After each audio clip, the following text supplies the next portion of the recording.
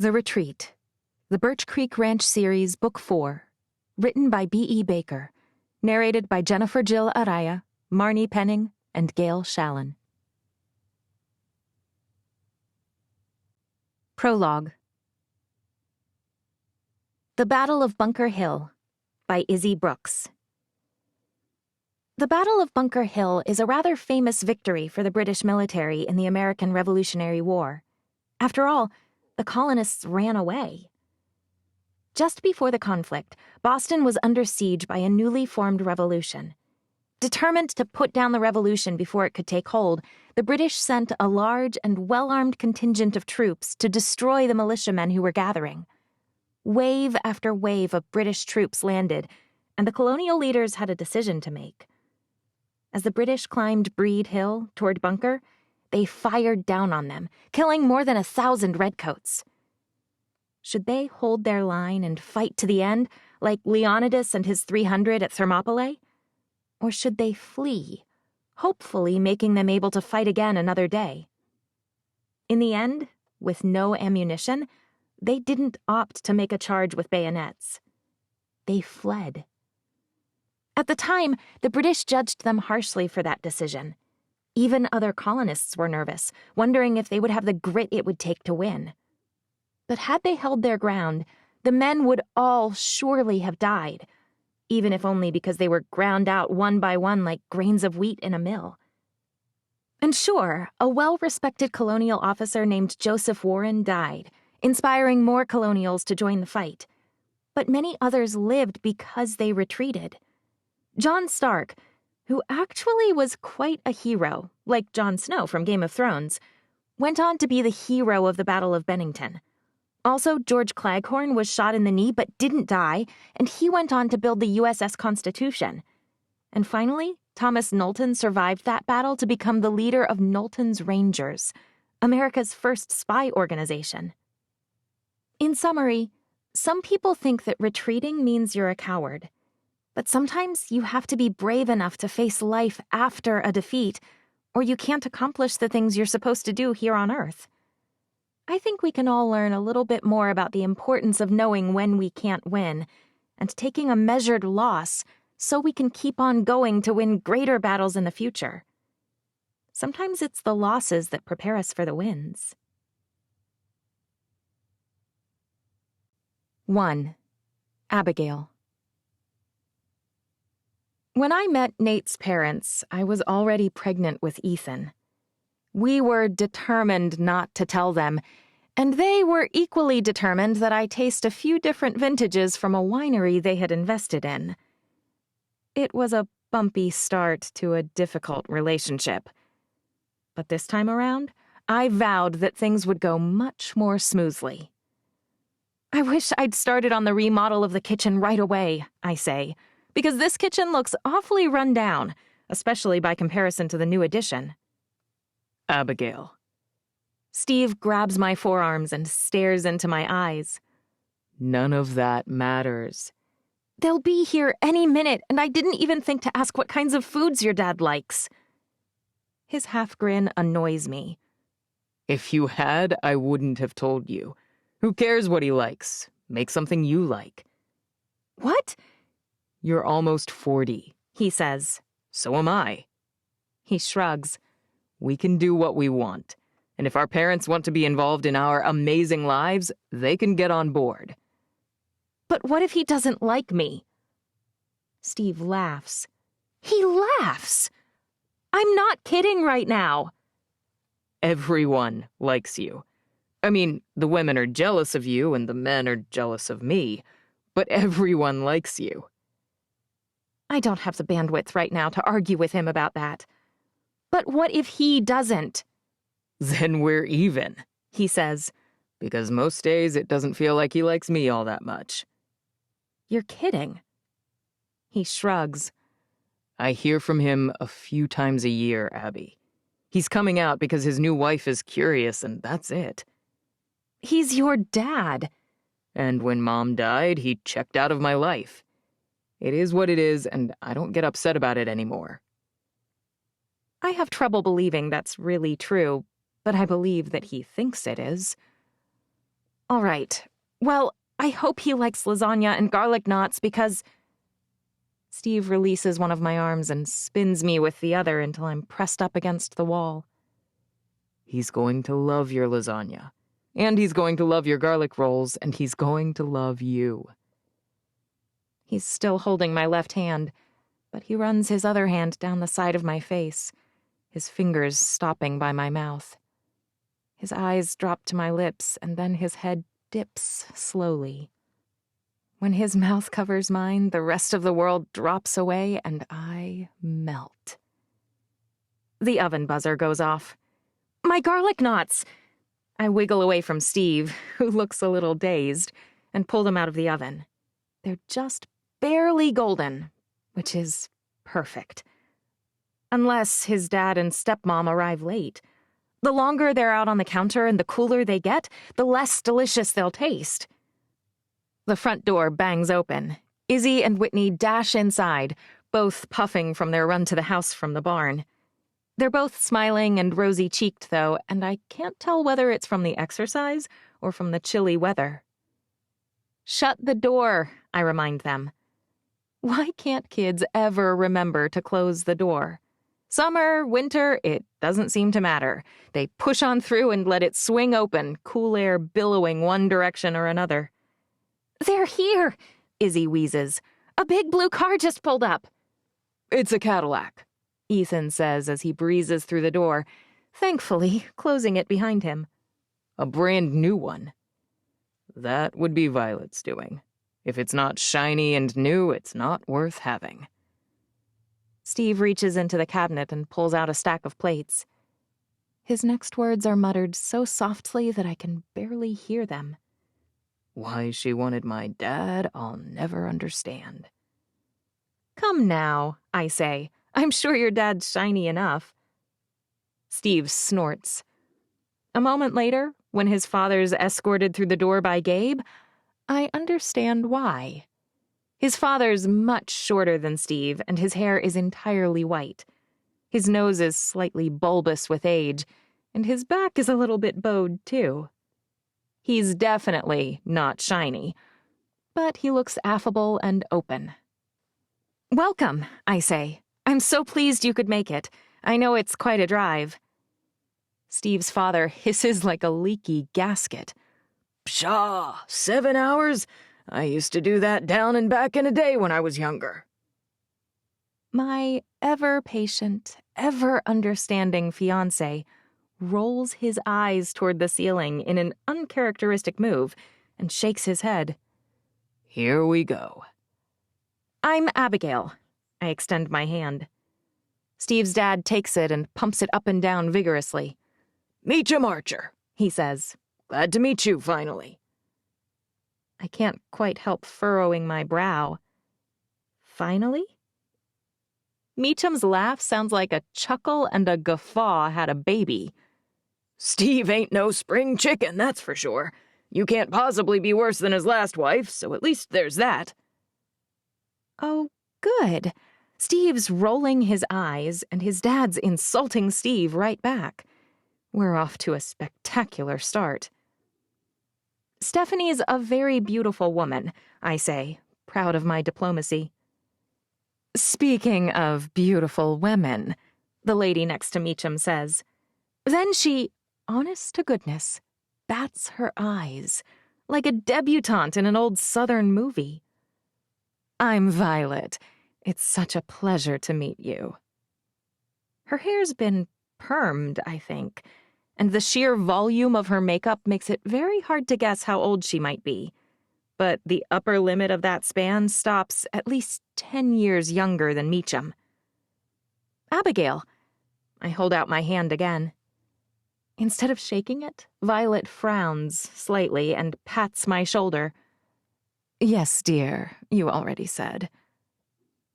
Maybe in-laws just aren't destined to be easy to get along with, no matter your age or maturity level. I hope you like lasagna, Gabe says. Mom was really worried you wouldn't like her food. Meacham laughs. I love lasagna, young man, and the fact that she cares what we think already makes her head and shoulders above that other woman. Miss Stephanie's not very nice, Izzy says, but Steve's daughter Olivia isn't so bad.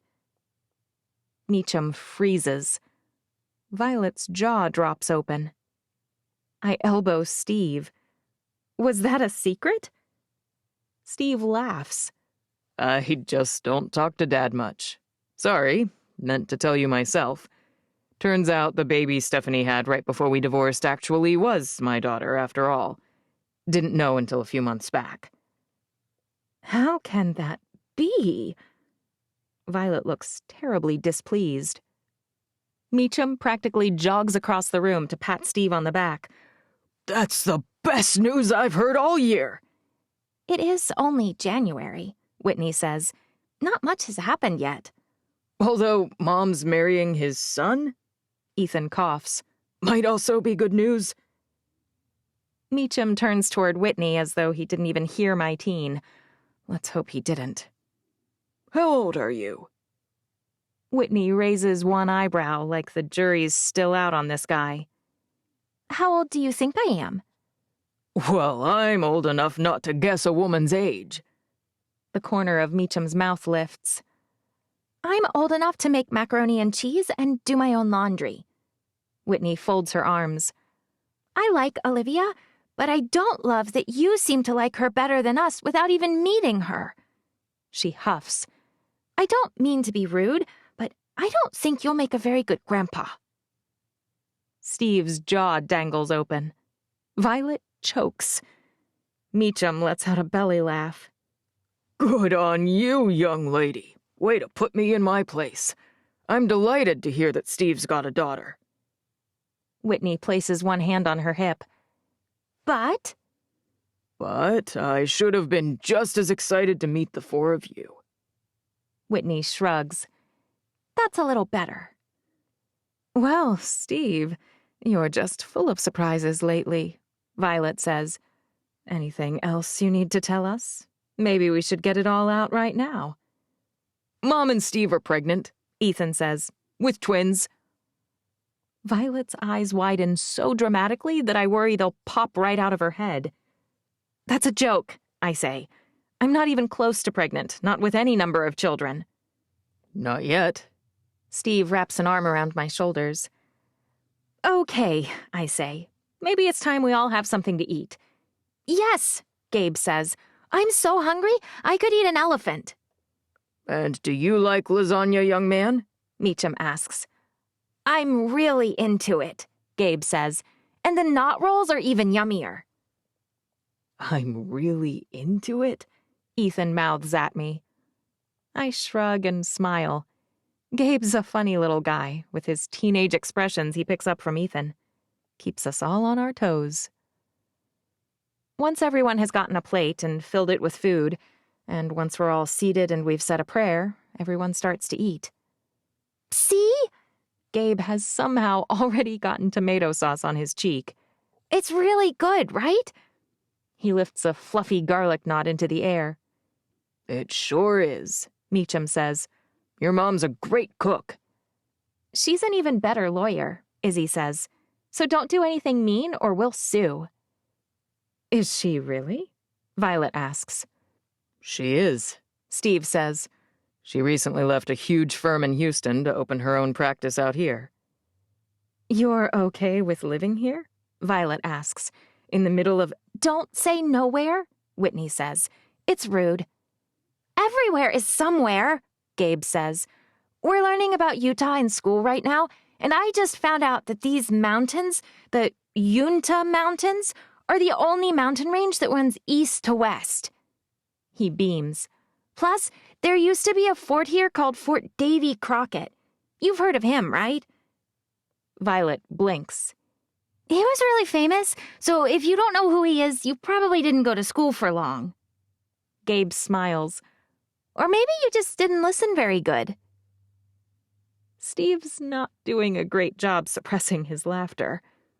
We may call Manila the middle of nowhere with some regularity, but by golly, no one else better make fun of it, or even 7-year-old Gabe will pull out a pitchfork, apparently.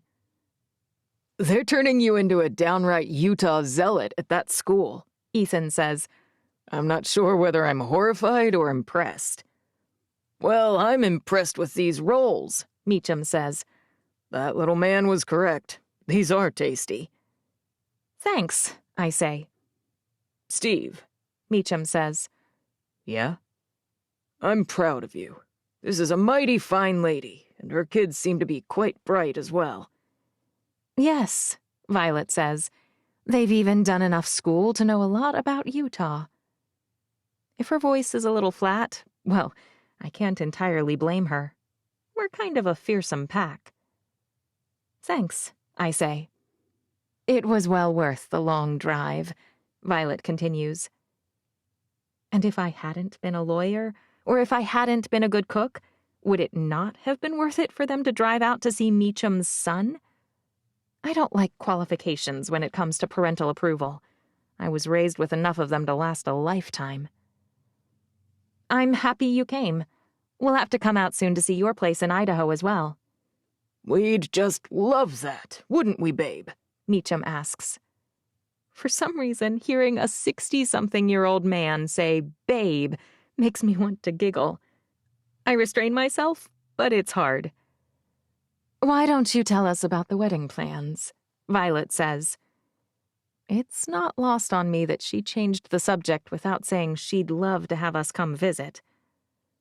My plan's to pay for anything and everything this woman wants and provide whatever input she asks for, Steve says. I'm all about the marriage. The wedding doesn't mean as much to me, but I want to make her happy with it. That's why we're thinking we'll have a small wedding, I say. Something local and probably in the near future. May, Steve says. That's the plan. May 25th. It shouldn't be too cold then, Meacham says. And things are starting to sprout. Nice idea. It's well before the cows go up to the forestry land, Steve says, but should be after all the calving is done. I don't miss that at all, Meacham says. Planning all my life events around cattle and animal seasons was a real drag. It's not that bad, Ethan says. Plus, Steve seems to like planning his life around horses. Only because he didn't have anything more important to do until now, Violet says. Surely, now that he's got a wife and a child, he'll let all that go and focus on being a doctor, a father, and a husband. She lifts her eyebrows. I'll definitely prioritize those things, Steve says.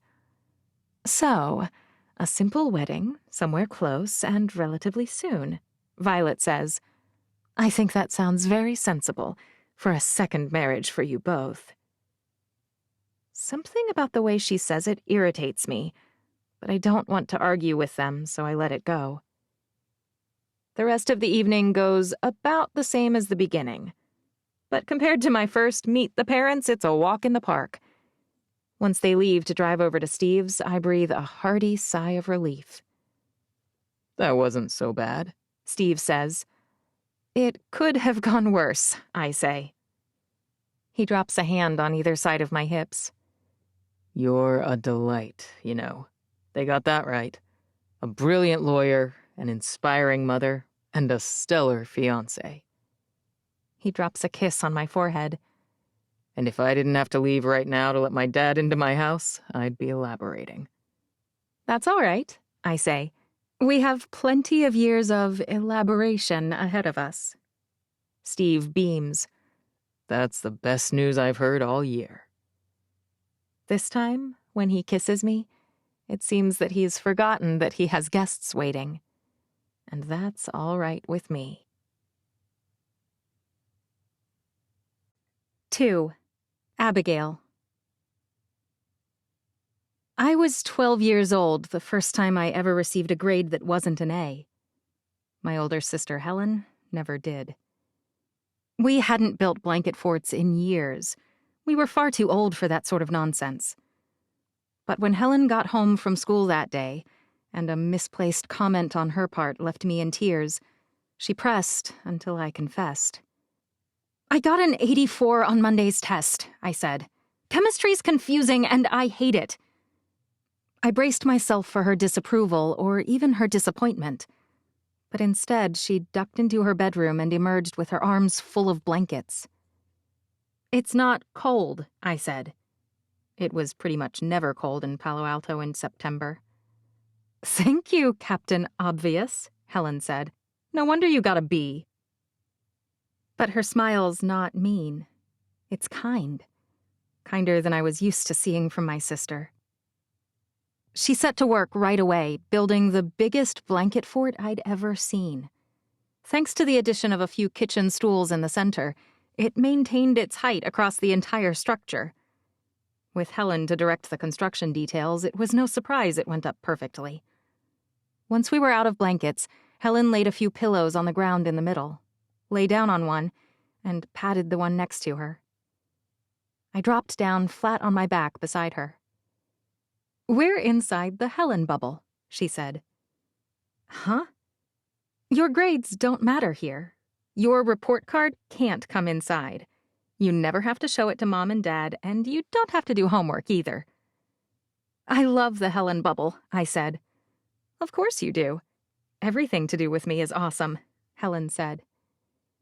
It was pretty much true. She pulled 2 snack bags of crackers out of her purse. I wasn't yet old enough to pull off a purse, but after I discovered you could store food in them, I really wanted to be, and handed one to me.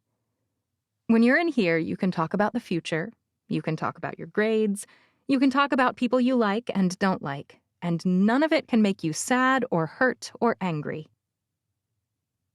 We talked under that magical canopy for almost an hour. I didn't get any more Bs that year, but I did ask for the Helen bubble a few times for other reasons. And every time Helen set up a blanket fort with me. Every time we would talk about what we wanted without worrying about what our parents would say, what our teachers would say, or whether it was even feasible. Some days I still think about those blanket forts, and I smile. Helen told me about all her dreams while lying on the floor under those blankets, and now every single one of them has come true. Mine, not so much. Maybe I should have envisioned things that were a little more reasonable.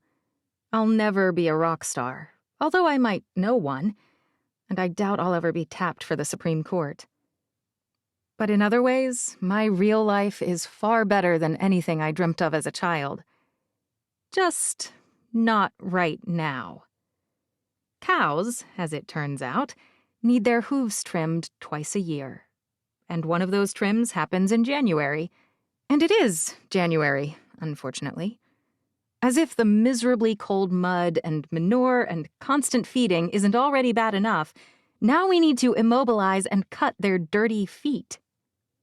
"Once it's in the chute and restrained, this band of rubber here will lift it with that hydraulic hoist," Kevin says. "Jeff's been doing this for years, and he's really good, but you only really learn by doing it, so he's going to teach you." They don't remind us that they won't be working here forever, but now that the ranch is ours, it's one of the only things I think about. Eventually, we'll need to know how to do everything without their help. "It gets pretty messy, too." Jeff glances at my boots. "You should at least put on gloves." "Mom's just going to hand us stuff," Ethan says. "I'm sure she'll be fine." If my cowboy boots, my jeans, or my coat get a little dirty, it won't be the first time. I still don't totally understand why the cattle even go down the chute to begin with, I say. Can't they tell that bad things are waiting on this end? "All of them naturally want to escape, break out from wherever they are," Kevin says. "It's a cow thing. They're always looking for a way. Luckily, they're kinda dumb, so if there's a light at the end of a little tunnel, they can't seem to help themselves. They scramble right in." I've seen horses' hooves trimmed, and I've seen shoes put on dozens of times now. But trimming a cow's hooves is apparently totally different. Most well-trained horses stand still and calm while their hoof is trimmed and the frog is shaped. They've done it a million times, and they know what's happening. Cows? Kevin's right. They're not smart. It's a total fiasco of chaos and thrashing. Even though I'm essentially acting as a gopher, my fingers are still stiff from the cold weather, and it makes me fumbly. I accidentally drop the bolt cutter-looking tool that Jeff uses the most and have to brush the mud manure slurry off of it and onto my pants before handing it over. Hoping we might be close to done, I ask, "How many are we doing today?" "Whatever we don't trim today, we get to do tomorrow," Kevin says. "Or the day after that," Jeff says. "Hopefully 100 and change a day," Ethan says. We've done 30, and I thought maybe we were almost done. No such luck. Most of the cows are fairly calm, but some of them, and sometimes surprising ones, really struggle. By the time we finish our 112th cow, my back aches and I can barely feel my fingers. Jeff glances at the next pen, his eyes resting on the huge bull in it. "Let's call it a day." "Agreed," I say. "That was a pretty good first day," Jeff says. "You'll be great at this after another few hundred trimmings." "Goody," Ethan says. "Can't wait to claim expert status on this." "Your mom's a champ, too," Kevin says. "Thanks for the help." My whole body's one enormous shiver. A very disgusting, very muck-spattered shimmer. "But we're done now, right?" As if the weather could hear me, it starts to snow. "Done, yeah," Kevin says. "You head back and get a really hot shower, here?" "Thanks." In my glee, I spin just a little too fast and slip. I land face first in a pile of manud, the word Whitney made up for the cow manure and mud combination that took over our pens and nearby pastures around January 1st. Ethan helpfully pulls me to my feet by grabbing the back of my coat. Even he looks disgusted by the front of me. The walk back to the house doesn't usually feel too long, but this time it stretches. Knowing I'll need to be rinsed off before I can even go inside is almost too depressing for words. But the alternative? Going inside my house coated in manud? Flooding my pipes with it? Impossible. Some aspects of ranch life are really miserable. I'm nearly to the side of the closest barn, where there should be a hose and a wash rack with a drain I can use that won't be frozen, when a shiny black car pulls up the driveway. I'm not expecting anyone, so I pause and squint. It's a country thing, the pause and squint we do when we're trying to piece together who has come to visit. It's not a car I know, and I'm actually baffled about who might be inside, until the door opens and my older sister Helen stands up. When her eyes find mine, they widen at the exact same time as her jaw dangles open. I can tell the precise moment that my smell reaches her nose. She scrunches up first, as if that will help, and then covers her face with her gloved hand. She's wearing a sleek black dress coat trimmed in gray fur, certainly real, and shiny black boots. Her gray handbag's too far away for me to make out the brand, but I already know it's one of the most expensive designers money can buy. Because that's all Helen would purchase. Always. And I'm covered in drying manud. Fantastic. "Helen?" I raise my voice. "You weren't supposed to be here for 3 more days." "Abigail? Is that really you?" I didn't think her look of shock could become more pronounced, but miraculously, it does. She takes a single step closer, and even from here, she's sniffing the air with extreme distaste. "What in the world happened to you?" "It's no big deal. I was a little clumsy when I turned to—" "I don't mean literally what happened today. I mean, what the heck are you doing out here?" She gestures around her. "It took me forever to even find you. You're not close to anything." I sigh. "Let me get rinsed off and shower. We have a lot of catching up to do." She doesn't argue with me about that, at least. After a miserable hose down, I try not to pay attention to Helen's expression as I peel off my outerwear and head inside to shower. But eventually, I'm done, and I have to face her. At least this time I don't smell like manure or look like I'm wearing a full-body mud mask.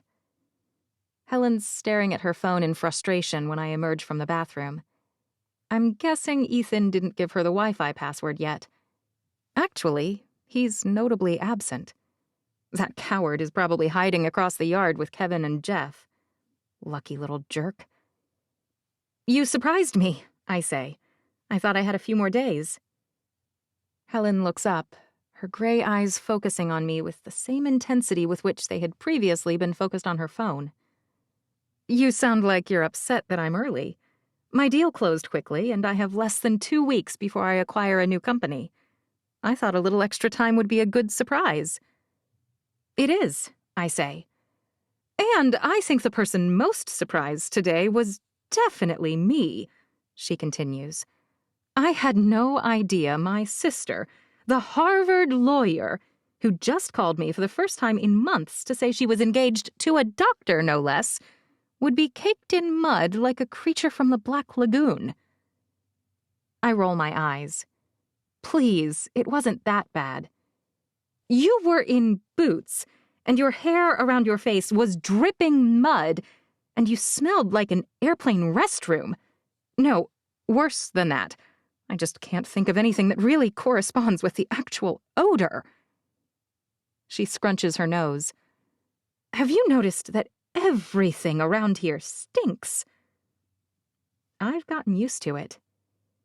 Cows don't pay attention to where they poop, and today we spent 8 hours trimming their hooves. Her lip curl tells me everything I need to know. Though, to be fair, if this had been my introduction to ranching, I might have felt the same.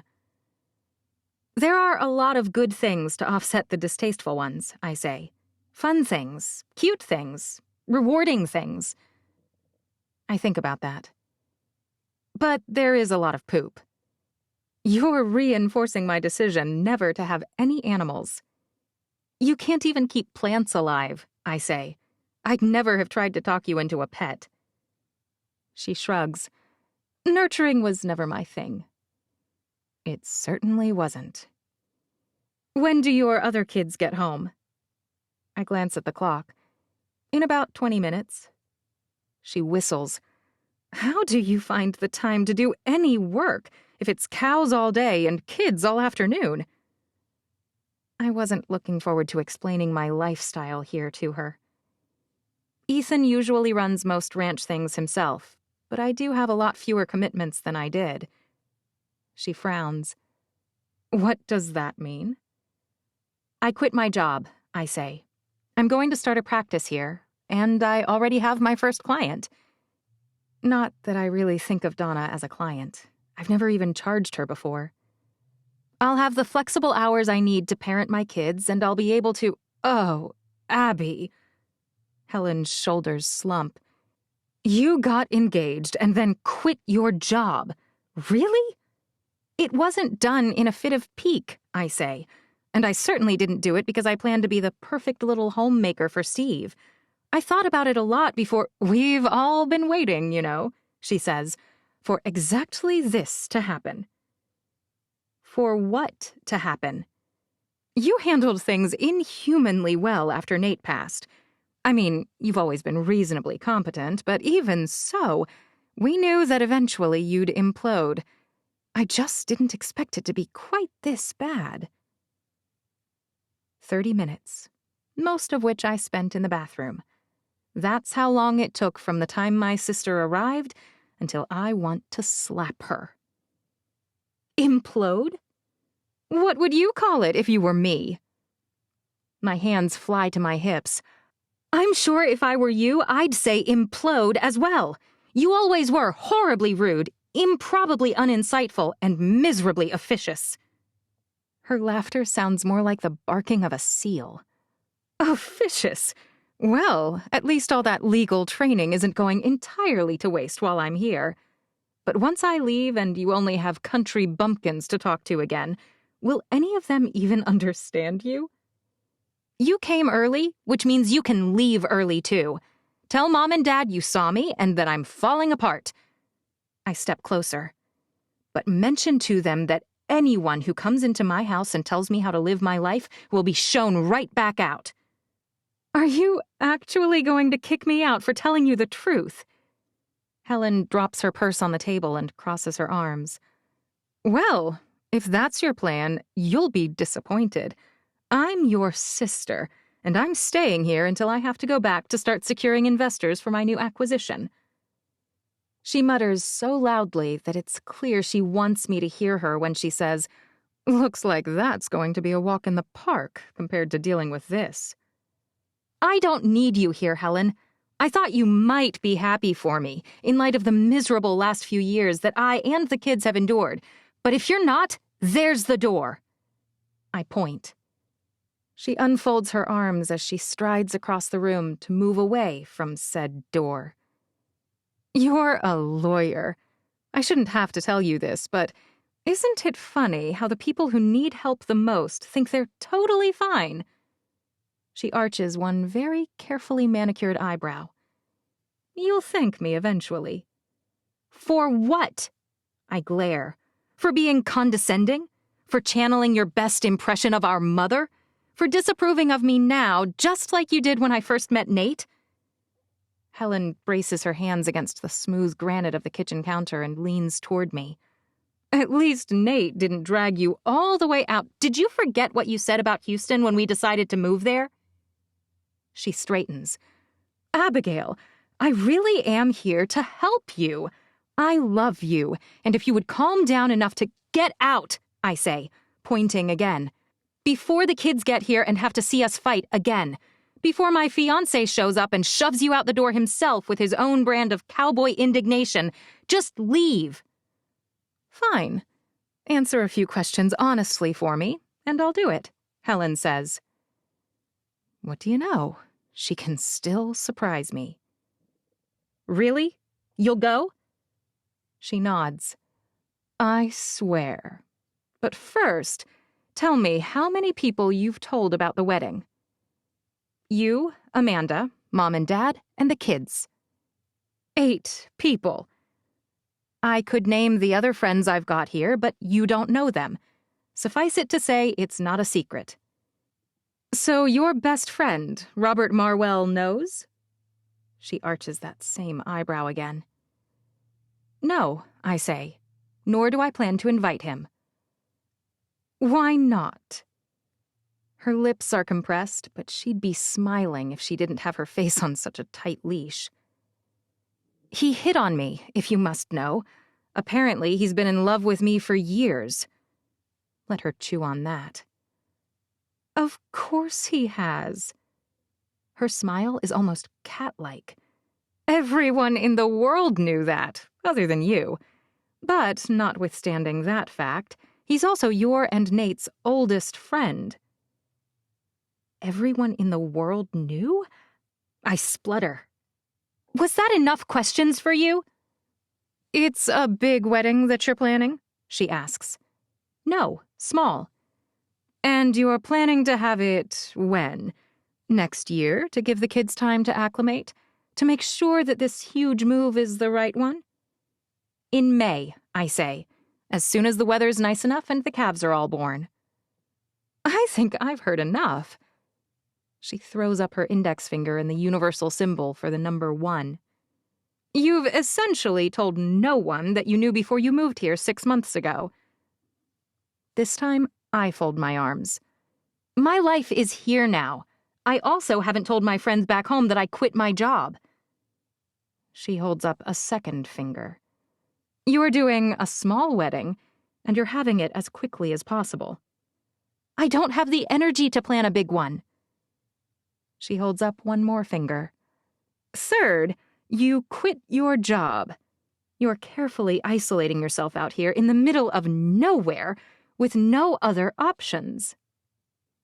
Arguing with her is pointless. She thinks what she thinks no matter what I say. How many questions do I have to answer before you actually leave? Doesn't any of this sound like a downward spiral to you? If you're really excited to marry this guy, if you're really not embarrassed at all, If you're positive that this is the right call, not only for you, but for your many darling children, then why the rush? Why the tiny wedding?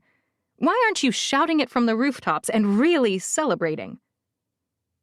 That stupid eyebrow arches yet again. I hate that eyebrow. I already told you, I say.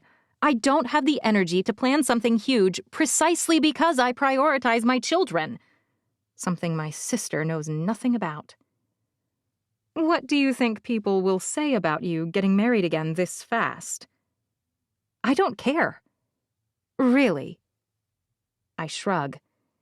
You're starting your own legal practice. Your kids have only you to turn to for help with school and life, and you're running a cattle ranch. She sits down at the kitchen table. I know you want me to leave, but you need me. She smiles. I can raise $200 million in a week, you know. That's what I'll be doing when I return to New York. But for now, I'm not going anywhere. I'm going to either help you with this huge transition, or I'm going to convince you that it's a mistake and help you get back on track. Helen, let's just get some of the big details worked out for this wedding, and then I'll fly home with a clear conscience. The bus pulls up outside. And for now, I can't wait to see my nieces and nephews. I can barely even imagine how much they've changed in the past year. As the kids rush up the drive, ogling her black BMW, I have a split second to decide how to handle Helen. In the end, I opt for classic Abby. When the door swings open, I force a smile. Look, kids, your Aunt Helen arrived early. 3. Amanda. Border Collies never get tired. I wish that was a joke or an exaggeration. I throw an orange rubber ball for Roscoe for at least half an hour, sometimes closer to an hour, every morning, and it's never enough. When I stop, he's always still staring at me with longing eyes. My shoulder hurts, I say, and there's snow on the ground. That can't be fun on your feet. It doesn't seem to bother him much, if I'm being honest. His eyes plead with me. Just one more throw. For heaven's sake. I chuck it as far as I can, but it's never far enough. When he drops the ball on my left foot a moment later, I groan, massage my shoulder a little bit, and pick it up with my gloved hand. If my tendinitis comes back thanks to you... I shake my head at him, but he doesn't seem to be the slightest bit worried. The second I toss it, Roscoe's off. He usually leaves just a hair early. His faith is so absolute that I'll throw it for him. He comes bounding back immediately, begging me yet again. The cycle will never break. Once, a few weeks ago, I decided I'd just throw it until he got tired. I finally quit around lunchtime because I was hungry. He was still bringing me the ball. That's when my tendinitis flared for the first time. Luckily, Steve's suggestion of Voltaren worked, but he said not to push it. Where, Roscoe? I crouch down and he slathers my face with dog kisses before I can stop him. Where does this energy come from? If I knew the answer to that, I could bottle it, sell it, and make a fortune. Eventually, I have no choice but to smash all Roscoe's hopes and dreams. I do have work to do, after all. These new homes and offices aren't going to remodel themselves. Things have been awkward with Amanda Sadler ever since Christmas. I wasn't sure what to say about it, so I haven't said much at all. When Abby and her kids moved out, I helped them pack. When my girls begged to go with them, I said no. After all, we don't own it. They do. But the upset feelings her generous gift caused in me haven't faded like I thought they might. I used to love to be around the funny old lady, but now I always feel like a loser around her. I met her first. I made friends with her before anyone else, and even she likes Abigail better. I get it. I like Abigail better than I like myself. My kids like her better. Everyone likes her better. She's a better person. She's less whiny and more impressive. Certainly she's less selfish than I am. I think it hurts more because I understand it. I guess I just wanted one person to like me more, to understand me, and to support me. I need to shower and get ready, I say to no one but Roscoe. I have 4 different contractors to meet for bids today. You ready? Roscoe wags his tail. I'll take that as a yes. By the time I get out of the shower, Amanda's waiting on me. You still angry? That I was not expecting. Angry? You think I'm angry? That I bought Abigail the ranch. I swallow. Guess so. Angry's not the right word, I say. Hurt. I have something for you, too, she says. What? I said I've got something for you, too. I've been thinking about it, and even though it's something I've had my whole life, even though it's something I love, you've got more people you answer to. I feel like it's fair. What's fair? What is she talking about? Is she giving me her ranch? I'm gonna give you the name Amanda. Everyone can start calling me Mandy. It's a joke. It must be a joke. Before you argue with me, it's too confusing, all this Amanda Brooks, Amanda Sadler business. And I know you don't like when the kids call you Aunt Mandy. I've seen you cringe. And if Abby says Amanda Sadler where I can hear her one more time, I swear, my blood pressure shoots up every time. The only person who ever called me that was my ma, and only when she was mad. Amanda, she holds up her hand. May as well get used to it. Say Mandy. I grit my teeth. Mandy? Don't say anything about it. I promise not to be sore over it, and I promise I'll get used to it. She beams at me. I should have just said that at Christmas. That would have been a good gift, but it took me some time to wrap my head around the idea. That's her idea of a comparable gift? Abby gets a ranch, and I get to keep my name? We're moving out, I say. Mandy blinks.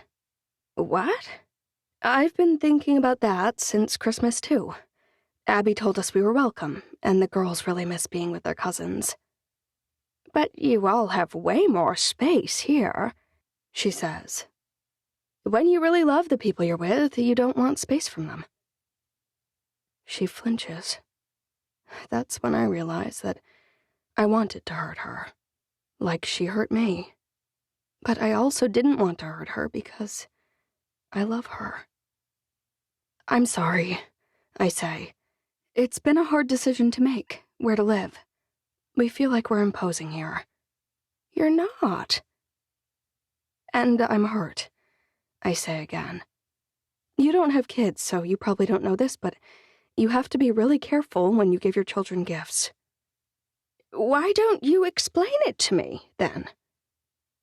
At Christmas, one year, I gave Marin a phone. Emery was younger and clearly not ready for one, so I gave her a new dollhouse instead. The dollhouse actually cost more, but the phone was much more exciting. Okay. Amanda crosses her arms. And? Emery was really upset. She felt that Marin had the better gift, and it meant that I loved her more. You're saying that Abigail and you are like my daughters and that I gave her a phone? She arches one eyebrow. I shrug. I'm not saying that exactly, but I am disappointed that you clearly care a lot more about child. Do you think I care more about the charities I donate money to than I do about you? Charities? I donated $3 million to a charity that feeds children in Africa the year before last. Okay, that kind of hurts too. Clearly she has money to throw around, and what do I get? I can call her Mandy. Awesome. I know that you don't owe me anything. And yet, I helped you with your cookie business. I offered to let you live here if Abigail came along. Amanda scowls. At some point, you're going to have to get your head out of your butt, Amanda. Do it sooner rather than later. Take it from someone who has tried waiting too long. It's a mistake. Excuse me? I made you bring Abby along for your benefit. You were the one hurting over the fight you two had. You were the one suffering, and you were the one who was wrong. And if I hadn't given you a mighty good reason, you'd never have overcome your pride to fix that mess you made. She folds her arms. Stop obsessing over what you don't have and worry about what you do. She pivots on her heel and stomps off. I'll see you on site in half an hour. She pauses and looks back over her shoulder. Unless you're quitting our partnership. I shake my head. Great. See you then. I knew she'd be upset, and that's why I told her we were moving out. Abby didn't actually invite us because I haven't even asked. The girls have been clamoring to go back home, as they call it. But I like having a little more room and a few less judgmental eyes on what time I wake up and how I parent. My pride really is a problem. It's always getting me into trouble. Mandy, got that much right, at least. I try to step back and listen to what she said. She did help me when no one else had. She gave me not one, but 2 big business opportunities, and moreover, she told me I could succeed at them. She believed in me enough to offer me free rent and a place to stay. And she was right about another thing, too. It was my fault. The fight with Abby. She did me a favor by making me fix things with her, and having my stay at her place be contingent on the repair. The thing is, I know I shouldn't be upset that Abby and her kids got a $2 or $3 million ranch, and I got nothing. I know Mandy has been more than generous every step of the way. I know. But I can't help my feelings. It feels deeply unfair, and it makes me feel like she thinks Abby's worthy, and I'm not. That Christmas, I didn't give Emery a phone because she didn't need one. Is Mandy trying to say that she didn't give me a ranch because it's not what I needed? What about a pile of money? A nice house? Anything at all that was sort of, kind of, a little bit on par with that ranch? Or with a huge donation to starving children? Even I want to slap myself. I wish I was a bigger person, the kind of person who could let this sort of thing go. But I'm just not. I think about how happy the kids will be when I tell them we're moving back in with Abby. That means I should probably call Abby and confirm that we can move back. I'm not totally sure which room each of her kids took, and she may need to check with them before telling me whether it's all right. Also, the timing may be tricky. I know she's going back to Houston soon to pick up all their stuff. Their house sold, which is great news. I'm sure another enormous check will really help her. God, stop it already, Amanda. I need to stop measuring my happiness by what other people have and what I don't. But it's easier to say that than to do. Right as I'm pulling out of the driveway, Eddie calls. Hey, I say. I'm about to meet some contractors, but I'd love to get lunch today if you have time between patients. I'm in the middle of teeth-floating purgatory, he says. But I can always make time for lunch with my favorite person. Message me when you're finished, and I'll take a break. Perfect. Talking to Eddie always sets everything else right. He still hasn't given the studio an answer about the new album, and I think he has to tell them by tomorrow. We still haven't talked about it. Not really. And I'm not sure what to say. I don't want him to do it. He'd have to leave to record the album, and he'd have to be gone on tour to promote it. But I'm not willing to tell him that. What kind of relationship can survive when one person squashes the other person's dreams? I've been the one being squashed, and I want no part in doing it to Eddie. But hoping that he'll make the right decision for us himself is a little nerve-wracking. I mean, he's a 40-year-old man. Surely he'll realize that the time for chasing his dreams of being a rock star is past, right? He can't really want to travel all over the country promoting a new album that also happens to be his first solo album and his first album in 20 years. He's only getting all this attention because of my posts, anyway. Wrecking my entire career boosted his. Life isn't always fair. Although, if I'm being completely fair, my career would be resurging right now if I had any real interest in reviving it. Technically, it was Abby who boosted Eddie and saved me by revealing the truth about his past. I reached the first home we're thinking of remodeling with 2 minutes to spare. Of course, Mandy's truck is already there. I've noticed that for her. 10 minutes early is barely on time. I can't decide whether it's her age or her generation, or just a personal thing that she's always so early. At least I'm not late. "Good morning," I say. The man Amanda Sadler's talking to has the largest pores I've ever seen. It looks like his face is made of lava rock. "Amanda," Mandy says. "This is Todd Heslop. He's the best tile guy in Utah, and the fastest, too. But not the cheapest," he says. "You can get 2 of 3, Mandy says. Quality work, speedy work, or inexpensive work, but you can't get them all." "Who's quality and cheap?" I ask. Todd chuckles. "That would be Frank Johnson, but good luck ever finishing anything when you're working with him. Frank's always biting off more than he can ever hope to chew," Mandy says. "Let's walk the property," I say. "Then if you have any questions, we walked it before you got here," Mandy says. "Todd's got another appointment he's off to, so he needed to get this done quickly." "Oh," I say. "I'm so sorry. I could have come earlier if I'd known." "Just got a call this morning," Todd says. "I told you I'd work on this, but this other project is supposedly huge, and it's a rush job, so let me know if you want me to do the work ASAP."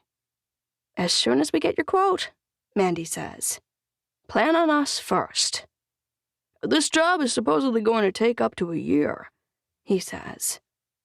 "A year?" Mandy frowns. "What kind of job is it?" Todd shrugs. "Not a lot of details yet. Some big thing over in Dutch John and near the Flaming Gorge." "Who told you to go bid?" "Referral from Frank Johnson, actually. He knew this was too big for him. He said some guy called him out of the blue. Said he heard he was good work for cheap." "It's a house? That will take a year?" Mandy asks. "Not a house. Bigger than that. I heard it's a resort or a hotel or something." Over the next 2 hours, more than 2/3 of our contractors admit that they've been called over to bid on the same thing, a new resort in Dutch John. Mandy's lips are pursed, and her eyes flashing by the time we're done. "I try to keep my guys focused on one thing at a time," she says. "That's why we have them bidding on this one house first. But we have a long list of properties to make ready. I can't have some stupid, ill-advised project over on the gorge driving prices up." She pins me with a look. "Go poke around over there. No one knows you. Act confused and bat your eyes and find out who's the driving force behind this." Bat my eyes? I can't believe she's actually suggesting that I flirt my way around to the information. "Use what God gave you." She smiles. "Or are you morally opposed? The same woman who was very recently dating on social media for the promotion of a clothing line." I straighten my shoulders. "I'm not morally opposed, no." "Good. Then remind me why I hired you, and go figure out who our opponent is and what their weak spot is. It would be great if you found out they didn't really have funding or that the whole thing was just speculation. Then we could lock our people down much easier. But we should probably hammer out a chain of importance on these remodels to make the jobs with us more attractive, don't you think?" "I'd do it now, but I told Eddie I'd meet him for lunch." Mandy waves. "It's getting late. Go and meet him. We can go over it tonight." She quirks her eyebrow. Unless you'll already be moving out. I roll my eyes. No move date set. Good. Mandy nods. That's good. When I call, Eddie has one question. Brownings or the Hub? I still haven't eaten at the Hub. Don't let the gas station, bar, grill, convenience store combination confuse you. If you like things that are smothered in gravy and or cheese, you will love it. I can almost hear his smirk. Plus, I can get gas while we're there. You had me at smothered in cheese, I say. I knew that would sell you. Less than 5 minutes later, I'm looking over the menu. That's the best thing about Manila. Nothing is very far from anything else. The menu is more robust than I expected for a gas station, I say. Chicken fried steak and burgers, but also pizza, quesadillas, cod, a burrito, and even prime rib. You pick anything you want, hot stuff, Eddie says. We're here to celebrate. At the words, my heart skips a beat. I can barely force out my next words. Celebrate what? I've finally made a decision, he says. You're looking at a soon-to-be comeback kid. His eyes study my face. I slam on the mask I wore for more than a decade around Paul, my impenetrable smile. I am? You decided to do it? Beam, beam, beam, I'm just so excited. Or at least it has to look like I am. I'm so proud of you. Are you really? His head bobs a little. I haven't told them yet. I wanted to make sure that you were really okay with it first. I push that smile a little harder. Of course I am. If that's what you want, then I think it's fantastic news. I can't wait to hear what new songs you'll... That's the thing that decided me, he says. I stopped performing, but I never stopped singing or writing songs. I gathered up the ones I've written over the years, and I sent them to the studio, and they love them. They've already got band members for me to choose from. I can assemble whatever team I want. And they've approved 14 songs already. 2 will be released as singles to precede the album, and then 12 will be released as the album itself. Wow, I say. I had no idea you'd been talking to them about all this. Nothing's signed, he says. I haven't made anything official or formal, but I wanted to make sure that they'd really let me do what I wanted. That they'd honor their word. Things with them would be different than my first label. Of course it will. You're an adult, for one. A competent, intelligent, savvy businessman who knows what he wants. Unfortunately, what he wants is to leave me and the life we have here and chase fame and fortune by traveling all over the world. I mean, it's hot, but it's going to be really lonely. During a large part of our marriage, Paul traveled for work 3 weeks out of 4. With him, I didn't really mind it. It's not like I wanted him around, but lately, Eddie has felt like air to me. I'm already suffocating, thinking that he's going to be gone for... How long will he be gone? Do you have details yet? When will you be recording and touring? Not yet, he says. But it's all negotiable, and I promise I'll go over it all with you.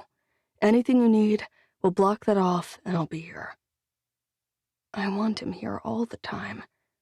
Not at prearranged times. What if there's a cougar attack? What if I've had a bad day? But Eddie needs a girlfriend. Actually, most everyone needs someone who isn't so pathetic, so needy, or so desperate that she can't handle things on her own. I need to be the kind of girlfriend who isn't wrecked by her boyfriend's success, and whatever else that means. So I paste a smile on my face, and I gush, and I congratulate, and I die a little bit inside with every word. And when my girls come home from school, I do the same thing in front of them. Of course it's a good thing, I reassure Emery. Eddie's pursuing his dreams.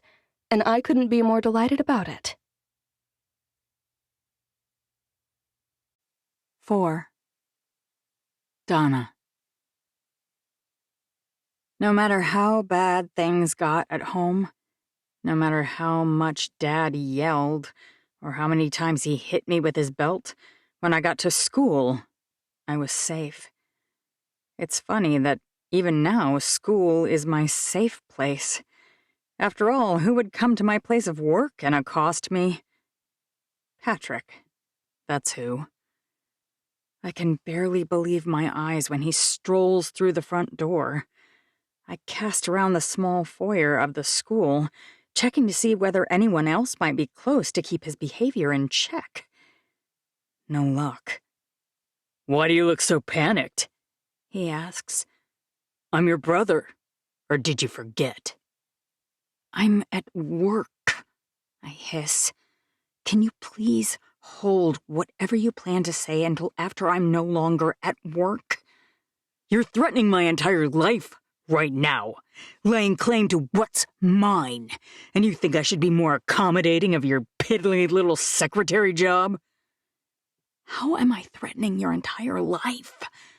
I know I shouldn't get drawn into this discussion. He's clearly baiting me, but I can't seem to help myself. Mom and Dad executed a new will, and it doesn't write me out because they helped me with school. They did that. You were the one lying to me.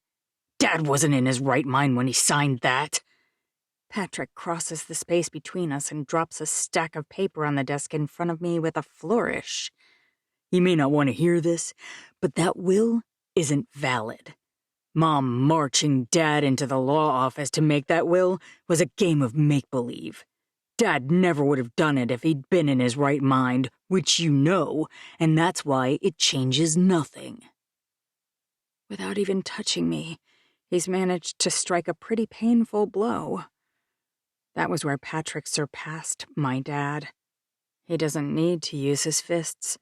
His words are plenty awful all on their own. "I hear that idiot blonde quit her fancy job and that you're her first client. I thought you might like to know, before you go off spending money you don't have, that your efforts will be a total waste."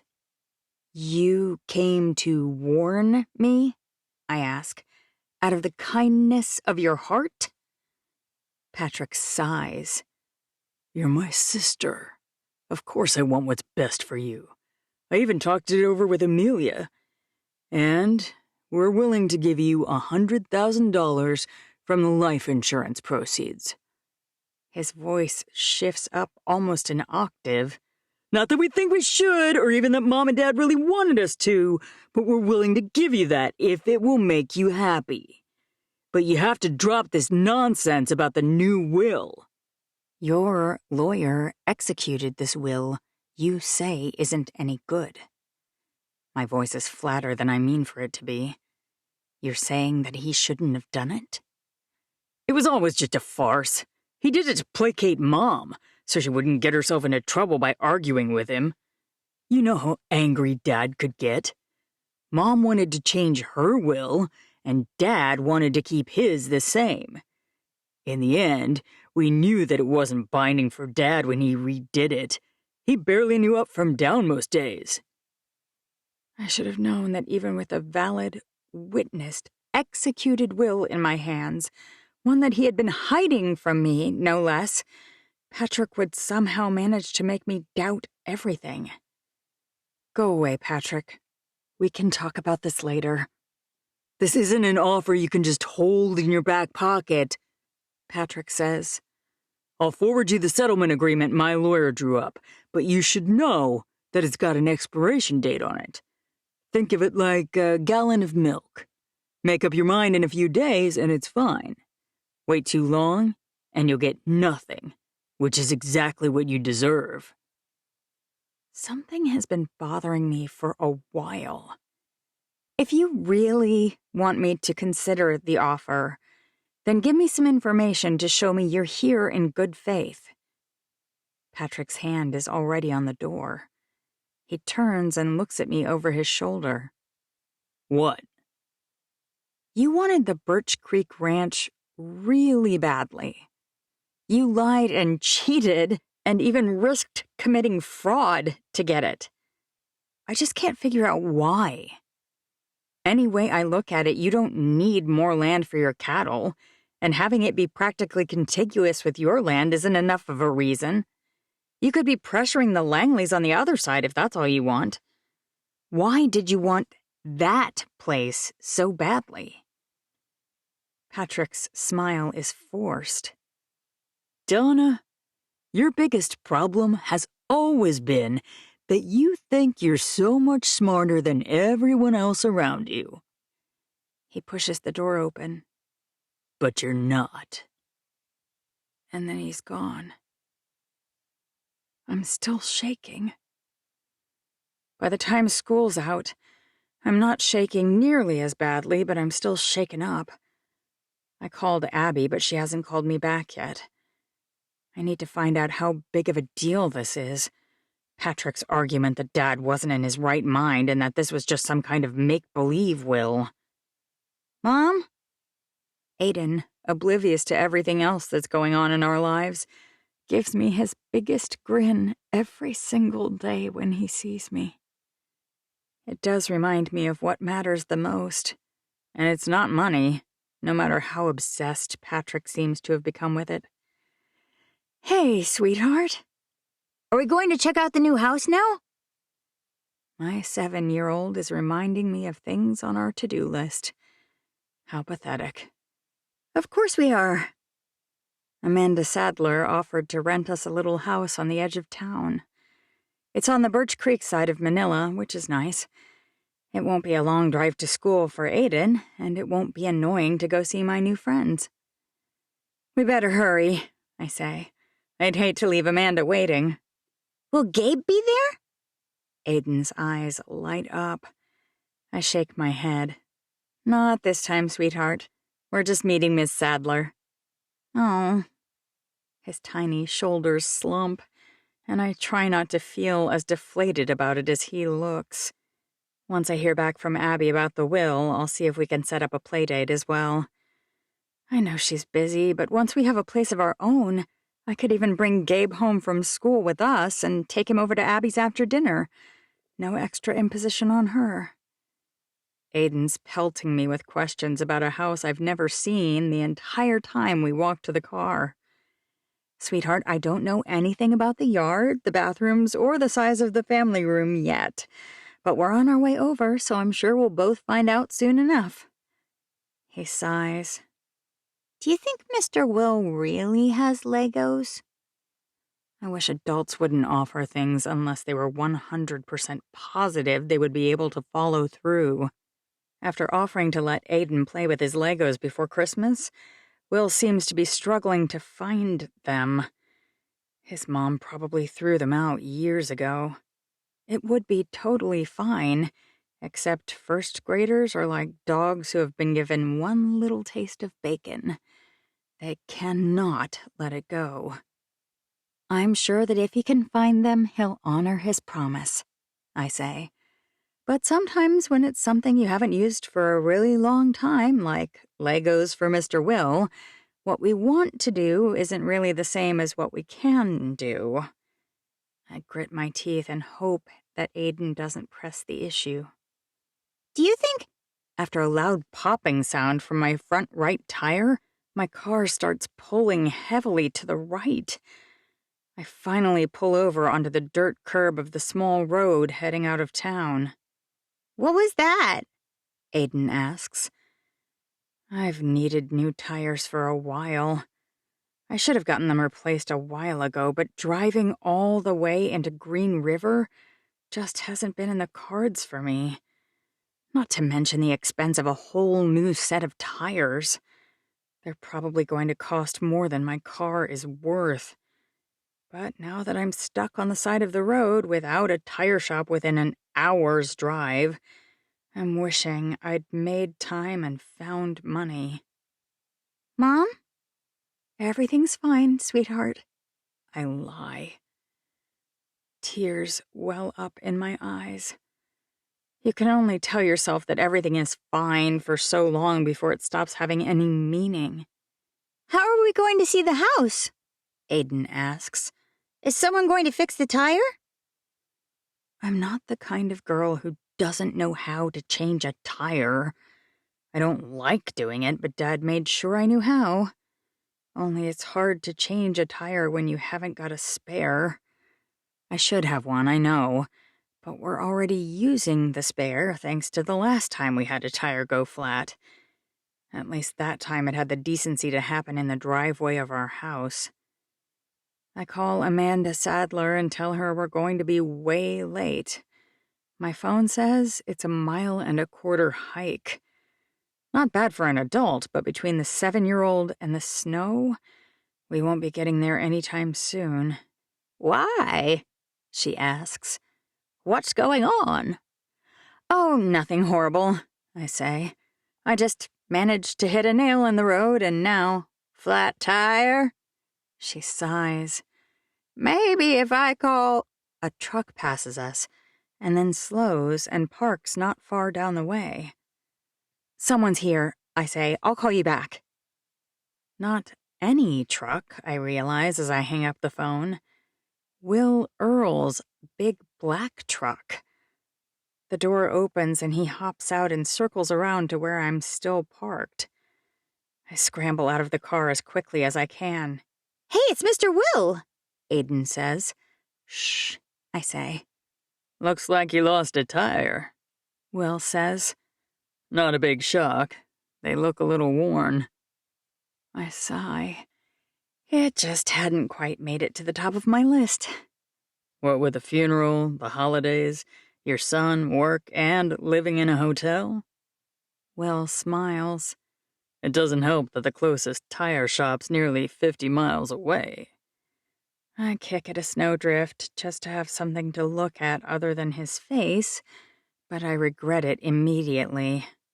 My sneakers are now wet and cold, and I feel even more idiotic. It's fine, though, I say. You didn't need to stop. AAA's already on their way? He raises one eyebrow. Really? Well, not exactly, I say. But how about this? You tell me where you were headed, since it clearly wasn't to the hotel, and I'll give you a lift. I open my mouth to argue, but before I can say a word, Aiden starts hooting in the back. I should have closed the car door. Yay! We're going to see a new house, and now you get to come. A new house? Will asks. It's a rental that Amanda Sadler's showing us, I say. Nothing special. Want a ride? He asks. I'm happy to take you back to the hotel when you're done. I'm sure Amanda can take us, I'm quick to say. No need to stick around the whole time. All right. Will wipes the side of his nose with his finger, and it leaves a big black smear. You've got I point, a smudge. Oh. He wipes at it and the black spot grows. I laugh. That didn't exactly make it better. It didn't? Aiden says. You look like a Dalmatian. They're dogs with big black spots. They do have spots, but I'm not sure how big they are, I say. One day I want a Dalmatian, Aiden says. That's very specific, I say. It's good to know exactly what you want, Will says. A man should be able to make up his mind. Something stupid shivers inside of me when he says that, but I squish it down hard. It's not like he really meant for any of that to apply to anything other than Aiden wanting a white dog with black spots. Let's go! Aiden's unbuckling. I text Amanda Sadler to tell her we're on our way to her again, and then I hold Aiden's hand as we walk over to Will's truck. I'm a little surprised to see that Will actually thought to grab Aiden's booster seat. He's buckling it in before I can even try to do it myself. When am I going to get to play with your Legos? Aiden asks. That's a good question, Will says. I was actually on my way to Mom's hotel to tell you that I found something. Aiden's eyes widen. What did you find? What do you think? Will asks. Your Legos? Not only my Legos, Will says. but my sister's Legos, too. I asked her whether she cared what I did with them, and she said no. He smiles. I figured maybe you'd want to keep them at your place for a little while. Aiden's mouth drops open. Really? Your mom may not want them underfoot while you're staying at a hotel, but if you're going to check out a house right now, who knows? Maybe they'll have a new home soon. Mom won't care. Aiden says. Right, Mom? I open my mouth, but I'm not sure what to say. Let's go look at the house, and we can make a decision after that. When Will finally heads down the road toward the address and makes the tiny turn onto Oriole Lane, I brace myself. For the rent Amanda Sadler quoted me, $400 a month, and given the excellent location, I'm pretty sure this place is going to be far worse even than the old farmhouse Dad grew up in, where we were living for months before the hotel. I'm not sure how much worse I can handle. I think about the gummy linoleum floors, the scratched and discolored mirrors in the bathroom, the water-stained windows, and the faded and ratty carpet, and I shudder. When I left Charlie, I knew things would be rough for a while. I guess I didn't consider exactly how uncomfortable they might get or for how long. Maybe I can work with Amanda on getting a few things upgraded here and there for a slight reduction in rent. It would be a win-win. I'd be more comfortable as things are fixed up, and she'd have a nicer place to rent or sell when we finally leave. But how much lower on rent could she really go? Clearly, she's already giving me a deal. I think this is it. Will points. Time seems to slow down as I turn toward his outstretched finger and stare at the cutest little white and yellow farmhouse I've ever seen in my life. Amanda's standing outside on the front porch, which someone has cleared of all the snow and ice that must have accumulated there in the most recent storm.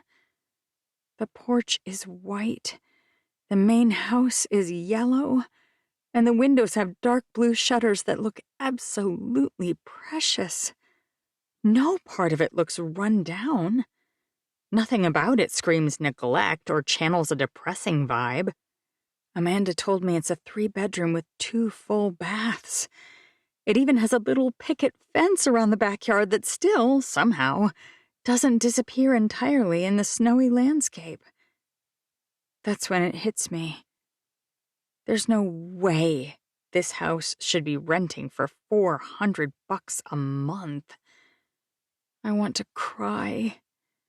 With my paltry salary and the cost of utilities and food and a car payment, which I will very likely soon have when this junker dies, I can't afford much more than $600 a month. And this place would be a steal even at that. If I paid what it's worth, I'd have to invade the principal of the money I got in the divorce, and I promised myself that I'd save that for my retirement. Honestly, even with all of that saved, it's not likely that I'll have enough for Aiden's college and a comfortable retirement. But if I start spending it now, forget it. I can't even go inside. If I do, I'll never walk away from it. And if I take it at a dramatically reduced rate, it's charity. Letting Abby help me for free has been enough. That's really cute, Will says. I approve. I can't go in, I say. What? Why not? Will sounds as confused as I feel. Mom, come on! I hear Aiden unbuckling. Amanda Sadler's walking toward the truck, her bright and intelligent eyes scanning the glass to figure out who gave us a ride. What am I going to say to her? But I can't hide in here forever. I screw up my resolve and open the door. Well, you look terrified, Amanda says. And you should. Her lips purse. I should look scared? What does that mean? I started remodeling this place a few months ago, and we knew winter was coming, so we started with the exterior. New siding, new paint, replacement porch boards, repaired electrical. Oh. The inside won't be ready for a while yet, and it's a mess. She crosses her arms. If you're worried about that, I can show you some other places. So it's a fixer-upper.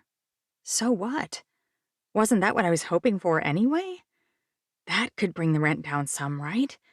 And maybe I can do some of it myself. That could justify the lower rate for a while. Or is that still wishful thinking? To be honest, I'm worried that I can't really afford this place, I say. I know that my budget isn't exactly grand and... You get a friend discount, Amanda said. I've never heard of you offering anyone a discount, Will says. Maybe I'm getting soft in my old age. Amanda shrugs. So sue me. I'm already using a lawyer more than I want to, I say. No more lawsuits from me. That's a relief, Amanda says. I think we have the same lawyer, and I'm not sure she'd pick me over you. I'm pretty sure lawyers pick whoever has the most money, Will says. I think you're safe. This one's different, Amanda says. She's got principles. Wow, imagine that, Will says. a lawyer with principles. I have principles too, and a friend discount is one thing, I say. But I've been searching online in neighboring towns, and a place like this should be at least $1,000 a month. Amanda cringes. You haven't seen the inside yet. How bad could it really be? I guess it's time to find out. I jog up the steps and open the door, bracing myself for the absolute worst. And I did not prepare well enough. Not even close. I stifle a scream when something darts across the very dirty, very outdated olive green linoleum floor. I didn't know cockroaches were out and about in the middle of winter, Will says. You've got to give it to them. They're resourceful. Ooh! Aiden pokes his head around my waist. Look! I'm afraid to. There's a lizard in the window. And he's right. Sort of. I shuffle a bit closer, knocking over a can that's thankfully empty. That used to be a lizard, I say. Now it's a skeleton. You weren't kidding, Will says. This place is... rough doesn't feel like the right word. It has a lot of potential, Amanda says. Once we get it cleaned up, put in some new floors and use a little elbow grease. I think it's going to need more than new floors, I say. It will, Amanda says. So here's the thing. I can either come out here every single day and meet contractors for all the things that need to be done and then come hover over them, or you can live here once we get it livable, and you can be here to open the house and answer questions and pick colors yourself. So the $400 a month would be because I'd need to supervise? I ask. And make design decisions? Amanda Brooks will make most of the design decisions, she says. She'll decide on tile and whatnot, but you can give input on colors and style as the renter. What exactly would you do before I move in? Because there's no way I can live in this. She sighs. I've got an appointment with a contractor tomorrow to go over a comprehensive list, and I thought we'd try and prioritize.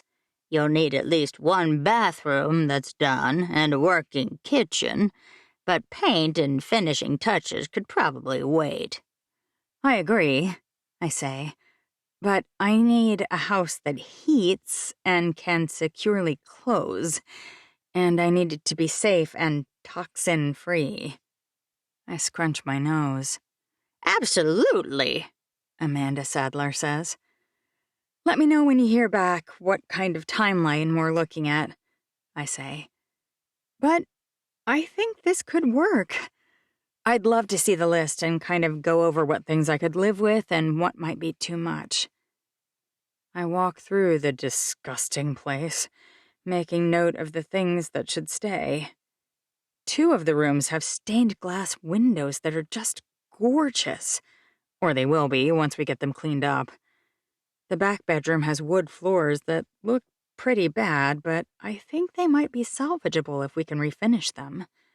I rented an old house in California for a while that had the most beautiful old wood floors, and if they're as old as they look, they could probably be buffed down.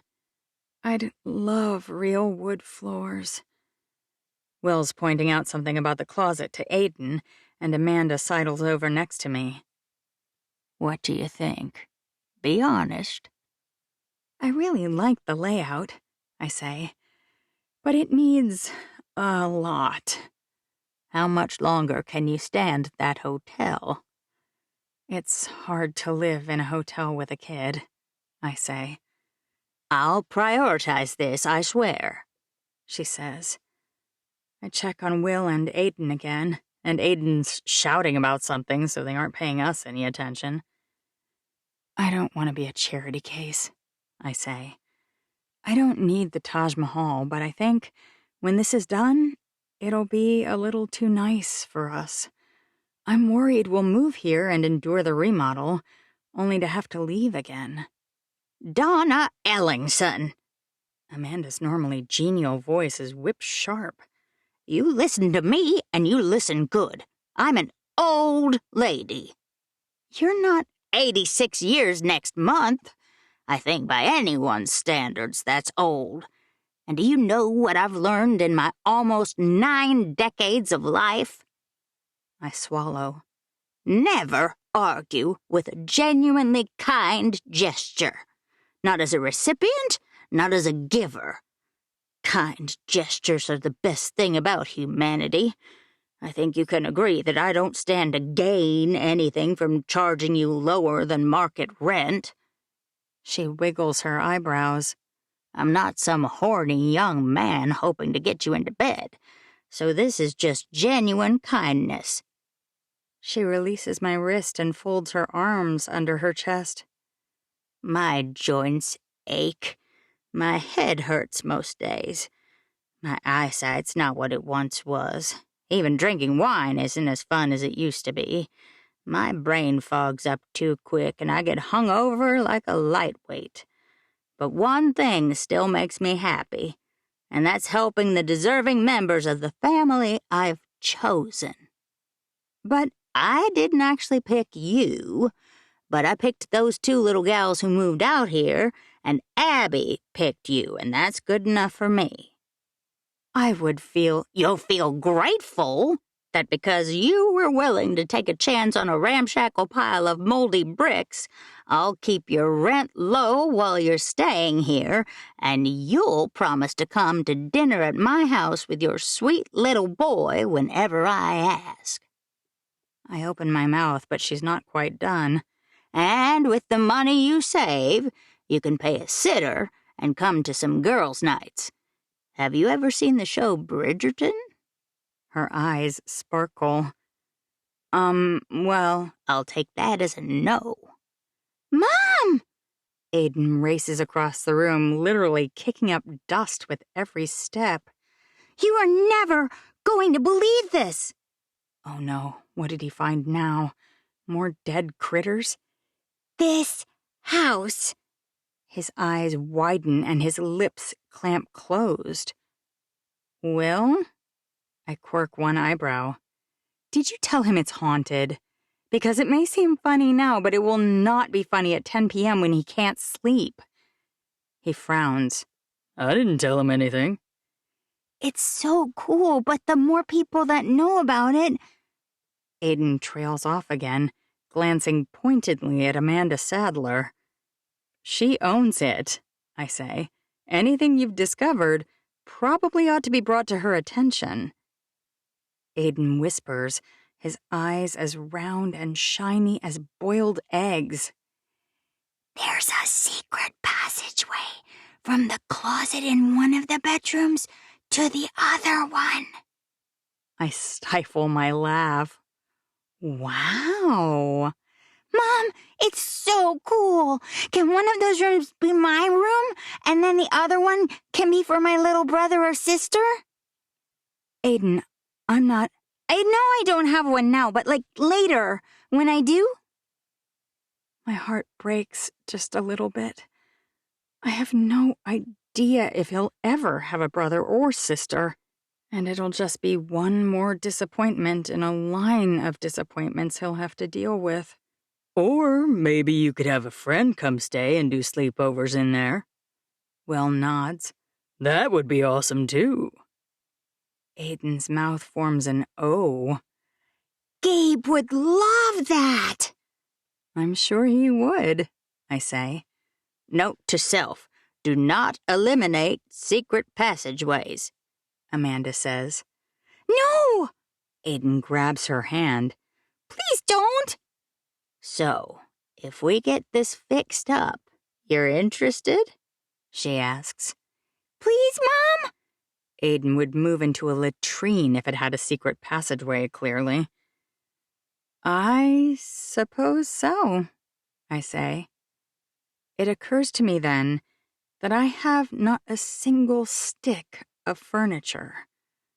Not only will I need to come up with a deposit and whatever oddball things you need once you own a home, but I'll also need to buy furniture. Maybe it's good that I have a little time. Hopefully air mattresses aren't too pricey right now.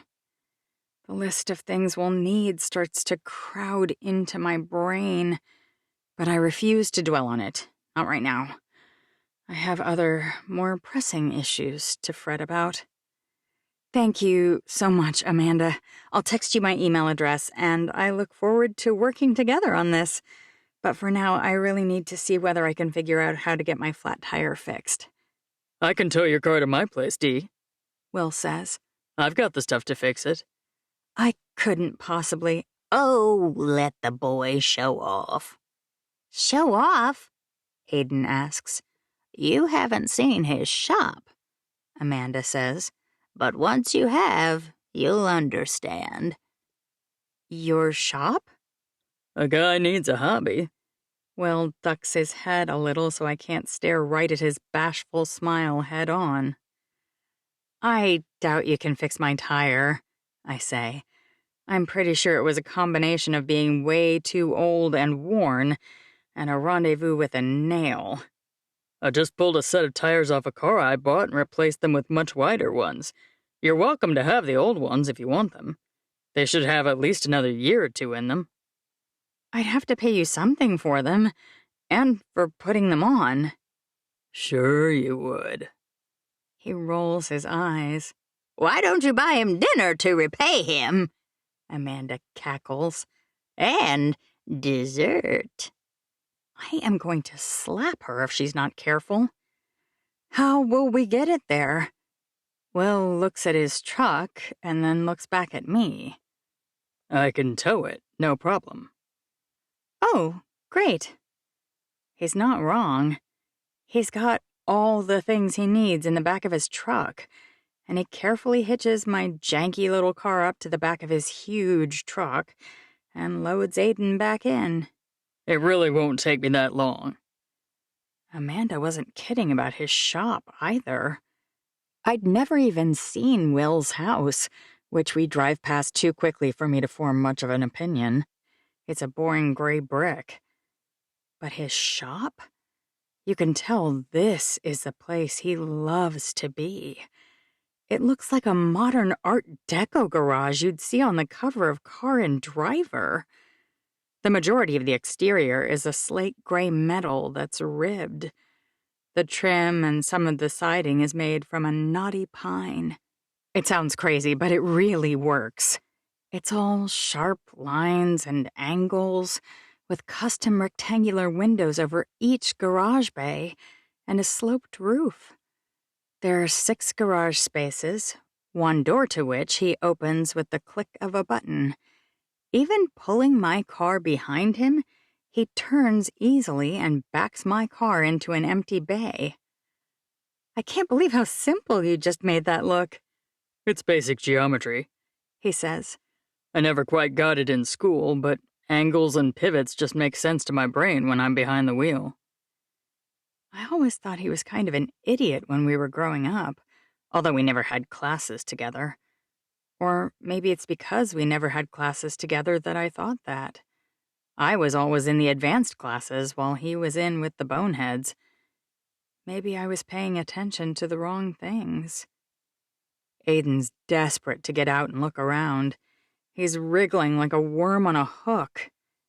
Is it okay if I let Aiden out? I can keep him out of the garage. He can come inside, Will says. How'd you like to be my helper, buddy?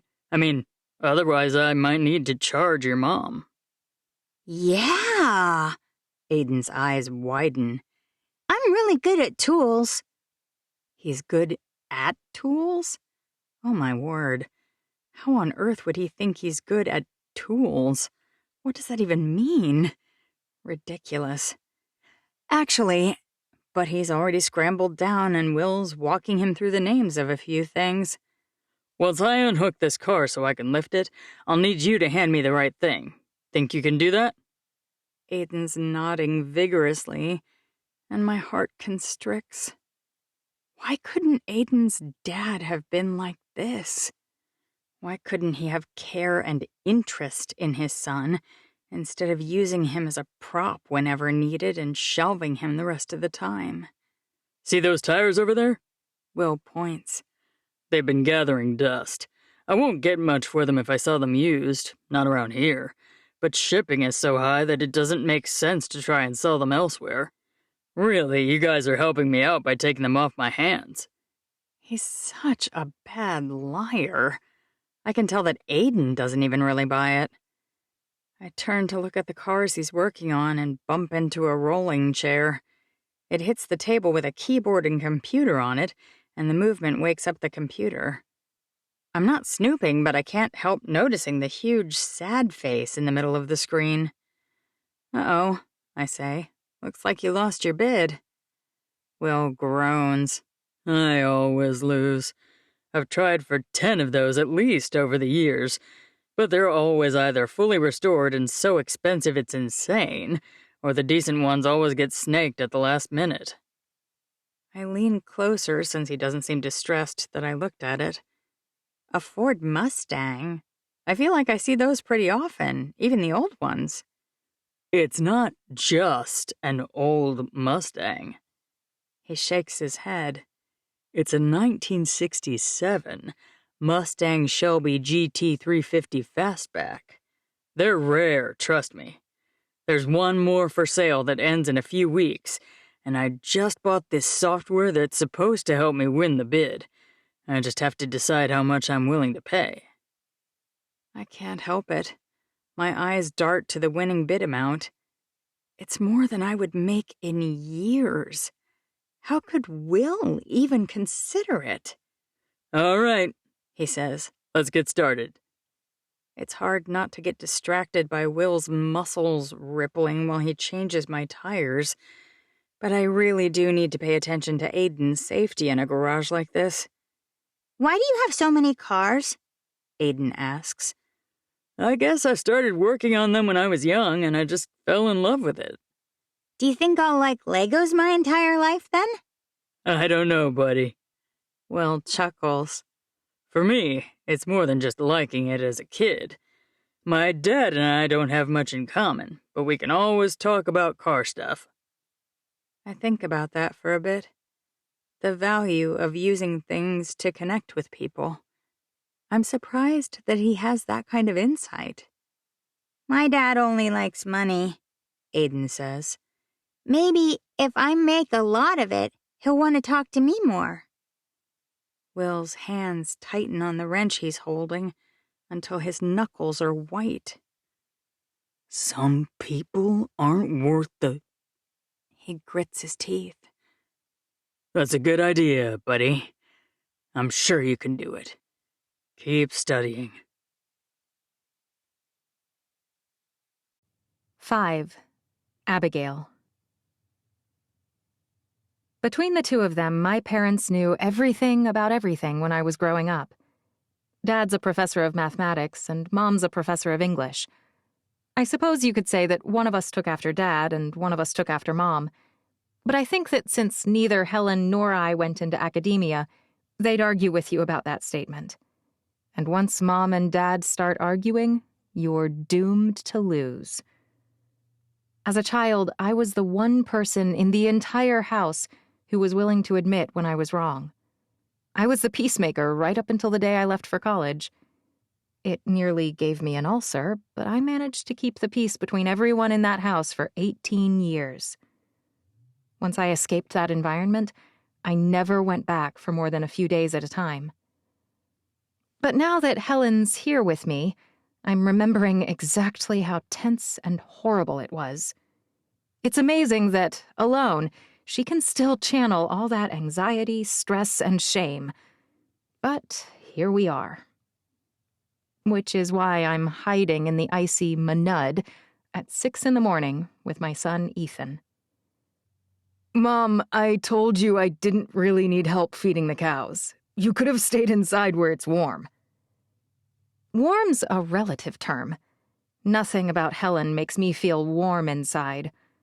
Although, out here, I'm sitting next to Ethan as he drives the tractor with a spiky front-loader thing on it, and we're bumping and whirring and lurching our way toward the hay barn, wind gusting against our backs and around our heads.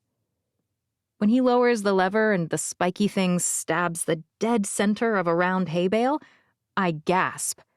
That was great! Yeah. Ethan bobs his head with round eyes that clearly say I'm acting strange.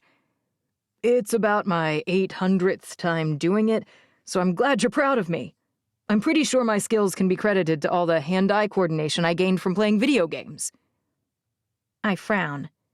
We didn't have any video games in our house. Why do you think I spent so much time over at Chad's? My head spins to glare at him, but he's not too worried. He's too busy laughing. I'm kidding, Mom. Calm down. A very large part of me doubts that he's actually kidding, but seeing as he's now an adult, it's not like I can really do or say much about it. The brisk wind continues to blow around us, like a skeletal hand clutching at us from the grave. I shiver involuntarily and pull my heavy farm coat tighter. What are you really doing out here? Ethan's voice still bristles with irritation, but there's also a very clear note of concern. I'm hiding, I finally confess. From Aunt Helen? His hearty laugh rubs me the wrong way. You don't know her very well. She was always too busy conquering the corporate world to come see us, but she's not an easy person to deal with, and I think she's determined to stop my wedding. I never thought I'd see the day that my mother, the wrecking ball of Houston, would hide from someone else. Another tiny little woman, no less. I jab him in the side. It's significantly less satisfying given the sheer volume of coat between us. He squirms anyway, out of habit probably. Look, she may be tiny, but she's awful. She's telling me that if I don't want a huge wedding and if I'm not keen on inviting everyone I know, it means I'm ashamed of marrying Steve. Are you? Ethan stops the tractor and turns toward me, leaving the enormous bale of hay bobbing up and down in midair, thanks to the jerky stop. Meanwhile, the cows in the pasture we're driving alongside are huddled up next to the fence, lowing and jostling one another, desperate for their breakfast. Of course not.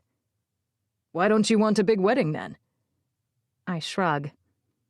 Your problem is that you don't know why you don't want a big one, and you're afraid she's right. He puts the tractor back in gear, and when it starts lurching along again, mud spatter from the enormous tires flies up and covers my pants. Ugh! Are you saying that about the mud? Ethan asks. Or my insightful truth bombs? I roll my eyes, not that he sees it. Once we feed the cows, can I suggest that you go inside, clean up, and then actually have a talk with your sister? Tell her why you want a small wedding, and then stick to your guns. His suggestion's not bad, but I don't take it. Instead, I run inside, shower as quickly as I can, and then escape out the front door before she sees me. It may not be a good long-term strategy, but she only has 10 days before she's due back to start raising gobs of money for her next venture. If I hide successfully for long enough, she might get bored and leave. It was a classic move for me and my family growing up. And no matter how old we get, those kinds of baked-in habits die hard. Plus, I'm running late to meet Amanda Sadler at the office she said might work for my law practice. Okay, fine. Maybe I'm not actually late, but I could be late. By the time I reach the address she sent me, which just happens to be next door to Amanda's failed cookie shop, I'm almost 40 minutes early.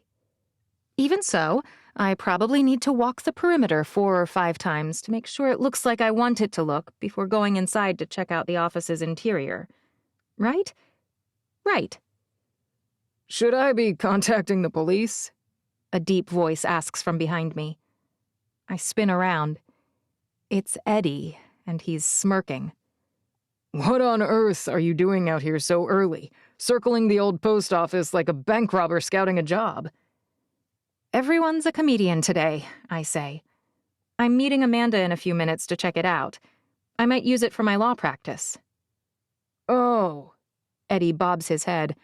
Amanda Sadler, not my Amanda. My Amanda. Even though I know they're dating, it still sounds strange. Right, Amanda Sadler. I guess Amanda hasn't told you yet. They struck some kind of deal, and now you can refer to her as Mandy. But I thought she hated when the kids called her Aunt Mandy. He shakes his head. Not my Amanda. Amanda Sadler agreed to go by Mandy. She did? My brow furrows. I thought she hated it even more than your Amanda did. Plus, she said she's too old to start using a new nickname. Eddie shrugs. No idea how they worked it out, but that's what Amanda said. No more confusion. That's the good part. I guess so, I say. Is Mandy late? Eddie asks. I glance at my watch. I still have 15 minutes until she's due to meet me here. Not exactly. You're ridiculously punctual, Eddie says. But I do hope you take this place. You can keep an eye out for the vet who's moving in to take over for me. I'm sorry, what now? Didn't Amanda tell you that either? His eyebrows rise. I'm leaving tomorrow to go to California.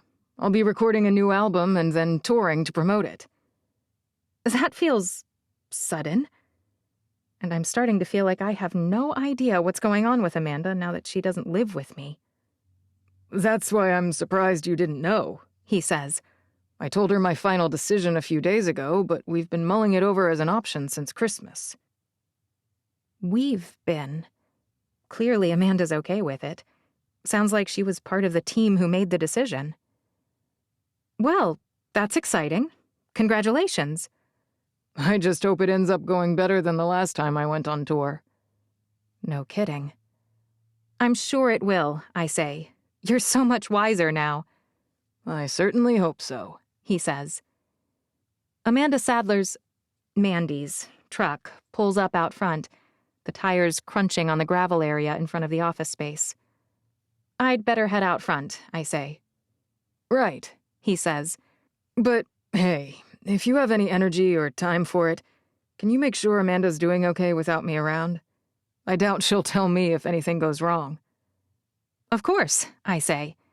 And I'll keep an eye out to make sure your replacement isn't edging in on her. Eddie laughs. Well, I can't say Buff might not be interested. Amanda is a gorgeous spitfire, but I doubt she'll pose much of a threat. She's been happily married for more than 30 years, or together that long. Not sure when they got married. She?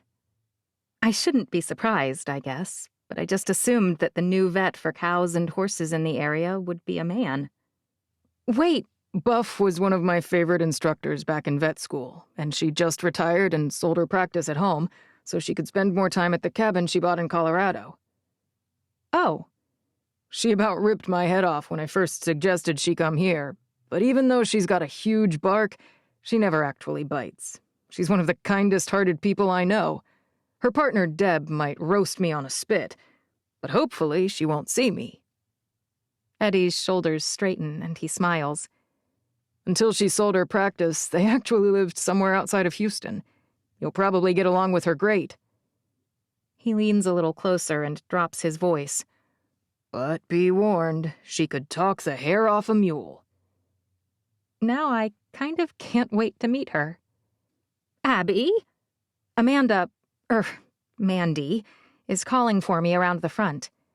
This new name thing might make it easier to avoid confusion, but it's going to be a rough adjustment. Coming! When I reach the front of the shop, Mandy's already unlocking it. Like always, she gets right down to business. I warned you that this hasn't been remodeled in a while, and I'm willing to offer you a rent concession for the first month or two so you can change the things you want. Her hair, which is usually down around her face, is pulled under a fluffy white knit cap, and when she turns around, she looks like a Q-tip. I can't help my smile. She quirks an eyebrow. What's so funny? Nothing. I shake my head. You're offering me concessions off the bat, huh? I expect that I'll get a discount on all the legal work I need, she says. I know if you take this place, I'll have a lawyer as a lessee, so I'm ready to bargain. You gave us the ranch, I say. I'll pay whatever rent you name. She straightens, the door hanging open. Now, Abigail, I didn't expect to need to tell you this. I gave you the ranch as a family member, but I'm renting you this office as a landlord. Make sure you behave accordingly. I blink. Got you! She slaps her knee and laughs. I swear, she is a real hoot. Do you really think you'll need legal work? Amanda and I are remodeling places to sell or rent. That all requires a lot of paperwork. I was planning on transferring my legal work to you, unless you don't want to do real estate law stuff. I haven't done a lot in the past, but I'd love to do it, of course. Great! Then I'll be your first client. Frankly, that's a relief. I was genuinely worried that, other than Donna, I'd never get another client. It's not like there are a lot of people living out here, and I only know a handful of them as it is. I take a good look around after walking inside, and Mandy wasn't kidding. It's a real mess. It was clearly used for a post office, but it also looks like it might have been set up as a shop of some kind for a while.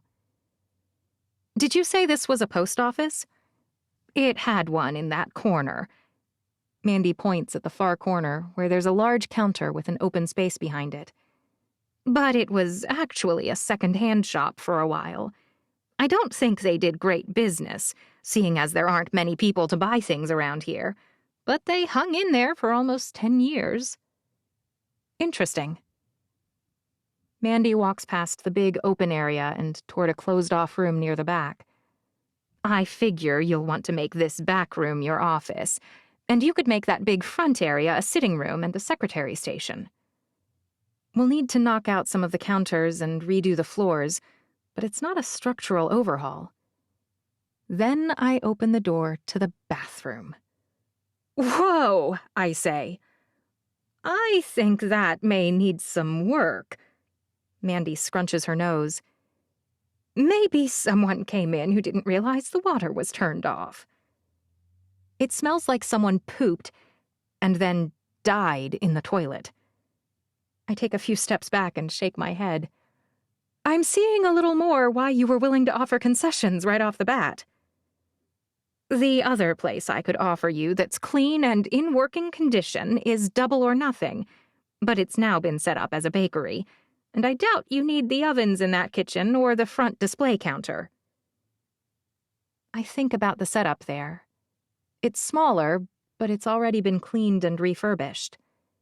What would the rent there be? How's $600 a month? She tilts her head. No rent concessions there. It's in fine shape. It's just not set up for a law firm. But I could probably arrange legal books and whatnot in that front window until I have the money or inclination to remodel the area. And I don't really need my own dedicated office. It's not like having ovens and a fridge would really wreck anything. Let me think about it, I ask. She shrugs. Of course. The bathroom there's clean and in good working order. The outside's attractive and recently power washed. I would hate it if taking that one made people gossip about Amanda. She's an influencer who was recently doing a bachelorette series to generate buzz. She was also secretly dating our resident rock star. Nothing you do will keep people from gossiping about Amanda. Fair point. I'm leaning toward Double or Nothing. Can we go take a look? The more I walk around the formerly bakery-occupied space, the more I think of ways I could transform it down the line. If this crazy scheme even works, and I don't have to crawl back to Robert and beg for my job. I'd love to run it by Steve, I say, and make sure Amanda's okay with me taking her space, but this might work. That's too bad, Mandy says. I was hoping you'd clean up that mess next door.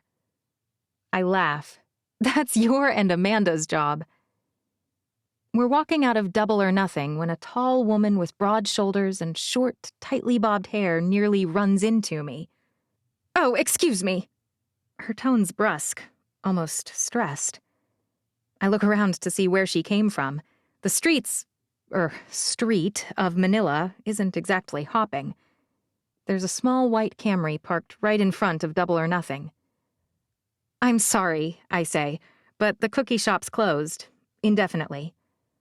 Actually, the woman says, Venetia told me you might be over here. She said next door, though. She says you're a lawyer? I was not expecting that. Yes, she's right. My name's Abigail Brooks, Jed's nephew's widow, right? She's looking me up and down like someone might evaluate a horse they're looking to buy. Right. Small towns, Mandy says. They're the best. She looks utterly unfazed, standing there, listening in on every word of our conversation. The tall woman's head snaps sideways. I was hoping to talk to her alone, if you don't mind, Amanda. Oh, alone, is it? Mandy's eyebrows creep upward. Something embarrassing, then. I will likely have an office soon, but for right now... The woman thrusts a piece of paper I hadn't even realized she was holding at me. I'm almost out of time. I got this letter a while ago, but didn't realize I'd gotten it. Oh. I take the paper and scan the message.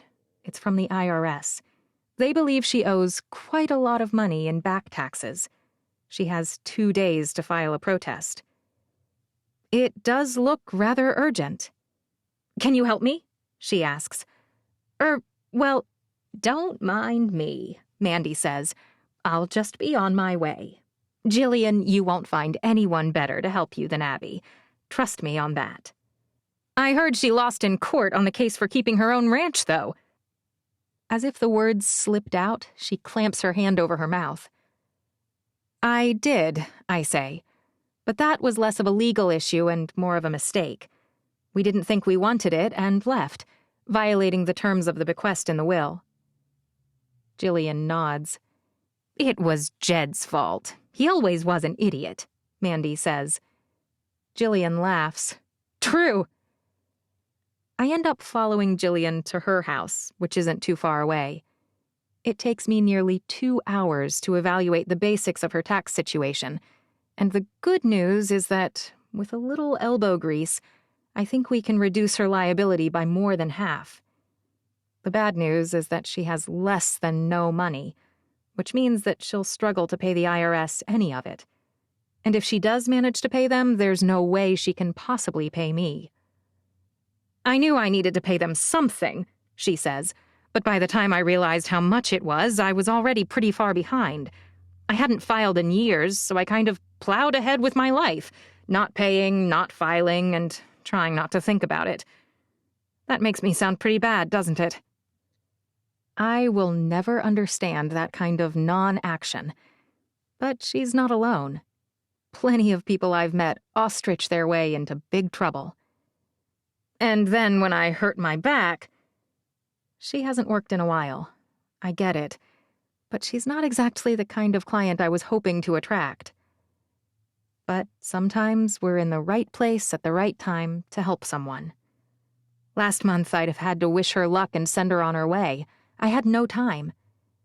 Now I have loads of time.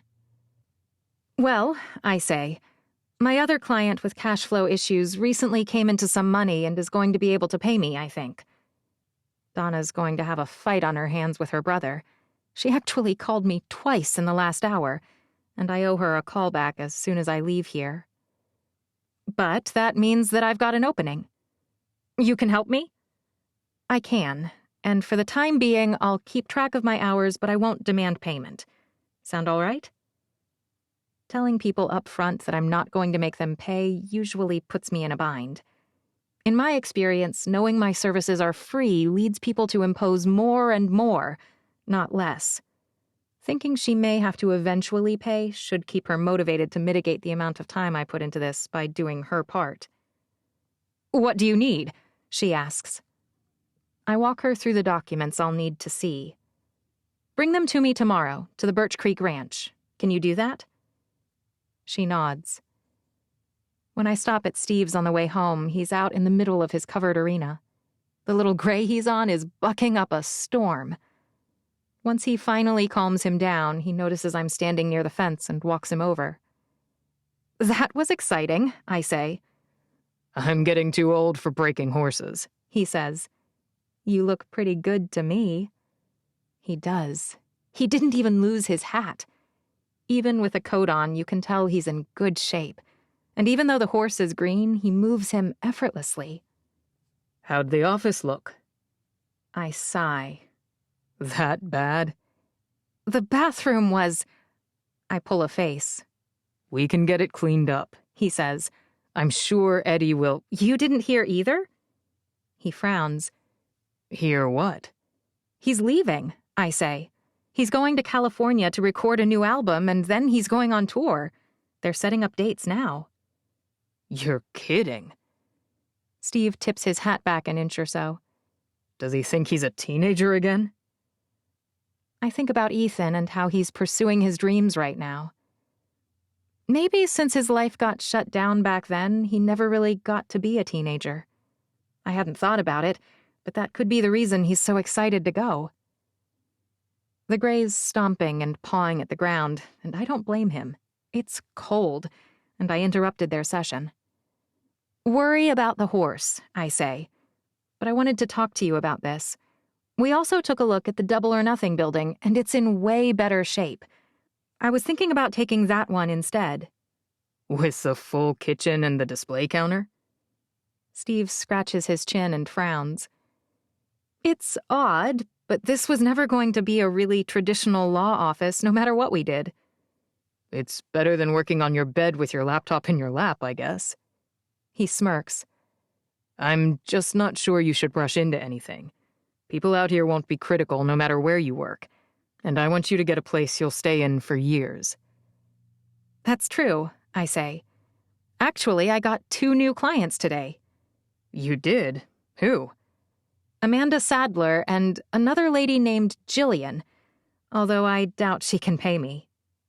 He scowls. Abby, I know you like to help people, but trust me when I say that no one around here will have money, and even if they do, they'll pretend they don't. No other lawyer is going to do the work for free, so if they need it, you'll need to hold the line. I know. I sigh. I'll try and keep that in mind in the future.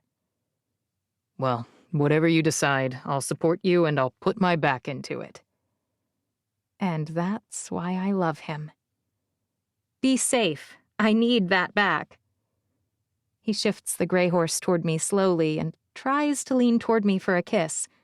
But when I go up on my tiptoes, the gray decides he's done and shoots forward. This guy, Steve says, is in for it now. I'll see you for dinner? Night shift tonight, he says. Remember? I still struggle to keep his shift schedule straight. I feel like I need a dedicated calendar just for your work shifts.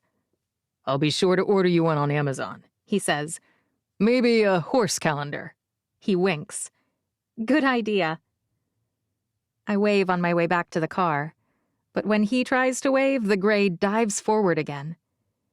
I call Donna on my way back home and do my best to calm her down. I didn't realize that Patrick would be claiming non-compos mentis, but it'll be hard for him to prove, given that the will was both witnessed and notarized. By the time I get home, I'm exhausted. I haven't been seeing Amanda nearly enough lately, but I'm a little disappointed when she's waiting in her car in my driveway. I was hoping for a late lunch and a little break before the kids got home from school. When I pull in next to her and open the door, she opens hers too. I know you're probably busy, she says, so I'll get right to the point.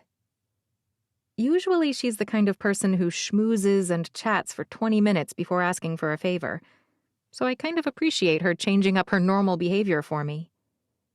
What's up? How upset would you be if we moved back in with you? That wasn't what I expected to hear. I thought you liked living at Mandy's.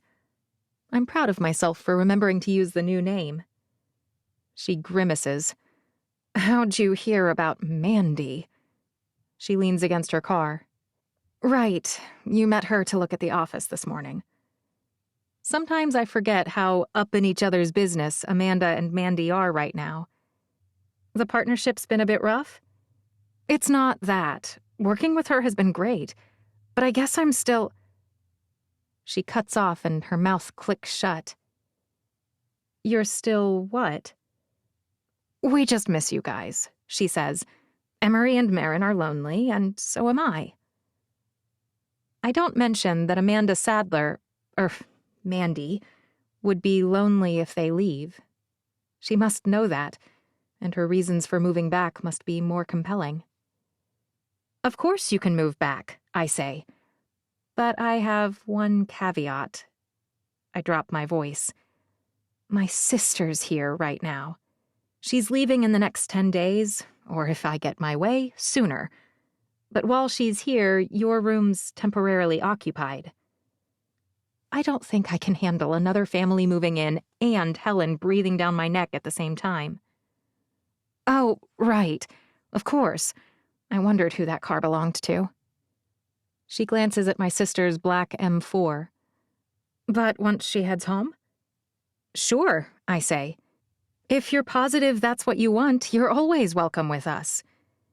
Even if I was a little bit relieved to have just my family in our own four walls, with no one poking their nose into every part of my life for a change.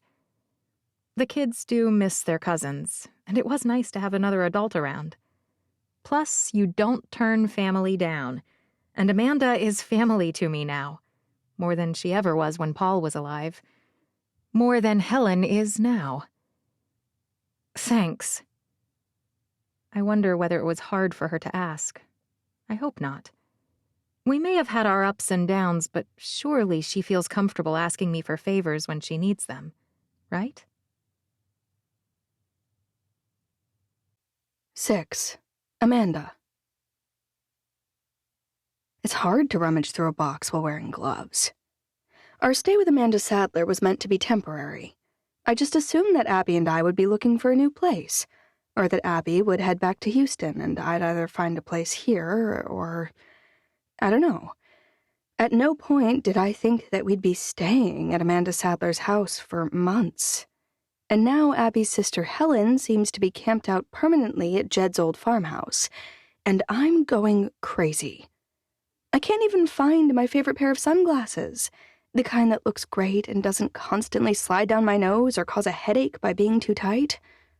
Perfect sunglasses are hard to find, and I need mine.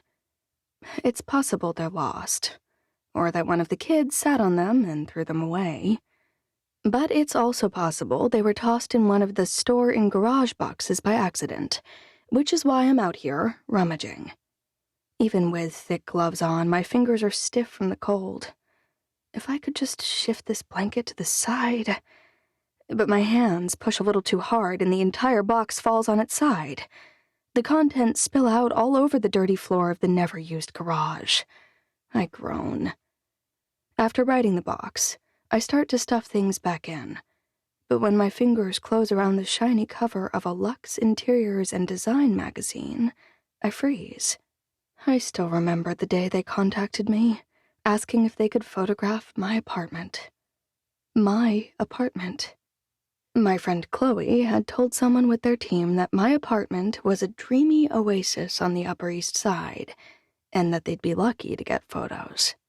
I squealed at the thought of everyone drooling over my life. After that article came out, I'd had quite a few friends reach out and ask if I'd be willing to decorate their apartments. Delighted, I started with Chloe's. She had been the one to get me the attention, it seemed fair.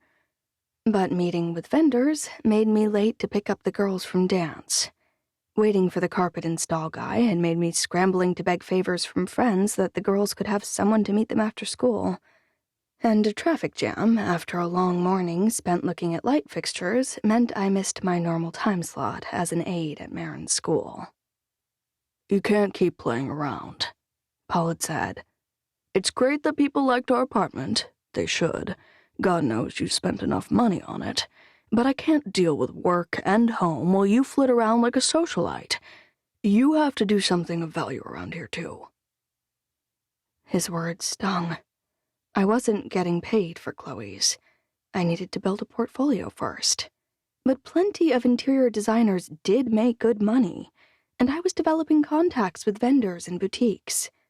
It was work for me, and an unparalleled opportunity. But his message was loud and clear. His job paid the bills, and his job mattered. Mine didn't. That was the first time I realized, deep down in my bones, my place in our marriage and in the world. My life was meant to complement his, to make it easier and smoother and more gratifying. But I should never, ever interfere with the smooth operation of his life. I was an accessory, nothing more. I've never felt that way around Eddie. He sees me as someone talented, someone feisty, someone worthwhile. He works hard to make sure I feel valued, cared for, and cherished. Or, at least, he did. Until his name was cleared, and this opportunity arose for him to record an album and go on tour. A chance he'd never have had if Abby hadn't cleared his name, and my IG account hadn't made him famous by resurrecting his past. I mean, sure, his good looks and talent factor into it as well, but without the megaphone of my platform, no one would have noticed him in a veritable sea of gorgeous faces. Now I feel a bit like I did with Paul. Like I don't really matter. Like his life is more important to him than our shared future. I mean, technically I told him that he should make the decision irrespective of our relationship, but I didn't think he'd really do that. I thought he'd dig deep and find out what I wanted. I thought he'd ponder on the strain that leaving might put on us and decide to stay. He didn't, though. But I'm not the same person now that I was then. I won't accept a position as an accessory, not ever again. I'm afraid that Eddie's imminent departure will break us. For the first time in my life, the thought of a relationship with a man ending makes me quake with fear. With sorrow. With longing. My life is better with him in it, but maybe he doesn't care about that as much as I do. And that's a terrifying thought in and of itself. My phone buzzes in my pocket, and I drop the magazine into the box. My fumbly, thick fingers managed to swipe and answer the call, thanks to special tips on the end of the glove on each finger that somehow register on the touch screen. Hello? Hey, you still coming for breakfast? Eddie sounds nervous, like I might stand him up. I have half an hour still, right? Yeah, you do, he says. I just know how busy you've been, so I wanted to make sure you remembered. You leave the state in 3 hours. You think I'd miss my last chance to see you for the foreseeable future? Planes, Eddie says. trains, automobiles. That is a funny movie, I say. He chuckles. There are many ways that we'll be able to see each other. Don't get all melodramatic on me now. If he thinks a little whining about his departure is melodramatic, he's in for a rude awakening. I'd better go change clothes, I say. Unless you'd like everyone to mistake your girlfriend for Bigfoot. I doubt that Hunter's winter line of boots and a fluffy hooded parka will actually make anyone think you're Sasquatch, but I appreciate your ongoing efforts to look amazing at all times. It's nice to see everyone I grew up with looking pea green with envy every time we meet and I have you on my arm. He can't know that I've been worried that he saw me as an accessory, so I push that thought out of my head. See you soon. As I drive to Browning's, I think about the advantages to living in a small town. I know the owners, I'm used to the menu, and there's always a table available. Of course, there's not a lot of variety, and if I had a fight with the owner, things would get awkward in a hurry. My phone rings before I'm halfway there. Mom? Marin never sounds panicked. Is everything all right? No, she wails. What's wrong? I pull over on the shoulder. I don't trust myself to be safe while driving if her news really is bad. I started my period today 3 days early and... Her voice drops to a distressed whisper. I bled through my pants, Mom. I don't laugh, at least not loud enough that she can hear me. It's practically a rite of passage for a high school kid. I'm on my way to meet Eddie for lunch, but as soon as we're done, I'll head home and get you some new pants. Not as soon as, she says. Right now, Mom. I doubt anyone has even noticed anything, but I don't bother arguing. She'll only get more hysterical. I'm sure, in the moment, this really is horrifying. Does the nurse have other jeans you could borrow? My sympathy evaporates when she says, they're generic. Like wearing non-brand name clothing would ruin her. Eddie has to leave. Mom, if I come out with these on, everyone will know something happened and I'll never... Spilled a soda, ripped the butt, pooped your pants. And that's just off the top of my head. Pooped my pants? Some days being a parent is really annoying. Fine. I'll go get you jeans now and bring them over before I meet Eddie. He's so understanding when I call to tell him I'll be late that I'm even more annoyed about my daughter only caring for herself. When I finally reach the restaurant, I'm definitely late. Sorry, I say as I breeze in and sit down next to Eddie. He looks up with a smile. You're not the one leaving. I should be saying sorry. Never apologize to me for your life or for taking care of the people you care about. Speaking of, how's Buff getting along with Snuggles? So far, so good, he says. If something changes, you'll be the first to hear. Of course, that's when my phone rings. Since it's a local call I don't recognize the number for, I'm kind of stuck answering. Work, I whisper to Eddie. Sorry. Then I pick it up. Hey, Amanda. Hello, I'm sorry, who is this? It's Adam, he says. Tile guy? Oh, I say, right. We're meeting later so you can walk me through what the process will be. Actually, about that. He clears his throat. The thing is, something has come up. I'm not going to be able to do the job we talked about. We were going to sign a contract today, I say. We agreed on terms. I know, he says. I'm sorry about changing things, but I just won't have time. Can I ask what came up? I shouldn't press. It's not super professional, but I have a hunch. He sighs. You don't have to say, but if I guess, can you confirm at least? Are you working for a project in Dutch John? It's a big project, he says, and the director's paying huge bonuses. This is the third contractor to pull his bid this week. It was hard enough just competing with Derek's stupid factory for the cattle processing. At this rate, the only way we'll be able to remodel the homes on our short list is if Mandy and I shackle the kids and start laying tile ourselves. I don't swear. I don't scream. I remain polite and professional. But it's hard. Really hard. Thanks for letting me know. We managed to order and even eat before another contractor calls, canceling for the same reason.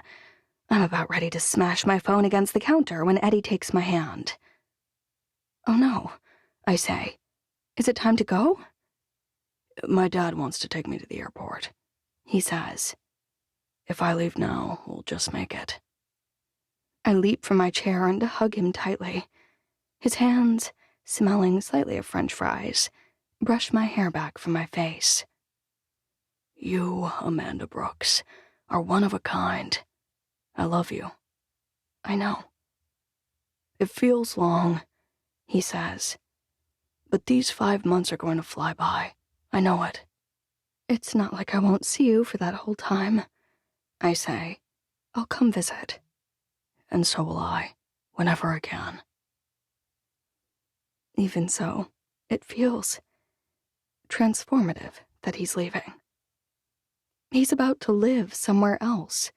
I'll be left behind. Before I can start to spin out, his mouth captures mine. His lips press against me, demanding I stop thinking. I capitulate. After all, Eddie is many things, but more than all the others. He's compelling. No, he's downright hot. I have no idea how he stayed single all this time. His hands hold my face in place, refusing to release my mouth. I sink into him and try not to think about the fact that this feeling will be gone very soon, for a very long time. When he finally leaves, I can't help crying, at least a little. Something huge is changing, and I hope we can survive it. His dad must be driving, because a few moments later, the text messages start rolling in. Remember to text or call if you need anything. I'll be working, but nothing matters more than you. Also, if the girls need something, my parents are close. They can help. My dad says he and Mom are happy to do whatever, but maybe don't ask them to do it together. They fight a lot. And another thing, I miss you. Maybe check in on Snuggles from time to time. Buff's not the kind of person who asks for help. He keeps texting me the entire way to the airport, it feels like. I stop reading them quite as religiously when I start calling all over the place, basically haranguing people for referrals. And then the girls get home, and they're unusually needy today for some reason, as if they know I need a distraction. Mom? Emery's beaming from ear to ear. Did you hear that Steve's giving Izzy a foal? We have lots of room here. Could we get a baby horse? A baby horse? I ask. You must be kidding. I would do everything, she says. I swear, you wouldn't have to do a thing. Plus, Miss Sadler has that barn she never uses. We store stuff in there, I say. Lots of stuff. The goats are kind of funny, too, Marin says as if she didn't even hear me. And they'll eat almost anything you don't want. Like my boxes of stuff? I ask. Is anyone even listening to me? Yes! I would love a goat! Emery's bouncing on her toes, and it's probably my fault for not shutting this down right away. We have a dog now, I say, rubbing Roscoe's head. And Jed, the pig. Let's wait and see how hard it is for Abby's family to deal with a baby horse, and we can go from there. Remember how much you hated my candles at first? Marin asks. Her candles litter half the surfaces in poor Mandy's house now. She became obsessed with them a few years ago when she learned how to make them at a friend's sleepover. Now she puts them all over, and I'm always worried she'll burn the house down. At first, I shake my head. Marin, You said you liked that magnolia one the other day, Emery says. Liking something doesn't mean that I love it, I say. And besides, candles and goats? I snort. Not even close. I've almost stopped the begging when Mandy gets back home. You can change back into your sweats. Her voice is flat. What? I frown. I don't wear sweats. What on earth is she talking about? She harumphs. Whatever. We have that meeting in 20 minutes, I remind her. She shakes her head. No, we don't. Peter called to cancel just now. What? My heart sinks. Did he really? At this rate, we may as well just quit trying. Mandy sinks onto the sofa, as dejected as I've ever seen her. We're in a rush because of all the people who will be moving in to staff the new meat processing plant and leather treatment plants, I say. That hasn't changed. It has made things harder, but we can't find a single decent contractor. Mandy chucks her purse down on the kitchen counter so hard that a package of Kleenexes rockets out of it and flies into the sink. It's that stupid retreat in Dutchtown again, isn't it? A rage builds up inside of me. We were here first. What are they doing, stealing all our contractors? Bidding double? Have they gone insane? I'm going over there right now, and I'm going to give them a piece of my mind. Mandy's eyebrows rise. You're what? That director who keeps offering everyone incentive bonuses and luring them away from working for a woman they've known for decades? I cross my arms and fume. He's going to get a piece of my mind. I expected her to stop me, but she doesn't. She merely grins like an idiot. You do that. I grab my jacket and my purse. I'm on my way out the door when I turn back. By the way, the girls want a baby horse and goats. Let's see how much smug smiling she does while she tries to figure that one out. I'm actually sad to miss it. The entire drive over to Dutch John, I reviewed the numerous instances of injury this stupid man has inflicted on us. I review the name of each contractor he's stolen, and I mentally tabulate the costs and delays he's created on our end. By the time I arrive at the little temporary building with the sign, the flame and the heart in front of it, I'm ready to spit fire myself. I march up the steps, and I yank the door open, and I come face to face with David Park, the artist with whom I shared an amazing first date in Chicago. I wondered when you'd get here. He smiles. Actually, if I'm being honest, I've been hoping that you'd show up pretty much every day. 7. Amanda. David Park was my nearly perfect first date in Chicago as part of the bachelorette thing Lolo Lime set up. And now he's standing in front of me in teensy little Dutch John. What are you doing here? He smiles.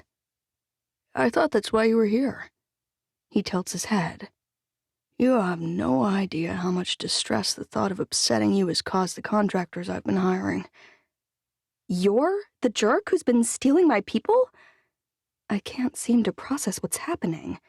But you're an artist. He shrugs. My parents decided it was time for me to stop messing around with that and focus on the family business instead. The family business? You knew I was Korean, right? His smile really is killer. Like, I can't stop staring at it, and it's hard to hang on to my righteous indignation when he's being so utterly charming. We own a lot of hotels in Asia, and we've been expanding into the American market for a decade or so now. When Mom told me she wanted to open a few retreats, places that tired, worn-out business people could go to escape from everything, this time he beams.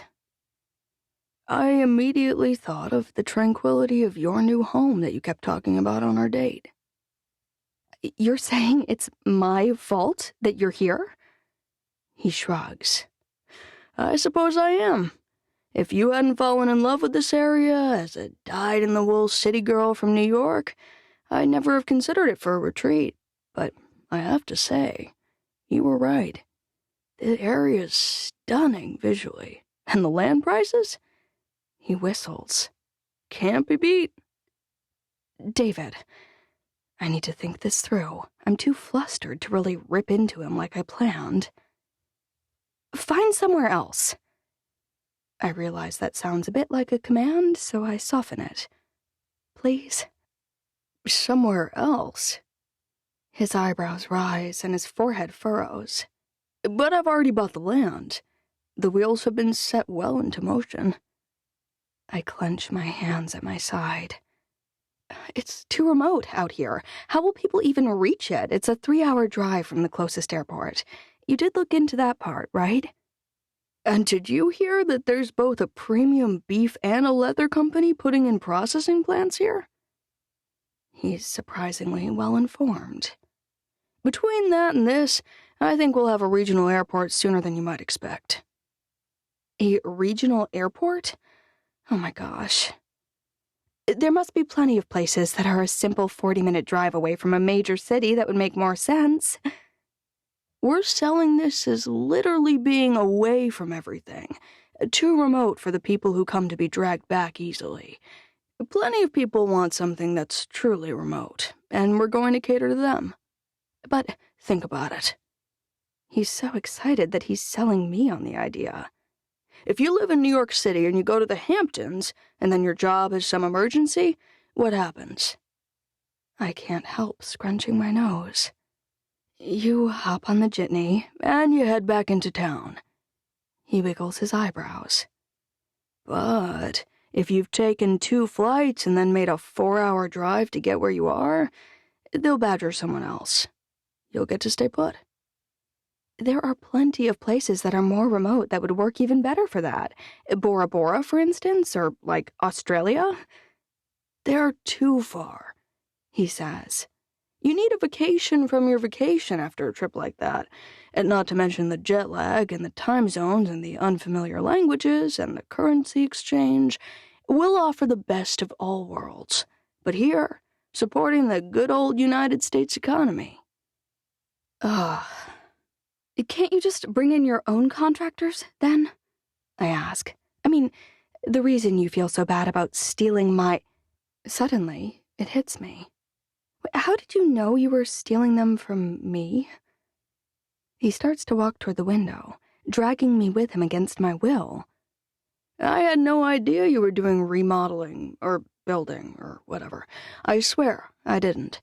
When we went out on that one amazing date, you had a cookie shop, and you were an influencer.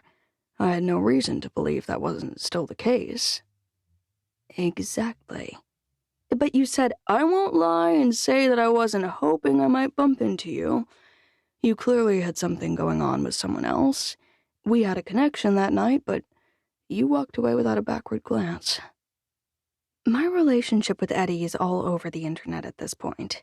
If he really cared to know about me, he'd be following all that, right? But that's not why I came here. And then when I did, and I started looking for people, they kept telling me that they were going to be working with an Amanda. I asked, Amanda who? They told me it was someone named Amanda Sadler. Obviously that's not you, nor did I have any reason to believe it was you. So then, but last week...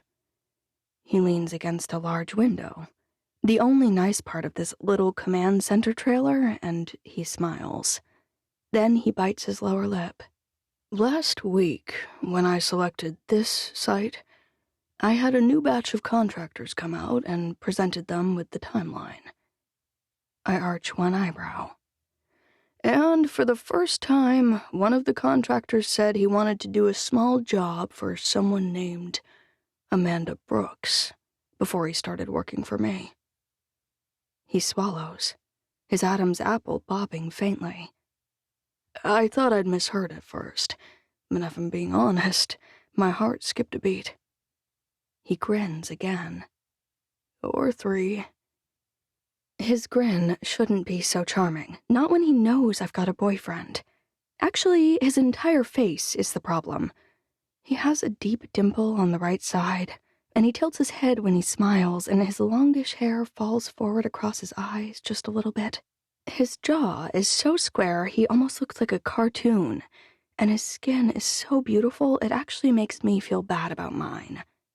He may be one of the only men I've met who's almost as good-looking as Eddie. What is with all these gorgeous men in one place? And why is he showing up in my life right as Eddie leaves? David, the thing is, whether you knew it or not, my cookie shop folded, and this is what I'm doing now. I've partnered with a local friend, Amanda Sadler, and we're remodeling and renovating various properties in the area so that they'll be ready to sell or rent when the plans are complete. He lifts his eyebrows. Gorgeous, funny, and business savvy. He whistles. A triple threat. I knew I was in trouble. I do have a boyfriend, I say. If you hop on my social media, which takes half a second, you'll see that it's been quite a salacious story. That dimple comes out to play again. The infamous rock star with a killer bod. The one who's also a vet. My jaw drops. I'm fairly internet savvy for a 40-something, I think you'll find. But I also saw that he's leaving you here, alone in this remote area, while he goes to California to record a new album and then go on tour. He shrugs. And I just happen to be here. He shakes his head. I swear it didn't actually occur to me that I'd run into you. I did pick Dutch John after all, knowing that you're in Manila. There's a 40-minute drive between us. And yet, here we are. Fate's funny, isn't it? David, if you think that manipulating me into... Manipulating? He frowns. I assure you I neither had nor do I have any plans to do anything of the sort. My pest with Derek might be coloring my view, and that's not really fair. He certainly hasn't tried to pressure me in any way. In fact, I'm the one who came here to yell at him. If you give me a list, 3 contractors whom you want back, I'll tell them they're fired. You can have them. But he's paying more than I am, and all the people I've met really need the extra money. My gain would literally be their loss. Ugh. No, don't do that. Business is business, and my budget isn't the same as yours, clearly. I'm sure if you cast a wider net, you'll be able to find some people who can help you, he says. Especially since you're connected among the locals. I say. You don't even care. He drops his arm from the windowsill and steps closer, moving right inside my personal space. Actually, you're wrong about that. I never would have come to do this if I thought it might hurt you. I liked you from the first moment. Do you know how long it's been since I went on a date with a girl and she told me the truth? What are you talking about? Most girls will hop on a bike even when they don't want to. They'll do the activities I plan, even if they don't like them. It was refreshing to have someone tell me that I was wrong, that I hadn't given enough thought to what you might want to do. You were right. He's too close for me to be able to think properly. As if he knows he's getting to me, his lip quirks and he presses on. We had a great date, in spite of all my plans falling apart. You know someone's a good fit when you have fun doing anything at all with them. That reminds me of the night I spent mopping the cookie shop with Eddie and cleaning toilets. He's right. I know that Eddie's right for me because I have a great time when we're together, even if we're troubleshooting issues with an animal or cleaning an office. David, I love my boyfriend. He steps back and holds his arms out to his sides. Understood. I'm coming on too strong, and I'll stop. My apologies. I came here today to tell you that you're wrecking my plans, I say. I don't want you to back out of anything on any of the contractors you've hired, but can you promise me that, in the future, you won't throw insane amounts of money around offering to triple what they've quoted me? David nods slowly. Of course I will. Thank you. Can I double it? His dimple was just barely poking out, and a hint of a smile was playing at the corners of his mouth. Are you messing with me? He shrugs. Just trying to find out what I'm allowed to do. I huff. But before I can speak, my phone rings, loud and clear. The caller ID says unknown, which sometimes happens when my reception is quite poor. Since I left Mandy to watch my kids, I can't ignore it. Hello? Amanda? Hey, Donna, I say. When I went by to sign the lease, your girls said you went to Dutch John, and I actually had to drive out here anyway for the school. I thought you might want to meet for dinner or something. You know, like a girls' night. A girls' night sounds really good, I say. And the thought of eating somewhere other than just Browning's or the Grill sounds amazing. Girls' night? David asks, butting his way into my phone conversation. I'd just like to mention that I have a company card and I'm not afraid to use it. You could yell at me some more? Who's that?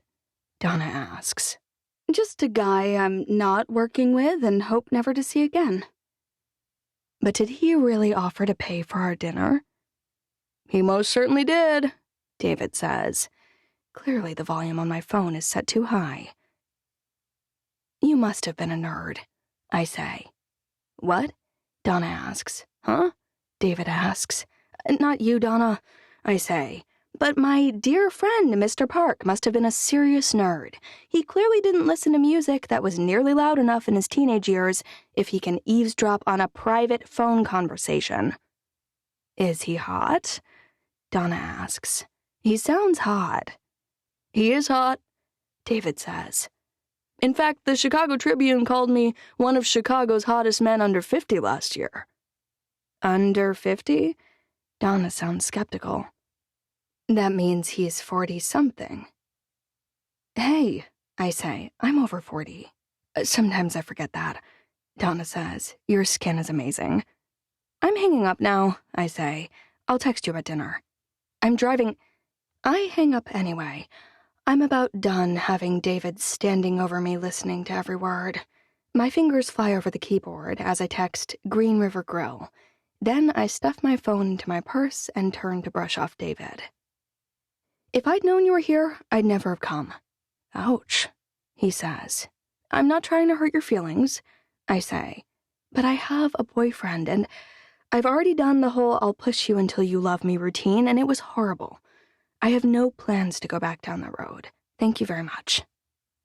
I would never push anyone, and I know that won't make anyone love me. David frowns. Although, I do want to push until I know what loser treated you that way. It makes me angry.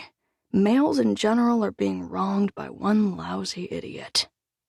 It's fine, I say. I'm capable of dealing with that kind of thing myself. As I say the words, I realize that while I'm defending my own capability, I didn't really do anything to Derek, even though I'm reasonably certain he's the one who leaked Eddie's history to the press. In the end, that worked out just fine, and my righteous indignation kind of fizzled. Actually, maybe I should send him a thank you card. That would really frost his cookies. You're more than capable. That's what I like about you. But you shouldn't have to. That's my point. I wave off his words. But as I'm getting in my car and heading over to the Green River Grill, I wonder why Eddie didn't do something to Derek. Maybe it's something to do with AA. Maybe he can't really take revenge or get into that headspace. Or maybe it's just not who he is. It didn't bother me until David pointed it out. Which is just one more reason for David Park to get out of my life and out of my head. The fact that he's making me annoyed with my boyfriend's lack of grudge holding is very unwelcome. When I reach the Green River Grill, Donna's already there, waving at me from a corner booth. "I've never been here before," she says. "Is it good?" I wait until the hostess has walked away. "Not really," I say, "but it's not horrible, usually." It's not like I've been here a lot, either, but with so few places to go, Eddie and I have driven over once or twice. It has happy memories to go along with the mediocre food. Like Eddie blowing bubbles into his 2-week chocolate milkshake. Or Eddie making plain noises and trying to get me to eat overcooked chicken fried steak, as if I was a little kid.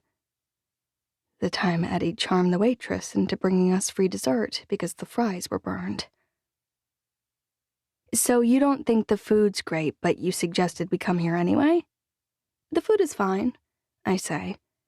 "It's just that sometimes the cook or the waitress doesn't pay the most attention to detail." "That's one of the things we'll be focusing on," David Park says as he sits down at the table next to us. "Details, I mean. Every single one matters at my new retreat." My eyes widen and my jaw drops. "What are you doing here?" "It's a free country," David says. "If I happen to be eating at the same place as the two of you, well..." He shrugs. I stand up. "You have got to be kidding me right now." "I'm deadly serious." But the corner of his mouth is twitching. "Aren't you going to introduce me to your friend?" Donna grabs my arm. "Who is that?" she hisses. "I am not going to introduce you to my friend," I say. "Because you're not my friend. You're a malingerer." "That's a pretty fancy word," he says. "Word of the day?" "I have a brilliant sister-in-law who... You know what? I don't have to explain." "I think you might have used it wrong," he says. "It's not someone who's evil, it's someone who kind of lays around or is lazy." "That's what I meant," I lie. "So you just shut up." I fold my arms. "Wow. I thought you were 40. I didn't realize you were secretly also 12. His stupidly adorable grin tells me he thinks we're flirting. I sit down and turn away from him, pointedly. "So, Donna, tell me what brings you to Dutch John." "I had to pick up some forms for a school thing," she says. "I told you that." "Right. How fascinating." Donna leans toward me and whispers, her eyes darting behind me to where David Park is surely smiling like an evil mastermind. "Who is that guy?" "He's the nuisance who has been stealing all my contractors and ruining my life. He's building a misplaced, ill-conceived resort here in Dutch John." "There already is a resort here," she says. "Currently," David Park says, "there's an overinflated hotel that calls itself a resort, but it has none of the hallmarks of an actual resort. And anyway, I'm not building a resort. I'm building a retreat, a getaway from the modern and demanding world, a place where someone else takes care of the stressful parts of everything and you can simply relax in whatever way you'd like. Spa treatments? Yes. Fishing? Of course.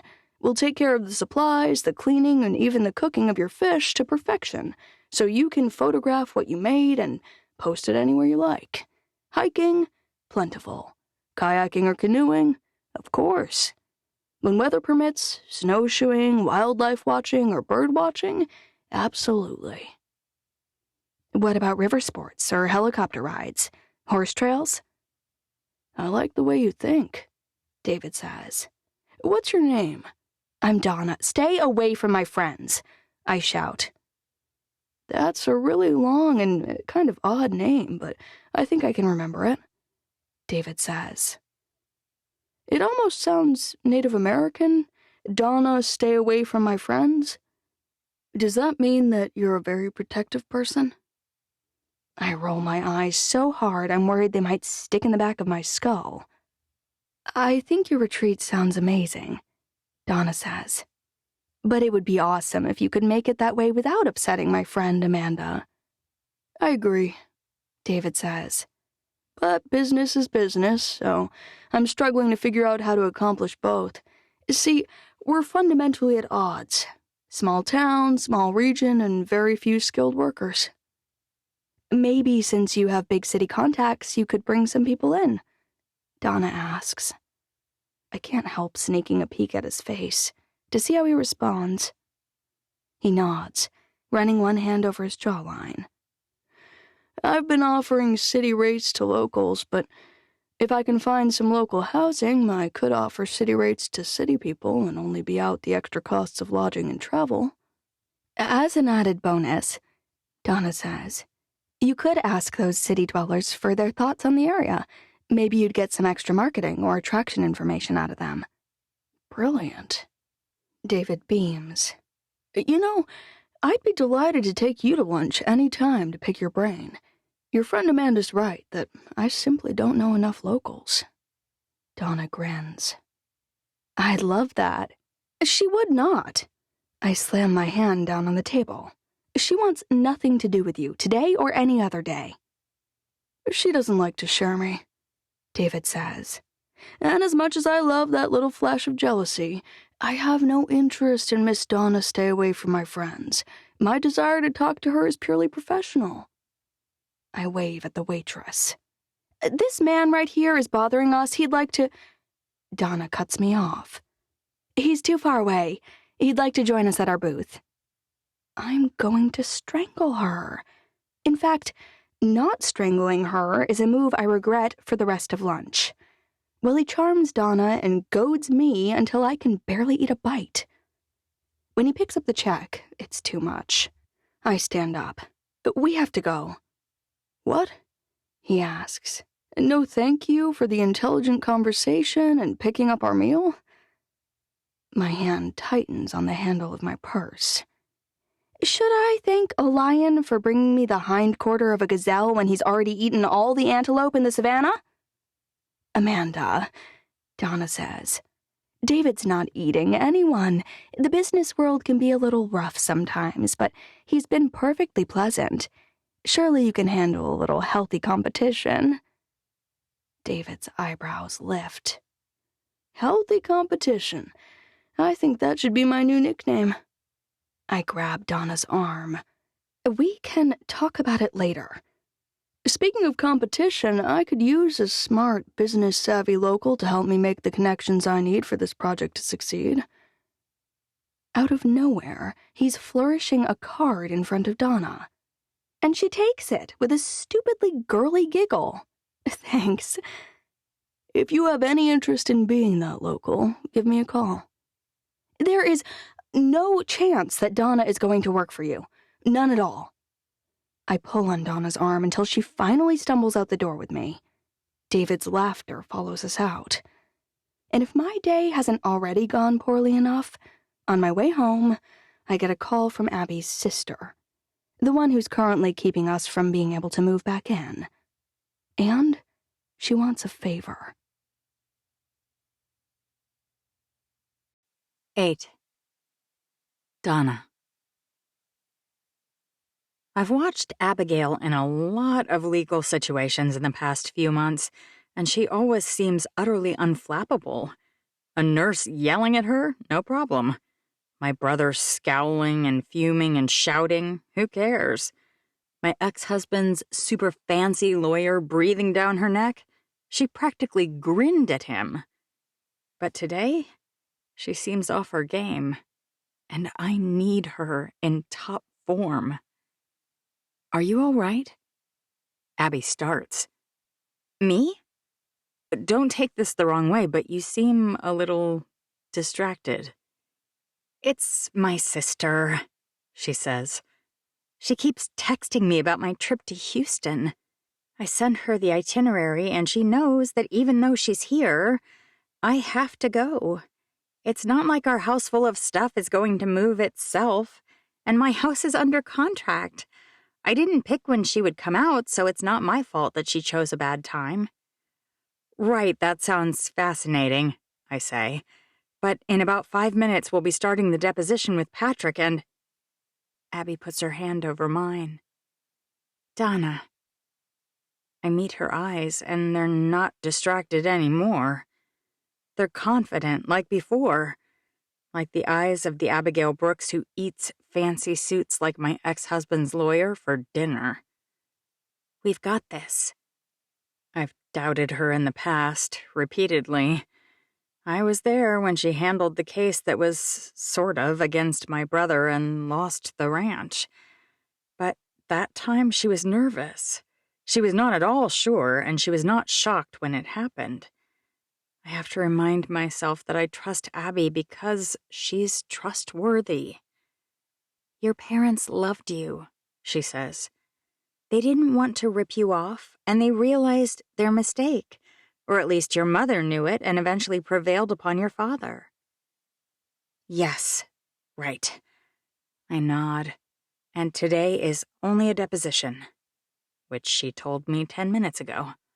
It's not the trial. We're gathering information, and probably important information since your brother plans to argue that your father was non compos mentis when he executed that will. Non-what is? It's Latin for not of sound mind, she says. And what he may not know, but his attorney will, is that he only had to be of sound mind during the period of time when he executed that will, assuming he knew the importance of the change. The deposition goes about as I expect it to go, with Patrick testifying on multiple occasions that Dad was fumbling and bumbling and confused, even as he walked into the law office the morning of the will execution. Your testimony then, Abigail says, is that you were with your parents when they went to your lawyer's office to execute that will? How else would I know how he was acting? Patrick rolls his eyes. Of course I was there. The stenographer's fingers work furiously as she records everything. You physically walked inside the law office with your parents and watched them execute what you previously described as a... She glances at her notes. A farce of a will. Yes, Patrick says. I walked right next to them into the office like I already said. And did you meet them there? Or did you all go together? It's a long drive, Patrick says. Why would we drive separately? Abigail shrugs. So you didn't, by chance, go the night before and spend the night inside the office or anything like that? Have you lost your mind? Why on earth would I do that? Of course I went with them in the very same car. In fact, I drove. Abigail nods. All right, and you are basing your opinion that your dad wasn't in his right mind that day on your physical presence before, during, and after that execution? Is this the only kind of lawyer you can afford? Patrick asks, ignoring her and facing me. Someone this stupid? Someone who asks the same questions over and over? Would you care to address your client's accusatory tone? Abigail asks, clearly addressing Patrick's lawyer, the same man who drew up the will that we're now contesting. Why would I stop him? The lawyer's grin is cocky and self-assured. I'm beginning to wonder whether Abigail might be in over her head. Was your lawyer present as well? Abigail asks. When the will was executed? Patrick sighs. Of course he was. Abby's eyebrows shoot up. Really? I think you may be recalling that incorrectly. His lawyer interjects. Think carefully. Under his breath, I can barely hear him mutter, I never attend executions, remember? Did you get that? Abigail asks clearly. Patrick Ellingson's counsel indicated to his client that he never attends executions of wills. Right, Patrick says. I forgot for just a moment. There was another lawyer who greeted me. I can't remember his name, but of course you weren't there just for us to get it notarized. It's interesting to hear you reversing your position, Abigail says. Are you sure you wouldn't like to do that about your presence at that signing? I'm absolutely positive. Patrick crosses his arms. A momentary bit of confusion over whether my lawyer, whom I saw all the time, was present isn't relevant. Abigail nods and presses a button. A television in the corner of the room turns on. I'd like you all to direct your attention to the screen here. This is footage from the CCTV camera across the street. It happened to record footage of your parents arriving, and as you can see on the date and timestamp, this is the very day they came to execute the will, is it not? Patrick's face drains of blood. The curious thing, as you watch this video, is that you are, most notably, not with them. And as you were quite clear about earlier, you didn't say spend the night in the law office. Patrick swallows. I'm just trying to reconcile what I'm seeing with my own 2 eyeballs and what the judge will most certainly see as well, with your very clear, very adamant statements about the day of the will execution.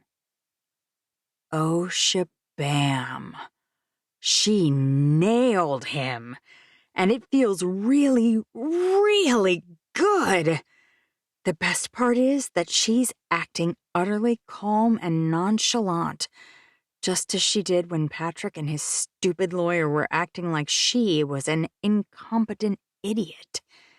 She played into that, so that there would be enough rope for him to hang himself. I suppose my question, Mr. Ellingson, is how could your previous statement possibly be anything other than a lie to serve your own greedy purposes? Do you possess superhuman powers that allow you to become invisible? You're a real His lawyer grabs his arm. Patrick? If you had that video, you should have shown us right away. You had as much access to it as I did, she says. And you didn't ask for it in any of the document requests you provided, nor did you ask for it in interrogatories. But you knew! Are you meaning to imply that I knew that you would perjure yourself after swearing an oath? Abigail asks. I suppose I had an idea, after all the lies you told and the fraud you attempted to commit when trying to buy the Birch Creek Ranch, but I didn't know you would lie this time as well. Objection, his lawyer says.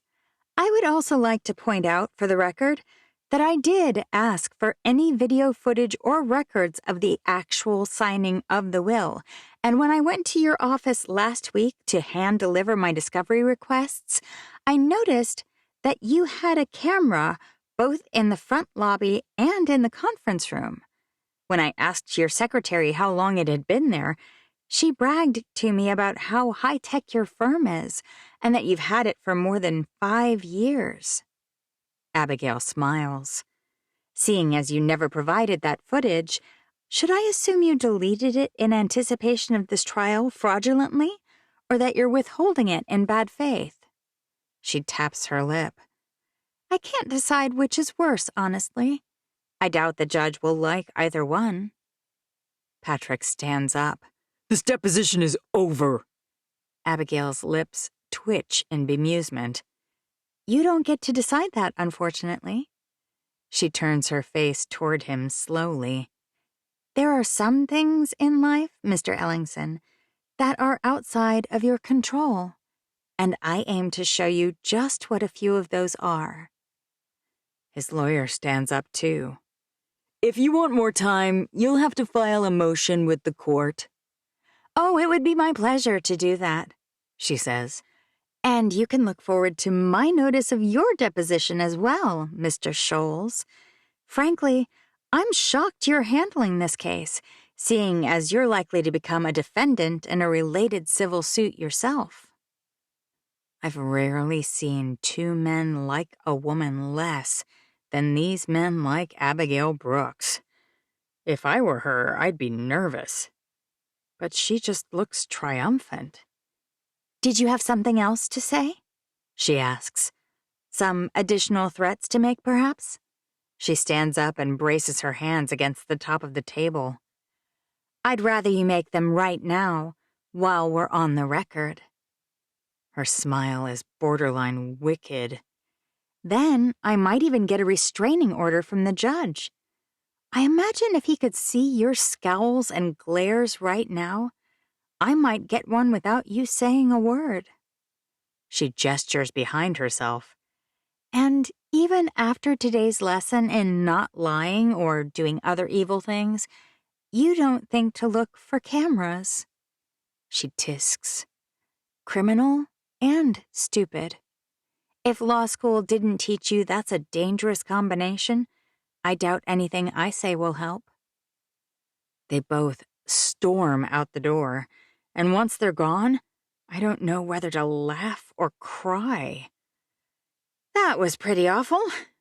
Abigail looks like a marionette with cut strings when she sinks into her chair. The stenographer is all packed up. I'll be in touch about my bill. She glances from Abby to me and back again. Are you two all right? Abby sighs and nods. Thank you. Once she's gone, Abby almost whispers, I'm so sorry you grew up with a brother like that. As if her words summoned them, tears start streaming down my face. I've made excuses for Patrick my entire life. He wasn't as bad as my dad. He wasn't really vicious. He cared about me in his own way, but every single thing I told myself had a qualifier. It was never just that he cared about me. It was never that he wasn't bad, just not as bad as Dad. Abigail puts one hand on my shoulder. You're not by yourself, she says, and the louder you bark and the more viciously you snarl, the less likely they are to move against you. But Abby has Steve backing her up. I have no one. Sometimes I wonder whether it's worth it. He offered me $100,000 from the life insurance, and that's way more than I ever expected to get. Maybe I should just take it and be done with the fighting. This is where you think I'll give you a pep talk and tell you that you deserve all of what the will says you should have and more. It's where I'm supposed to tell you that since your brother acted in bad faith, you could actually request and possibly be granted the entire estate, including his ranch. I bet it would feel good to kick your brother and his horrible wife off their property. I think about it, but that's not what I'm going to tell you. Abby's eyes are sad. Knowing what I know about you, I doubt it will feel very good. Family and home are complicated, and you'd probably regret doing something like that your entire life. Only you can decide what the emotional toll this is taking will be worth. But I will just add one thing. If you believe that your brother will be fine with you taking a portion of the life insurance because he's offered it, if you think that will repair your relationship, I think you'd be wrong. I don't think your relationship with that man can be repaired, because I think the only part that wasn't rotten was on your side.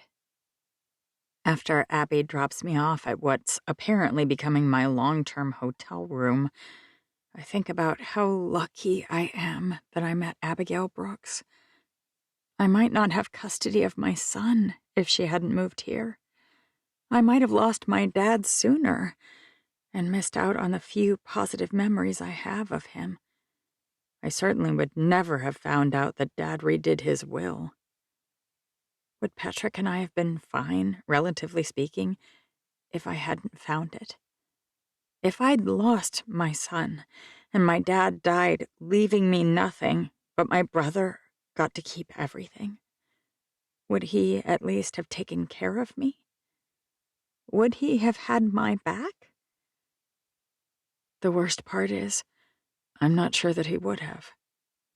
Even if he had gotten away with stealing everything from me, and stealing the Birch Creek Ranch like he planned, I'm still not sure he'd have been happy. After I pick up Aiden and make it safely back to the hotel we're still staying in, I notice I have several text messages, 2 missed calls, and a voicemail. I plonk Aiden down in front of the television and walk into the bathroom to check them in peace. The first text is from Abby. "You aren't alone. You're a good person. Your parents knew it." Another text is from an obnoxious car wash in San Francisco. I should never have signed up to get their messages just to save 10%. The last message is from Patrick. "There are more ways to win." More ways to win? What the heck does that mean? If he loses in contesting my probate of Dad's will, he'll do what? I'm still thinking about what that might mean when I press talk on the voicemail. "Donna!" A tinny voice blares from the speakers of my older model iPhone.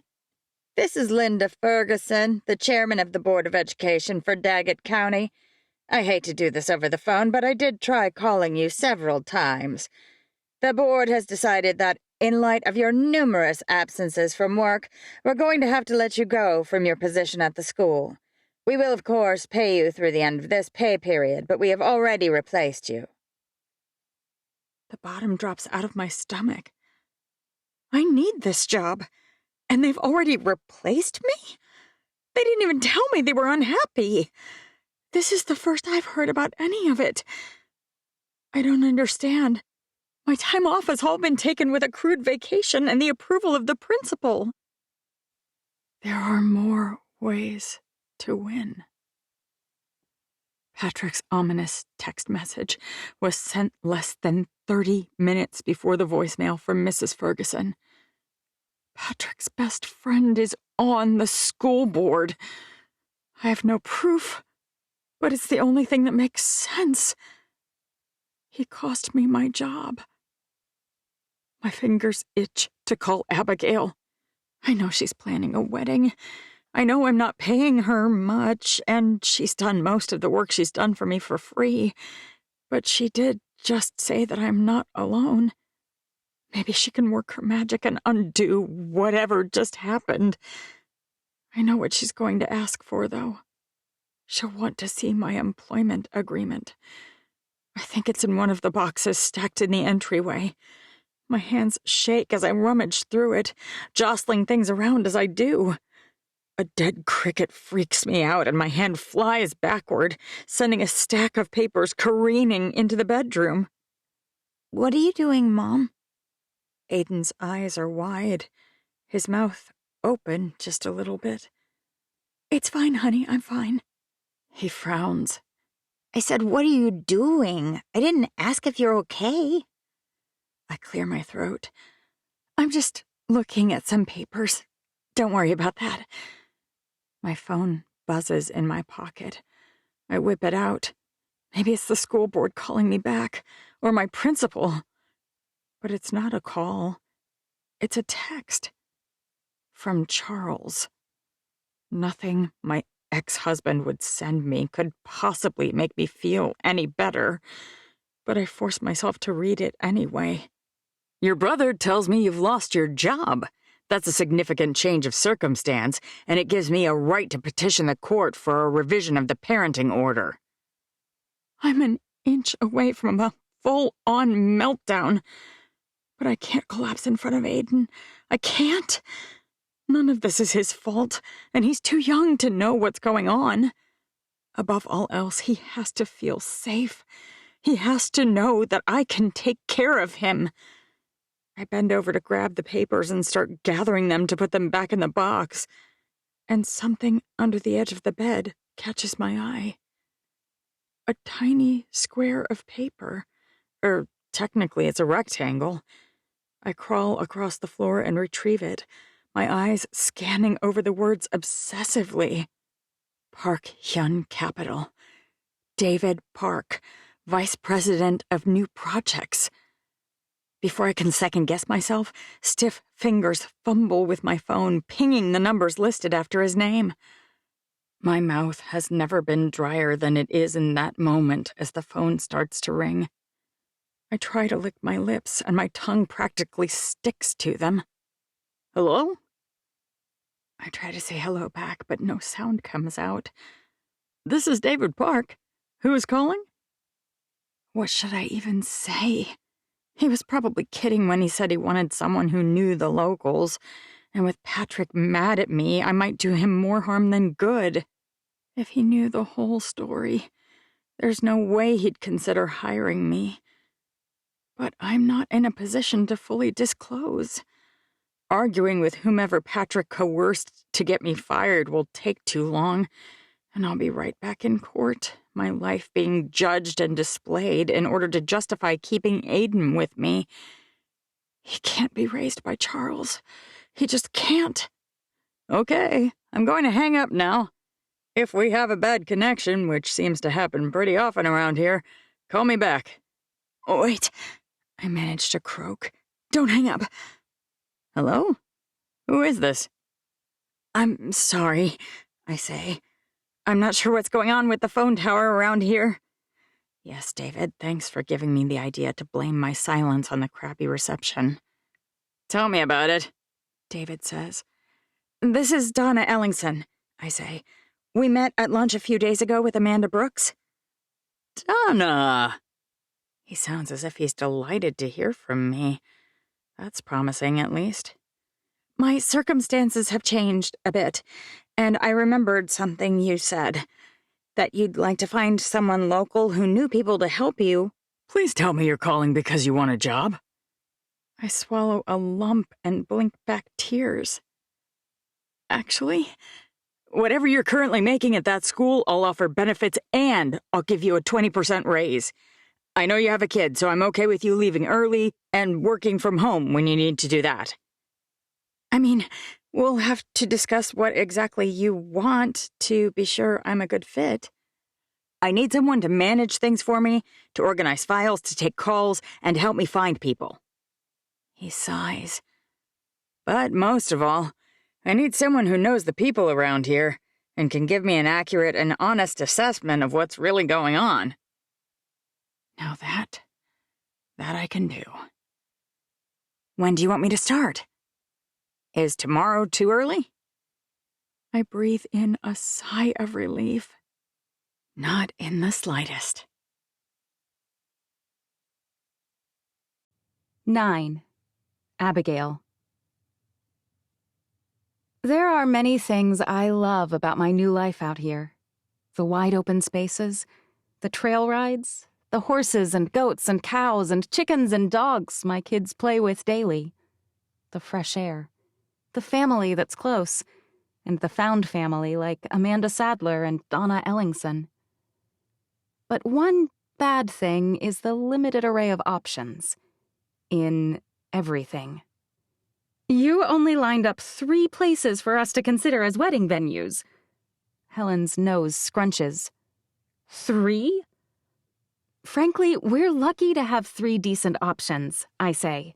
Most of the people in the area go to the same church, and their congregation's willing to let us use their building even though we don't attend.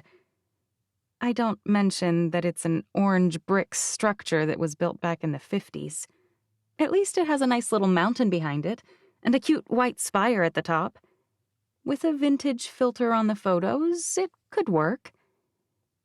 And there's also the Daggett County Rodeo Grounds, if we wanted to chance holding it outdoors, and the view from the far side showcases the mountains and the Flaming Gorge. It's hard to beat. The rodeo grounds? Helen blinks. Please tell me you're kidding. I know it's not your thing, but I'm marrying a horse trainer. We could do the ceremony on horseback. I know full well even mentioning that will make her go crazy.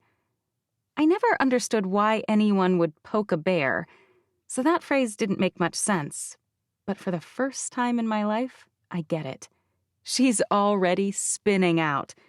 May as well enjoy her overreaction. Abigail! I don't wait for her to rant.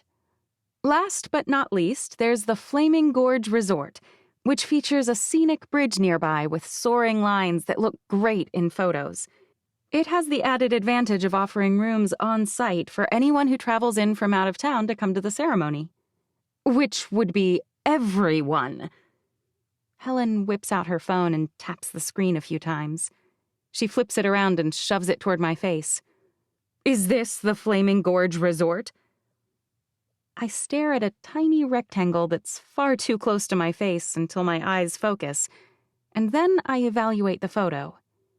It appears to be 2 full-size, or perhaps twin-size, beds, covered with a yellow striped bedspread from the 80s. I scrunch my nose and look at Helen. That's just the inside of a hotel room. How am I supposed to know if it's the right resort? Helen's nostrils flare.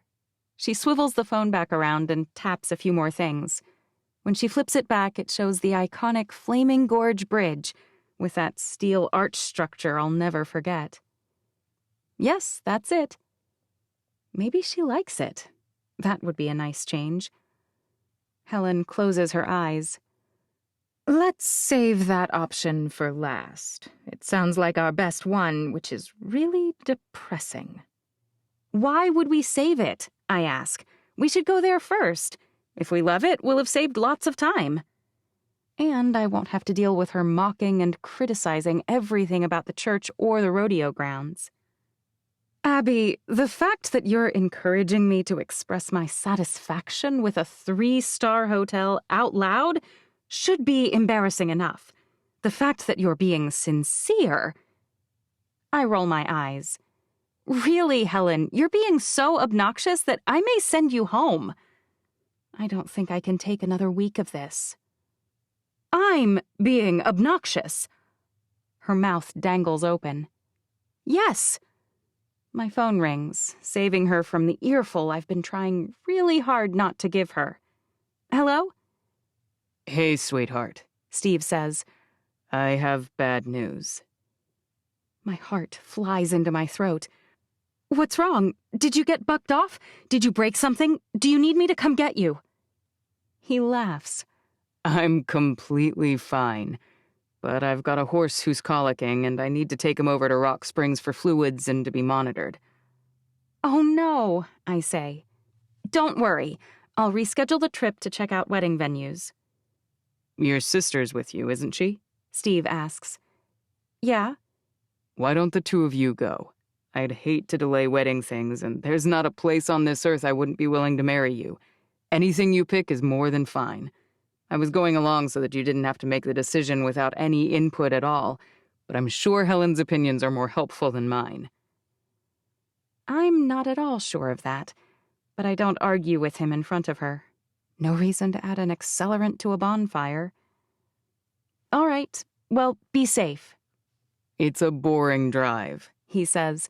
If this idiot hadn't gone off his grain this morning, I wouldn't need to make it. But with colic, catching it early matters. It's fine, I say. Go. All right. I'll call you when I'm on my way back. Great, I say. Dinner? I'd love that. Should I bring something from Green River? How long will this take? I was secretly hoping he'd be able to make it back by the time we reached the resort at Flaming Gorge. Since I have to go that direction anyway, the hospital asked me to come in and sign some charts I missed. I'll be home before dinner, but not by much. I sigh. Don't bother picking anything up. It would be soggy and cold by the time it got out to the ranch anyway. I'll see you then. Is this common? Helen asks. What? I slide my phone into my pocket. You didn't seem surprised that he's going to skip our plans today. She's so irritating. You never know what may come up when you have horses, I say. But colic isn't something you ignore. What is it, exactly? Is this horse dying? I grit my teeth. Horses can't puke. So if they get dehydrated or have other stomach problems from eating something they shouldn't, for example, because they can't poop the problem out, colic can kill them. Yes. He didn't say the horse is rolling, which means that with some extra fluids, hopefully he'll be fine and he won't need surgery. Helen grabs her purse off the counter. That was way more than I wanted to know. She strides toward the door. I take it we're going to soldier on without him? Soldier on? I'm sorry. Helen's smile is catty. What I meant to say was that I can't wait to go and check out the delightful local venues where you'll be marrying your handsome and rugged rancher. She drops her voice. Was that better? I consider all the times over the past 39 years that I've really let Helen have it. None of them have gone well for me. She always seems to make me look and feel like a moron. I think it's because, while I regularly pull punches to keep from harming the people I love, Helen never relents. It gives her an edge I've never been able to overcome. Sure, let's go. As we walk out the door, Ethan's climbing into his beat-up old truck. Where are you going? I ask. Steve said he's going to stop in Green River on his way back from Rock Springs, Ethan says. I figured I'd ride down with him. Your fiancé ditches you, but takes your son along with him? I need some supplies for fixing fences, Ethan says, and Steve said they'd fit in his horse trailer better than they would in my truck bed. I'm glad that Steve and Ethan talk, and I'm delighted that Steve's helping Ethan with things. I don't find it incongruous at all that he'd be taking Ethan, or that he knows what Ethan needs already. I do, however, wish I wasn't stuck spending the day with Helen, while the two of them are talking and laughing it up comfortably. Before I can climb into my SUV, Helen gestures toward her car. I'll drive. Let's go past the church and rodeo grounds on our way to the resort, I say. We may be able to rule them out without even going inside. Helen arches one carefully manicured eyebrow. May be able to? I bet I can rule them all out before we even leave the property. I don't grit my teeth. I don't even sigh. I don't want to rule them all out, Helen. I want to pick the best option, even if it's not one that you would want for yourself. As if she can sense she's pushed me as far as I'll bend without snapping, she backs off. I'm kidding. Jeez. When I slide into the seat of her posh sports car, I can't help comparing it to what I drive. Other people might be unhappy with their full-size SUV by comparison to her BMW M4. Helen's car is sleek, shiny, and the inside is luxurious. If I didn't have 4 children, I might drive something similar. That's the one thing that keeps me from ever regretting my choice. It's also something Helen will never understand. She may tolerate my children, and now that they're older and more interactive, she might even like them. But she'll never quite comprehend why I had so many when they cost me my enjoyment of the finer things in life. Kids are a nuisance to her, whereas to me they're the source of most of my joy and fulfillment. Even with our differing outlooks on life, I strive to find common ground. These seats are nice. I'm surprised you could find a rental this fancy. Oh, it's not a rental, she says. It's not? I buckle so that I have something to do other than gape at her. Since she's buckling too, it's not like she has even noticed my shock. Her head turns toward me slowly, her eyes narrowing. The worst part about sleeping somewhere away from home is the sorry state of the mattresses in most of the world.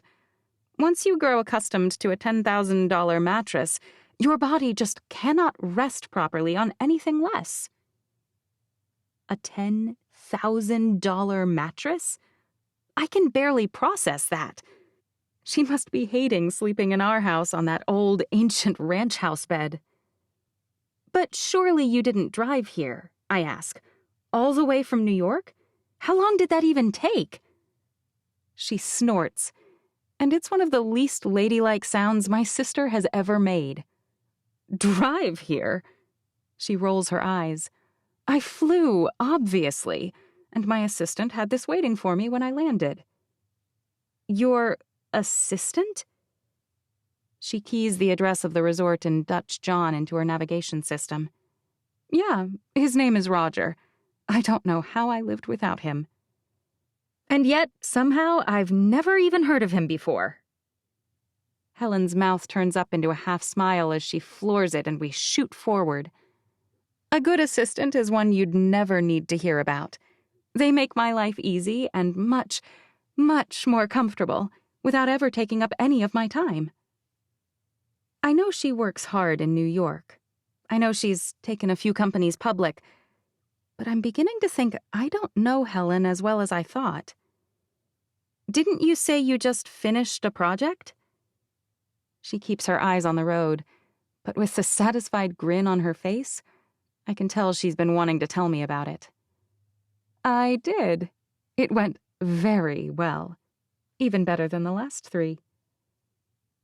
I'm not entirely sure what my sister does. As I understand it, she has ideas, and then she finds people she can pay to make the things she thinks up. She handles the business end, but she never actually does or invents or creates anything herself. I still remember her condescending tone when I asked her what she dreamt of doing after her college graduation. Her dream was to make a lot of money, and she had to analyze the market to really do that effectively. It had nothing to do with what she wanted to do, and everything to do with what would sell the best. Finding something the world is eager for but doesn't have is much more lucrative than making something and trying to find people you can convince to buy it. I still don't understand why you sent this car all the way out here, I say. I didn't have it sent out. She says that as though I'm the idiot for not understanding. You couldn't have driven a Corolla for a week? I had no idea she was so high maintenance, but I guess I should have known. A Corolla! She presses her lips together in distaste. She shakes her head. No, thank you. This wasn't a hassle at all. Roger arranged the sale and had the dealership bring it to the airport. Holy cats. I had no idea divas like her really existed. But you'll take a bath when you sell it back. Don't cars depreciate the second you drive it off the lot? Not in this instance. I have something I like to drive to make my stay more palatable, and then when I leave, Izzy can keep it as an early graduation present. This time, I actually do choke. Izzy! As in, my Izzy! She's years away from graduating. Years away from driving, for that matter. Years? Please. I bet they let them drive at 14 in this backwoods province. You want to give her this car. It's brand new, and it's a sports car. Ethan's head would explode. What about Ethan? He can drive right now. Or me, for that matter. Oh, my word. She's totally thrown me off with this oddball tangent. Why on earth would you leave a car at all? You could have your trusty assistant resell it for you. She waves her hand through the air. Whatever. If you don't want it, that's fine. Helen, what's going on? Her hands tighten on the steering wheel. What do you mean?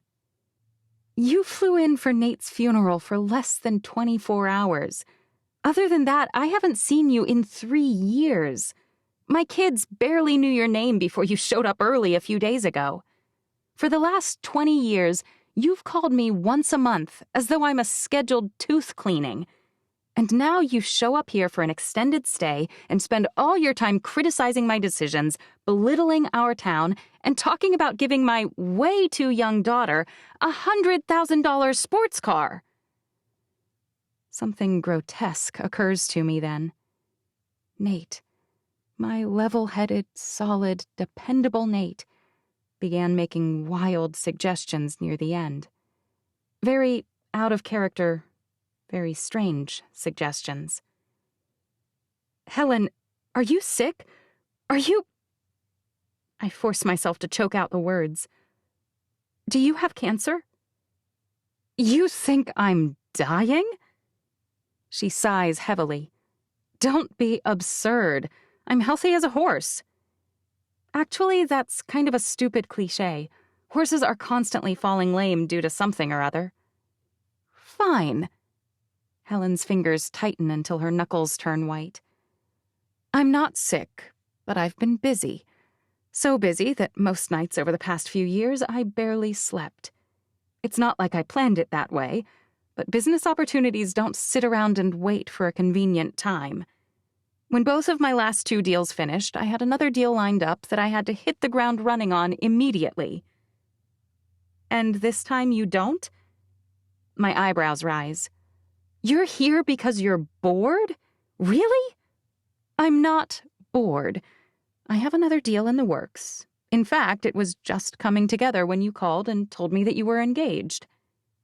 She slams on the brakes and pulls off on the side of the road. She turns her entire body toward me, her eyes flashing. This next project looks like it could be far better than the last 3. I could double my very substantial net worth inside of 2 more years. I'm delighted to hear that you'll be able to make even more money, I say. Heaven knows that's all you care about. Helen's hand moves so quickly that I don't even see it coming before my cheek starts burning like a bonfire. She slapped me.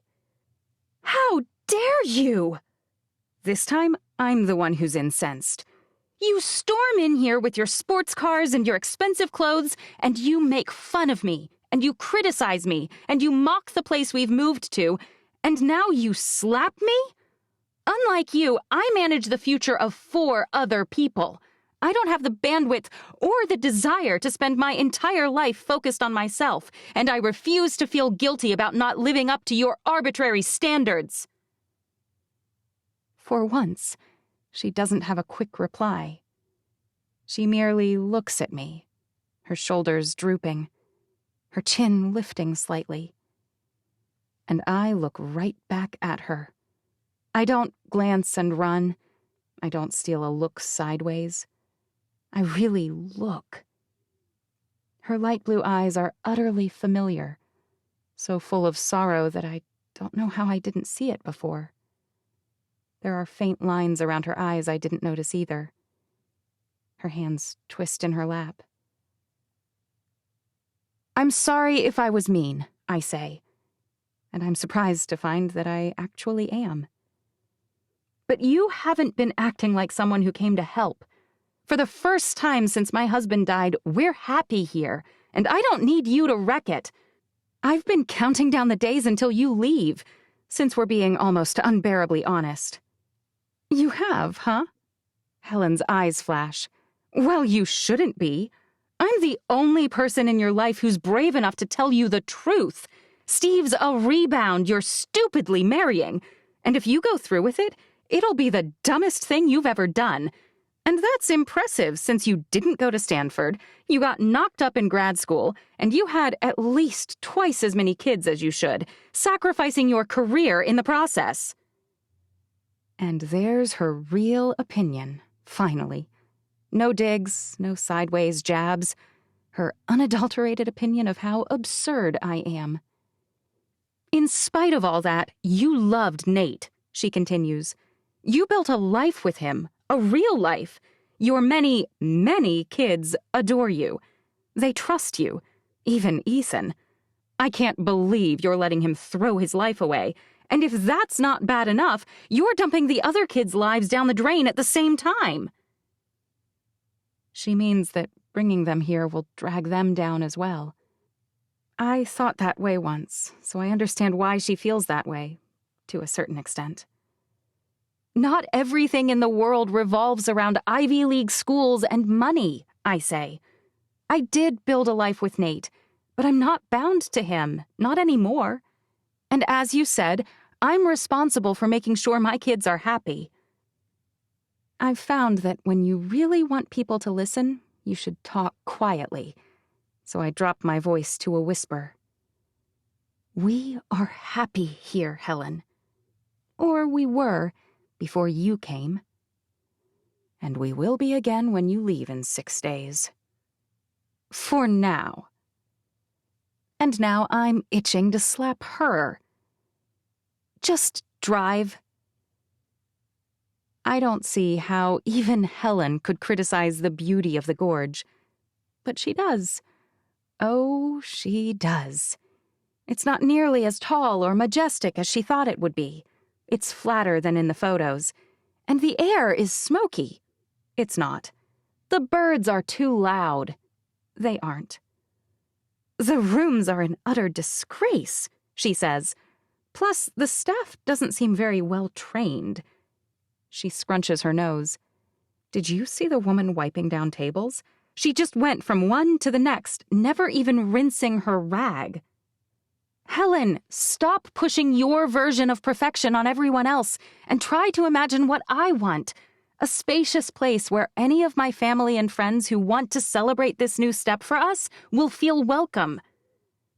I push past the doors of the resort and step out into the clean, crisp air.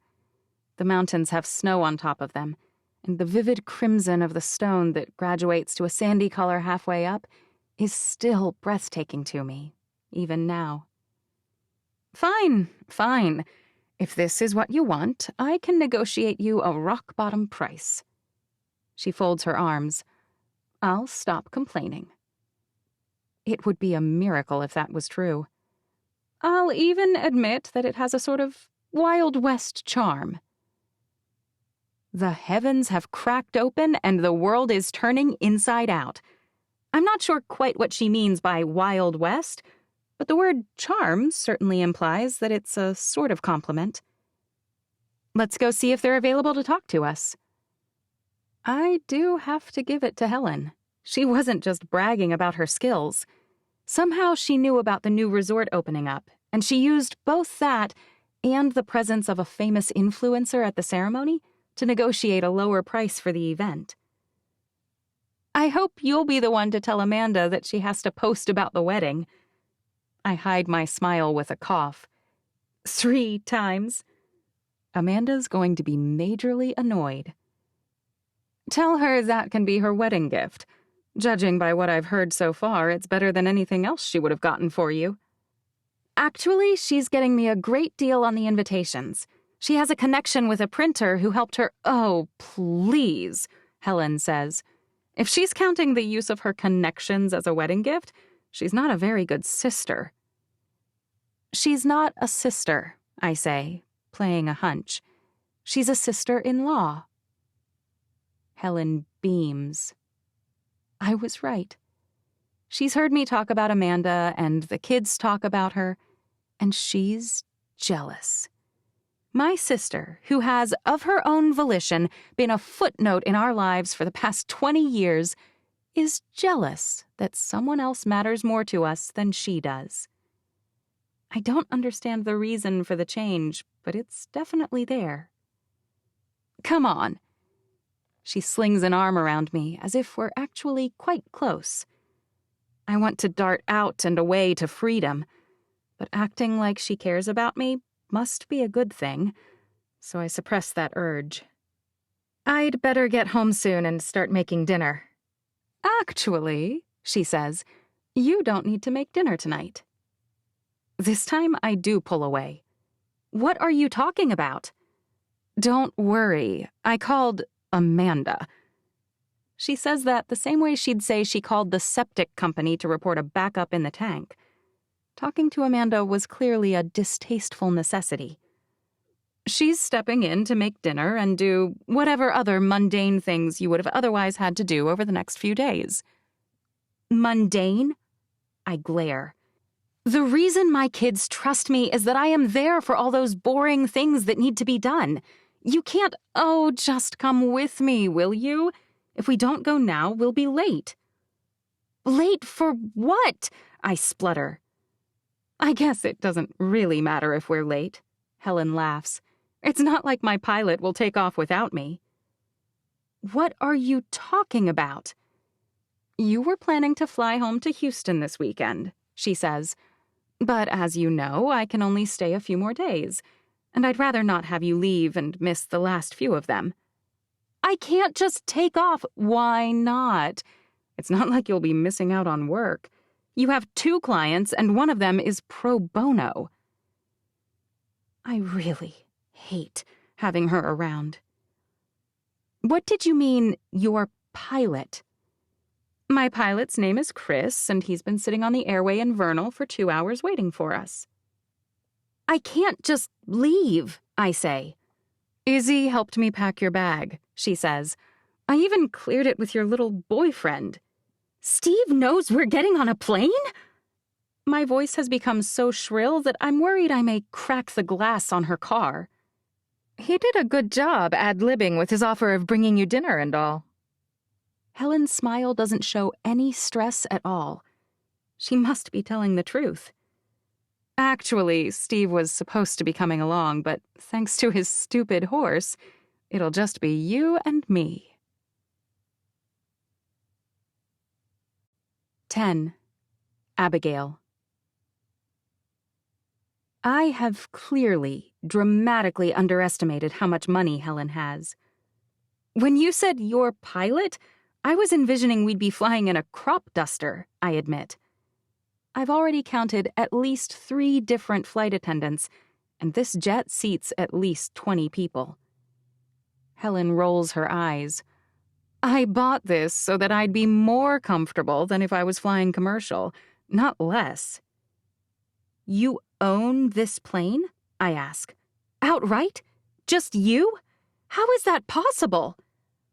I asked if you needed help after Nate died, Helen says. On more than one occasion, I asked if you needed money. I'm quite sure. I thought you meant, to pay the mortgage on our house, I say. Or, to help pay Ethan's tuition. I didn't know you meant you'd dedicate a wing to Nate at Harvard to get Ethan in. Helen rolls her eyes. You're the Harvard fan. I went to God's school. Of course she did. Mom and Dad almost died when I picked Harvard over Stanford. Do Mom and Dad know? Do they know that I went to Stanford? She lifts one eyebrow. Yeah, I think they do. No, idiot. Do they know you're as filthy rich as a Maharaja? Oh, that. Helen shrugs. Doubt it. How often do you talk to them? Not much, I say, and that's how I like it. She chuckles. Same. So they don't know either? I shouldn't care, but for some reason the idea of knowing something they don't makes me happy. If you tell them I have this, Helen says, Mom would be calling me all the time to try and fly places. I bought this to make my life easier, not to help Mom see the world more conveniently. She can already afford to fly wherever she wants to go, I say. Exactly. The rest of the flight, direct from Vernal to Houston, passes quickly, once we start complaining about Mom and Dad. It's always been the most solid of the common ground between us. Before I know it, we're landing. I've lined up a hotel that's... Oh, we don't need a hotel. I pause. Or maybe you do, if they have $10,000 mattresses underneath their beds. But I'll just call an Uber and head for the house. I can get a lot of packing done between now and bedtime, and my bed's still set up. Oh, fine. Have it your way. Helen sighs. But when we deplane, there's another black sports car waiting for us. Did you buy this one too? I squint. Is that... What kind of car is that? Helen shakes her head. It's an Alfa Romeo, and no, I didn't buy it. The rental car companies here have a lot more options, and they promised Roger this had never been smoked in. Once she's behind the wheel, my sister looks impressed. Seeing as it only has 87 miles, I think their promise to Roger was correct. If I'm ever as high-strung as you, feel free to slap me again, I say. You and I both know you're comfortable with the slapping part. Why, yes, Abby, I do accept your gratitude for setting up this trip, flying you out to Houston so you can get your house packed, and even coming with you to help. I roll my eyes. And, of course, it was my pleasure to line up a suitable rental car. This time, I laugh. It was a pretty cool way to travel. And since we're at a regional airport, we're only 20 minutes from your house. I'm shocked you know where my house is, I say. I don't recall you ever coming to visit. Roger knows everything. I had your address saved. She isn't great with birthdays, as those happen all over the calendar, but she has always been a pretty reliable sender of lavish Christmas gifts. I should have known she had my address in order to do that. Since we ate a pretty great pasta dish that had both cherry tomatoes and black olives, as well as some kind of sweet and crispy kale salad on the plane, we don't even need to stop for food on the way to my house. When we arrive, I notice for the first time, since there's no one to unload the car for us here, that her bag is actually quite small. Mine is much larger. You packed light, I say.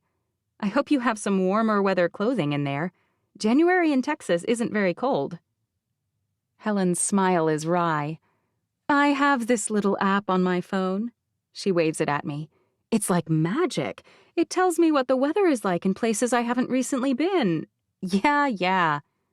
I slide my key into the lock, which is harder than usual thanks to the dumb black lockbox that's scratching up my beautiful wooden front door. Well, don't come whining to me if you're all hot while you're helping me pack the kitchen. Oh, I don't whine, but I hate packing. My assistant sends me clothes by courier when I reach a new location. It's like she's gone entirely insane. How do you know they'll fit? I have a personal shopper. She's looking at me like I'm the crazy one. Two, actually. Jessica is terrible at formal wear, so I hired Trish to handle that. Because that makes sense. But back to the packing. I turn to find out what she's saying, but she waves me inside. Go, geez! You planning to keep me out here on the porch all night? I'm grumbling as I walk through the doorway, my much larger bag, packed by Izzy, hefted over my shoulder. Maybe I should.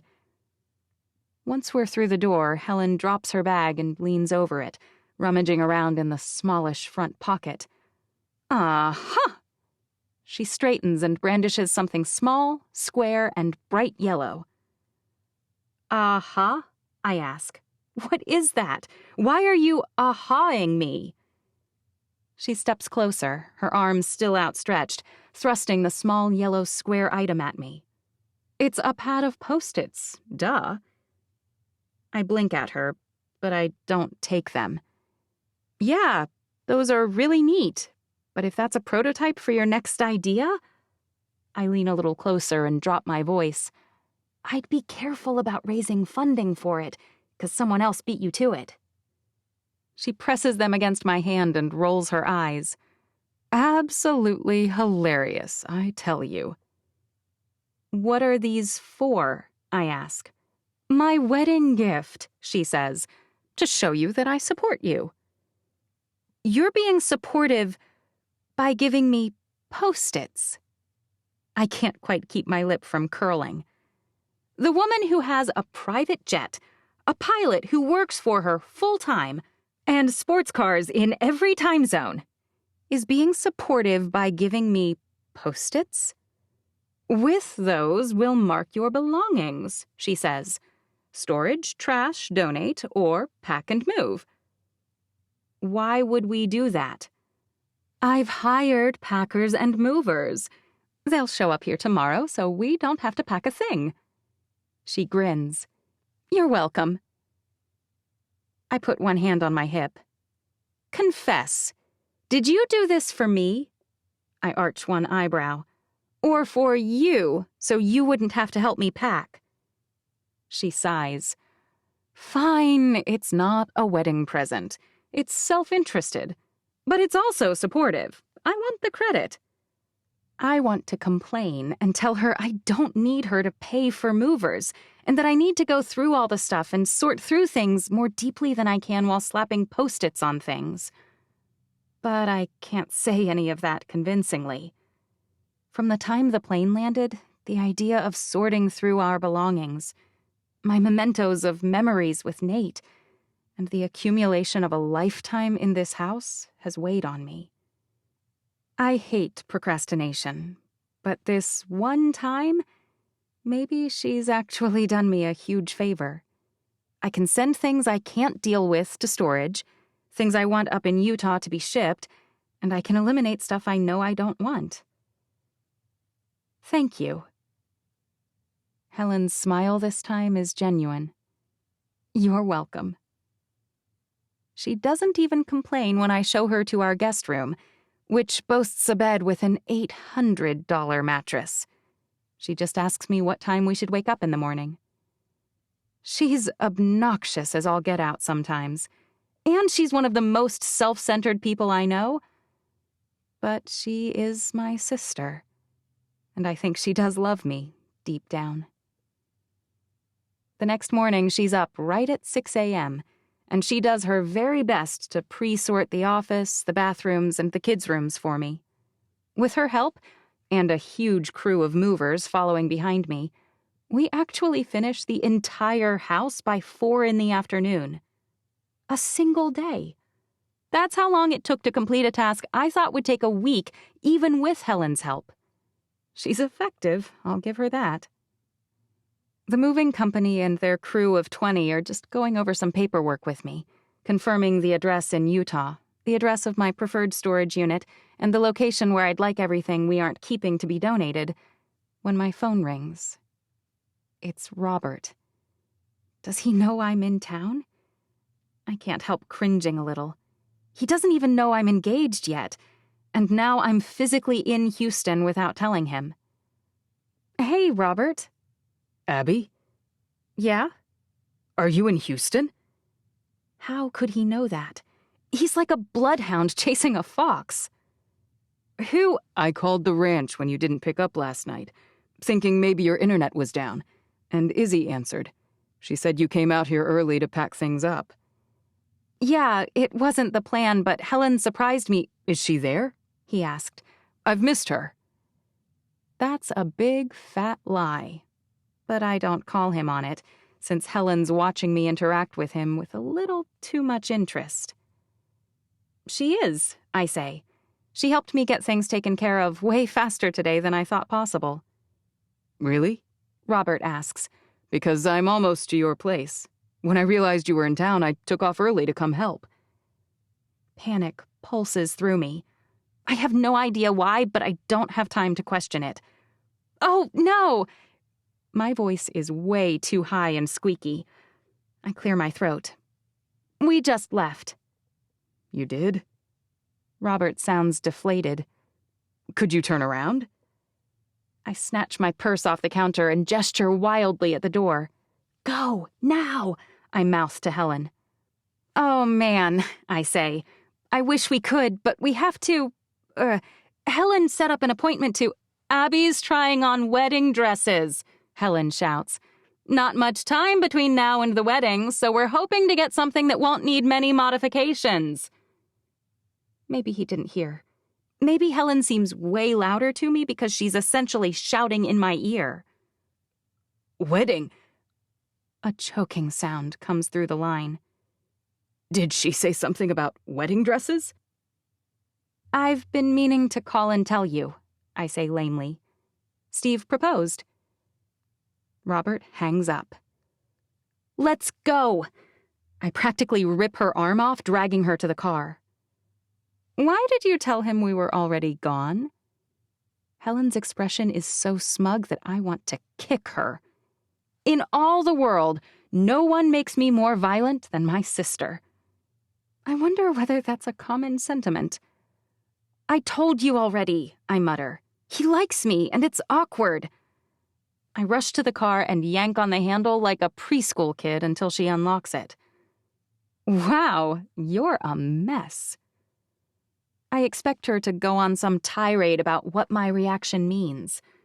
I expect her to scold me or berate me or argue with me, but she's miraculously silent. We've been driving for nearly 10 minutes when my heart rate finally calms enough to realize that I have no idea where we're actually going. That's when my irritation flares again. Why did you have to yell that we're going to look at wedding dresses? You knew that— Because it's true, she says. That catches me off guard. Huh? I made an appointment a few days ago. At a wedding boutique? I can hardly believe it. You, the person most opposed to this wedding in all the world, other than maybe Robert, who just hung up on me, made me an appointment to look at wedding dresses. She shrugs, her hands remaining at 10 and 2. If my mule-stubborn sister is insisting on making a big mistake, I'd at least like her to look nice while doing it. That makes me smile. Even if she's being annoying, at the root, she's being supportive. Thank you. She stares straight ahead, but I can tell she's pleased. How did you know we'd be able to go today? I ask. I have a huge house. I set up 5 appointments over the next 24 hours, she says. Whoa, I say. Weren't you worried we might piss off the boutiques? I made them at 5 different places, she says. And even if we annoy all the Houston shops, there's always New York. It must be nice for her that money is no object. I can't fly to New York. I'd take you, obviously, she says, her voice soft. The movers may have been set up to keep me from having to perform backache-inducing manual labor, but this is actually just something nice I want to do for you. Thank you, I say. And I mean it. The shop owner is an older lady with a heavy accent, but she's nothing but smiles, and not the fake kind. The wide-mouthed, eye-crinkling smiles that mean she genuinely loves her job. It must be fun, finding the perfect dress to celebrate the perfect day. The first dress she brings me is vintage. Ivory bodice, cream skirt, and thick, hand-crocheted lace on the long sleeves and trim. It looks like a gown that would have been worn in the 1800s. Oh, no, Helen waves. I get what you're going for, but no one who's as close as you are to 40 wants to have a vintage theme. She shakes her head. It's a little too close to home. I laugh. The woman laughs along with us. The next dress she brings is bright and white and hugely puffy. Now that you're trying on just so I can laugh at you, she says. I hate it on sight, but I comply. I mean, isn't that half the fun? Trying on the duds so that when you find the right dress, it really stands out? Over the next hour, I try on a form-fitted dress with fur trim. I slide into embroidered and bejeweled gowns that look like they were made for Queen Victoria herself. I shimmy into several more cupcake-inspired fluffs. And I even wait patiently as the proprietor laces up the slinkiest, the naughtiest-looking wedding gown I've ever seen. But after so many losers that I've mentally lost track of them all, the woman brings out a gown that's in a protective rubber case. I can tell by the careful way she's holding it that it's hugely pricey. She looks like the jeweler who has brought in an unmounted diamond that was resting in a huge black box kept in the safe in the back. I doubt that one's really in my budget, I say, judging by that bag. Oh, stop, Helen says. Just try it on. The smiley woman carefully begins to extricate the gown from the bag, and I catch my first glimpse of the bottom. The skirt is full, but not floofy. It's clearly made up of several layers, but the overlay is made of a delicate lace shaped like flowers. It reminds me of the yarrow flowers that overran the meadow the first time Steve took me on a trail ride. Layers and layers of tulle and organza lie beneath it, helping it look full without resembling a cupcake. But the bodice is the most perfect part. It's simple, clean, and elegant. It's a clean-cut, sleeveless bodice that's tightly overlaid with the same yarrow-covered lace, and around the waist is a bright but thinly embroidered ring of turquoise-colored flowers. They're just the pop of color that it needs to say, I'm elegant and mature, but I'm still fun. It practically screams for a pair of turquoise and gold cowboy boots to be worn with it. My hands tremble as I undo the laces in the back. Will my back and arms look too old? Will this gorgeous dress look ridiculous on me?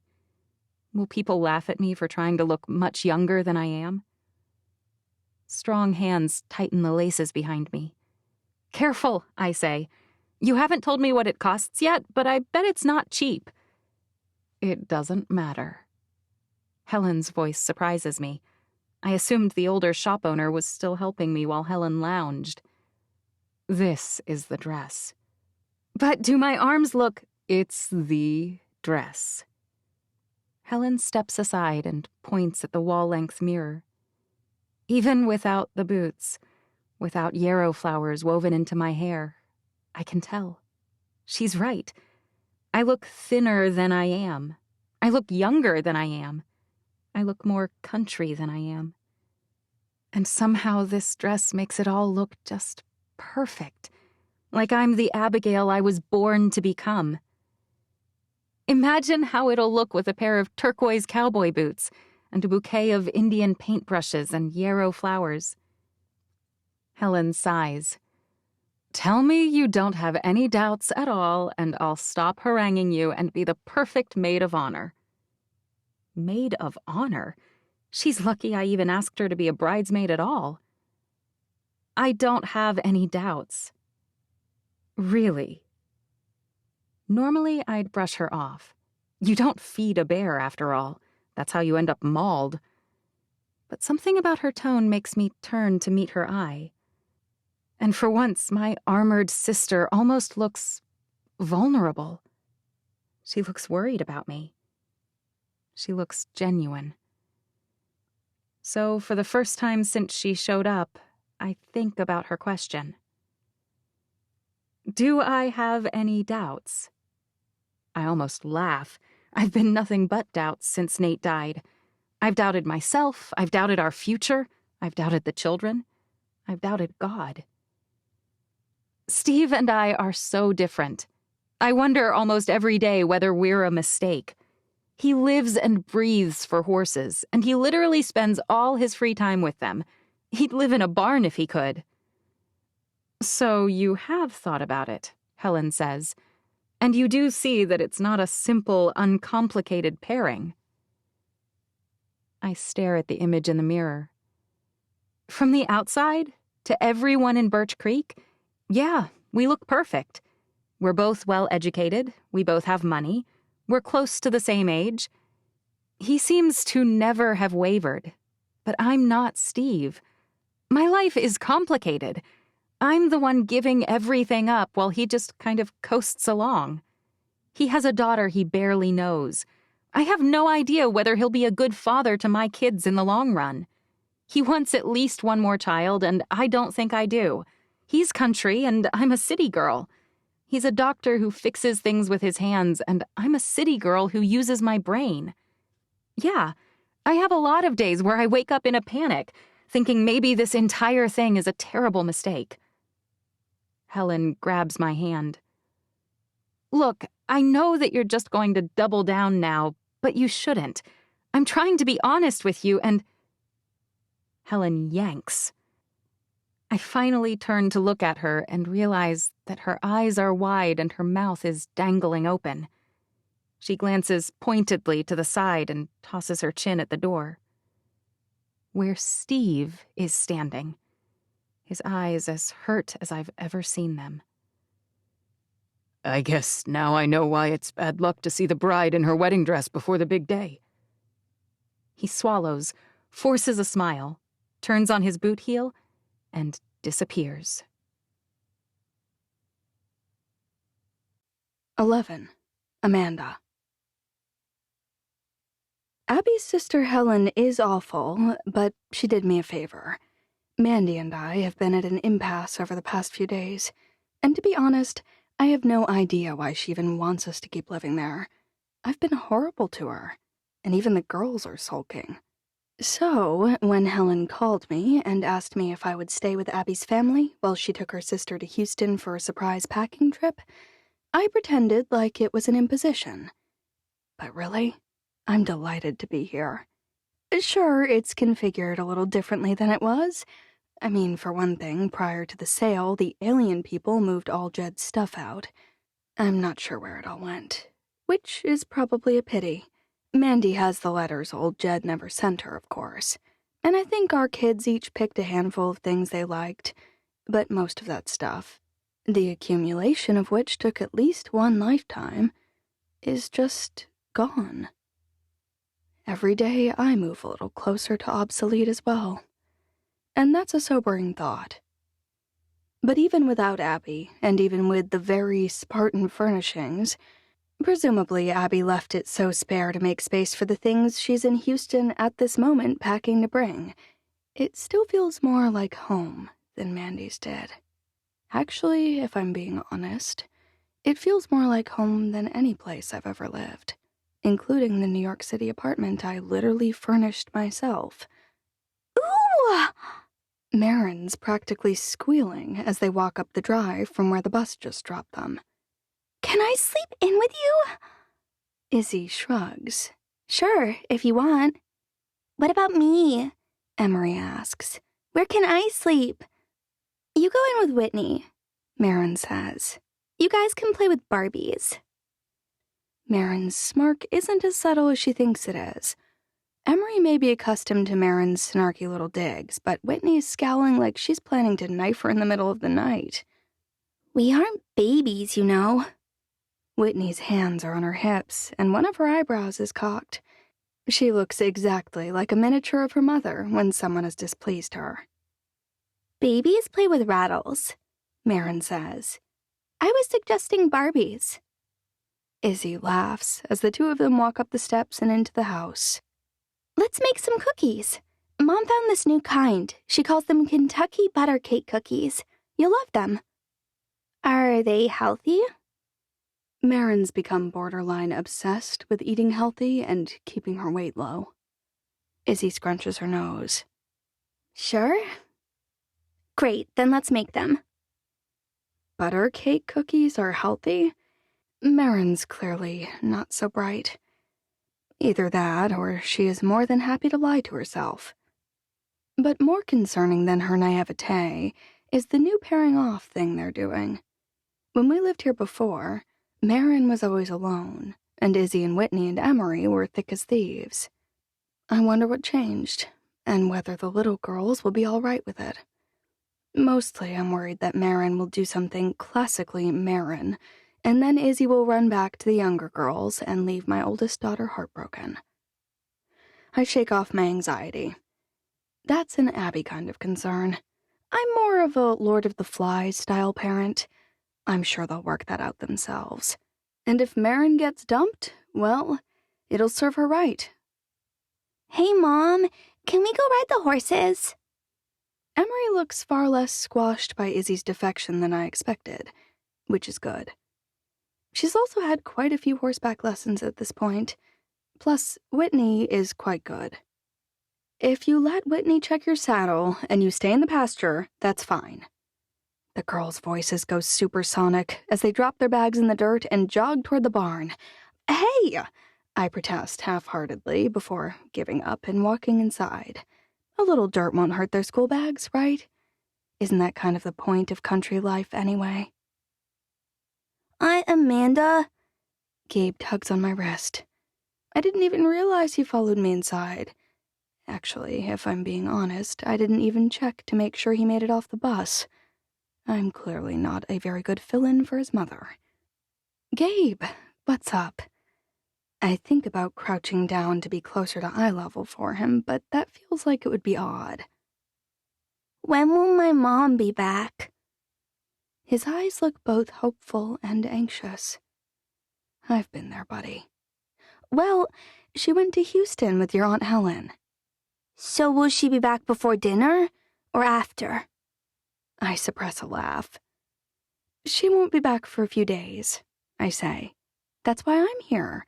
Otherwise, Ethan could have kept an eye on you guys.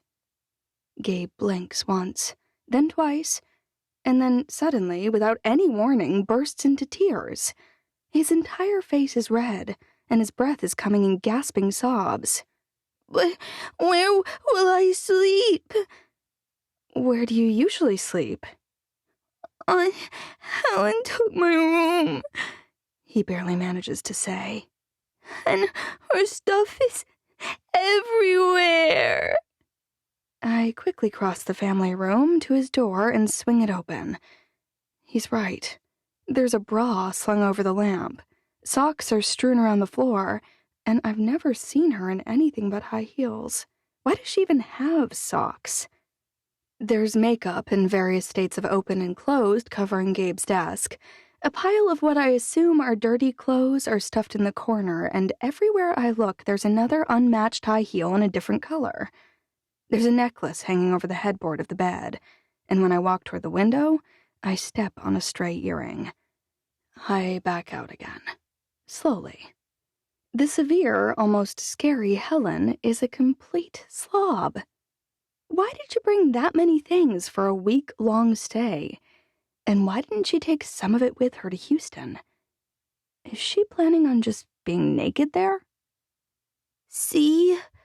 "Yes, sweetie, yes, I do see." I think about his concern. Where will he sleep? Where have you been sleeping? "In Mom's room." Both our heads swivel slowly toward the door to the room Abby slept in for 6 months, until we lost the ranch. "That's Ethan's room now," Gabe reminds me. Of course it is.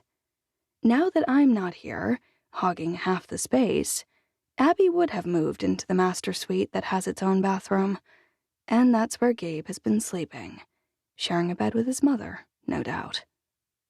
"Well, you can still sleep there," I say, on a sleeping bag. How does that sound? When his tiny arms wrap around my waist and squeeze, something happens to my heart. It feels like it's expanding. "Thanks, Aunt Amanda." I don't miss having to cut up food for little people or help them dress, or deal with spilled food or sticky fingers. But I do miss the exuberant little person hugs. Nothing else feels quite like them. As soon as his concerns are resolved, Gabe pulls his coat back on and scampers out the door. "Where are you going?" I call after him. "I have to feed the goats," he says. "Be back later." The goats? Why didn't I think of that? It's a good thing Abby's kids actually do their chores without being prompted, because I'm not entirely sure what things have to be done, especially not now that we've been gone. Maybe I need to make a little sweep and make sure there's nothing obvious that needs to be done. I pull on Abigail's barn coat, as she calls it, which is just code for a coat that can get dirty without causing concern. She always hangs it on a hook on the front porch, and she keeps her barn boots, which are perpetually mud-encrusted, right beneath it. I slip my feet into her slightly too large boots, too, and I clomp my way across the front yard toward the barn. Kids are all over the place, including Izzy and Marin, who are not making cookies but are instead sitting on a tire swing dangling off the large front yard tree, chatting. It occurs to me that no one seemed to go inside and work on any homework. Is this normally what they do? Scatter when they get home and play? "Hey!" I shout. "Do any of you have homework?" Marin and Emery ignore me, but Izzy and Whitney freeze and exchange some kind of glance from across the yard. Whitney's holding her horse and Emery's, and she appears to be about ready to ride. "What about Gabe? Where are the goats?" Izzy points slowly toward the area behind the barn. "We do have homework," Whitney says slowly. "But you said we could ride." So it's my fault. Those little sneaks. For some reason, it makes me happy to see that they aren't exactly perfect. They're just as likely to skirt the rules as my kids when their mother's not here. "As soon as you're done riding, you march inside and work on your homework." I spin in a circle. "That goes for all of you," I won't have Abby coming home and discovering that her kids are all failing because I was put in charge for a few days. Do you hear me? What about us? Marin asks. You don't care if we fail? I roll my eyes and keep walking. Hey, Aunt Amanda. Ethan's rolling something into loops inside the barn. Everything all right? I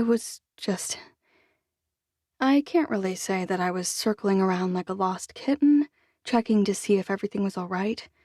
I have no idea what any of the things in the barn are for, and no idea how I would figure out if something was wrong. I'm looking for Gabe.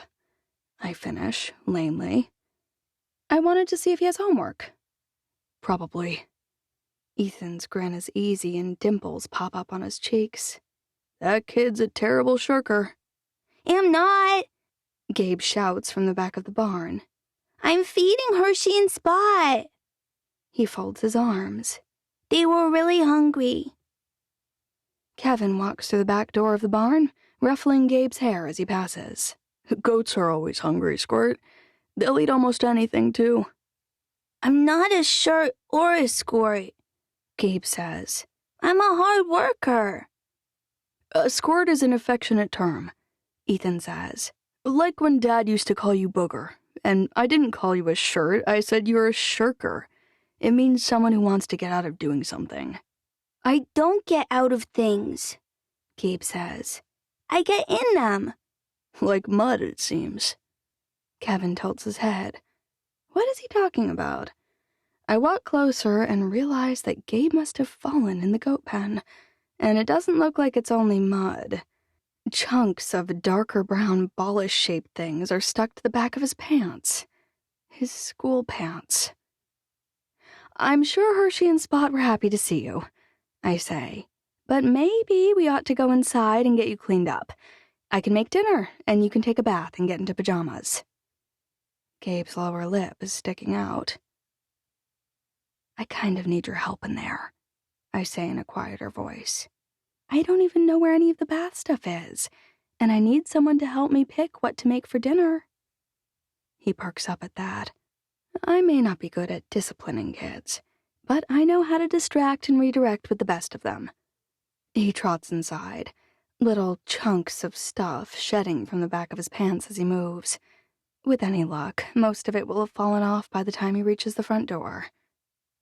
How's the new job going? Kevin asks. I cringe a little bit. That bad? That new resort being built in Dutch John is taking all the contractors, I say.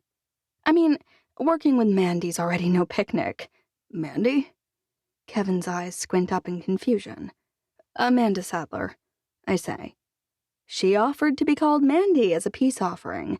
We've been squabbling a bit, and now, 'cause she gave the ranch to him?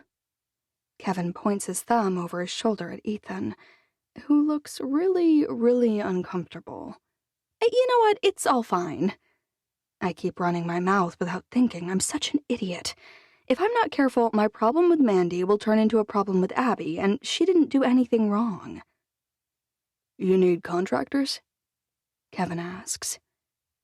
I hadn't even thought about Kevin. You're busy with the ranch, obviously, I say.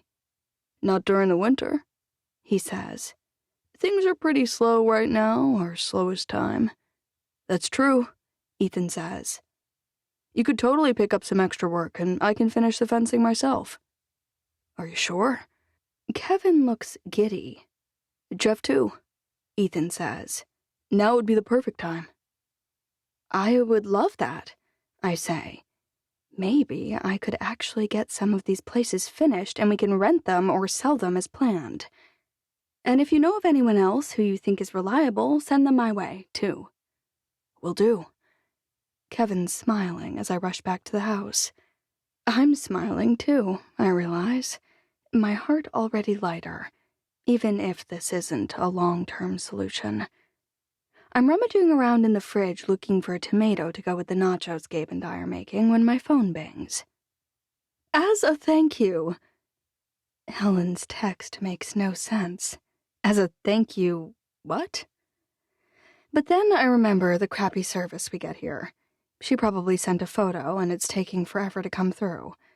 I wonder what it is. She seems pretty well off. Maybe she's gotten me some kind of gift in Houston. Or maybe she found some stuff at Abby's place they think I'll want. 10 seconds later, when my phone buzzes again, I finally get an image. Only, it's not the photo of a gift I'm expecting. It's Eddie. He has his arm slung around some woman with midnight hair that gleams like an obsidian wall, and he's holding a glass in his other hand. A foamy-looking drink sloshing over the edge of it. I know it can't be this, but it sure looks like he's holding a beer, and standing in a very friendly pose with his arm around some gorgeous woman in a silver sheath dress. Adrenaline floods my body. My hands shake. I can feel the pulse beating in my temples. How on earth is this a thank you? Or is Helen kidding? I nearly dropped my phone in the process, but my fumbly fingers finally press talk, and I hear the phone ring. It keeps on ringing for a long time, and I brace myself to try and leave some kind of message for Abby's sister. But at the last second, she picks up. Hello? What did you just send me? I should try not to sound hostile, but it's hard. I'm sorry, should I not have sent it? Helen clears her throat. I'm the kind of person who always wants to know the truth, but if you're not, of course I want to know the truth. I practically spit. But Gabe's looking up at me, his large eyes wide, his mouth dangling open. But what? Helen asks. Where did you get that? I hiss softly. How in the world is that a thank you? Has Abigail told you what I do? Helen's voice is smooth, unconcerned. You buy companies? I hate how unsure I am. Something like that, she says. I hear that you're buying houses and renovating them and flipping them. Something like that, I echo. She laughs. Touché. Well, as I'm sure you can understand, you can't buy a house and flip it unless you have a very good handle on what it will be worth in the end, what it will cost you to get it fixed up, and you're positive that you can buy it for a low enough price that you'll turn a profit. Okay. In my line of business, I use the very best investigators. It's an absolute requirement for what I do. Only I'm in between jobs right now, so I figured I'd let them earn their salary doing other things. Spying on my boyfriend? Looking into my sister's newfound friends and acquaintances, she says, as if it's the most reasonable thing in the world. Are you spying on Steve, too? She snorts. Please. I'll take that as a yes. And you thought I'd like to know that my boyfriend is what? Standing in some place that sells ginger ale and talking to another woman? I only managed to spit the words out through clenched teeth. I'm hoping she won't notice. If that's what you see when you look at that photo, then why are you so upset? I hate her. Abby's sister is the devil. No, the devil is powerful and important. She's the devil's consort. She wishes she mattered, but she doesn't. Well, I appreciate your concern, but I'm sure Eddie's just fine. My investigators found out that he'd been enrolled in several different drug rehab programs. It stands to reason he's in AA, and if so, I'm not sure I'd be so confident if my boyfriend was standing in a bar, but I'm glad to hear you have that level of trust in him. I do. Wonderful. I'll be sure to keep any future information to myself. You don't have to do that, I say, ashamed but desperate to not become a chump. Helen's laughing when she hangs up. I'm determined to ignore her photo and her innuendo, but I can't quite do it. I text Eddie about 3 minutes later. How's Kelly? He doesn't text back. I slide the pan of chips and cheese and beans into the oven, and then I have nothing else to do. So I do what anyone would. I text him again. Hard at work? I'm watching Abby's kids while she packs up the house back in Houston. 5 minutes later, still nothing. And that's when I do something really crazy. I grab my bag that I set on Abby's bed, and I carry it right out the door. I drop it into the back seat of my car and march out to the barn. Hey, Ethan? You in here? His head pops out from behind a stack of rectangular hay bales. Everything all right? You're 18, I say. You're an adult. His eyebrows draw together. I am, yeah. And you're capable of keeping the kids alive and making sure they do their homework and eat, right? He blinks. You said winter's slower and you had time, didn't you? Because I had an emergency come up and... I point back at my car. I need to go somewhere. Go somewhere? Ethan looks alarmed. Is everything all right? I just put a pan of nachos in the oven. They'll be ready in 20 minutes or so. Tomatoes and lettuce and ranch are already out on the counter.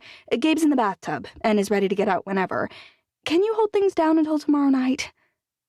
Yeah, sure, of course. He steps closer. Are you all right?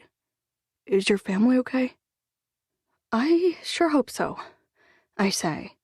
And then I jump into my car and drive away. I call the airlines right away and manage to book a last-minute flight from Salt Lake to LA.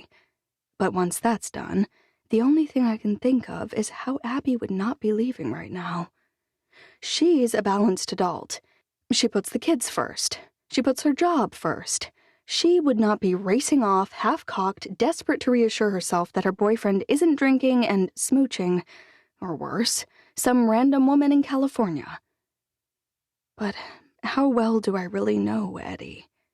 And if Helen's right, and if I am a complete idiot, I want to know right away, before everyone else does. I want to be out in front of this disaster the way I wasn't with Paul. I can't go through that again. Losing everything because I wasn't smart enough to check his investments or manage things without him. I can't be a chump again. I won't. The street sign says I'm 12 miles away from Fort Bridger when I run out of gas. Apparently, in my desperation not to be an idiot, I didn't even notice that I was practically on empty. I'm sitting on the side of the road, crying, without enough cell phone reception to even call the airlines and cancel my exorbitantly expensive last-minute flight, when someone taps on my window. I practically jump out of my skin. Are you all right? Amanda? The man's face goes slack. Is that really you? What are you doing here? It's David freaking Park. Of course it is. The man is ruining my life, and he's there around every corner. Go away. Is your car broken down? He glances at the hood of the car, possibly searching for signs of an issue. Please just leave, I say. The sun's setting soon, he says. I'm on my way back to Dutch John, but I can give you a ride. I ran out of gas, I say. It's not a big deal. I'll just walk down the road to Fort Bridger and buy some, okay? Down the road? He frowns. It's at least 10 miles. How about I take you down to get it? I throw my hands up in the air and finally stare right at him. That won't help me. There's no way I'll make my flight by the time we drive down and get it and I drive back. Flight? God hates me. That's the only explanation I can think of in this moment. My boyfriend is doing who knows what with who knows who. My perfect sister-in-law's obnoxious older sister is the one who told me about it, so who knows who else is already aware. I just ditched the 6 children who were in my care to deal with my love life, my pathetic love life, and I didn't even notice I was out of gas. And now, the final insult? The guy who has been pursuing me, the very man who is making my life suck more than anyone else right now, is on the front row to watch my humiliation. Please, just go home. I'll be happy to drive you to the airport, he says. It's not like I have anything else going on tonight. He's kidding, surely. But I'm desperate enough that I can't turn him down if he's not. What would I do with my car? I can have one of my people bring gas tomorrow and drop it at your place, or at the airport, whichever you prefer," he says. "I really don't mind." It's like he's an angel without wings. "What's the catch?" I ask. He shrugs. "No catch." I open the door and poke him with my index finger. "No prying for information about my work projects, and no talking about yours." "Done," David says. Before I can reach back and get it, he's already snagged my bag. He tosses it into his Range Rover and gestures for me to get in. "Salt Lake Airport, I assume?" I nod. He's true to his word for the entire 2 hours we're in the car. He sticks to neutral topics like music, food, and vacation destinations we like and dislike. He manages to make me laugh when he tells me about the turtle that bit his toe, and again when he describes the eagle who pooped on his head and the monkey that bit him. "You don't seem to be at one with nature," I say. "Maybe you should stick to more well-inhabited places when you travel." He shrugs. "Maybe one day I'll have someone to travel with, and I won't have to try so hard to find meaningful connection with the animals who clearly despise my intrusion." "Oh, come on," I say. "I'm sure there are hundreds, no, thousands of women who would love to travel with you." David sighs. "But not the one I want." "Hey, you promised not to talk about work and not to press you for details about your work," he says, "and I have kept those promises." I suppose that's true. But I never promised not to flirt, and I certainly didn't promise not to pry. You've been so impressively polite up until now. "We're close to the airport," he says. "I was nervous, but now I'm running out of time." Time for what? To find out what the emergency is. He's grinning. "I mean, if your parents are sick or something, then I'm so sorry." He immediately sobers. "But if it's about him, then I just don't want you to forget that there's this great guy back home. A guy who's willing to just drop everything and help you out when you run out of gas." It is pretty lucky that he happened to be driving past when I ran out of gas. Wait, lucky? Or creepy? How did you know it was me? His head whips sideways. How did I know? I think back to the shock on his face when he saw my face and the way he spluttered. He did seem genuinely shocked, and he does seem like the kind of person who would lend a hand to most anyone who was stranded. "Sorry, I'm a New Yorker. Paranoid is part of our nature." "So it is about him," he says. "What?" I ask. "Why do you say that?" "You're deflecting." He shakes his head. "But in case you want to check, you can call the lumber supply in Fort Bridger. They're the only people in the area right now who have anything but pine, and there's no way I'm doing the entire resort with pine floors. Brian Benton from purchasing would be happy to tell you how long I haggled with him, though I doubt he'll offer you the same price he agreed to supply for me." Ah. So it was just luck. Well, I'm not going to tell you why I'm in a bind, and if that upsets you, tough cookies. "Look, seeing as you're a New Yorker, you're probably wondering what my angle is." He glances sideways at me. "I bet you're wondering why I like you." "No," I say. "I'm not." "You're not?" He sounds completely disbelieving. "I'm not," I say. "I know guys like you. You only want the red truck when someone else has it. Things have value only when they're in demand. It's pretty common with businessmen. If I'd been available when I went out for that date, you'd have lost interest immediately. But I wasn't. And that's why you became desperate to win me." I pin him with a stare. "It's not about me, and that's why you'll get nowhere." He's quiet for a moment, following the signs to the airport. It looks like I'll actually make my flight, miracle of miracles. "That's not right," he says. "I can see why you'd think that, but it's not true. I am a businessman, and I have been for quite some time. I also have parents who have been pushing me to meet someone and get married for years. I'm Korean, after all. But if all I wanted was a good chase, I could find that elsewhere. Believe me. This should be good. Then what is it? You're one of the most beautiful women I've met, but you don't seem to know it. Even though it's literally your job to post photos, you're absent from as many photos as you're present in on your account.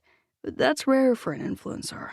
You bring beauty to things around you, from your posts to the homes you remodel.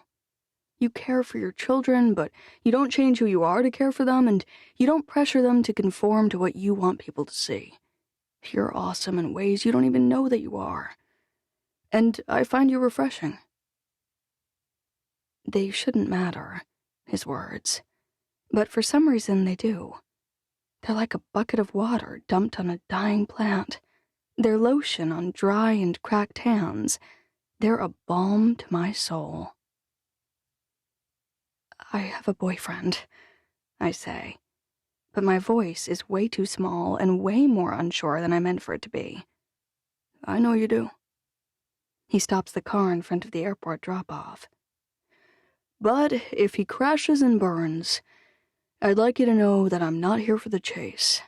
I'm here for the catch. He turns toward me slowly, his dark eyes meeting mine and holding my gaze. And I think you're worth the wait. When I climb out of the car, my knees feel weak. Stupid knees. And Amanda? David has climbed out of the car and is handing me my bag. I know I promised not to talk about work on the way, but we're here. He looks right and then left. It's not the way to the airport anymore, right? I frown. Your friend Donna is working for me now, and we had an idea. I can offer you use of the guys I have contracted any time they have days off, due to the schedule, for half the price. It was her idea, and it won't be as great as having first priority, but it should help you get things done. I also thought you ought to know that Donna's working with me, since you seem so opposed. I can't believe... He holds up his hands. Before you behead me, you should know that she called me. There was some kind of issue with her brother, I believe, and she had no job. I didn't badger her into coming to work for me, and we both want what's best for you. I'm not trying to run your business into the ground. Quite the opposite. Nope. He's just busy saving another person who ran out of gas in her life. And together, they're trying to think of ways to save me. I'm beginning to think David Park might be a guardian angel or something.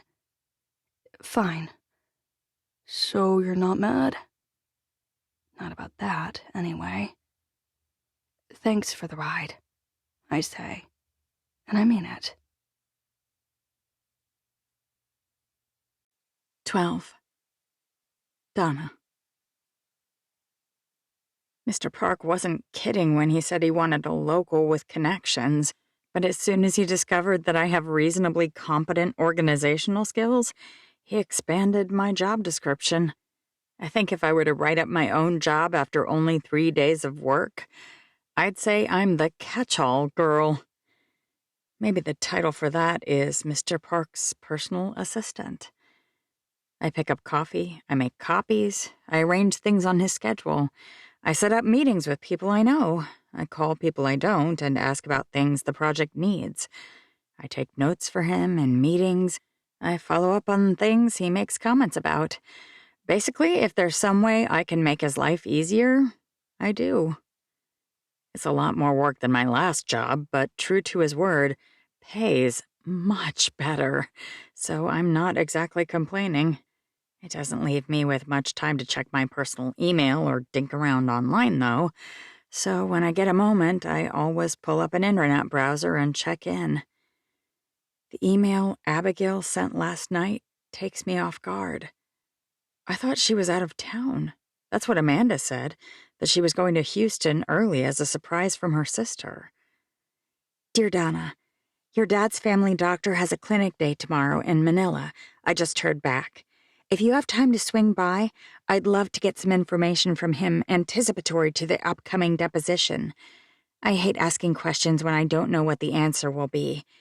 If you do manage to meet him, can you ask him about your dad's mental state around the time that new will was executed?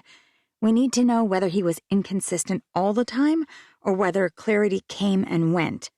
We also need to find out whether he would have declared him as incompetent officially at any point, and if so, when. In other news, we already knew where one of the witnesses for the will was located. I believe you're friends with the woman's son, Will Earle.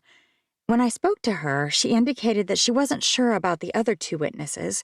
She wasn't close to either of them. But I've confirmed that the second witness, a Jasmine Holden, is deceased. That only leaves one other witness. Unfortunately, I don't have any leads for Greg James, and there are dozens of them in Utah and Wyoming alone. So if you can ask around town, it would be wonderful if we could locate him. His testimony could make a difference for your case. I hope you're doing well. I asked at the school and they said you'd left your job. Please call me if there's something I can do to help. Abby. Left my job? They told her I'd left, as in I decided not to go anymore? That royally ticks me off. But maybe it's for the best. It makes it sound like I'm in a better place by choice instead of happenstance. I suppose it only makes me look less pathetic, and that's probably not bad. I rack my brain to think of any way I could get over there, but I can't come up with anything. It's already 2:45, and his clinic hours end at 5. Since I get off at the same time and I'm 30 minutes from Manila, it's not going to happen. In spite of my efforts to play it cool, a dejected sigh manages to escape. Is everything all right? That sigh didn't sound great. Oh, I'm fine. I make sure to smile brightly in case my peppy response didn't quite fool him. He stands up and walks over to my desk, leaning casually on the corner. You've been here 3 days, and you've already organized the files, set my calendar in order, and lined up all the supplies that we were lacking for Phase 1. If you need to take off a little early to deal with something, please do. I can hardly believe my ears. Are you serious?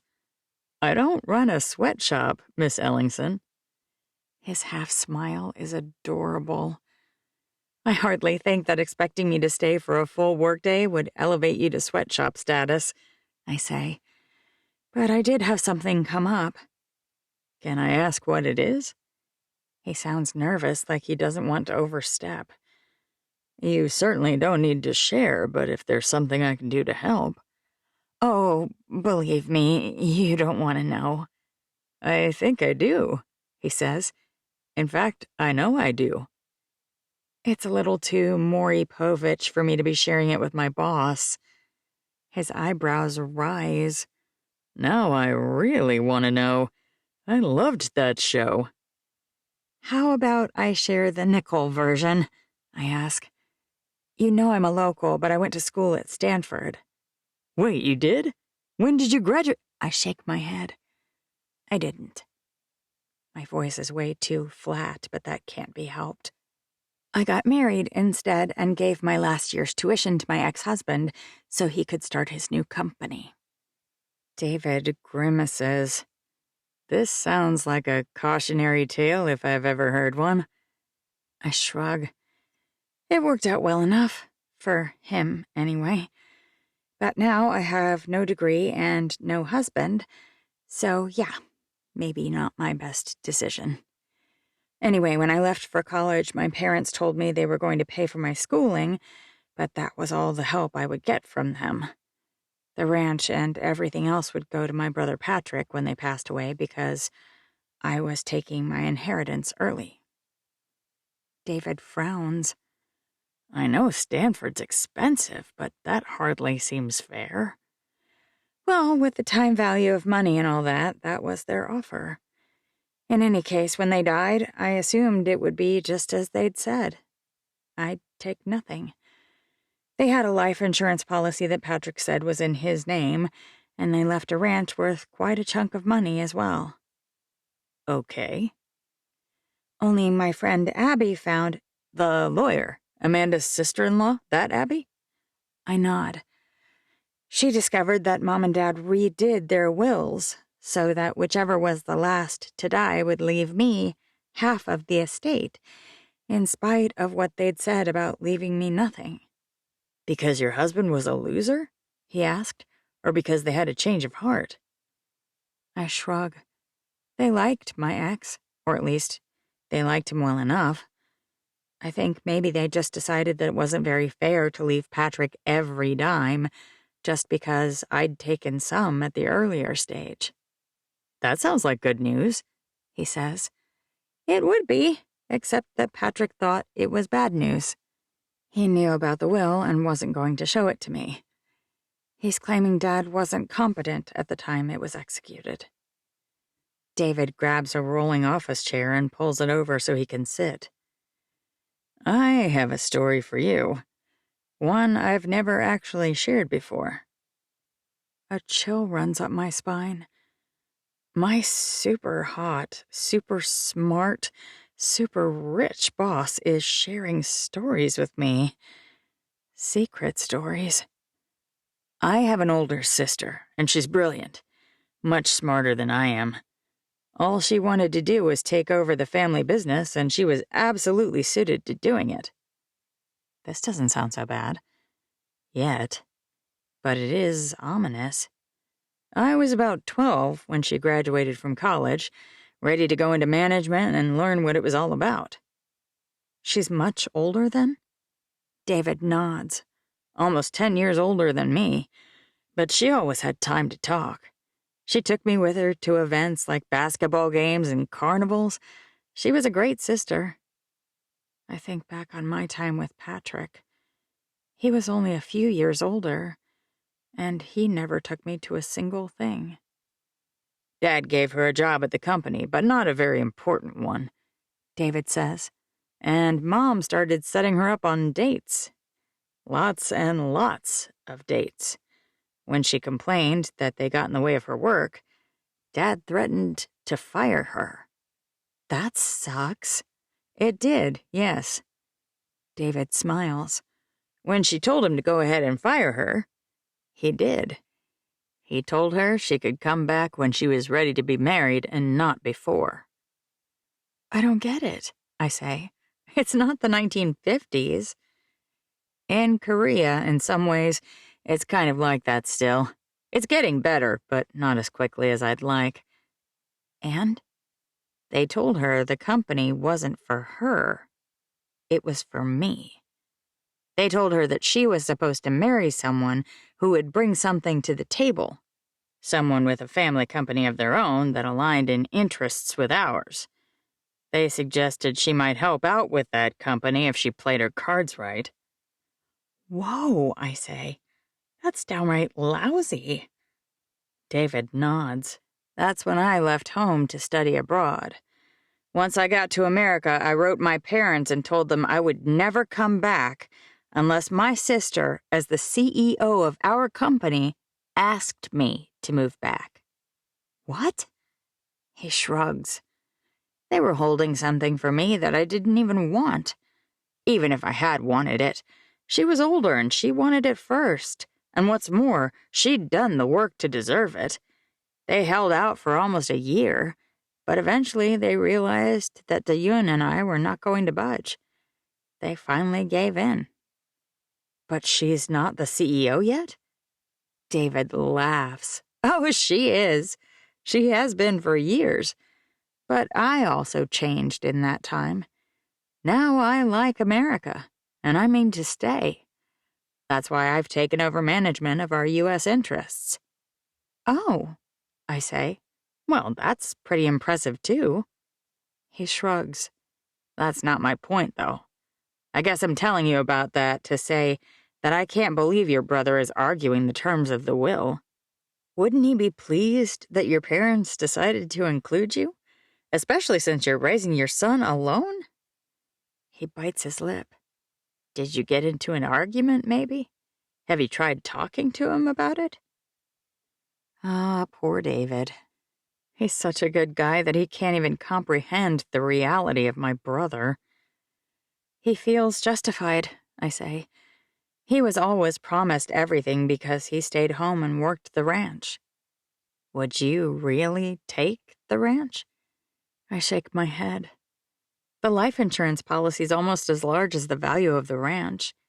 He can keep the ranch, the cows, the equipment, the houses, all of it. I'd even be happy giving him some of the proceeds of the life insurance policy. Actually, he did offer to give me part of it. $100,000 anyway. But maybe I should just take him up on it. At least the arguing would be over. And it's more than I expected. Have you tried mediation? I shake my head. Not yet, anyway. I do have a great lawyer, at least. What's going on today? My dad's doctor is having a clinic day over in Manila, I say. I'd love to go chat with him. We have a deposition set up in 2 weeks, and Abby likes to check in beforehand, but she's out of town. She asked me to talk to him instead, if I could. Oh, of course. Go ahead. Thanks, I say. If there's anything else I can do, anything at all, please tell me. He looks like he means it. As it is, the doctor's locking the door when I arrive. I glance at my watch. It's more than an hour early. Hey there, I say. Are you Dr. Vasut? He's wearing cowboy boots and carrying a briefcase.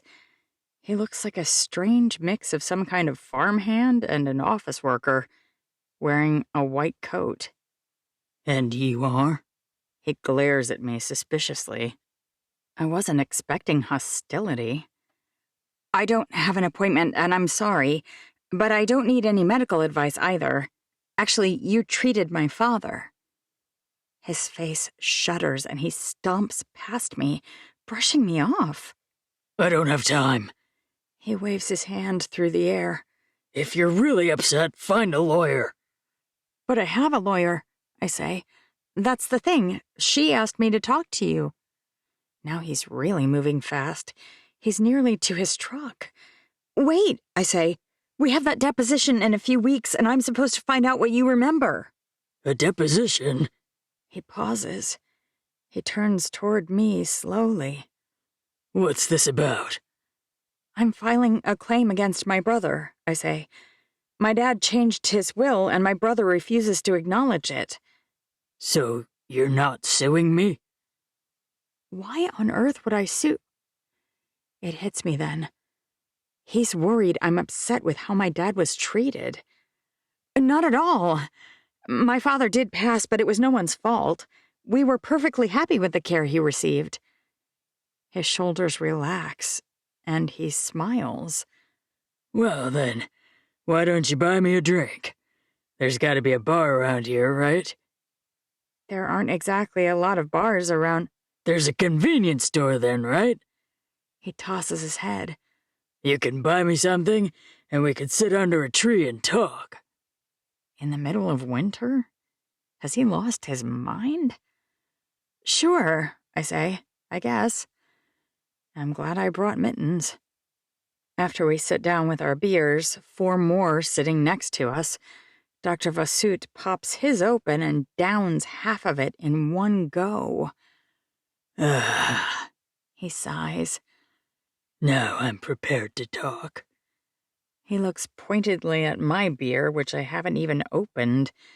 I have to pick up Aiden soon. Will's mom is taking him until I find something better. And I can't start pounding beers. I have a son I need to pick up from school soon, I say. He snatches the can from my hand. That's a pity. More for me. I am not really sure what to do with this guy. I really hope his drinking doesn't come up in the deposition. All right, well, I'll try and be quick. I try to gather my scattered thoughts.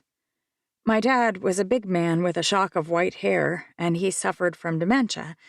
And wait, is your dad old Vern Ellingson? He slaps his knee. I nod mutely. Are you his kid that went to Stanford? I can hardly believe my ears. I am, yes. If I'm being honest, I thought maybe he was lying about that, or confused. That's why I'm here. See, he executed a will. I explained the situation, and I mentioned the date. I'm trying to figure out whether he might have been in his right mind when he executed the will. My brother is arguing that he wasn't. Your dad was in late-stage dementia, young lady. Do you know what that means? All too well, in fact. I cared for him the last 5.5 months of his life. He sighs. You do know, then. He's surprisingly serious all of a sudden. But he had fairly frequent periods of something we call paradoxical lucidity. I actually submitted his case for a study they're conducting at Johns Hopkins. I would say that at least once a week, his wife reported that he'd have a period of lucidity that often lasted several hours. He'd know who he was, he'd ask about current events, and he'd be concerned about his children, his ranch, and his future. Mom never told me any of that, but I saw some of it myself, like the day we went to the ER. Okay. Your mom asked me if he was capable of making decisions in those periods of time, he says. I told her he was. If she updated him on the things that had happened and how people were doing, then yes, he was perfectly capable of expressing to her what he wanted done for himself. I suggested she talk to him about possible funeral arrangements. I should be delighted right now, but instead I find that I'm utterly drained. Depressed, even. Thank you, I say, standing without thinking. That's what I needed to know. I'll tell them that during the deposition, he says. Don't let that brother of yours bully you, you hear? I turn back toward him. What do you mean? Vern told me that he wasn't a very good father, and that his son was just like him. When he was in my office and he knew what was going on, he regretted how he treated you. I know he'd want you to fight for your share. I nod in thanks and dart away, but not before Dr. Vasut sees me bawling like a baby. 13. Abigail. Once I recover from my shock, I race out the door, only to be stopped by the not smiling proprietor. You can't leave while wearing this, she says. I won't leave, I explain. I just need to catch him and I'll be right back in. This is a $9,000 dress, she says. You must remove it before you can exit. My heart is pounding in my throat, but I do as she says. The ties in the back I loved when I was putting it on feel like restraints. The delicate lace feels like it's mocking me, and the full skirt that I adored practically clutches at me as I step out of it. I drag my pants and shirt on and race out the door. Your shirt's inside out, Helen rather unhelpfully shouts. I don't care. I need to find Steve and explain. But he's already long gone by the time I get outside. No sign of his car, even. I duck back inside and grab my phone. Do you want the dress? The woman asks, smiling again. What? The dress? She gestures. Helen's hanging it carefully on the white, satin-covered hanger and tucking it into the lace-trimmed bag it came in. Seeing as you didn't let me catch the groom, I'm not sure there's even going to be a wedding, lady. I'll get back to you. Her smile melts again, and this time a frown replaces it. You do that? A $9,000 dress. She should be embarrassed to even have a dress that expensive. I definitely won't be in touch. Let's go, I say. I wait by Helen's car forever before she finally comes out. Where are we going exactly? To my house, I say. Did you forget? Helen asks. Your furniture is all gone, loaded into trucks. There's nothing in there anymore. Steve knows where it is, I say. He can hang out with the dust bunnies if he wants to, Helen says. At least until my cleaning crew shows up tomorrow to eliminate them. I really do appreciate everything you've done for me, I say. The movers, the cleaning crew, the packers, the wedding dress shopping. But you want me to shut up and drive? She doesn't even look angry. She's probably too busy silently gloating that we're fighting. Yes. She does.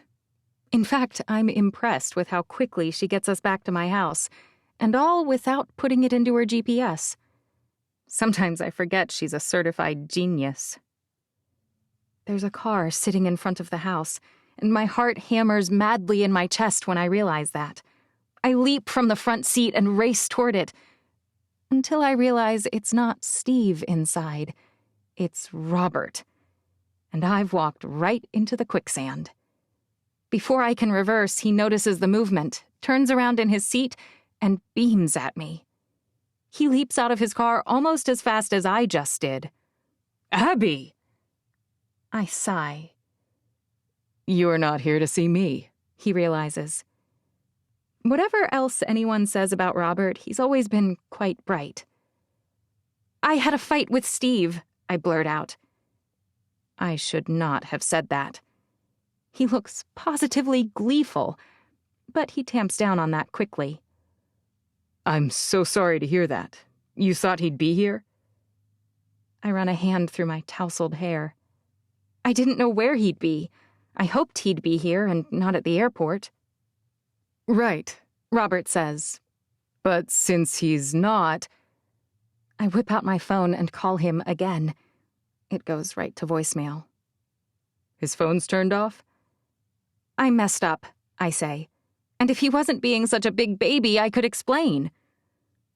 Since you're not sure where else to go, maybe we could go to dinner? Helen's door opens and she steps out. I would love that. I'm absolutely starving. Robert's eyes slide sideways. And you are... Oh! Recognition dawns. Helen! My sister gives a little half bow. Nice to see you again, Robert. It's been a while, but you look just as handsome as ever. Robert swallows, his Adam's apple bobbing slightly. Same. People don't often call me handsome, but I'll take it. Helen slides back into her seat. I'll drive. Having been left not a single opening, I walk back and get into the front seat. What do you want to eat? Robert asks. I want a burger and fries, Helen says. But I should eat a salad or something. There's a Five Guys around the corner, Robert says. Abby loves it. I hate that he's answering for me.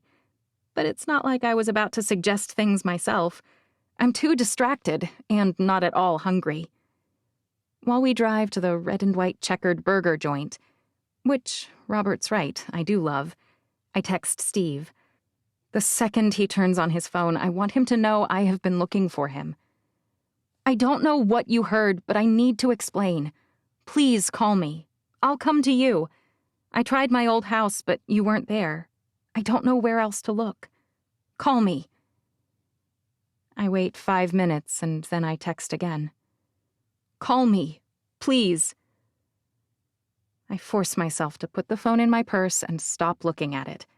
He's either seen my messages and isn't answering, or he's turned his phone off. Additional messages will only make me look unhinged. And probably guilty, too. I'm not evil for having feelings or being honest about them. When we walk inside the Five Guys, the smell of burgers and fries washes over me. I love their menu.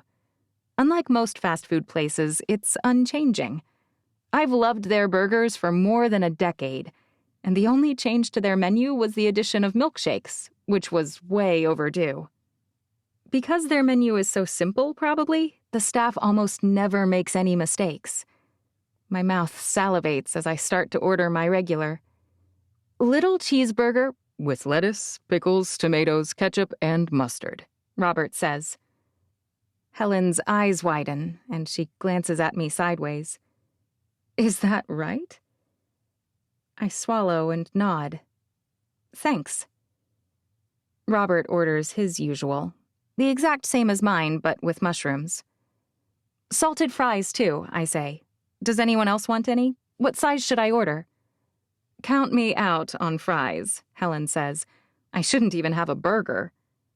They have hot dogs, I say. She shudders. I don't really blame her for that. And they have grilled cheese sandwiches. I'll just have a chocolate peanut butter shake, she finally says. As if that's somehow better than eating a burger? I don't bother saying anything. When I try to pay, Robert's faster, practically hitting the lady at the register in the eye with his credit card. Thanks, I say. It's the least I could do, he says. Congratulations are in order. I still can't believe you're engaged. His eyes dart down to my hand and freeze when they see the very large, very round diamond on my left hand.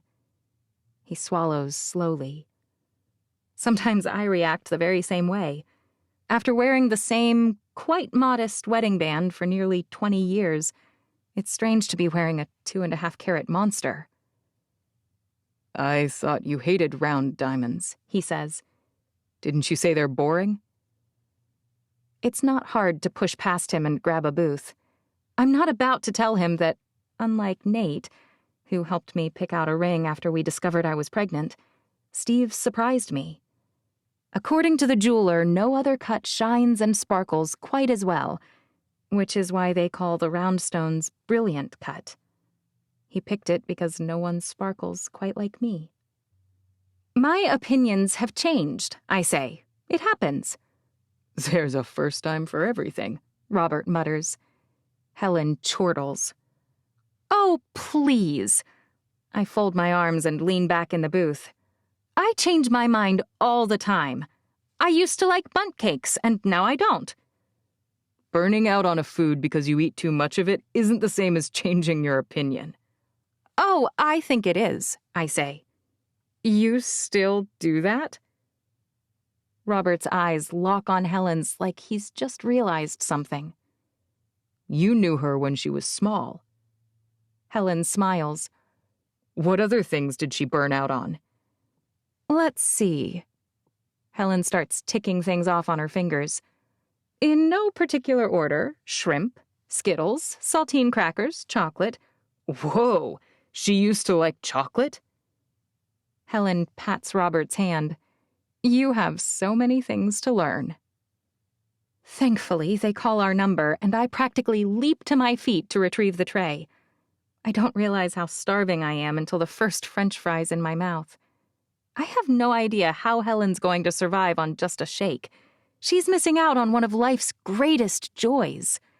I eat the perfectly salty French fries, made with peanut oil, first.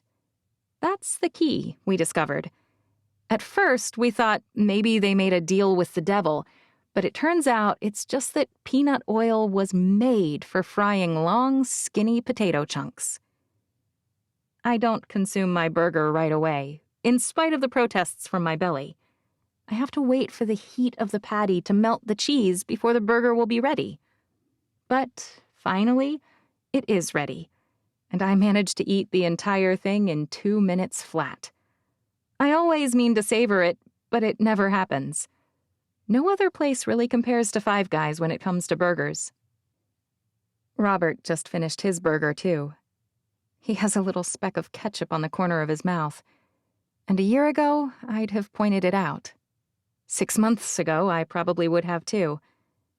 But not now. He notices me looking at him, though. When's the wedding? This spring, I say. And you didn't tell me because we aren't working together anymore? He looks hurt. I feel bad about not telling him. Really, I do. She didn't tell anyone, Helen says, other than me and our parents. Believe me, we're shocked enough for everyone. Helen thinks it's too soon, I say. She thinks I'm dishonoring Nate's memory. Robert's mouth dangles open. I do not think that, Helen says. I just happen to think that she's not ready, and that she's embarrassed to be moving to the middle of nowhere and marrying someone she just met. I'd be a major hypocrite to say you shouldn't have feelings for anyone else, Robert says. But I won't pretend I'm not disappointed. He clears his throat. Or surprised. Wait, Helen says. Disappointed? She glances from Robert to me and back again. Did something happen between the two of you? Her acting is pretty decent, since I told her he liked me already. Even so, I am not about to talk about that right here. Not in front of Robert. I could strangle her for practically forcing me to do it. Instead, I shake my head so hard my teeth practically rattle. Maybe Robert will get the hint that I don't want to talk about it. I told Abby how I felt about her and that it started way back in law school.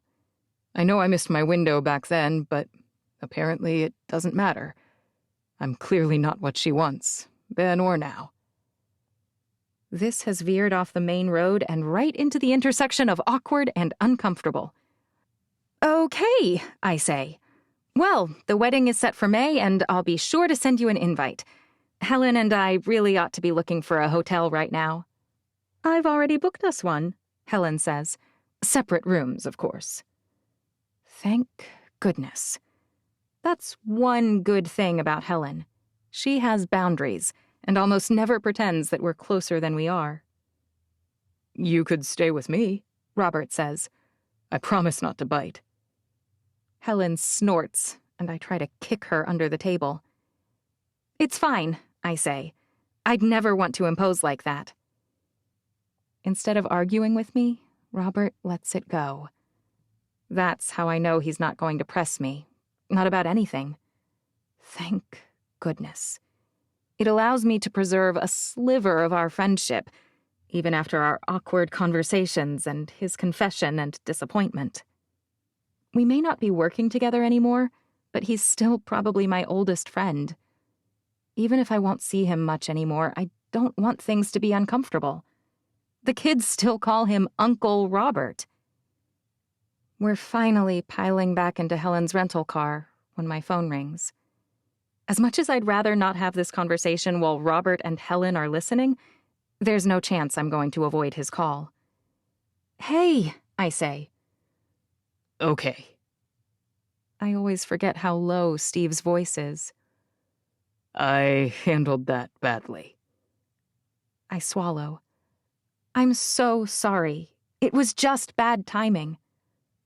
I know, he says. I believe you. If you had stuck around— My ex used to talk about me behind my back all the time, he says. I can't even tell you the things I heard when I accidentally walked in on a conversation she was having. I rack my brain. Did I say anything bad about him? I can't think of a single bad thing I would say about him. I love him, truly, deep down in the bottom of my heart. Even the parts of me that feel guilty or nervous, those parts still really like him. But I've gone over what I heard in my mind 12 times, and it's nothing like those times with her. You weren't even talking about me. You were talking about yourself. I don't know what to say next, and that never happens to me. I'm already at the airport, he says. I know that's stupid, but I just drove back on autopilot. Can we talk this over when you get back home? Home. He's still referring to Manila as my home. That's something. I really want to, I say. I miss home. And you. Aw, Helen says. That's sweet. Don't take this the wrong way, Steve says. But I don't like your sister very much. That makes 2 of us, I say. See you tomorrow? Absolutely, I say. 14. Amanda. Once, when I was a freshman in high school, I stole my teacher's insulated mug. All of us were sure she was drinking vodka in there. She sipped on it like it contained the medicine she needed to recover from a terminal illness. With her glassy stares and her loopy and erratic responses, we did not believe her when she said it was lemon tea for her throat. I was pretty proud of myself for swiping it, but I discovered something that day. Alcohol tastes disgusting. At least, to the uninitiated, it certainly does. I'm not sure if it was vodka or not, but it definitely wasn't tea. I spat out the entire mouthful of whatever I triumphantly stole, regretting my decision immediately. I regretted it even more when my teacher threatened to send me to detention. All the triumphant jubilation of proving our hunch right evaporated in the face of her disapproval and annoyance. I can't stop thinking about that experience over and over as I pick up my bag from baggage claim. What exactly am I imagining will happen when I do reach Eddie? Is he going to be delighted that I've come out to criticize him for drinking? He's been sober for more than 20 years. Who am I to tell my grown, adult boyfriend that he can't handle a drink or two? Maybe he can. It's not like I was around back then. I have no idea whether he's really an alcoholic, or whether he was just unable to handle things like that when he was a teenager. Do I really think he'll thank me for coming out and telling him I know what he's been up to? And if he is cheating on me as well, am I ready to deal with it? Do I want to break up with the first attractive, talented, smart guy I've dated in my life? What if he just got confused at the scope of what he's doing? Or what if it was an innocent gesture? Maybe the woman was falling over or something. Her outfit probably was paired with very unsteady heels. And maybe he was holding her drink. But I can't get the image of him out of my mind. His arm was slung around another woman, his broad smile was warm and happy, and his hand was cradling a drink that sure looked like a lot of alcoholic beverages. Even when I try to shove the image away, it won't retreat nicely. Whether it's awkward or not, whether I regret coming for years, I am who I am. I couldn't have done any differently than I'm doing right now. I do feel a little bad for ditching not only my kids, who would probably have been fine, but also Abby's. Should I have called Mandy, at least? Why didn't I? Why don't I? The simple answer is that I know she'll give me an earful, because I know I shouldn't have just left like I did. That could be why I can barely sleep in the lousy hotel I managed to find near the airport. The next morning, after spending an embarrassing amount of time to make sure I look my best, I skip breakfast and hail a cab, practicing in my mind exactly how I'll greet Eddie. Sometimes I confront him right away, acting like a screaming fishwife. Other times I play things cool, simmering beneath the surface. But in every scenario, his guilty eyes widen and then drop to the ground. He always knows he's been caught. When I finally show up at his producer's studio address, my heart flips over in my chest, my pulse thumping loudly in my ears. Am I really here? Am I ready to do this? Should I really be confronting my boyfriend and asking him about his drinking and that other woman? I reach the front doors, beautiful glass doors that reach up, up, up, far above my head, and I freeze. The lettering on them is crisp and dark and contrasts perfectly with the sunny weather streaming through the panes. My hand trembles as it touches the heavy metal handle. And then I release it, turn on my heel, and walk back toward the curb. This is not me. Amanda doesn't confront people when she's upset. Amanda doesn't march into places and demand explanations. Amanda sneaks and suspects and side-eyes when she's unhappy. She waits and hopes and fears and doubts, but she doesn't accost and accuse. That's much more of an Abby thing. The last time I tried to channel my inner Abby, I ended up with a bakery I didn't want. Or actually, even more recently than that, I figured I'd give that developer a piece of my mind, and I ended up face to face with David Park. That didn't work out for me at all. I'm about to turn around and sprint back to the airport when the door swings open, shoved outward by a tiny blonde woman. Hello? Ma'am? She can't weigh more than 100 pounds, and 15 of that is nearly white, bleached blonde hair piled into a carefully constructed messy bun on the top of her head. I just wanted to make sure the door wasn't locked. I swallow. Nope, it's not. But now I'm stuck. Were you looking for someone? I swallow again, even though my mouth is so dry that it's a useless gesture. Besides, even if it wasn't the Sahara in my mouth, it's not like a little extra spit would make my throat suddenly open up or would fill my brain with words that would make this less awkward. But swallowing and hoping inspiration will strike seems to be the only thing I can think to do. What was I thinking flying out here? Amanda?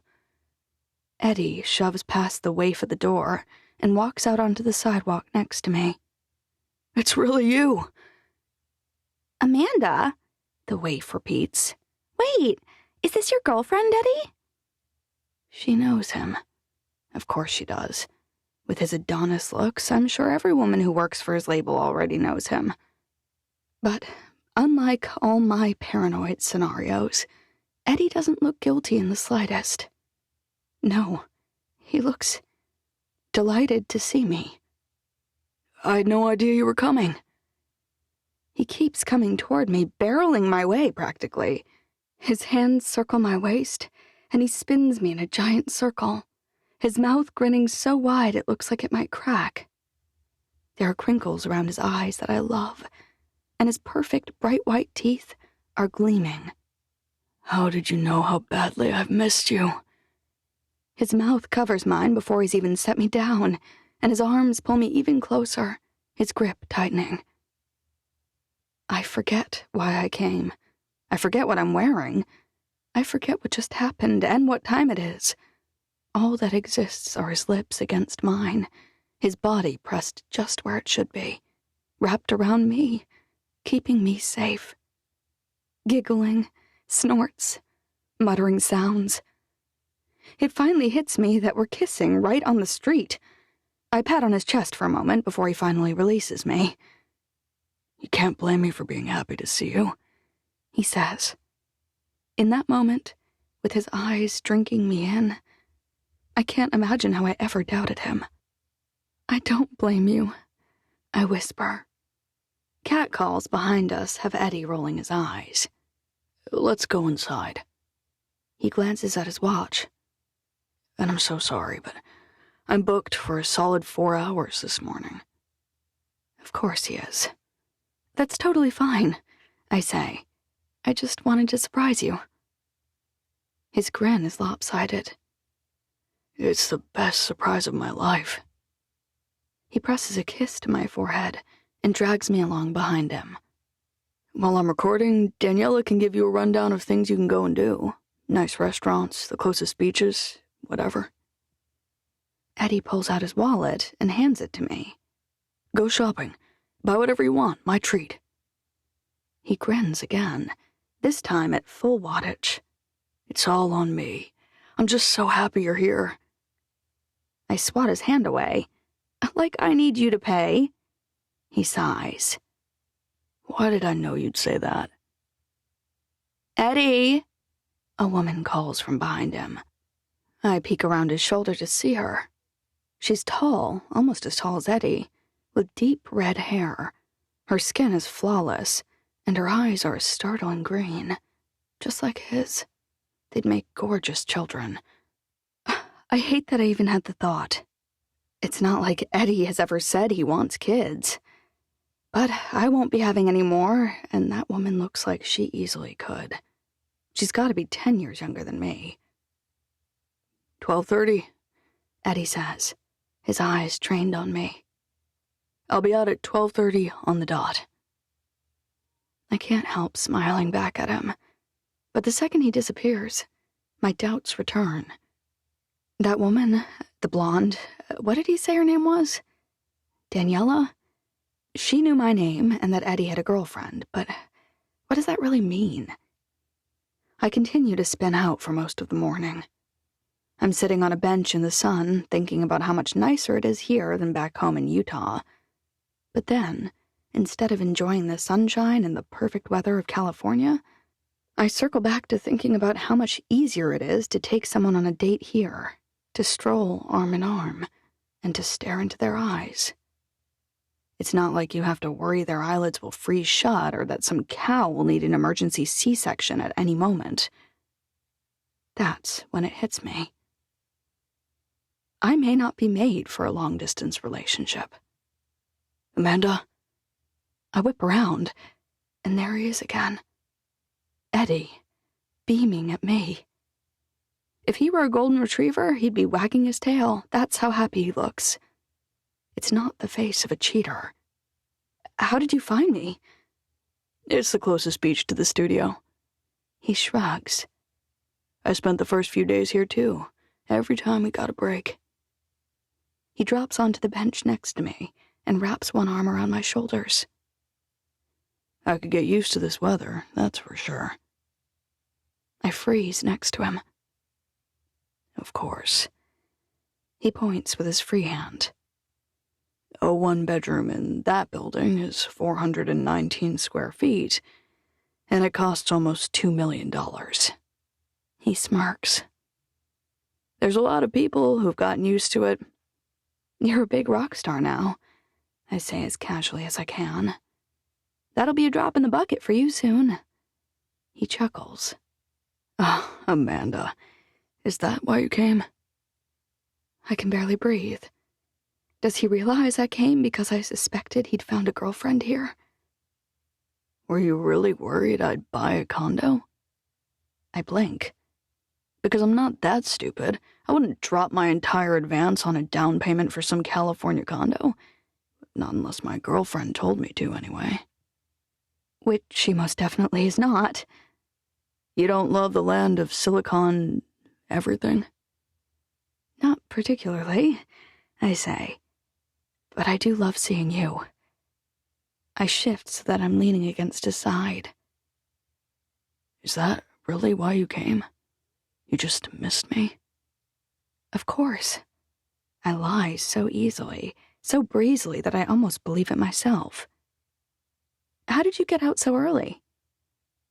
I got all my songs done so perfectly that they let me leave half an hour before our time expired. So you're an overachiever here, too? I had a pretty decent incentive, he says. We spend the rest of the day walking in the surf, eating ice cream on benches, and snapping photos with seagulls swooping and waves crashing in the background. It's pretty nice that you're not rushing to edit and post these, Eddie says. Or carefully ensuring that certain products are highlighted. Yeah, I say absently. Or that your face isn't shown. I definitely don't miss that. He frowns. But do you miss it? I shrug. I still post things, for sponsors even. I just don't feel like I have to do it anymore. I like how our hands swing between us as we walk. How's it going with Mandy? I can't quite keep it straight either. I sigh. It's fine, but I can't seem to let it go. That she gave Abby the ranch? I'm a terrible person, I say. I know. It's just that I was never anyone's favorite. Not for my entire life. You're my favorite. Eddie pulls me closer and looks into my eyes. I mean it. Are you sure? I ask. You're surrounded by way hotter and way younger women out here. He stops walking and tilts his head. Is that why you came? You're worried? In spite of my best efforts, my voice hitches up a bit. No, I just wanted to see your face. Amanda. Really, I say. We're fine. I'm fine. He squeezes my hand and starts walking again. Crisis averted. How long are you here? he asks. I have to go back tomorrow, I say. I really shouldn't have come, but I'm glad you did. He points. We should at least go into one store because I need to get you a dress. A dress? I quirk one eyebrow. For what? There's a party tonight, he says. They're releasing our first music video. Oh, I say. Okay. I let him buy me a dress that costs way too much, and it feels nice. That's the only reason I don't curl up into a fetal ball when it's time to leave for the release party. I love having you here for this stuff, Eddie says. This stuff? I've been forced to go to events at least half the nights I've been here, and going alone is a real drag. I'll bet plenty of women would have been willing to help out there. I can't help scanning the glitterati for the woman in the photo Helen sent, but I haven't seen her yet.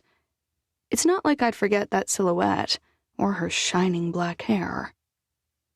Eddie introduces me to everyone without a hint of fear or trepidation. He's either utterly confident no one will spill his secret, or he has no secret to be afraid of. I wish I knew which. I'm introduced to the gorgeous redhead I saw earlier, who turns out to be his manager, and a leggy blonde whose name I've forgotten, who does PR. I've been introduced to a dozen other singers and musicians and at least as many tech and industry people. Still no sign of Miss Booby McDarkhair. Did Helen Photoshop the whole thing? I don't know whether to thank her, since it's given me time with Eddie, or curse her for freaking me out. I imagine Abby won't easily forgive me for darting off in the middle of watching Our Children, but in typical Abby style, as long as no one's injured or maimed, she'll magnanimously let it go eventually, even if it was something she'd never have done in a million years. Eddie squeezes my arm. Look. He points. I follow his directions, my eyes swiveling around and freezing about halfway to the place he pointed, as they land on the woman he was canoodling with in the photo. Her hair is just as gorgeous in person. Her eyes, which were not even visible in the photo, are larger than anyone's eyes should be. She looks like an anime cartoon, with gravity-defying bosoms, overlarge eyeballs, and a tiny, full-lipped mouth. I hate her. See? Confident, gorgeous, talented Eddie sounds nervous for the first time since I arrived. Did he see her too? I finally look where he's pointing, and I realize it's not at a person or a place. It's at a huge screen in the center of the venue. He's pointing because the music video is starting. I knew that Eddie would be the central focus of the whole thing, but for some reason I thought the other band members would at least be visible. They look like a ghost band, visible only on the edges and in the background. Eddie's walking toward the camera in dark boots and jeans and a deep blue shirt. Exactly what he was wearing in the photograph. And then he's fighting with someone, throwing punches and taking them too. Wow. They really made him look tough for a pretty boy. Is that a tattoo on his forearm? I glance sideways. It's not real. He smirks and raises his arm to show me it's clear. The designer, you met him, Kyle. He loves the bad boy look, apparently. He nailed it, really. With Eddie's gorgeous face, a little bit of bad boy balances things out beautifully. I wasn't worried. I am such a liar. And then, in the chorus, I see her. The woman with the ebony hair. Eddie slings an arm around her, and he's holding a drink, a foamy, golden-toned drink. That's not real either, Eddie says. Trust me, they're very supportive of the fact that I'm an AA. I'm going to shoot Helen. Right between the eyes. Please, I say. I'm the last person you need to tell about how things look on social media or on a video and how different it can be from real life. If I were Pinocchio, my nose would be 3 feet long. But at least Eddie doesn't know how crazy I am. Late that night, after Eddie's asleep, I text Donna. Can you pick me up tomorrow? What time? Bless her for still being up. I tell her, and thankfully she says she can get me.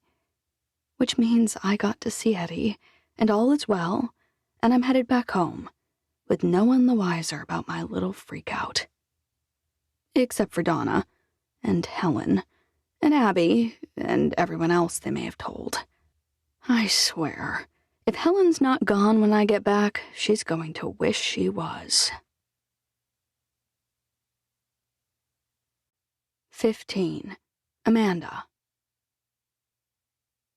Donna can't pick me up.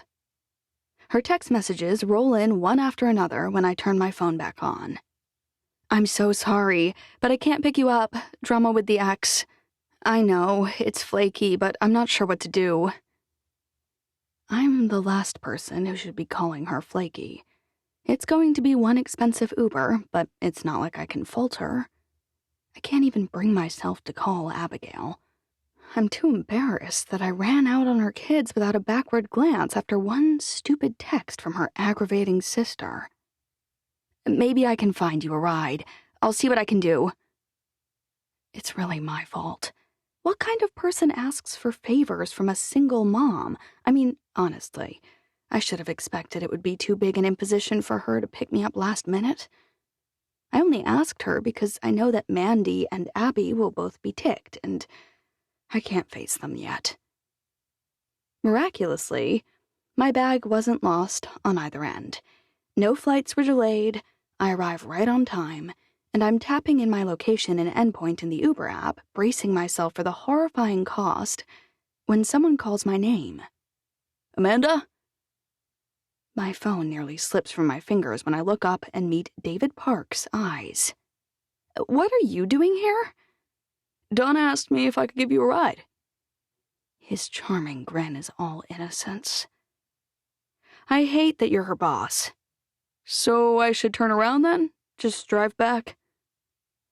I glance down at my phone and practically gasp as the horrifyingly high fee pops up for my ride. Well, you're already here. He looks like he knew all along that I'd never turn him down. But I insist on paying for your gas. I just filled up, he says. And wouldn't you know it, they were running a promotion, and I was the 1,000th customer. My gas was free. I roll my eyes. It's a ride, he says. It's not like I'm taking you to a Broadway show and then to dinner at I Fiori. Trust him to name my favorite restaurant in New York. I sigh. More's the pity. Although I would be happy to know when to stop, I say.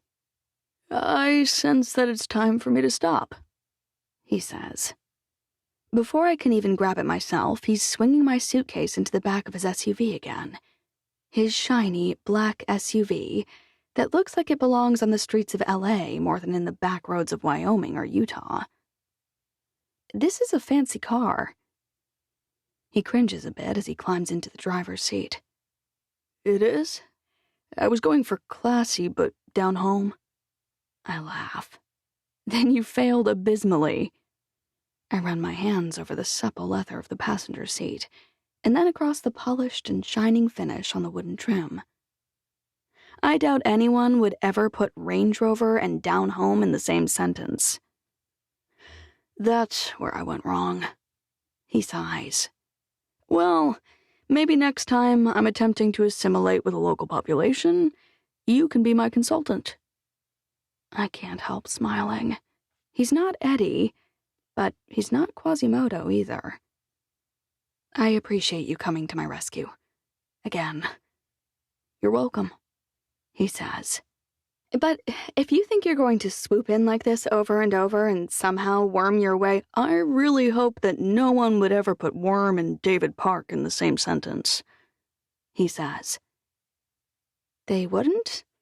I raise my eyebrows. Or you wish they wouldn't. Ouch, he says. You sure have that famous New York charm down pat. Actually, for a New Yorker, I'm pretty nice. Sadly, that's true.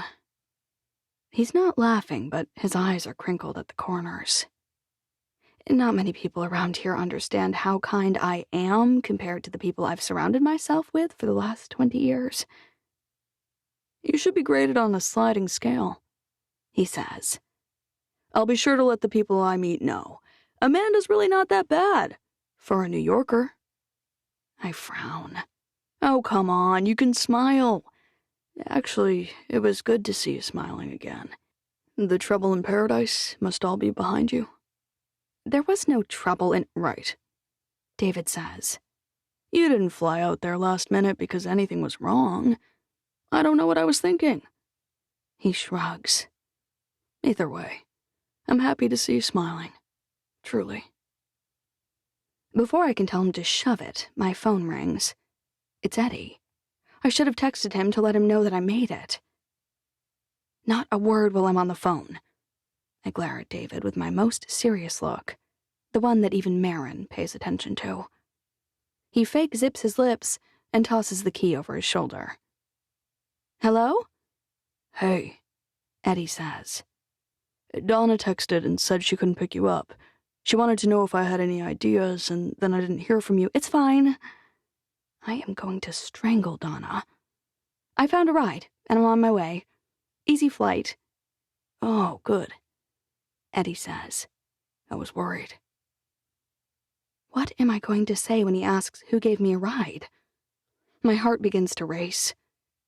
Surely he'll remember the name David Park, even if I haven't told him that the person building the stupid resort near the Flaming Gorge is the same guy I went on that bachelorette date with. It's not like I've been on many dates since Eddie and I started dating. So it's a memorable name. Will he freak out? As long as you're all right, I'd better go, he says. They're ready for me in the sound room. Right, I say, mostly relieved. Of course. Did I mention it was great to see you? He lowers his voice. Because it was. Please surprise me again soon. When he hangs up, I'm beaming. Yup, trouble in paradise is officially past, David says. It's not paradise, I say. We're just a normal couple. You're an influencer with a jaw-dropping face and a rock star experiencing a bizarre late-in-life revival? When I did a quick search on his name, all the girls were calling him Hunky. He sighs. Am I missing something? How are you a normal couple? Fine, I shrug. We're paradise. So why didn't you tell him who your ride was? I hate how smug, stupid David Park sounds. I don't think anyone has told me to keep quiet while they took a phone call since I was a kid. He didn't have time. I lie. I'd have told him if he wasn't in a rush. You'd have said, "Hey, Eddie, the guy who picked me up from the airport was the guy I went on a date with last month." I splutter. No, but I would have said your name.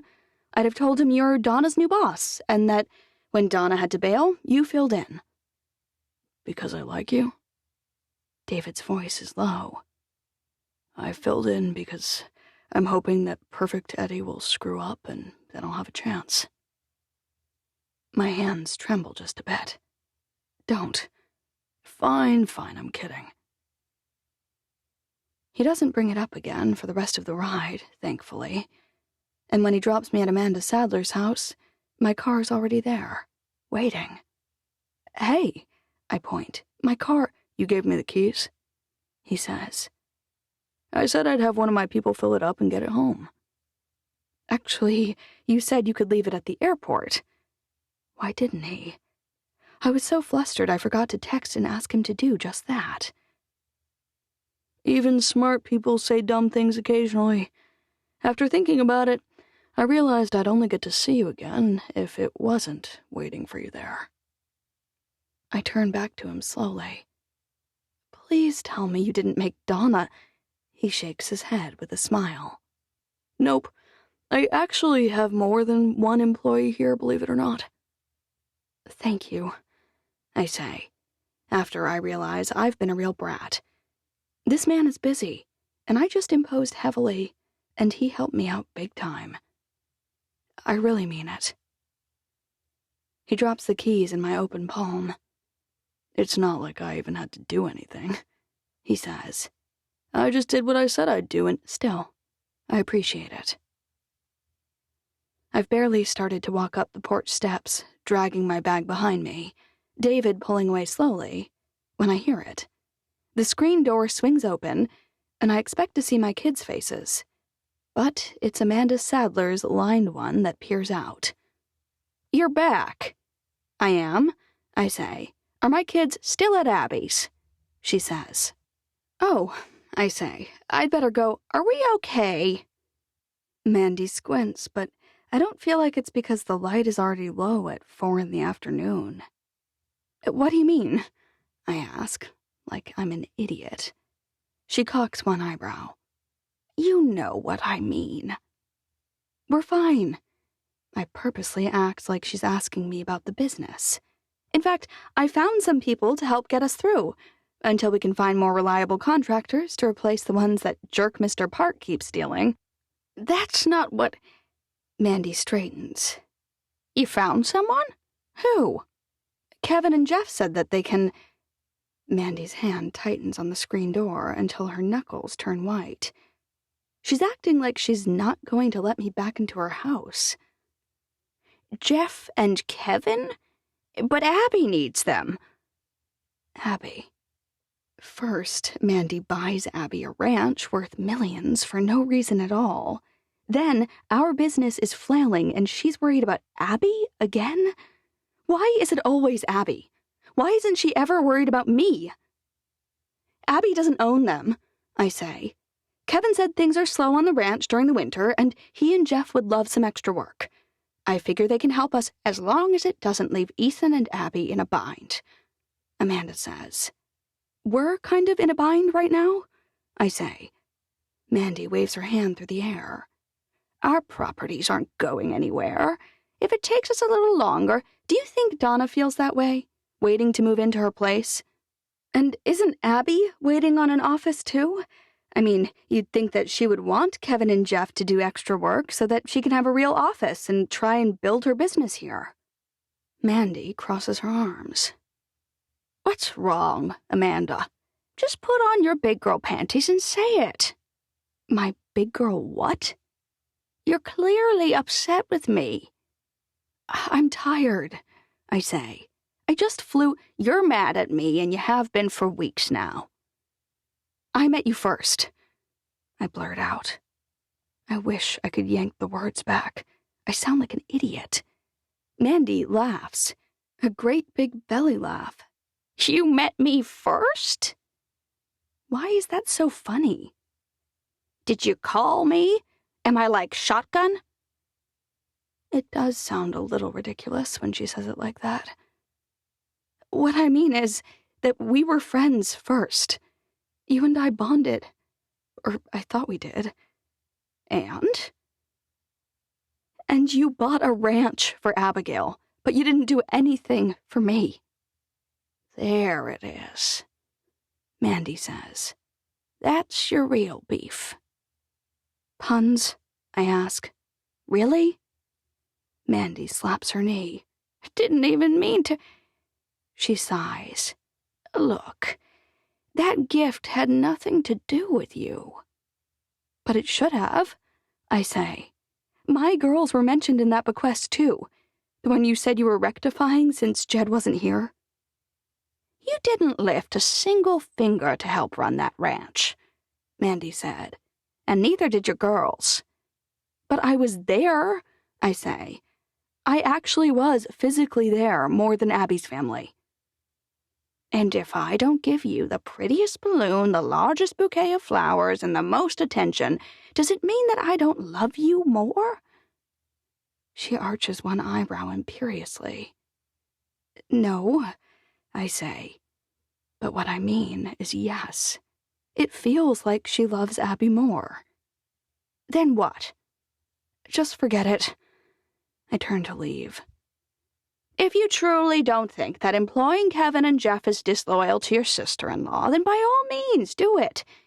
They're fine boys, and I'm sure they'll do great work. But some things matter more than business. It took me years to learn that. Some people matter more. That's what she means. I don't bother turning around. Got it. Amanda, you need to grow up, Mandy says. You're far too old to be acting like such a baby. The gifts I give someone are not a meter that shows how much I love them. I give people I care about the things they need or the things they deserve. It's not a contest.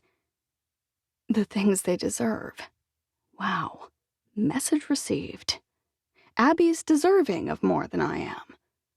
I find it rich that the woman who never got up the nerve to tell the man she loved that she liked him is lecturing me on growing up. I'm literally fuming as I stalk through a pile of snow and mud to get to my car. I'm shaking, I'm so angry as I drive over to Abby's.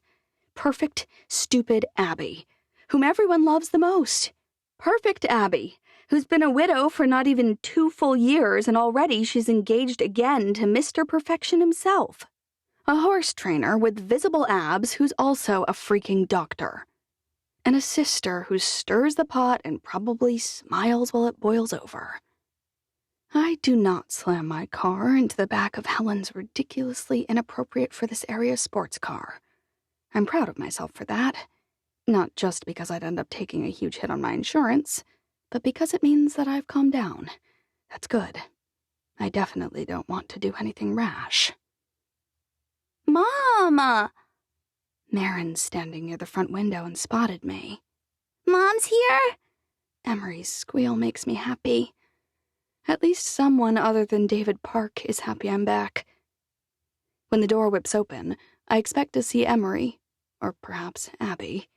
I brace myself for a scolding I know I deserve. Only, Abby's not there. I wondered when you'd be back. I was not expecting Helen to answer the door. Abby's meeting with a client. Helen scoffs, if you can call him that. He's a client, all right, Whitney says. His wife died, and he's awful sad. His wife died? In spite of my frustration, that gets my attention. That is sad. Helen shrugs. She was 80. He's 81. I had a lot more pity for him before he spent 40 minutes standing right where you are now, bawling.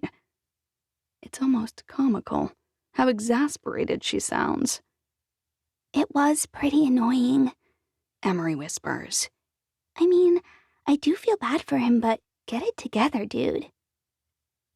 A moment later, the door to the new addition opens, and Abby walks out alongside a hunchbacked, white-haired older man who's wearing rumpled slacks and a faded gray polo shirt. His brown work coat still slung over his arm, in spite of the way he's approaching the exit and all the freezing cold air. He is, in fact, still crying. You could not pay me enough to act as a grief counselor or a lawyer, but doing both? Abby is a saint. Her eyes light up when she sees me and she waves, but the man is still talking, his arm clutching hers in a kung fu grip. I don't even try to interrupt as they shuffle past. I might get drawn in myself, like getting too near a black hole.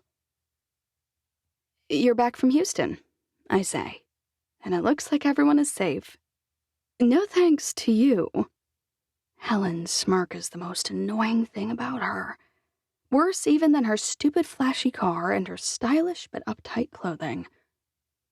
I came to apologize to Abby for leaving so abruptly. It was fine, Ethan says. Mom really didn't need to have anyone else watch the kids. I can do it. I know you can, I say. But you got stuck watching mine, too, and I wouldn't have done it if it weren't a huge emergency, Ethan says. I know. Mom knows that, too, so don't worry. What exactly was wrong? I'm not about to tell him what really happened. I doubt he'd think a photo of Eddie with his arm around another woman constitutes just cause for ditching them. But Helen's smirk reminds me that she already knows. And I have no idea why she hasn't told them. Yet. Helen, do you have a minute? She tosses her head and ducks into Abby's old room like she owns the place, which only reminds me that I don't own any of it, and Abby does. I grit my teeth and follow her. What's up? I'm still struggling to process someone like her saying, "What's up?" like she's a teenager, or not as stiff as a cardboard cutout. I'm just trying to get a read on how much longer you'll be here because you want me out so you can move back in. She folds her arms and the corner of her mouth turns up in a knowing half-smile. And you're wondering when I'll tell Abby that you completely abandoned her children and your own without a responsible adult to watch them over a photo? Okay, I was wrong. Her smirk isn't the worst thing about her. It's her superior attitude and the fact that she's basically blackmailing me. That's not... Abby told me that you're having trouble at Amanda Sadler's. That's the older woman you're staying with, right? She leans against Abby's chest of drawers as if nothing in the world is wrong. She said that you'd like to move back in here.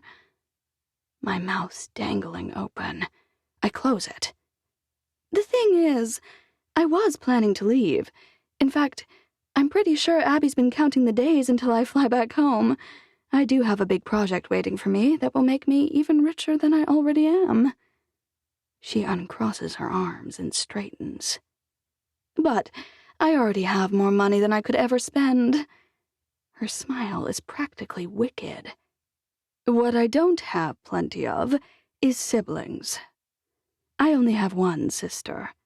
So I'm afraid I'm going to have to disappoint you, dear, sweet, moochy Amanda.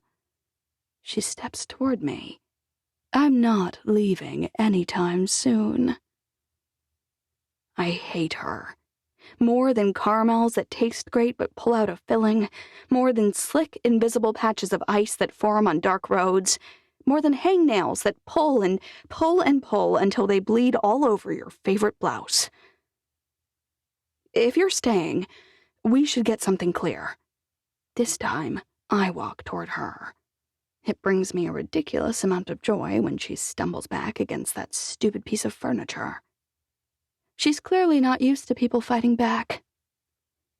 Do not ever interfere with my relationship again.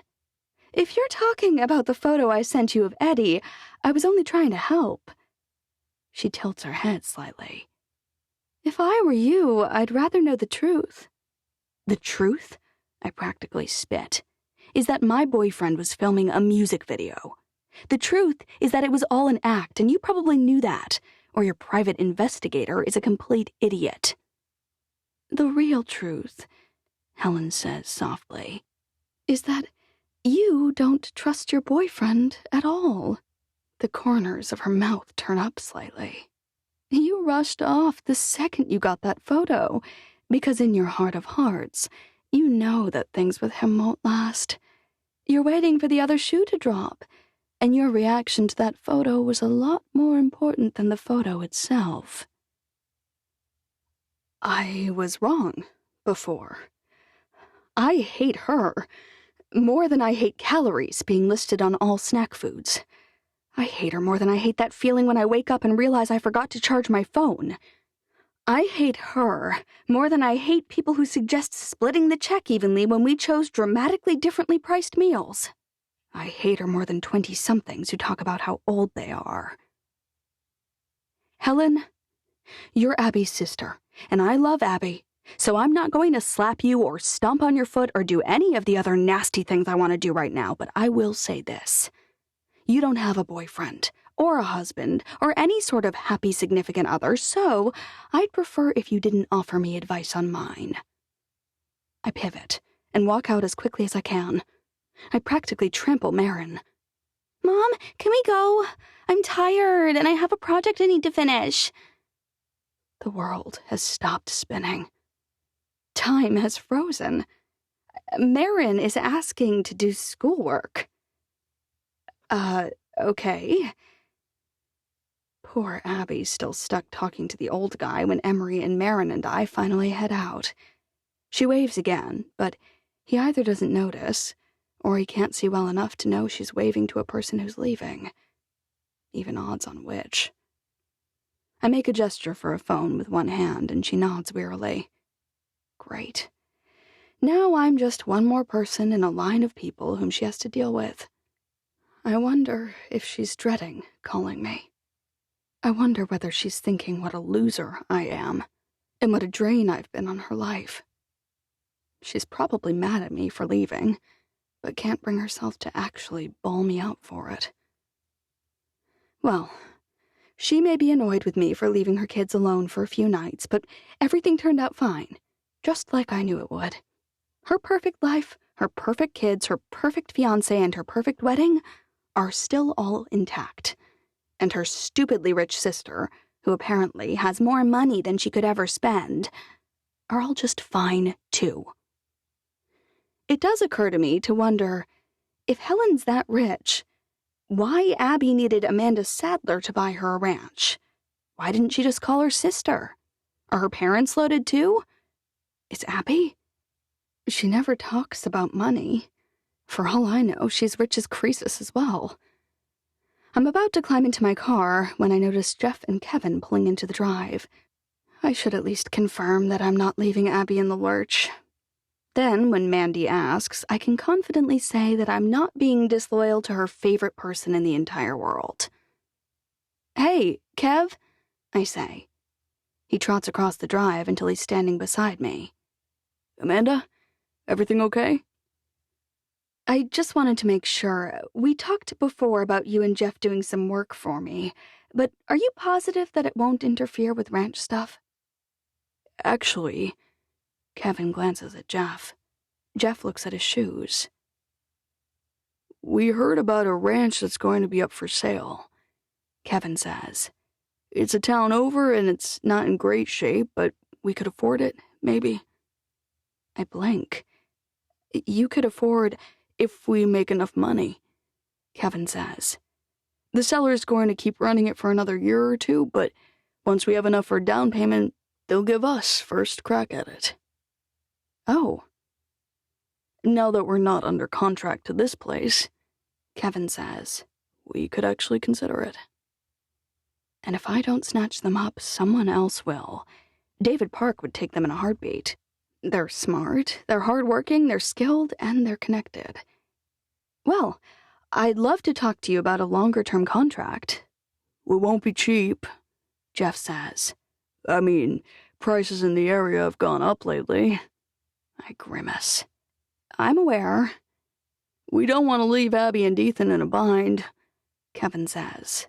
"But," Jeff says. "She has Steve," I say. "And her rich sister. She can hire whomever she wants, bring people over from the next town. Even if they have to pay far above average rates, they have a paid-off ranch. How bad can it be? Come over in the morning and we'll talk terms." It would be such a relief to have them for a year, or even possibly 2. I'm excited to work with you. 16. Donna. Your son was already picked up. As usual, Alice's lipstick has hopped off her lips and is now smeared across her front teeth. But for once, I barely notice, because I've just heard the words that every parent who has gone through a divorce dreads. "Excuse me?" The secretary at the elementary school blinks. Was he not supposed to pick Aiden up today? My hands begin to tremble.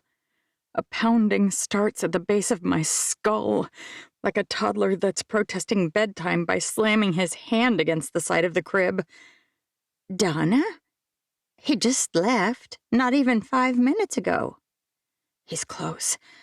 It takes time to make sure Aiden's buckled in. I don't even bother saying another word.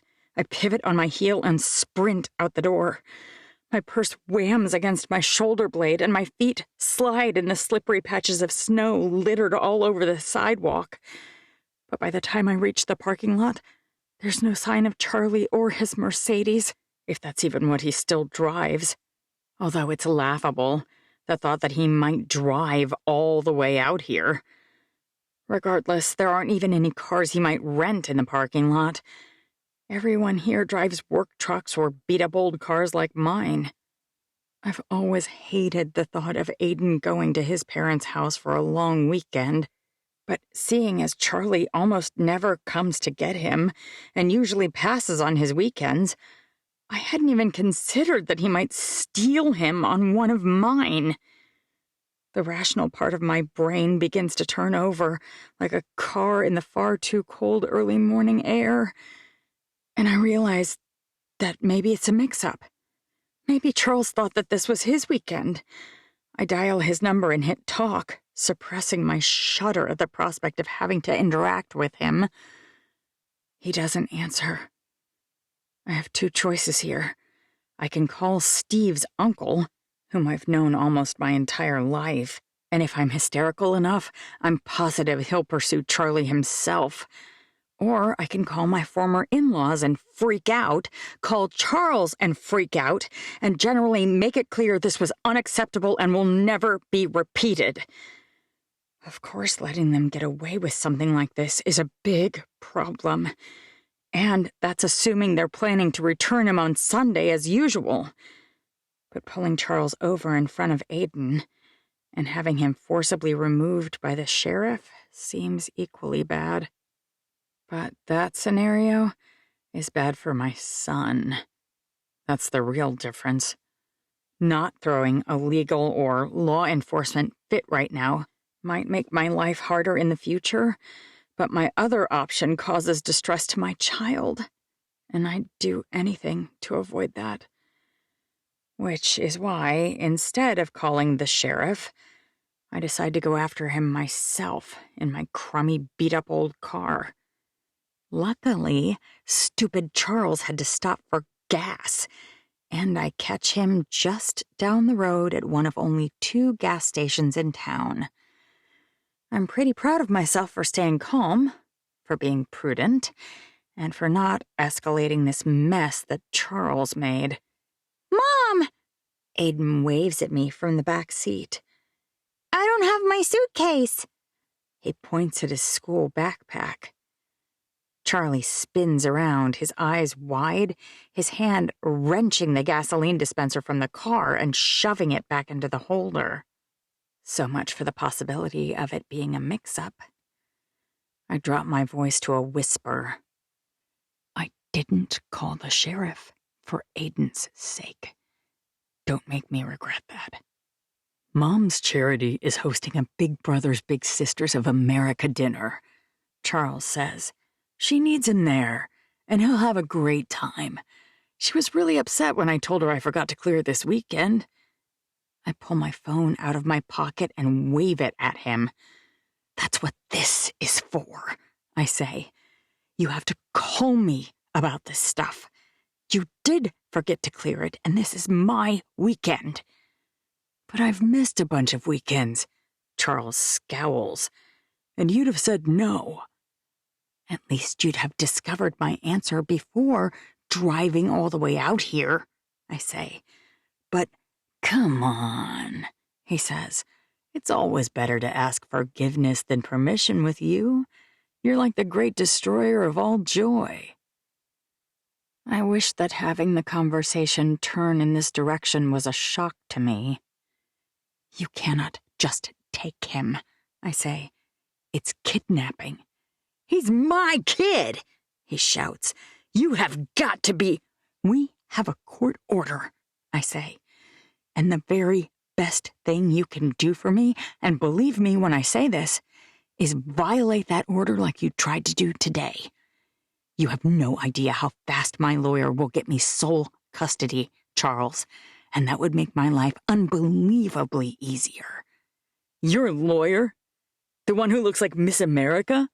I shake my head. Nope, you can keep your underhanded comments and jabs to yourself. I don't have to deal with them anymore. That's the beauty of divorce. I step a bit closer. But one thing I won't budge on is this. You hand Aiden over to me right this moment, or I'll call the sheriff, file a report, and submit your violation to the court and ask for a modification to the order. I fold my arms under my chest and assume my most adamant glare. Charles rolls his eyes. See, this is why I didn't call. It's not like I'm kidnapping him. I just want him to spend the weekend with his grandma. Is that really so bad? It's not the activity you're taking him to. It's the way you're doing it, I say. It's not the words you're saying, it's how you're saying them. He mimics. Are you serious right now? Do you really think you're Dr. Phil? Let him go. I hate the note of pleading in my tone. Or what? You'll really sick the cops on me? Does this backwater province really even have a sheriff? Charles leans against his car, obscuring Aiden's view of my face. But when I twist my head to look at him, my adorable son looks distressed. In spite of my whispers, Charlie's yelling, so there's no way he can't tell we're fighting, which is exactly what I was trying to avoid by not calling the authorities. I'll call Abby and the sheriff so fast your head will spin, and I'll tell them you said it was fine, he says, and that you changed your mind because you got mad at me. I forgot how unbelievably smug he is when he starts to lie. Who do you think they'll believe? My parents are impeccable members of the community and they'll back me up. They heard me talk to you about it on the phone last week. Lying is practically breathing to him, and I have no doubt he'll do it. So help me, if you don't... Charles straightens immediately, his eyes widening. What's... Let the kid go, a deep voice says from behind me. I spin around faster than a teenager doing donuts on an icy parking lot. Will doesn't look angry. He doesn't even look annoyed. He looks resigned and determined, and that might be scarier. Right now. His huge boots make a crunching sound when he steps up next to me. So close to Charles, he could reach across and pick him up by his shoulders. Charles has always been good-looking in a business, slimy kind of way. He dresses well. He presents himself as impressively as possible, and most people are intimidated by him. But he's not a large guy, and he's never taken the time to build any kind of impressive physical strength. He's far too lazy for that. Will could crush him with one blow. It looks like Charlie knows it. Who are you? I'm a friend of Donna's, and when Alice told me, Who the heck? Charles glances back at Aiden, as if just remembering he can probably hear us. Who the heck is Alice? Alice is the secretary at the kids' school. When Donna shot out of there like a bat out of heck, Will's eyes sparkle. She called me. She thought I might be keen to lend a hand, and my hotel's right there. He points. She knew I'd be close. It's interesting he said his hotel. It's always been his mom's hotel when we've talked in the past. I suppose something about having another alpha male around brings out the fight in Will. Well, I'll have a few choice words for Alice when... Will steps closer. So close he can probably tell what kind of gum Charles is chewing. You'll say nothing that isn't polite to Alice, and you'll release Donna's sweet son to her immediately. Will's voice drops to a deep, raspy whisper. Or you'll book an appointment with a plastic surgeon to deal with the way I rearrange your face. All the blood drains from Charlie's skin, but he's not quite ready to give up. Have you ever heard of the word assault? If you so much as lay one finger on me, I promise, my lawyer will make sure that... A jury of my peers, Will says with a smile. That's who my lawyer would ensure made the decision about whether my actions were warranted. And I'd reckon they would think coming to Donna's aid in this set of circumstances was just fine. Will holds up his right hand and spreads his fingers right in front of Charles's face. How about 5 fingers? I'll lay them just like this. He reaches for Charles, and my cowardly ex shrieks like a little girl in a Tom and Jerry cartoon and squirms to the side. Fine. He shakes his head. You two are the reason I did what I did. Totally unreasonable. Thugs. He circles the car, his confidence growing as he moves out of proximity to Will. So you'll let him go? Will asks. Yes, Charles says. If you absolutely insist, then yes. Will opens the passenger side door and slides inside, leaving the door hanging open. What are you doing? Charles whips his door open and lowers his head to glare at Will. I'd hate to risk you hopping inside and locking your door. Then we really would have to call the sheriff. And my old pal Winston. He's a state trooper. Things could get unpleasant. Aiden, Charles says, your mom says you can't come visit Grandma this weekend. She's being a real bit. Will clears his throat. Your mom has. Your mother can speak for herself. I open Aiden's door and wave him out. He grabs his backpack and hops out next to me. I gesture for him to walk toward the tree, and he listens. You two hold tight here for a moment. Can you do that? Will's grin is practically wicked. Charles looks like a dog whose home has been stolen right out from under him. He can't decide whether to get into his car, sitting right by the awful and disconcerting Will, or whether to keep hovering beside his own rental. Seeing him this displaced feels very, very good to me. But that's not what matters right now. I trot over to where Aiden's putting his backpack straps over his shoulders and crouch down in front of him. Your dad and I had a misunderstanding. He has an event for your grandma that he wanted to take you to, but he didn't clear it with me first. Did he tell you about it? Aiden nods, his eyes nervous. I hate that my son is nervous. Were you excited to go? I don't have a bag, he says, and Dad's toothpaste is spicy. Minty, I correct without thinking. I don't like it, he says. But if you had your toothpaste and your stuff? I raise my eyebrows. Would you want to go? He glances back at Charles and then looks toward me, but he won't meet my eyes. I lift his chin with my right hand. There's no wrong answer, baby. If you want to go, just tell me. I don't want to make you sad. I shake my head. You won't, I promise. His whisper is so much softer than mine was that there should be another word for it. I do. I force a smile. Then you'll go, okay? Let's just go back by the hotel and grab your stuff. And now I'll be subjected to a rant by Charles about how I'm still in a hotel. I grit my teeth and walk back to the car. So, I asked Aiden, and he'd like to go. I fold my arms.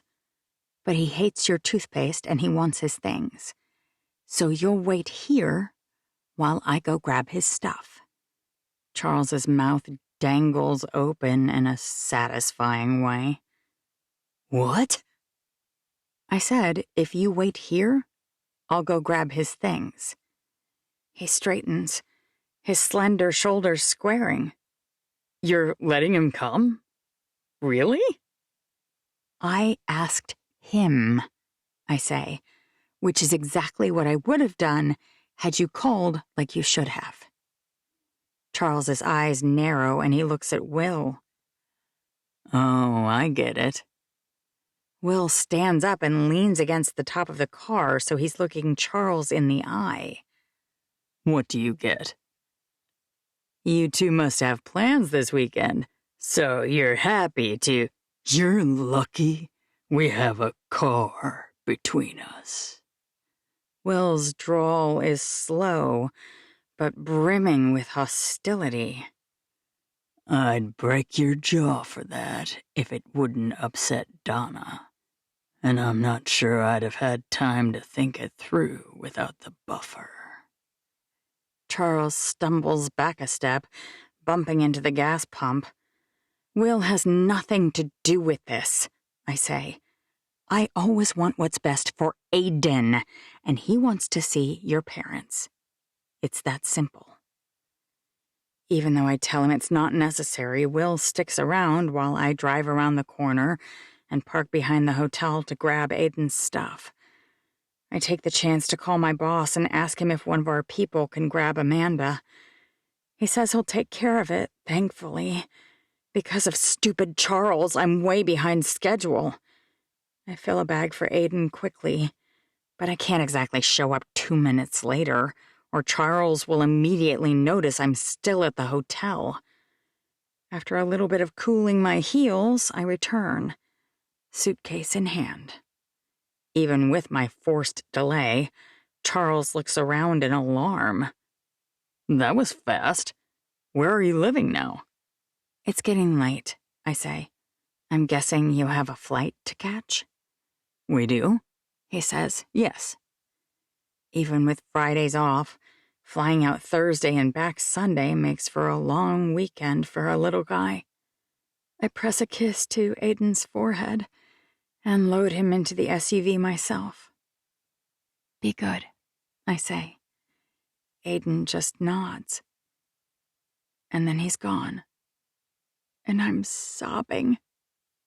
Will's arms wrap around me slowly, and I collapse against his chest. I hate it, I say. Even when there isn't all this drama, letting him go with them tears me up inside. I know. His huge hand cups the back of my head and pats me gently. I know. I'm not sure what I would have done if Will hadn't shown up, but it's really not fair of me to rely on him for stuff like this. I'm sorry. That thought pulls me out of it. I'll be fine. It was stupidly emotional. I can't believe he tried to just take him. He's a real piece of work. I can't argue with that. I picked a spectacularly awful husband. I shake my head. What a disaster. At least you're done with him now. That's the thing. I sigh and start to separate myself from Will, in spite of how nice it feels to be held. Thanks to Aiden, whom I love like nothing else in the world, I'll never be done. Will releases me and shrugs. One bullet and a shovel, and... I shove his shoulder. Don't even joke about that. He rolls his eyes. I'd never kill him. The worse he is, the more chances I have to show you how helpful I can be. I really appreciate you showing up, I say, but Alice should not have called you. She was worried, he says. She felt like it was her fault. I'm the one who listed Charles as one of the people who can pick him up, I say. Since he lives in California, it never occurred to me that he'd just show up here. Now you know, he says. I sure do. I fish my keys out of my pocket. Well, do you need to go somewhere? Will asks. I'd be happy to buy you dinner. I shouldn't, I say. Why not? Will asks. Is there some long-standing rule that you never go on dates with men on Thursday nights? I cringe a little at the word date. I've been single for like 5 minutes, I say. Closer to 5 months, He says. but I get your point. It's just that, No need for you to explain. he says. I actually meant to come find you today either way. He shoves his hands into his pockets, and I don't blame him. It's getting colder by the minute, and the wind has picked up too. Find me, why? I talked to Mom about the day she witnessed that will. She doesn't really know Greg. She rented him a room for a few months, though. He's not from here, and she couldn't remember why he was in town. She's also not sure why your parents asked him to be a witness. She didn't even know he knew them until that day. That's not promising. I've never heard of Greg James in my life. But I've been asking around, and I have a lead. Mom thought she saw him talking with old Moses a few times, and I tracked him down and asked. Pete Moses said Greg James knew your mom because he had been doing some kind of work out at her place. Work? What kind of work? That's what I wanted to know, Will says. but Pete didn't remember. He said Greg did part-time work for him when he got sick, but only on his days off and only while he happened to be in town. He had a full-time job that brought him here. Pete Moses runs the local soil testing lab. He'll check soil for farmers to tell them what fertilizer to use. He checks for ranchers to make sure their cows and horses are getting balanced diets and makes recommendations for hay and supplements. So he's a chemist or something? Pete said he was a geologist, and he remembered one word, though it took him some time to recall it. What word? Will's really milking this. Kinross. And get this, I looked it up, and there's a gold mining company called Kinross. A what? Why on earth would Mom work with someone from a gold mining company? I don't understand, Me either. Will says. But I put in a call to Kinross and talked to a handful of people over there. I explained we're looking for someone named Greg James and that he knew your mother. They said they'd look into it and get back to me, and I guess we'll just have to wait. A pang of guilt hits me. Will Earl is good-looking, clearly competent, smarter than I realized, and hard-working. And for some reason, he's decided to help me. He's acting like he likes me. He's way too good for me on paper, and it's only a matter of time before he realizes that. But setting that aside, there's no way I'd ever date a rancher. I left to begin with because I didn't want a life like Mom had. And that means that I shouldn't really rely on him. And I certainly can't let him spend all his free time doing things I could be doing for myself. I really appreciate what you've been doing. For what it's worth, I also talked to my mom about your parents. She said that your dad was completely in his right mind the day he executed that will. He was sharp and alert, and he didn't seem confused for a moment. Which any judge will immediately discount as soon as Patrick explains I've been living with Mrs. Earle at her hotel and that her son and I are good friends. Thanks. I bite my lip. I just hope that when we find this Greg James, he says the same thing. He will. He says. I know it. I wish I had his confidence. Thanks again for your help, I say, but I have some work to finish up. When you have more time, I'd love to hear about the new job. Oh, man. I'm going to have to force some kind of awkward conversation with him. I just don't have the emotional space to deal with it right now. For sure. I duck into my car and drive away. To his mother's hotel. Ugh. But Will's not a creep. He doesn't follow me. He climbs into his enormous dually truck and drives the other direction. I breathe a sigh of relief until I check my phone and notice that I have a barrage of text messages from Charles. The first one says, "Aiden says you're still staying in a hotel." At least it looks like he's using voice to text. Aiden? Shouldn't his phone at least recognize his own kid's name? "How do you think the court will feel about you keeping our son in a hotel?" I'm itching to reply to that one. The court cares that he's fed, clean, and educated. I doubt they care much whether it's in a hotel room or a house. The last one says, "The court values stability and a sense of security." That's rich, coming from the person who literally just abducted him. I grab my bag and lug it into the hotel room. I wasn't lying about bringing my work home with me. David kindly lets me take off early to pick up Aiden when my sitter falls through, but I always make sure to finish up my workday from home. I've just started going through the proposals when another message comes through. "If you can't find a suitable home in the next 2 weeks, I'm going to petition the court for a change of circumcision." I'm going to give him the benefit of the doubt and assume he meant to text a change of circumstance. He really shouldn't text while agitated or while driving, but he's clearly upset, even though I just cut him a tremendous amount of slack. Trust Charles to repay my largesse with petulance. "I found us a house. We move in soon. I'll send a photo shortly." We may be a ways out from our move-in date, but at least the front looks picture perfect. I carefully stack the proposals again and begrudgingly head back out to my car. If I wait much longer, thanks to the lousy early sunset during the winter, I won't be able to get a photo. My poor old car chokes twice, but finally turns over again. One more thing for the old to-do list.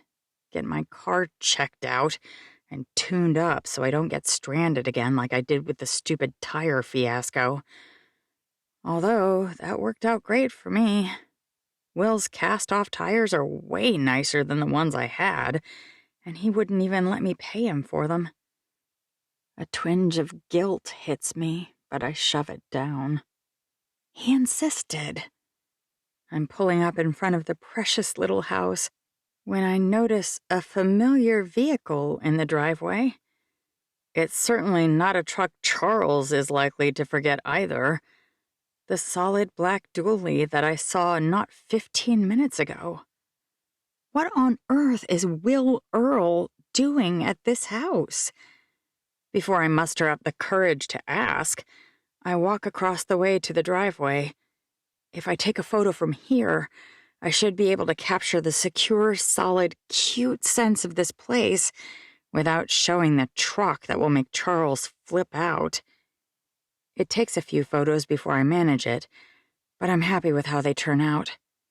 The shutters really pop in the low afternoon light, and the mountains in the distant background really frame it up in a picturesque way. I select the best one and send it to Charles. Let him chew on that. I consider hopping in my car and skedaddling before Will even notices I'm here, but then my curiosity would eat me alive. I force my feet to move toward the front door, one miserable step at a time. But when I hear loud banging, I race the rest of the way. What could possibly be? The windows are cracked open, and once I get closer, I can smell why. The distinctive smell of mildew has mixed with the overwhelming scent of urine. It seems like the house was in worse shape than I realized. Someone has ripped up all the flooring, and Will's shoveling it into a wheelbarrow. I'm at a loss on what the banging might be until... Oh, there it is. Will has reached a spot where the floors weren't totally separated from the subfloor, and he pulls out a chisel and whams it with a sledgehammer until it comes off clean. Then he goes back to shoveling. Even in the chilly winter air, sweat beads across his forehead. He wipes it away without a thought on the sleeve of his canvas coat and goes right back to shoveling. I should say something, but I'm not sure what to say. Will helps out around the hotel regularly. He repairs things. He checks people in, covering for his mom when she's busy. He runs the ranch, or so she tells me. His dad checked out entirely a few years ago. I saw his auto shop with a half-dozen cars in varying stages of restoration. Some were up on blocks, some were almost fully restored. He shows up whenever I need him, and that's been far too often lately. And now he's here, doing contract work for Amanda Sadler, apparently? Does he ever sleep? And why didn't he tell me he's working on the house? Why didn't Amanda? When I asked her about progress, she told me they were running into trouble even finding contractors, and then started ranting about my new boss. I was worried nothing had been done, but as I inch closer quietly, I can see that the floor demolition isn't even all of it. The electrical fixtures are down, and it looks like they've taken the kitchen cabinets out, though I can't see the entire kitchen from this angle. If I circle around to the left and peek around the tree, I'll be able to see the far side of the kitchen, and Will swears loudly. It startles me, and I shriek and look around wildly for any sign of trouble. What are you doing here? He's glaring at me as if I'm the trouble. Well, the thing is, I'm not sure it's wise to explain that Charles is threatening me. Will was antagonistic enough before, and today's stunt was practically Charles's best behavior. I decide the best defense is a good offense. I straighten my shoulders and think, what would Abby do? It helps me inject my tone with a strong note of authority that I don't really feel. What are you doing here? Will drops the shovel to the ground and leans against the handle. I'm working. I can see that, obviously. Now I feel idiotic. But why? Why? He glances around like that's also obvious. I mean, why are you the one doing it? You don't work for Amanda Sadler. At least, not as far as I know. Will looks like he bit into a sour plum. I don't know. Then why? I didn't want to make you uncomfortable, he says. But Amanda's having trouble finding people right now, and this project isn't at the top of the list. I heard. I also know that you're tired of being in a hotel. You looked so delighted when you saw the outside of this place, and so disappointed when we walked inside. Oh no. Please tell me he's not here working for free to fix up a house Aiden and I will be renting. Will? He holds out his hand, and I can't help noticing how grimy it is. Somehow that makes it worse. Don't fuss at me, okay? My mouth closes with a click. I know you aren't ready to date, and I'm terribly afraid that even if you were, you'd want nothing to do with me, just like back in high school. His words make no sense. In high school? When I asked you to homecoming and you said no? Homecoming? It's like he's speaking Latin. You never asked me to homecoming? Will frowns. I did. You did not. I'd remember that. I most certainly never told you no. Will Earl was way, way, way cooler than I was during high school. He was like a brawny god, and he also happened to be the quarterback of the football team and the best basketball player at our school.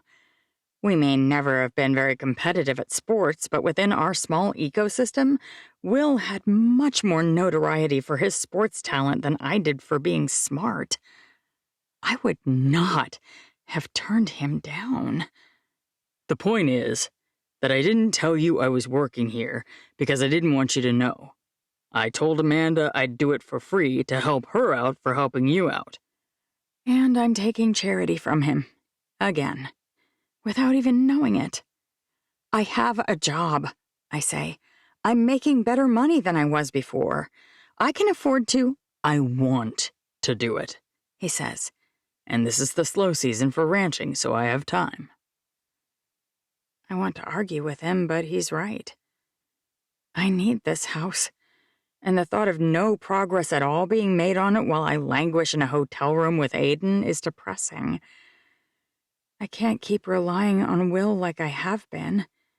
But maybe since he's already started this project, I can stop right after he does this one last favor for me.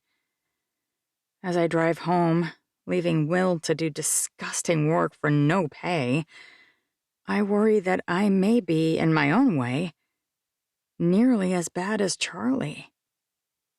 It's not a comforting thought.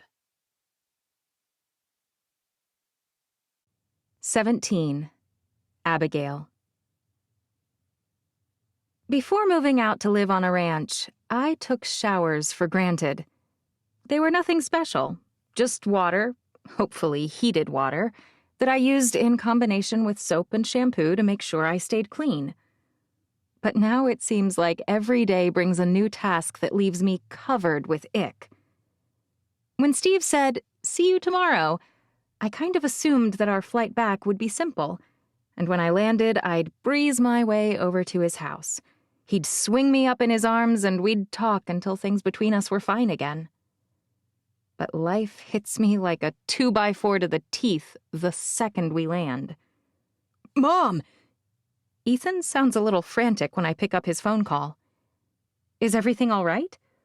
So, Aunt Amanda shot out of here like a bat out of language? There are bats in language? Is that even a place? Ethan asks. Apparently, no matter how stressed he is, there's time to make jokes. Something was wrong? Aunt Amanda bailed, and that left me in charge, and no one freaking listens to me, little brats. It's really not my fault. Ethan, slow down and tell me what's going on. Whitney was moving the horses through into the barn, but she forgot to shut the gate. The cows got out and— "Oh no," I say. "Are they lost? Are any of them injured?" "It took me almost 2 hours, but I got that disaster cleaned up," Ethan says. Now I'm confused. Okay. But in the process, we had another issue. What?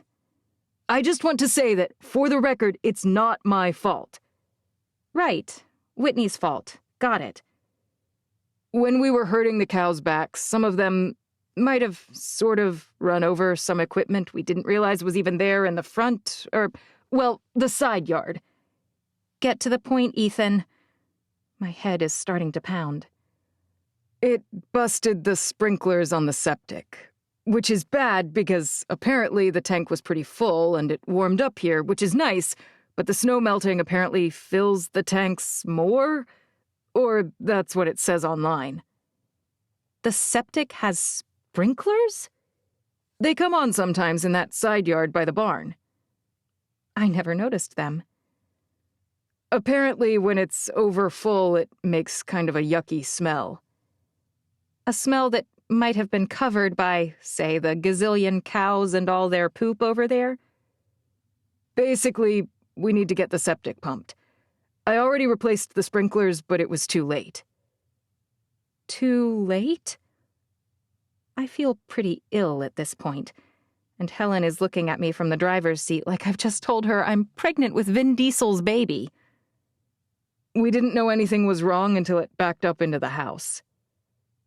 I'm assuming that it is the septic sludge, which means poop and other nasty fluids backed up into my house. My recently remodeled house. Helen drops me off a block from the ranch. I don't do poop. She doesn't budge, and I'm certainly not going to argue with her about it in the street. Luckily, Mandy has a septic guy who owes her a favor, so he rushes out to pump it for us. Unfortunately, it takes Ethan and me all day to clean up the mess. Around the time the kids are due home from school, I finally finish and take a shower. It's the best shower of my entire life. The second I step out of my room, clean and not stinking anymore, I prepare myself to welcome my kids home and then rush over to Steve's. I'm sure he's wondering what I'm up to, but I was not about to call him earlier, or he'd have insisted on coming to clean and scrub filth. After our last interaction, I think he's had about enough stinky misery to deal with from my end. But instead of hugging my babies and preparing to talk to my fiancé, I'm waylaid. Again. There's a strange man waiting in my living room. He's small and so old that his back is a little bit bent.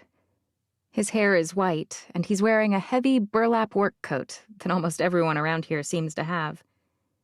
My kids are all sitting in the room watching him. Helen must have gotten a text from Ethan saying the mess was cleaned up, because I notice that she's sitting in the front room as well, looking even more awkward than my kids.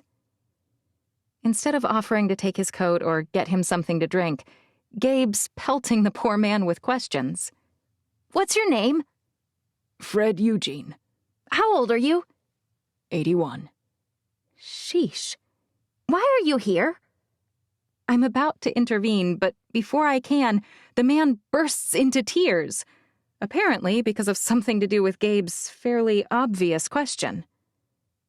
Sir? At the sound of an adult voice, he startles and stands up, brushing away the tears running down his softly wrinkled face. His dark brown eyes remind me of one of our sweetest cows, Mabel.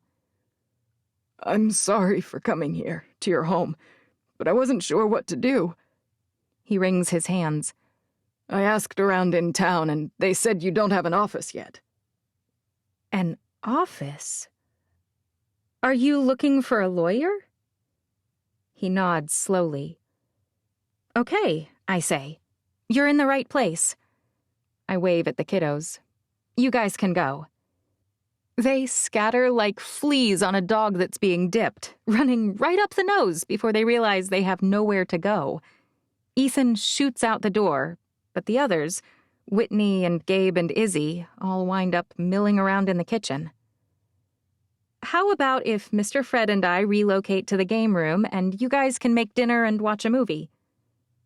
Every single head bobs up and down enthusiastically, including Helen's. Sir? I point toward the hallway, and it takes a moment, but he finally understands that I'm directing him. Once we reach the game room, I close the door tightly and gesture for one of the chairs on the back wall. Please, sit. Tell me what's wrong. So I can get back to my regularly scheduled mess of a life. What's wrong? His voice wobbles. My wife died. He bursts into tears again. Good heavens, that hits me like a kick to the shins. Suddenly I'm tearing up as well. I can certainly relate. My husband Nate passed away almost 2 years ago now.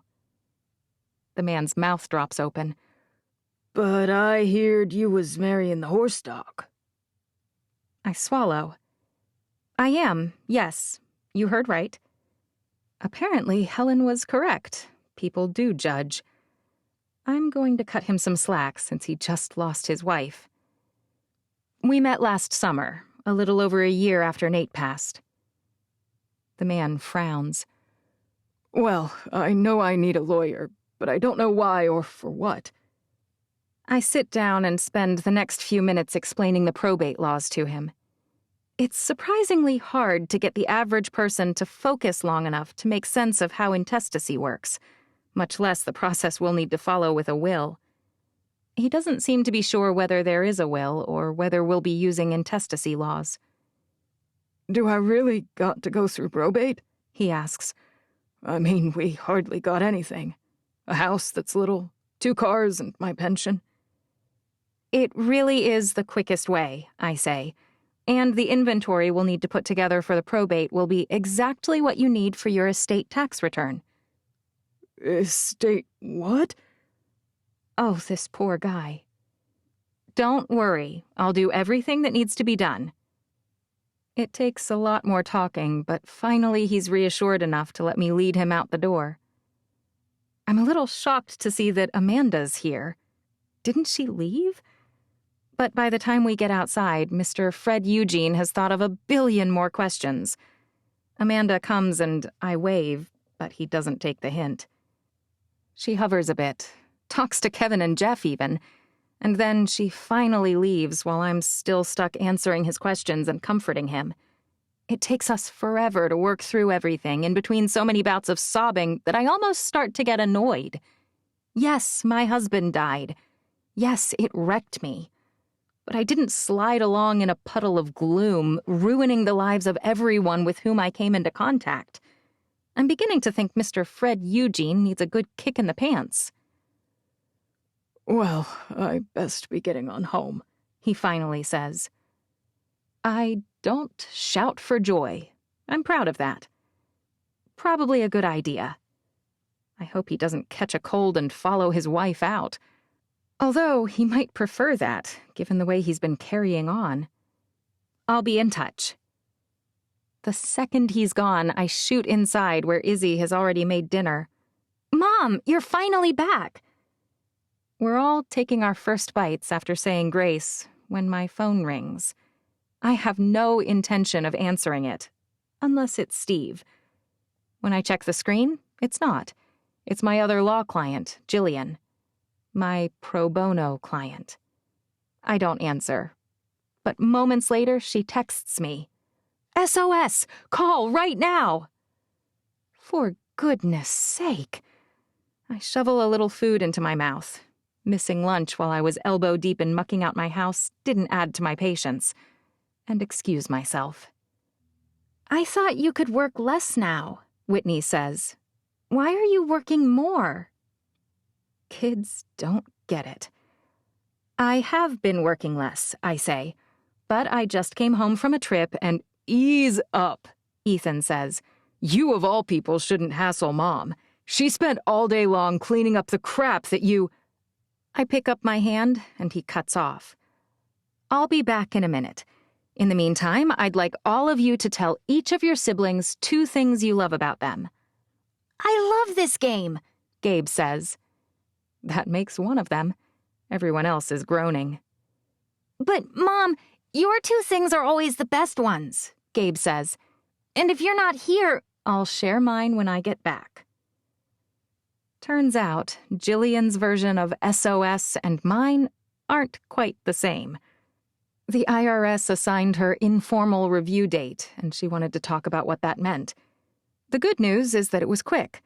The bad news is that my kids are all done eating by the time I return. I'm working my way into the kitchen to help Whitney with dishes when my phone rings again. This time, it's Donna. Hello? In spite of my best efforts, a clear note of frustration is present. Is this a bad time?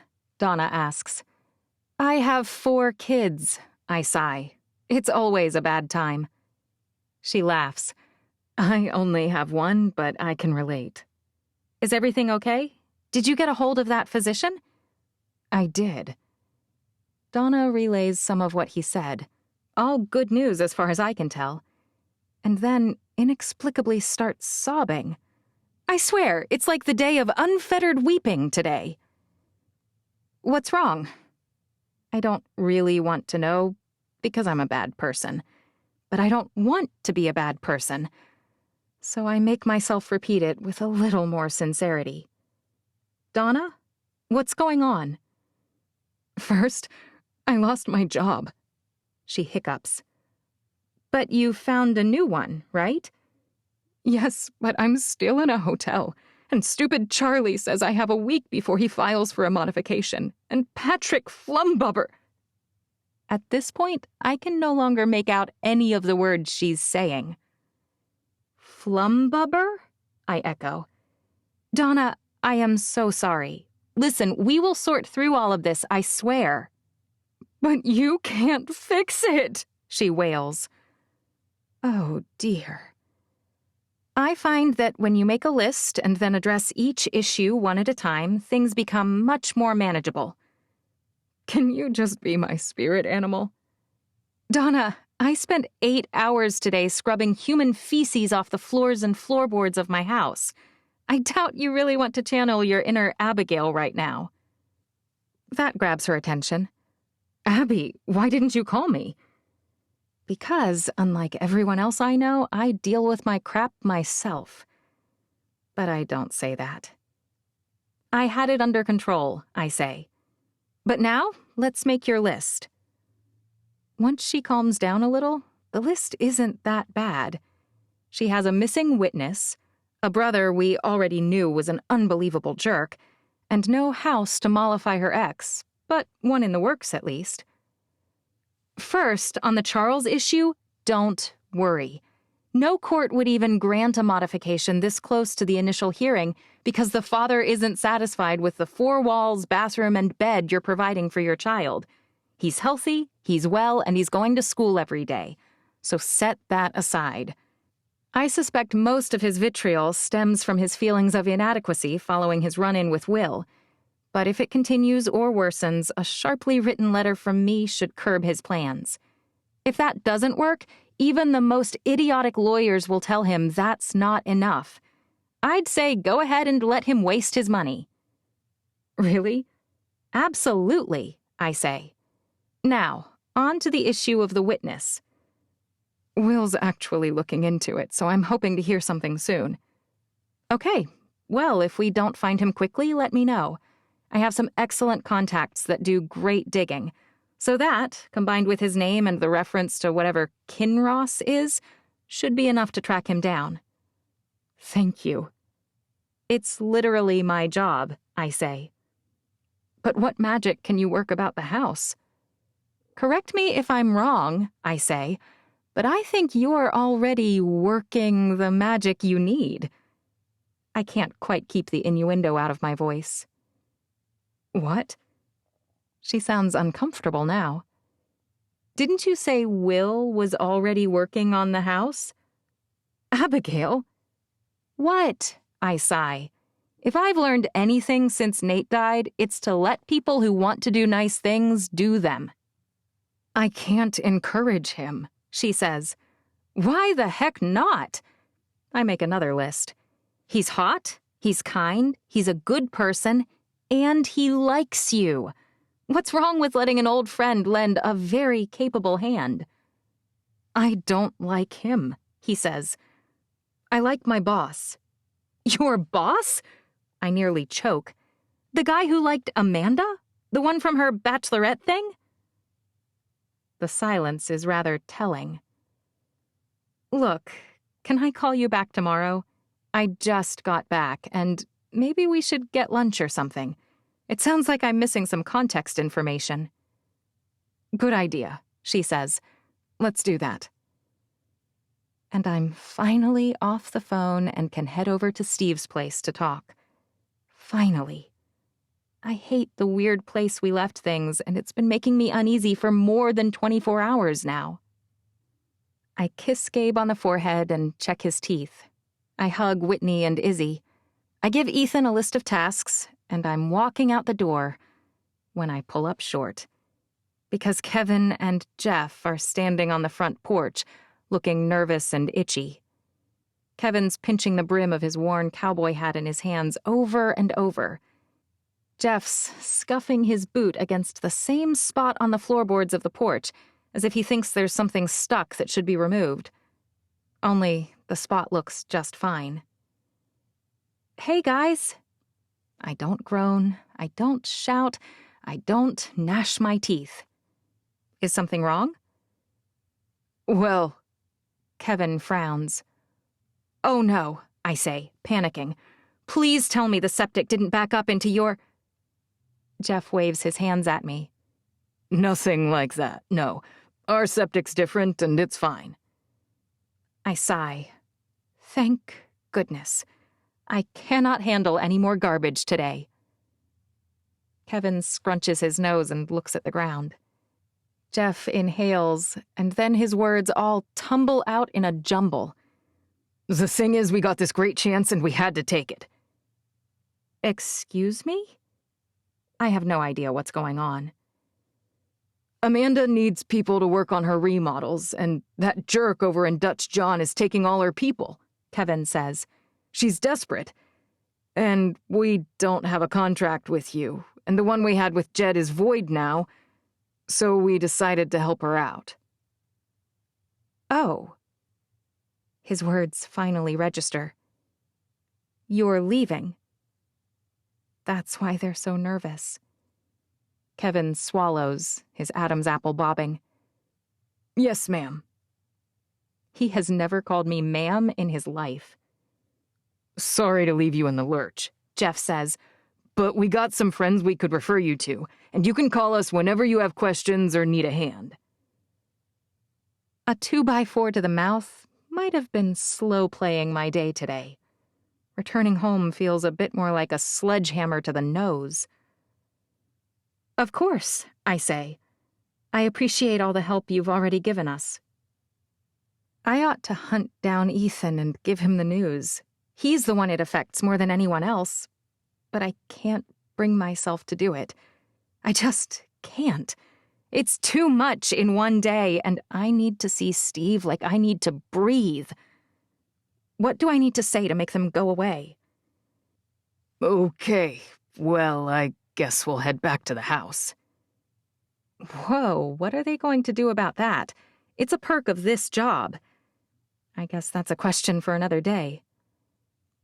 All right. Thanks for telling me right away, and send me the information on the people you think might be looking for work. Though with this scrambling going on for contractors, I'm guessing these people are either going to be really pricey or not very competent. I can't worry about that right now. Once they've turned around, I resume my path toward my car. But again, 2 steps from my car, someone calls my name. What now? I spin around, my eyes flashing, my hands clenching the keys. Are you all right? Helen looks genuinely concerned. Today felt like a documentary on Animal Planet, only you were a gazelle and your friends were a pack of lions. It felt a little like that, too. It's kind of my job, though, I defend. My friends and other random people, they all come to me to fix their problems, and some days that feels more exhausting than others. Helen's boots crunch on the crusted patches of snow as she walks toward me, slowly. Do you know what your issue always was? I don't think I have the patience to have someone else bite a chunk out of me today. Helen, it's also your greatest strength. Well, now I can't beg off. She's dangled that like a carrot in front of me, the promise of a compliment from the never positive about anything Helen. What? I think an outside observer would say that you lost pretty much every argument we ever had growing up. Not just between you and me, but ones with you and Dad, you and Mom, you name it, you always lost. You went on to become a very successful attorney, so why didn't you ever win while you were at home? I was wrong. There's no compliment coming. She duped me again. I need to go, I say. You can criticize me when I get back. Because every single person in our family is a taker. Uncle Carl, Mom, Dad, me. But not you. You're a giver, Abs. You give and give and give. And right now, you've surrounded yourself with a whole pack of takers. Leaving home was the best thing you could ever have done for yourself. Not staying nearby at Stanford. Not continuing to attempt to get Mom and Dad's approval. You quit the game, and that's how you won. But I'm worried you're signing up for another unbeatable scenario. Steve's not a taker, I say. And that's where I'm going.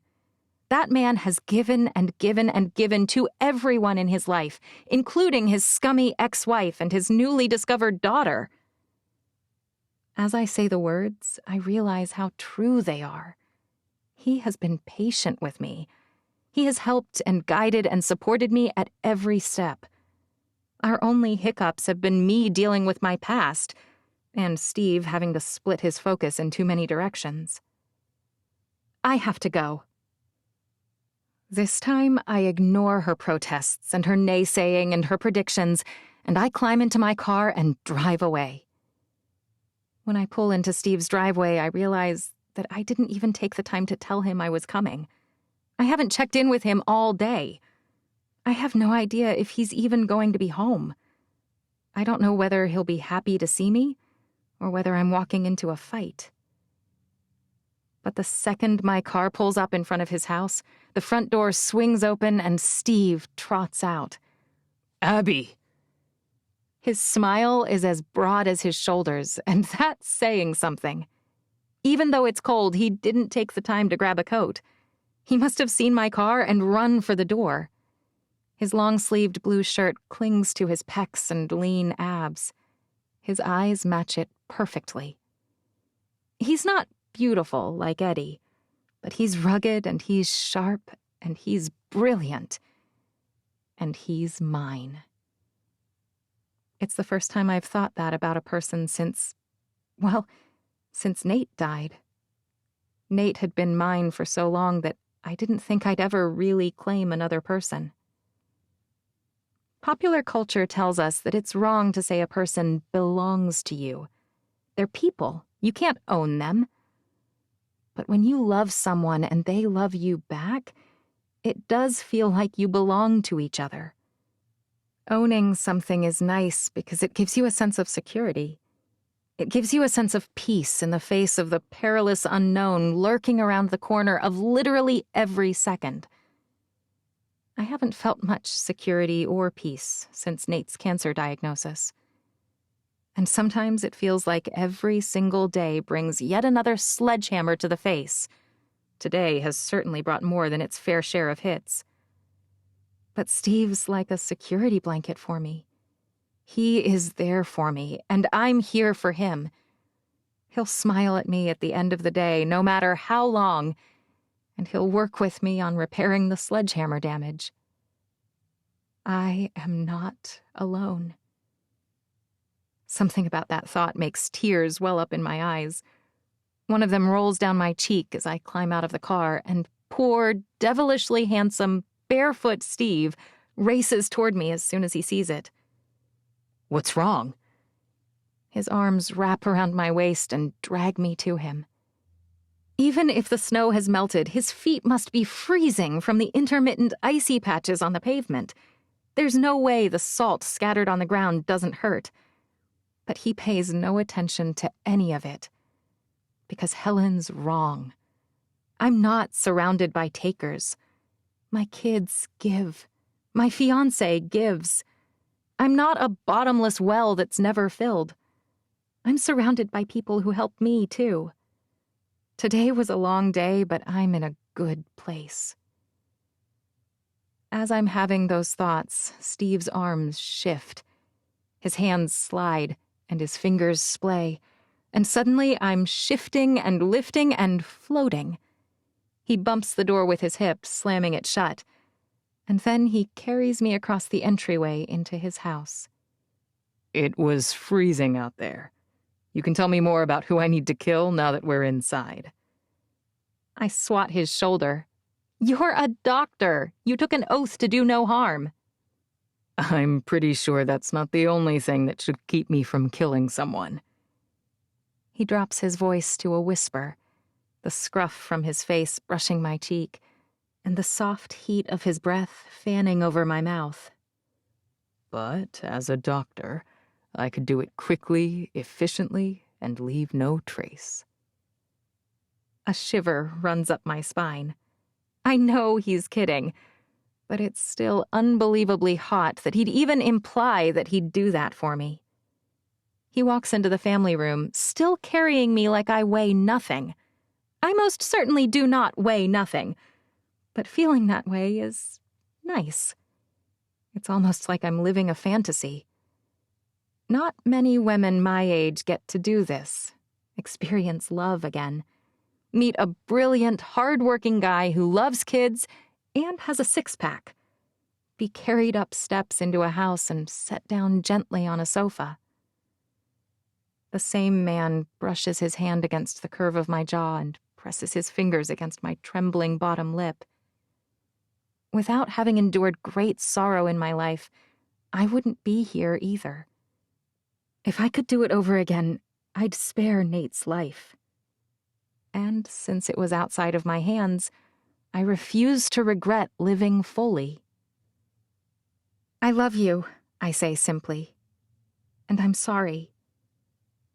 I adore you, Steve whispers. and I was the one at fault, not you. You were just honest about how you feel, and I've always told you that was fine. I've always said I was okay with it. It doesn't mean it won't ever hurt you, I whisper. He stares into my eyes like he's studying for an exam. I dream of you, you know, every night. I think of you constantly when I'm awake. The last 24 hours, after I ran off like a moron, were absolutely horrible. He presses a kiss against my temple, and then another against my forehead. You were right to let me stew in it for a bit, but please forgive me. I wasn't letting you stew, I say. I swear. Today has been a mess. His brow furrows. What's wrong? I can help. Why didn't you call? I shake my head and smooth his brow with 2 fingers. The only help I need is for you to forgive me. I stare right back into his eyes, and something inside me swoons. My heart flutters and stutters. My hand lifts up to cup his jaw, reveling in its square shape and its bristly feel. Somehow, even after having the most miserable day I've had in a long time, I knew it would be safe to come here. I'll always be safe, He promises. and after we're married, you won't need to come here anymore. You'll already be here. The idea of living with Steve shorts my brain. Somehow, even though I'd agreed to marry him, I hadn't thought about living with him. I spent a few days here when the kids were sick. He took care of all of us, and he did it generously. I felt safe, and I wasn't alone. And that, in and of itself, was like emotional porn for me. But his words sink in, and something hits me. Wait, here? His head dips, his lips finally covering mine. I'm almost lost to his smell, his feel, and his taste. It's a good place to be lost. He shifts me a bit, making room for himself beside me, and I'm glad, not for the first time, that his couch is wide, roomy enough for 2. But that's like a kick to the shins again. The kick I needed to escape the magic amnesia of being kissed by him. Here. I'll already be here, he said. At his house. But I just got the Birch Creek Ranch back, and I can't very well leave Ethan there to manage an entire ranch alone. He's an adult, yes, but he's not really an adult. It's hard, but I pull back from Steve. When something in his chest rumbles and he shifts to move toward me, I press one hand against the smooth, narrow divide between his pecs. That's almost my undoing. The man has a seriously beautiful torso. I shake my head. You said here. He grunts. Steve. He blinks and shifts. I did. Whatever I said, though, I'm sorry. I didn't mean it. I laugh. Steve! What? He smiles. You can't blame me for losing all sense around my fiancé, can you? I don't blame him, but as much as I want to sink back into that oblivion, I won't be able to. Not until we've worked this out. Do you really think we'll all move here after the wedding? Well, Steve runs his hand through his hair absently. not Ethan, probably. That's one of the reasons he needed the truck, obviously. Right before I came here, as the culmination of the crap things that have happened to me today, Kevin and Jeff informed me that Amanda hired them out from under our nose to go work for her full-time. Steve sits up straighter. She can't do that. They signed a contract for a year. You have until May, at least. I shake my head ruefully. They did, but that agreement wasn't made with us. And when the ranch sold, their obligation ended. He swears under his breath. I'm sorry. I can't leave the ranch, I say. I can't leave Ethan alone. It's 5 minutes away, though, Steve says. He wouldn't really be alone. Steve. I put a hand on his arm, my fingers curling around his taut muscle. Come on. I have animals, Abby. I know you want to help Ethan, but he's the reason I'm here, I say. And we have barns and sheds and plenty of space on the ranch for all your animals. His laugh isn't mirthful. Those are not barns. They're... He trails off, clearly unsure what to call our barns that aren't up to his standards, other than a barn, I guess. I know it's a step down for you, I say, but compromises must be made. By compromises, you mean I have to abandon my perfect setup and go live at crazy old Jed's house. He huffs. You don't even like the house. But the cows on the property have to be watched. We can't just ditch them. And I won't leave Ethan alone. I feel like you're not listening. You're overprotective, and I usually don't mind, he says. But Ethan's 18, and he's a mature 18. He might even want to live. You think he'll want to be abandoned? The kid whose dad died less than 2 years ago will want to run a ranch all alone in a place he's never been, with no one he loves or knows on the property with him? What if he's injured? What if he gets kicked by a cow or... Abby, we can find more ranch hands, obviously. I twist around and shove to my feet. I can't do this right now. Do what? Steve stands up too. Talk to me. Fight, I say simply. I don't have the energy to fight tonight. Coming here was supposed to heal me. It was supposed to recharge me. Steve was supposed to be my safe place, my comfort and my support. Now it feels like the same sledgehammer from earlier today just knocked that support out at the knees. Abby, I don't want to fight either. He reaches for me, but I dart out of his grasp. No, I say. You can't touch me. That's not fair. His eyes light up. It's not fair. I have children, Steve. You know that. You always have. But they come first, he says. Not me. The kids. My nostrils flare and I fume. I was a mother before I met you. And you'll be a mother long after I'm gone. Is that it?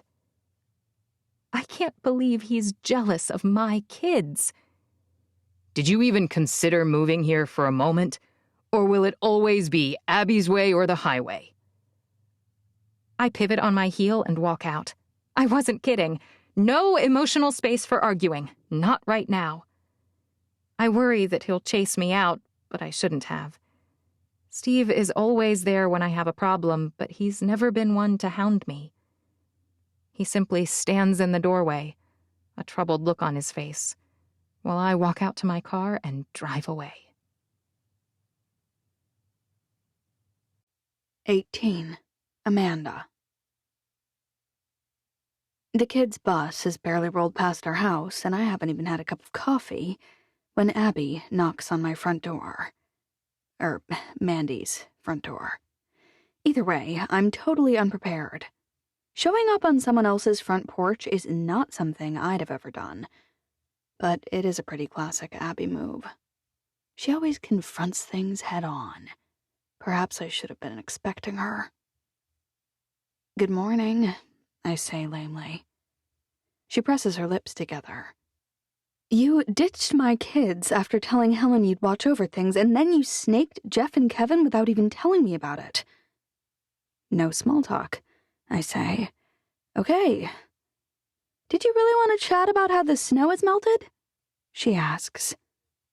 "I thought you might have something else to say to me, something more substantial." "I hope Steve's ready for this." I gesture at her. "You're a real treat." Abby's fists tighten into hard balls, and I recall, belatedly, that she does a lot of kickboxing. I take a step back to give her a moment to think before acting. "I'm not going to hit you," she scowls. "No matter how badly you need a good lashing, I think we've missed the window where something like that might help." I'm floored. In all the years I've known her, I've never seen Abby attack like this. I might even be proud of her if I weren't the person on the receiving end. Maybe I do need a spanking, I admit. "How about this instead?" She leans toward me, rocking forward onto the balls of her feet. "No matter when Helen leaves, you're not welcome in my house." "Helen?" My voice is horribly shrill. "Your sister's the actual devil. Did you know she sent me a photo of Eddie? It's her fault I left, so you really ought to be shouting at her." "That's why you left? Because of a photo sent to you by someone you barely know?" Abby looks floored. "Eddie had his arm around some woman and a drink in his hand. Did Helen really not tell her anything?" Her nostrils flare and her eyes spark. "I assumed you at least had a pressing matter. Sick parents or a friend in dire need. I thought the only way you'd abandon not only my kids but yours was for something life-threatening. Are you really that deficient a mother?" Did she really just call me deficient?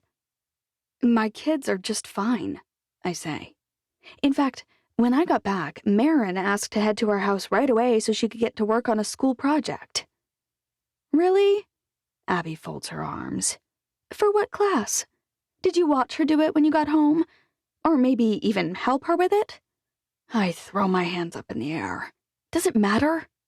"She lied to you," Abby says. "And you're too oblivious to even notice. She wanted to leave because she'd lied to Izzy, and she had picked on Whitney and Emery, which resulted in Whitney and Emery fighting, and subsequently Whitney ran away from home, which inadvertently let the cows out, and that ended with busted septic sprinklers, and then a septic tank that backed up into my house." Her lips press together, and she glares. "How much of that did you know? Or did you possibly not even question the bizarre statement from your non-school-interested daughter about wanting to go home to work on a school assignment? You weren't there either." I put my hands on my hips. I'm sick and tired of her always being the goddess of everything. She can't possibly be positive that things went down just like that. Marin's doing way better. And for all we know, one of your perfect children caused all those problems. It's not super likely, but it could be true. "Look, Helen meddles," Abby says. "I'll give you that. She's terrible about it. And it's a frustration I've dealt with for decades. If you'd called me about it, or if you'd called Eddie before abruptly racing off to California, which I'm assuming is where you went, maybe I wouldn't have had to spend all day up to my elbows in... You know what? It doesn't matter. And clearly you don't care. Luckily, I've raised my children well, and they took care of each other as well as they could. They also took care of your children, which none of us received so much as a thank you for. And at the end of the day, no one was injured, so it could have been far worse. Even if they had been, you've got Steve right there to take care of it." "Do I?" What's she saying? Her lips twist. "Figure out your living situation on your own, Amanda. But I'm not shocked you're not getting along with Mandy. And don't be surprised when no one else wants someone like you around either. The only person who can fix that is the one having the issues with everyone else." She's marching back to her car so fast that I barely have time to process the sting of her words before she's closing the door and slamming her car into reverse. "Still planning to move out?" Mandy asks behind me. "Because I have a really spacious tent I'd be willing to rent you. Of course, I mean to charge you double the market rate." I close the door and turn around. Mandy's leaning against the wall, her arms crossed and her eyes glittering. "And what's the market rate on a tent rental?" I know my snark isn't helping, but it just slips out, like a wounded animal snarling. Does she really need to pile on? Clearly she just heard what Abigail said to me. "You just couldn't help yourself, huh?" Mandy shakes her head. "I warned you that taking Kevin and Jeff was a bad idea." She barely even mentioned that. And they need the money that they'll earn while working for us. I lift my chin. I'm helping them. So Abby can be as upset as she'd like, but I'm not the villain here, and if my neighbor and I both need a new fence along our shared property line, Mandy says, I can simply put up whatever I want, however I want to do it, and send them a bill for half. Or I can contact them before doing anything and ask them what they'd like to do. After we agreed on the best way to solve the problem, I could ask them whether they'd be interested in splitting the cost. Which do you think is more likely to result in their actually paying me for half of that fence? Obviously, talking to the neighbor is the right answer. I'm not a moron. Often it's not about what's done, but it's about how you go about doing it. I roll my eyes. I'm not stupid. She snorts. All evidence to the contrary. What's with everyone today? She holds up one finger and shakes it at me. When parents discipline their children, they don't do it because they hate them. They do it because they love them, Amanda. You think I'm being rude, and you think Abby attacked you just now. I can tell by the flush in your skin and by the set of your jaw. You have your metaphorical dukes up, ready to defend yourself. If you drop your guard, you might realize that you've been attacking everyone around you, and we're about done letting you maul us. Me? I splutter. I'm not attacking anyone. I'm simply dealing with the issues that arise in my life in the most expeditious way. No one accused Donna of betraying us when she took the job working for that awful David Park. Donna lost her job thanks to her brother, Mandy says. You really think these situations are the same? I think you're so busy being on Abby's side that you don't even bother stepping back to consider if what I did was really that terrible. It's not like I blackmailed them. They're big boys, and they chose to come work for us. If it hadn't been for David Park and his stupid retreat, we wouldn't need them. It's multifactorial, and no one seems to even consider that. Do you know that Abby didn't even mention Jeff and Kevin more than once? You're fixated on that because it's the only part of the last few days that you've got any kind of justification for, even though we both know it's not why you hired them. You did it because you felt guilty, or because you were ticked, or because you're really just that selfish. And I'm not sure which is the worst. Why are you talking about them then? I ask. You're the one who's fixated. That fence analogy was because instead of abandoning the kids to go herring off over a photo, you should have called me, or Abby, or Donna, or Eddie, literally anyone, instead of just bolting. The fact that there's more than one epic lack of judgment that shows your total selfishness is impressive, really. It feels like she slapped me. She barely knows me, and she knows my kids even less than Abby does. You should close your mouth right now. None of this is any of your business. Your problem, Amanda Brooks, is that you're a coward, Mandy says. You're afraid to discipline Marin. You're afraid to apologize to Abby. You're terrified that Eddie might leave you. That's why you rushed out there, because of a single photo. Your fear is going to wreck the life you've begun to create for yourself if you can't get over it. That's rich, I say. The woman who didn't tell her neighbor she liked him for 60-plus years is lecturing me on fear. She flinches. It's people who have suffered trauma themselves that can most easily recognize it in others, Mandy says. I wish I'd had someone to shake me before it was too late. I should be thanking you then? I ask. For shaking me? Oh, I know you won't, Mandy says. But you should. Just like you should have gotten on your knees and begged for forgiveness from that loyal, hard-working, brilliant sister-in-law of yours. You wronged her not once but twice, and instead of apologizing, you mocked her, without having any idea what's going on in her life. Or your own, either, apparently. What's going on in her life? I pause for a moment. Is something happening with Abby? Mandy shakes her head. A school project. Anger flares again. She thinks it's funny that I trusted my daughter. If she were a mother, she'd understand that's what mothers do. They back up their kids. Even though I'm ticked, I keep circling back around to what she said. Is something going on with Abby? She just left her job, Mandy says. I roll my eyes. So did I. And you have a better job working with me, she says. What does Abby have? I hadn't thought about that, really. She's a lawyer. Without any clients in a strange place where she knows no one. Do you think she's making the same money now? Or even anything close? You just gave her a ranch, I say. You think she's stressed over money? I don't know, Mandy says.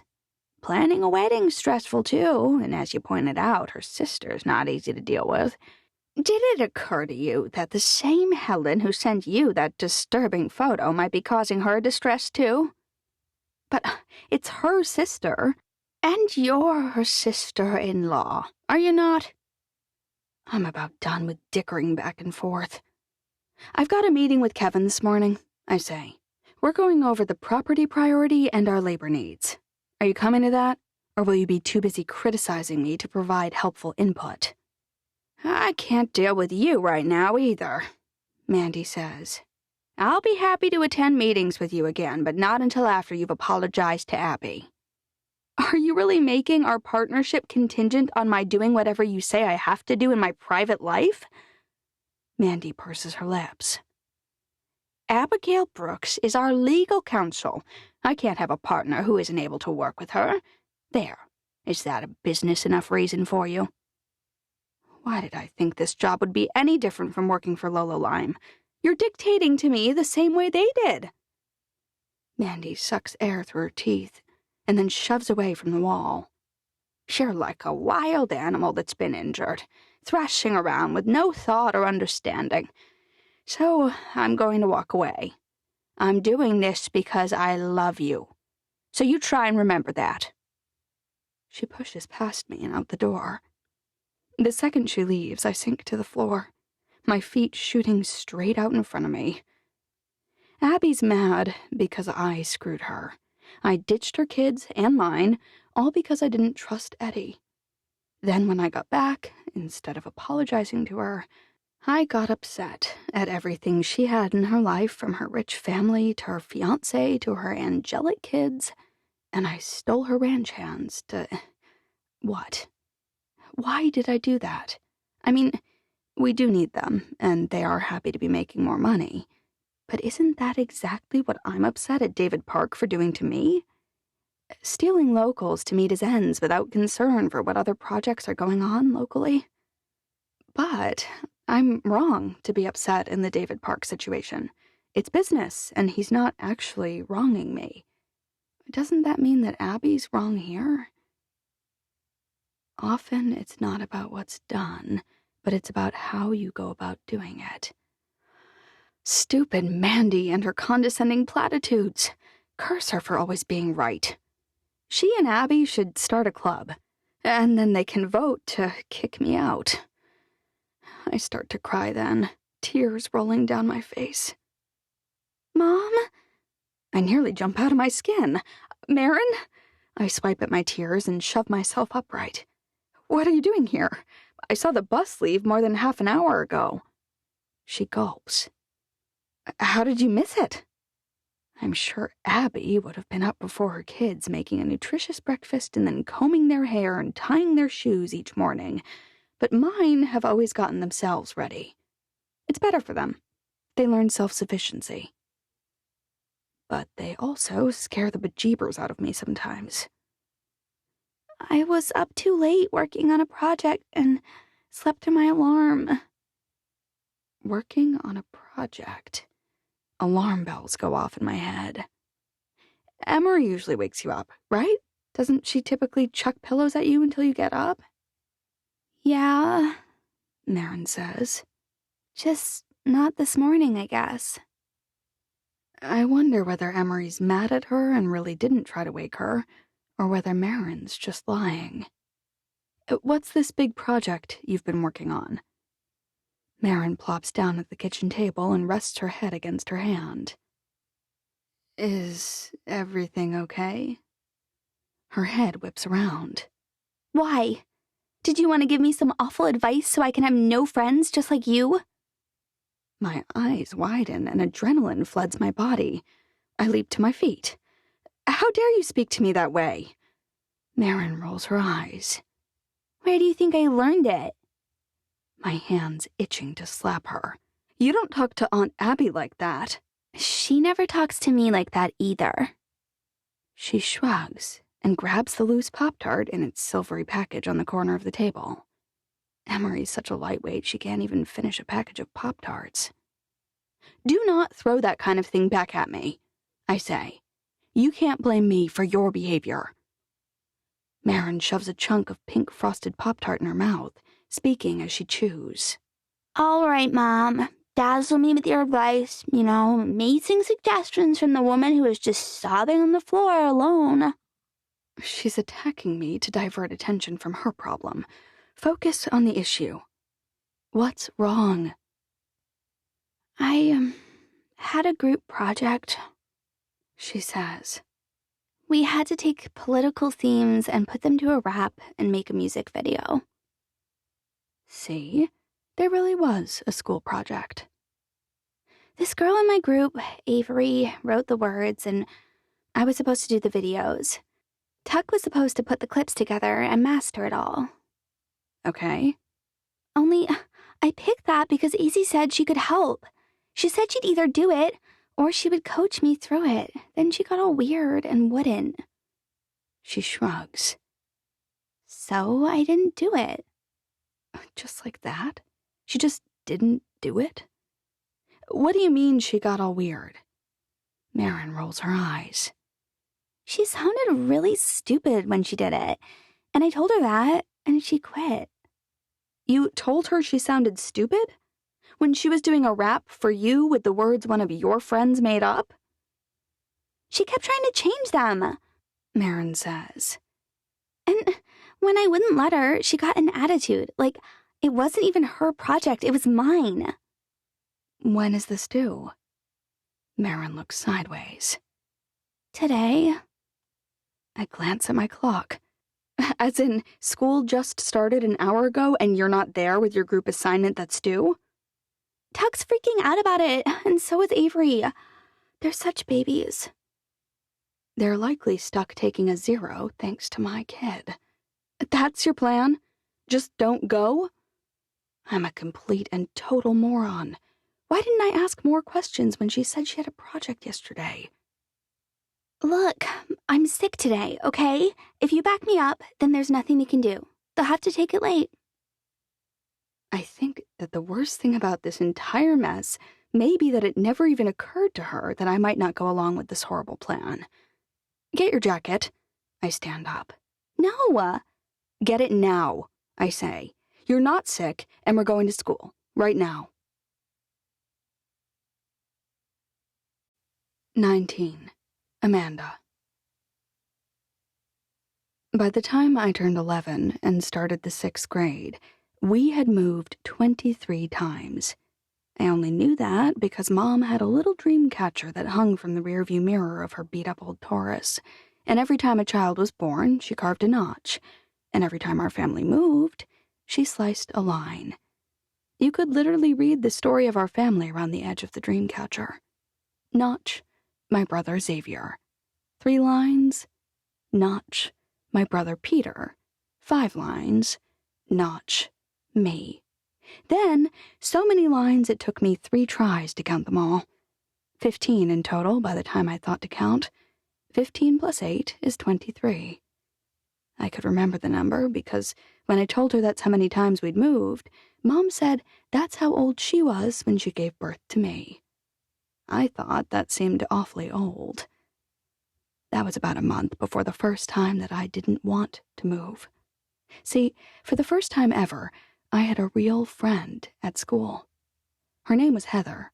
She was as normal as we were strange. She wore bows in her hair every day. Her mother made her lunch with the same exact things every single day, and she dropped her off in her shiny, sleek car every morning and picked her up every afternoon. Heather said I was her favorite person in the world. She even gave me a necklace at school that very day that was half of a heart, all jagged on one side. It was the nicest gift anyone had ever given me. The bus dumped us on the corner, and I skipped home, eager to show Mom and Dad my prize. But before I could say a word, Dad shouted, "Get your crap in the bag, time to bounce." That's what he said every single time it was time to go. It meant that he'd been caught stealing from his boss, and we had to leave. Only that day, I didn't want to go. I tried crying. I tried begging. I even offered to trade my dad anything of mine he wanted. "You ain't got nothing anybody wants," he said.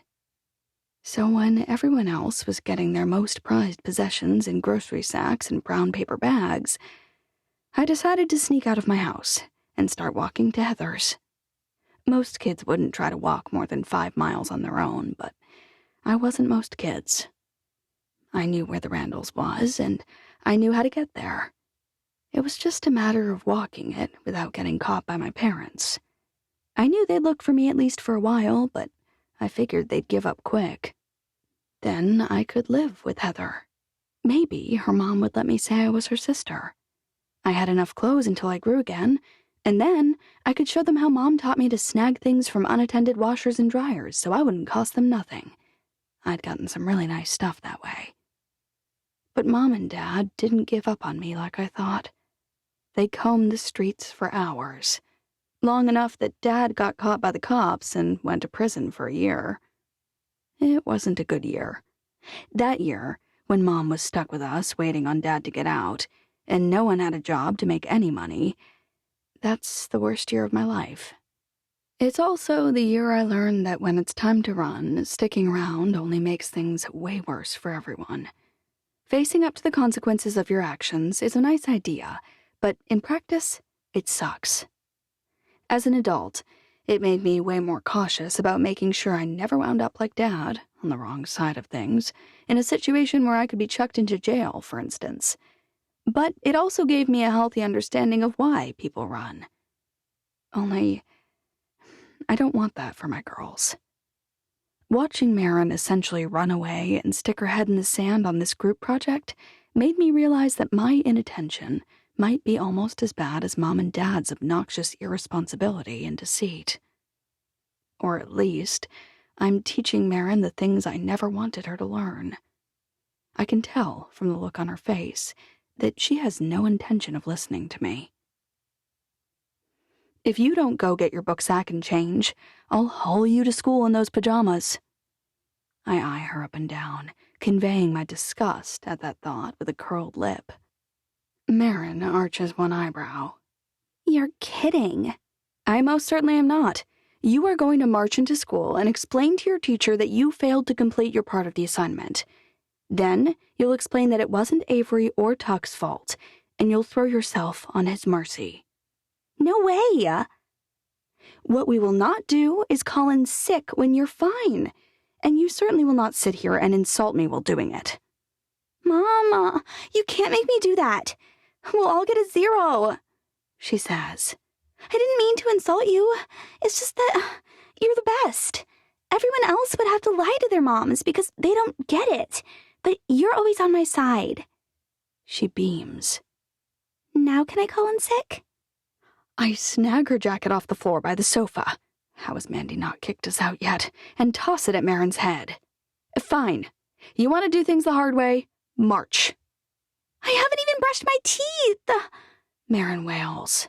Tough cookies, or Pop-Tarts, I say. Now go. I'm honestly a little shocked that it works. I expected her to physically collapse, and I'm not positive that I could physically drag her to the car. I don't think she really thought I'd drive all the way to the school. Mama! She actually spasms around like she's having a toddler temper tantrum when we arrive, her hair spazzing around along with her arms and legs. You can't be serious. I can't go in there, and certainly not like this. But I am. Let's go. Because I may be unable to face up to my limitations and errors, and I may be every bit the coward that Mandy says I am, but I'm not about to turn my daughter into the same cracked person that I am. It's an awkward 45 minutes, but we work past it. Her teacher immediately tells her teammates that their grade isn't tied to hers. Then he asks to see what Marin actually filmed, and says it's not bad. He lets Tuck master it in class, and they submit the project for a low B. It could have gone way worse. Although I doubt Marin will ever live down the fact that I hauled her to school in her plaid flannel pajamas. After we're done, I collapse into the driver's seat and slump over the wheel for at least 10 minutes, imagining how it would go if I were to force myself to do what I just made Marin do. Talk to my teacher. Abby is way scarier than Mr. Geisler, and she's also not obligated to treat me kindly as part of her job. I want to drive to her house and beg for her forgiveness, but I can't quite bring myself to do it. What if she tells me to jump in a lake? What if I can't fix what I broke? I drive home instead, preparing myself for a day of bawling in my pajamas. My phone rings as I'm parking, and I realize I have about 10 missed calls. All of them are from Kevin. Hello? Amanda? Kevin's angry. We've been waiting on you for almost an hour. You all right? I'm fine, I say. I had an emergency with my kid. Let's meet tomorrow morning? Is that okay? Fine. He hangs up. And I'm off to an auspicious start with the new employees I stole. Fantastic. Maybe they can walk next door and tell Abby what a craptastic human I am. The three of them could probably fill a punch bowl with stories of how Amanda has let them down. Except Abby would never allow something like that. That kind of behavior might knock her crown askew. I review all the ways in which Mandy's right about my cowardice on the way home. I hated my marriage with Paul, but I just sat in it, being miserable. Then, when he died, I should have gone out and looked for a job, but I knew they'd just reject me. I lucked into the social media stuff. Or I'd likely have had to crawl home to my very not wealthy or classy parents to beg for help. That would have been worse than a dog eating its own vomit. Then, after we came out here, I just sort of sat around, waiting for Abby to do everything. I only came because I was afraid if I didn't, I might not get the Lila Lime account. And then once I started dating Eddie, I never confronted my boss. I kept it a secret. And once Eddie and I were out in the open, I knew I didn't want him to leave, but instead of telling him that, I kept quiet. And once I got that photo of him, I didn't call and ask what was going on. I flew out like a lunatic, and then didn't even come clean about why I went. Then I slunk home and refused to apologize for my delinquency to my perfect sister-in-law. Abby's so perfect that she's forgiven me over and over in the past, but everyone has a limit. What if I finally reached it? And without someone to kick me out of the house and load me into the car, how can I possibly overcome my cowardice? I pull into Mandy's driveway, making the bend right in front of her place, and nearly plowing into a tiny Toyota Camry. What the heck? I shove my car into park and hop out. I peer at the little car, racking my brain for anything else I may have set up today and forgotten about. I can't think of a single thing. Maybe someone's here for Mandy. Maybe it's a delivery person? I look around, but don't see anyone. If it wasn't someone we know, Roscoe should be freaking out. Where is he? Could whoever it is already be inside? If so, that's creepy. I climb the stairs slowly, my heart racing just a bit. "Hello?" I call out. No response. My hand's trembling when I unlock the door, which was still locked, and turn the knob. Eddie's standing in the entryway, beaming at me. His dark hair cascades over his forehead, occluding one bright green eye just enough to make him look roguish. "What are you doing here?" I race toward him, spreading my arms wide. He picks me up and spins me round and round, lowering me slowly so that my lips fall down right over his. Surprised? His hands at my waist, his hair brushing against my forehead, his lips against mine. The best feeling in the entire world. But I have too many questions to sink too deeply yet. "You were recording," I say. "How did you leave?" "I've always been an overachiever," he says. "Did I tell you I was number 2 in my class in vet school?" Several times. I can't help my smile. He's too cute. "Are you saying that—" "I already had so many songs written, and they approved 12 of them before I agreed to do this whole thing. Actually, if they hadn't offered to let me do this mostly how I want, and approved the songs I'd already written, I'd never have considered it in the first place." What does that mean? "I'm done recording," he says. "Since we recorded most tracks together as a band, the production should be a breeze too." I can hardly believe what he's saying. "How long are you off for, then?" "They booked a full month for recording in case we needed it, but I got it done in 2 weeks because I'm a professional. Did I mention how much easier it is to handle all this as an adult? Not even comparable." Without even thinking, I start clapping. "So you'll be here for more than 2 weeks? Is that right?" He sighs. "Not exactly." "No? Wait, why not?" "You know, there was a lot of publicity, thanks to you and all your posts when it came out about who I was, and there were even more when they discovered that I'd been wrongly accused." I don't like where this seems to be going. "Okay." "Well, the studio wasn't sure quite what to expect, so they set up a fairly basic tour at mid-range venues." "Sure," I say. "I mean, you haven't performed in more than 20 years. "They're all sold out." "Oh." "And they had another artist who's, let's just say, her tour has not been going well. She made some remarks about that political—" "No." I shake my head. "You should get your time off. They have to produce the album, and they have to make the physical copies." "Most people buy music online these days, and their turnaround to those platforms is days." "What?" It feels like I'm being cheated. This is good news. They were able to salvage the bookings that fell apart after that media fiasco, and they posted it as a surprise announcement that those tickets they had sold could be converted to a concert for me, or they could return them and they'd open the unsold tickets up for any of my fans to buy." "How long do you have, then?" "The single they released has been doing really well, and they want us back right away to get ready for a show late next week." Of course, I'm delighted for his success. Mostly. But what's he saying? He gets a few days?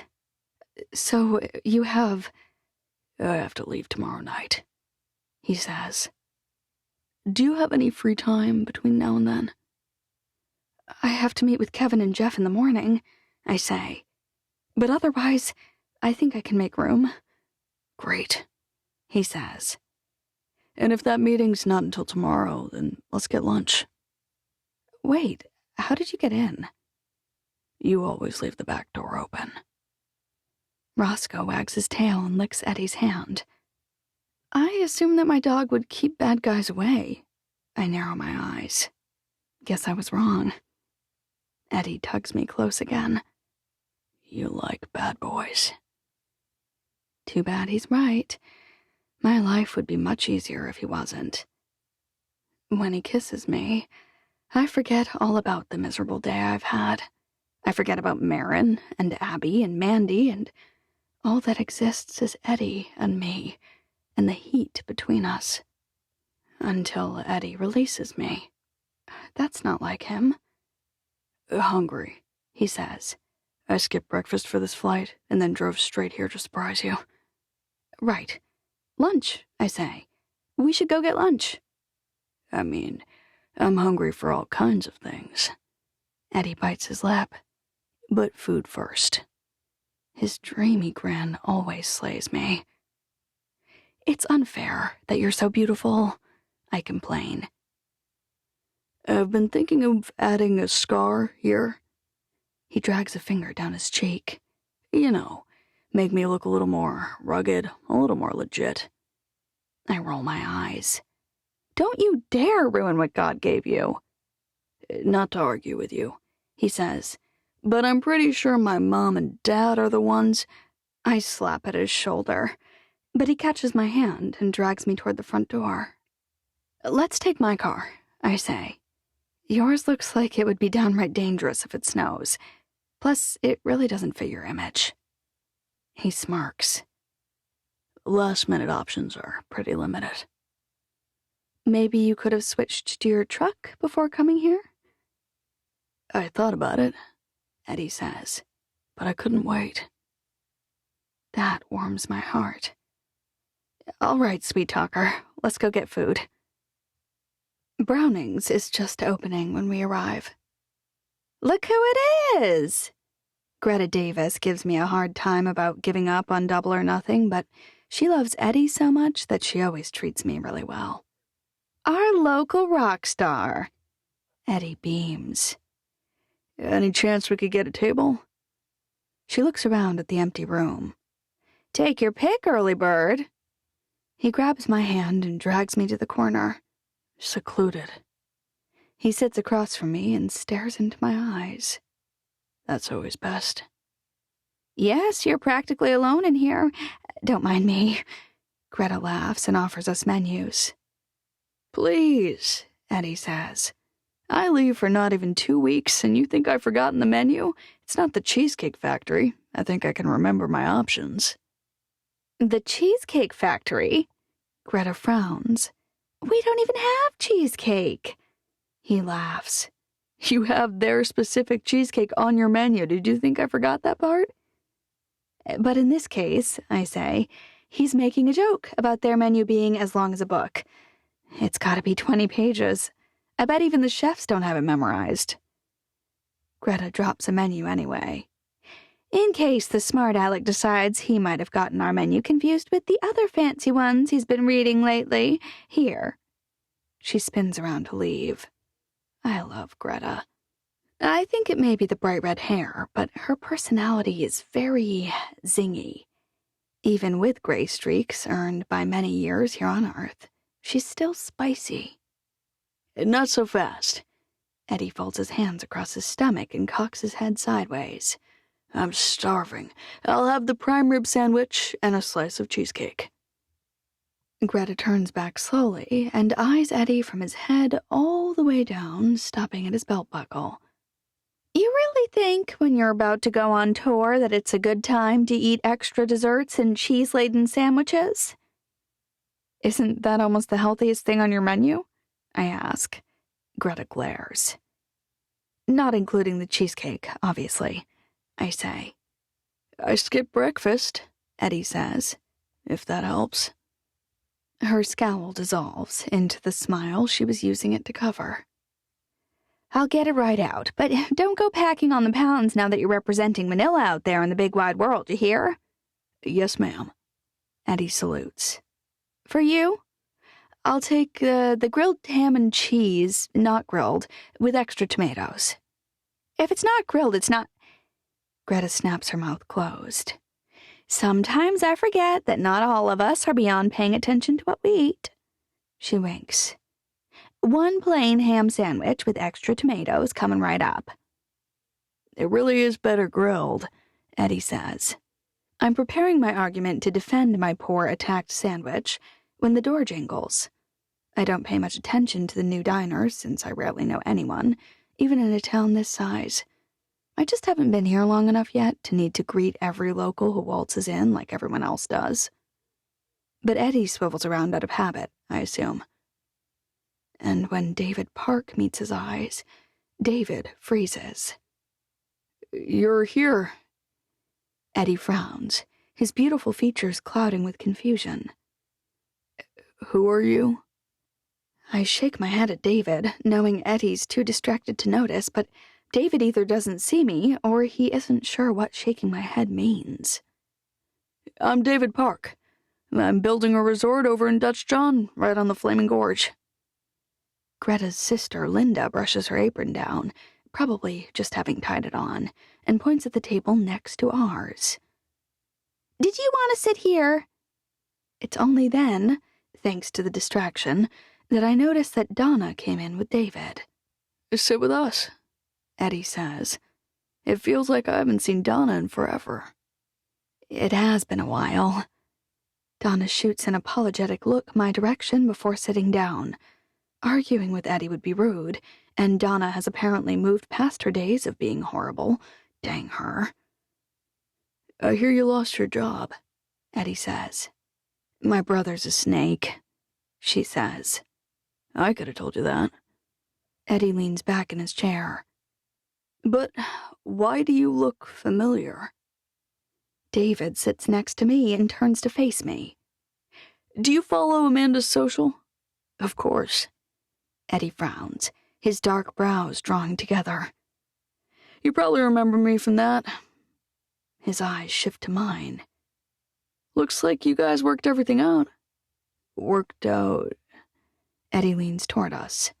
What's he talking about? Nothing, I say. But it's clear from Eddie's face that he's not going to let it go. David gave me a ride to the airport when I came to see you, because my car ran out of gas. You ran out of gas? Eddie blinks. I had no idea. David shoots me a strange look, but he's bright. It looks like he's catching on. Yes, I'm just glad you got the car recovered and whatnot. I did, thanks. Actually, Amanda hasn't mentioned you to me at all, Eddie says. Not since that date she had to go on to cover our relationship. David's lips purse. He's the one who's stealing all my contractors, I say. I'm still a little miffed at Donna for going to work for the enemy. The enemy? Eddie looks between David and me. You look a little too friendly to call him an enemy. I keep telling her that it's just business. It's personal to me, I say. You two sound like Meg Ryan and Tom Hanks and You've Got Mail, Donna says. Don't they end up together? Eddie narrows his eyes. Greta shows up then, thankfully, lowering a tray with Eddie's sandwich and mine. Here you go. I'm assuming you want the cheesecake last. Cheesecake? David raises his eyebrows. At lunch? It's for Eddie, I say. He likes to enjoy every meal. Smart man, David says. Other than the fact that he left his girlfriend out here, alone. Eddie's about to take a bite of his sandwich, but he drops it back on his plate instead. Before he can say anything, David continues. If I wasn't around, she might have to rely on someone nefarious to give her rides when she runs out of gas. Okay, I say. Very funny. I'm sure you and Donna are here to talk about work stuff, though. I feel terrible that you felt obligated to sit with us. Feel free to... I make a shooing motion with my hands. Of course, David doesn't budge. Greta's watching us like we're a tennis match, her head shifting back and forth between the speakers, entirely quiet. But she seizes the opportunity with a lull. Can I take your order? She's holding her pencil above her notepad like she's a reporter or something. I'll have a cheeseburger and fries, Donna says. Same, David says. With ketchup and mustard, no mayo. Greta nods and heads for the kitchen. I wish I could grab onto her leg like a baby koala and just ride her calf to freedom. So you don't like mayo, huh? Eddie asks. That's pretty un-American. Is it? David asks. Amanda doesn't like mayo either. I can't handle this. It's giving me an ulcer. I was jealous when Abby had Steve and Robert both chasing her. I'm clearly too stupid to live. I bet you two would be happier sitting over there. I point at the opposite side of the smallish dining room. Then our chit-chat won't bother you. We came over to meet with a carpenter, Donna says. We just thought we'd grab food before we drove back.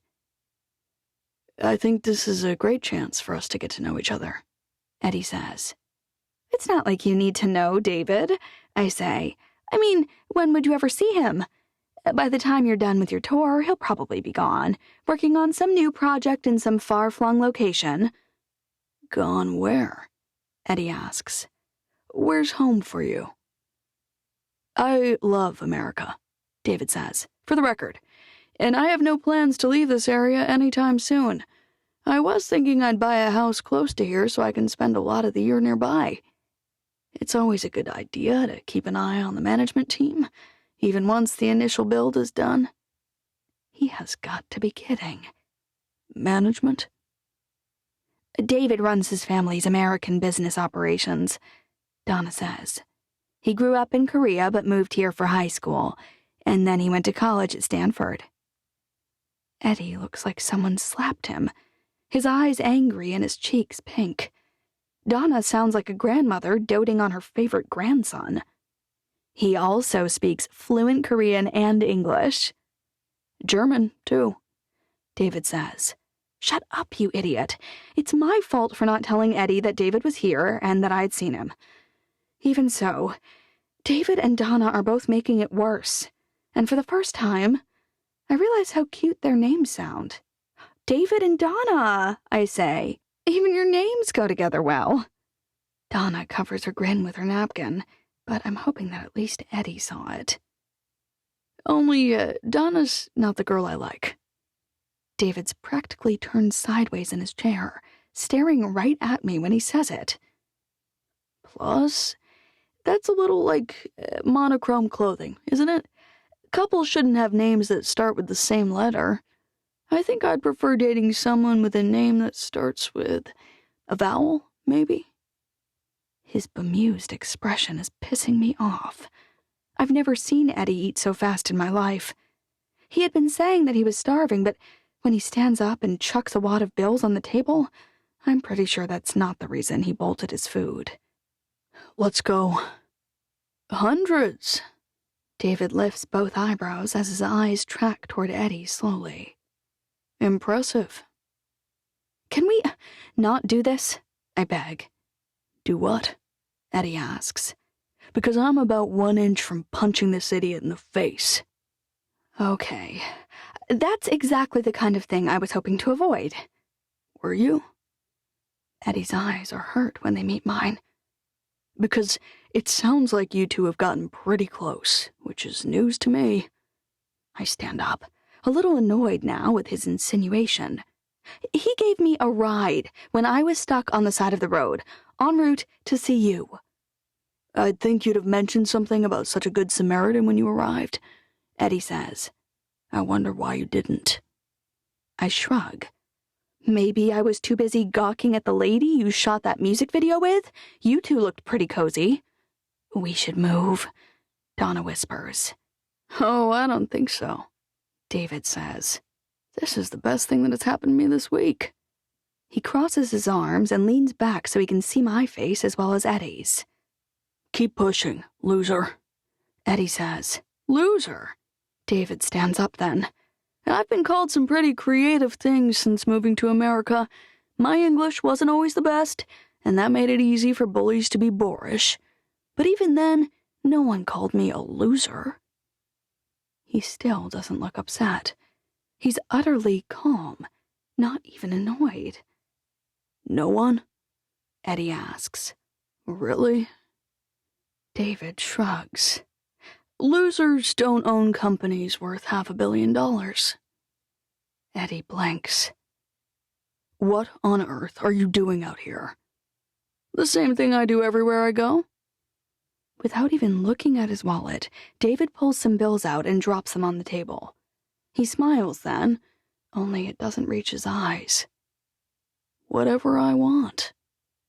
He catches my eye and winks, and then walks out before Eddie. His food hasn't even come yet. Donna stands and then sits down. I'm not sure what to do. You can walk to your hotel from here, right? I ask. But I still have half a work day and my car's at the office. You should go, Eddie says. She shoots out, leaving me alone with Eddie. Before he can say anything, Greta shows up with 2 burgers. Don't ask, Eddie says. He barely speaks 5 words the entire drive back to Mandy's. Once we arrive, I shove the car into park and turn to face him. What? Just say it. What do you want me to say? I have no idea what you're thinking, I say, but I know it's nothing good. He's going to yell about David, or he'll be angry that I didn't mention he had moved here. It's fine, though, because obviously I just didn't think it mattered. He's surrounded by women all day and all night in California. His voice is both measured and soft when he finally does speak, his hands resting quietly on his knees. Why did you really come to see me? Okay, that's a question I didn't expect. It takes me a moment to figure out what to say. Why are you asking me that? He said you ran out of gas. I did. Someone who's planning a surprise trip doesn't run out of gas. Adults do not run out of gas. Only someone in a very big hurry, someone who's not thinking about things calmly, runs out of gas. I can't even argue with him. It's true. Helen sent me a photo. Who on earth is Helen? He closes his eyes. It's like I leave for 2 weeks and there's some kind of fruit basket turnover. Huh? It's an old game we used to play on the trampoline. You'd say fruit basket turnover and everyone had to get up and bounce around. You never heard of it? I shake my head. Well, it's a total reset. I've lived here most of my life with people I've known just as long. But now I'm gone for 2 weeks and there's some crazy rich guy throwing money around. I don't mention the hundreds of dollars he dropped to try and impress David. And some woman named Helen, apparently, who is sending photographs to people. Helen is Abby's sister, and she came to celebrate the wedding, or that's her story. She's a real piece of work, though. She's rich, rude, and so snooty you wouldn't believe me. She sent you a photo of what? Of you, I admit. Your arm was draped around someone and you were holding a drink in your hand. His brows draw together. You thought I was cheating on you? I was worried you were drinking. I can barely force myself to admit it. But it would have sucked if you were cheating, too. I felt like if one was true, the other might be more likely. He climbs out of the car and starts to circle it like a lion looking for a gazelle. I let him do it a few times before I climb out, too. How long are we going to be running in circles out here? You said I could go. He stops and waves his hands in my face. You told me you thought it was a good idea. This tour. A good idea? I practically choke. I didn't want you to resent me, so I didn't tell you how much it would suck, but I never said it was a good idea. You chose to leave, and you didn't even seem to notice how devastated I was by your decision. I'm not a mind reader, Amanda. You can't feel things and assume I'll intuit them. That may work with Abby because soul sisters have a connection or whatever, but that's not me.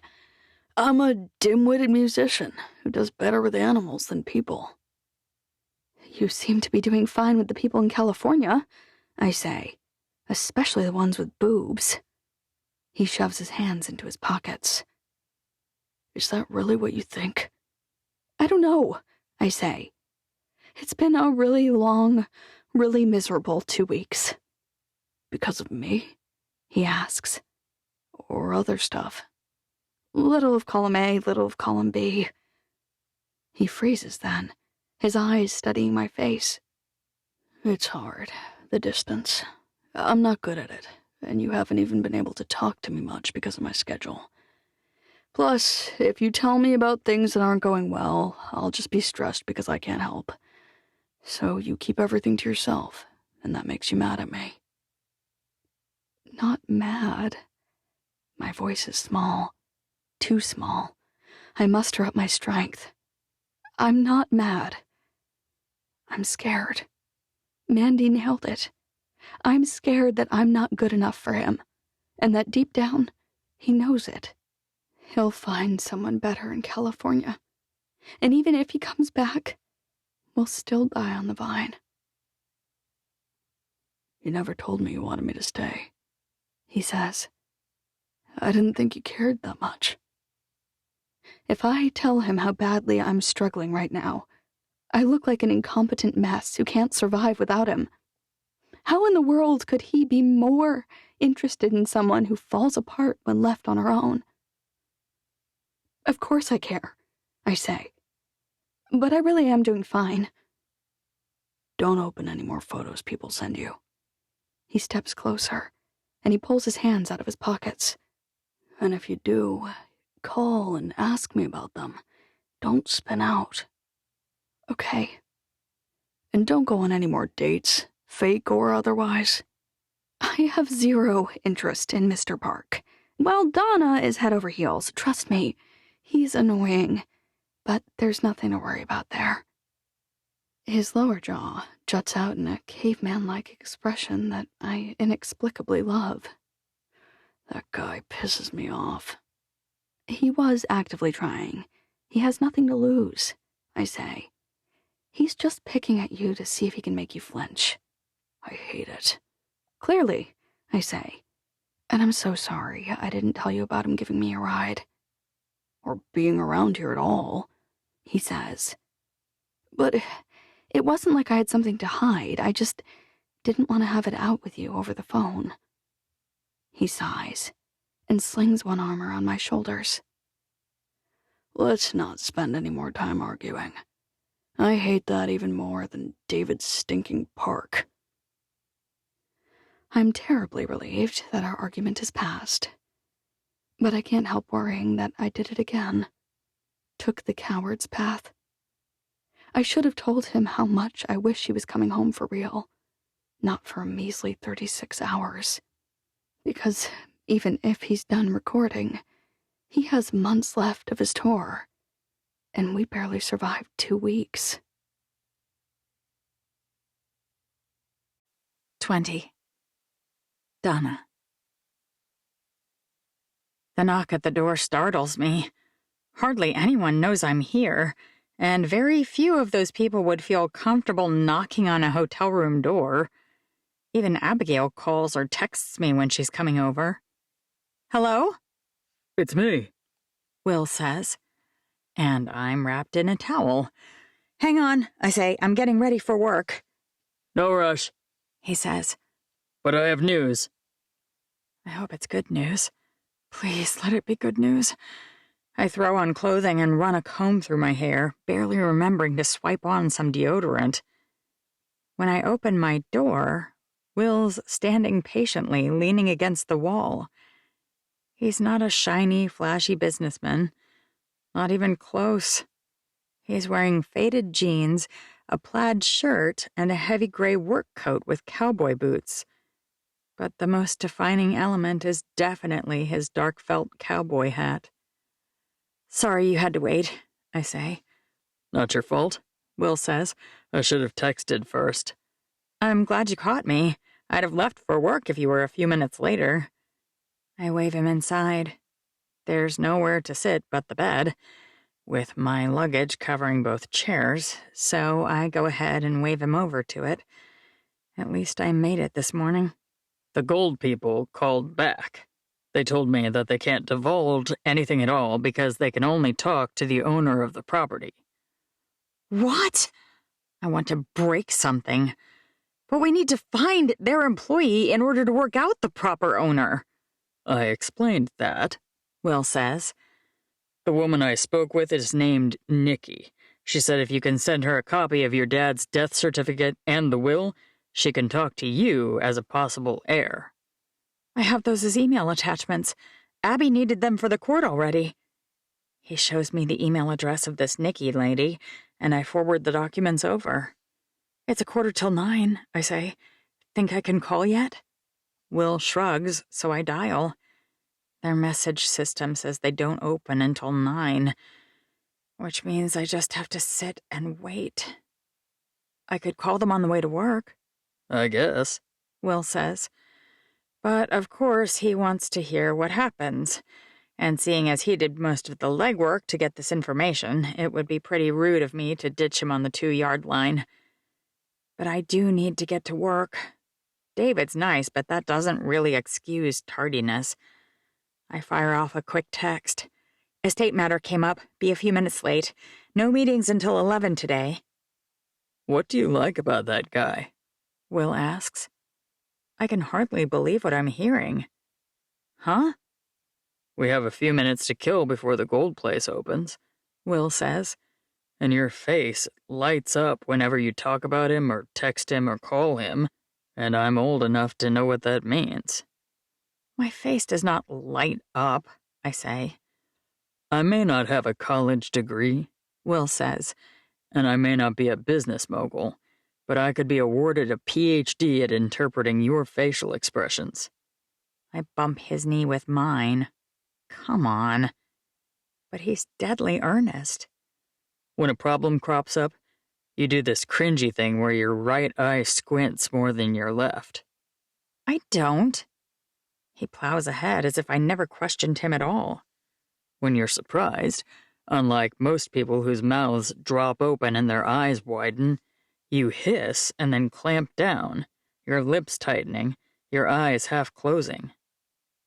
Because if I shouted or jumped up and down or squealed, Dad would beat me for interrupting whatever he was watching on television. That doesn't feel like something I should explain. And when something great happens, like Aiden gets picked to play the turkey in the Thanksgiving play, your lips rumple and you look sideways. What? You do something like that whenever you talk about your boss. Your eyes go soft and shift to the side, and you sigh. My boss has a major crush on Amanda. He moved here. No, wait. He started to build a retreat here because he wanted an excuse to be around her. But she has a boyfriend, and his feelings have nothing to do with how you feel. Look, I say, it's time. I can call. I've never been more delighted to dial a phone number in my life. I should just tell Will that I like David. He doesn't have a chance because I like someone else.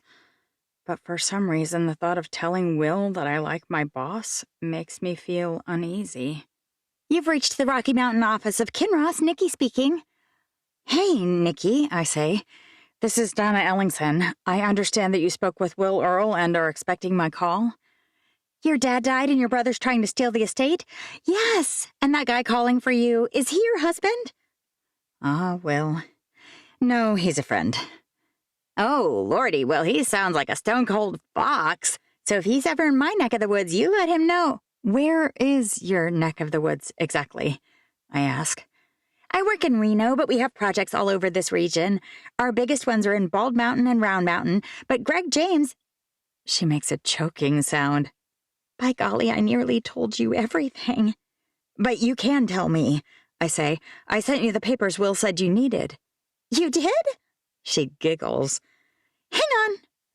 There's some clicking, and the whole time I wait, the woman's breathing into the phone like a 3-year-old talking to his grandparents.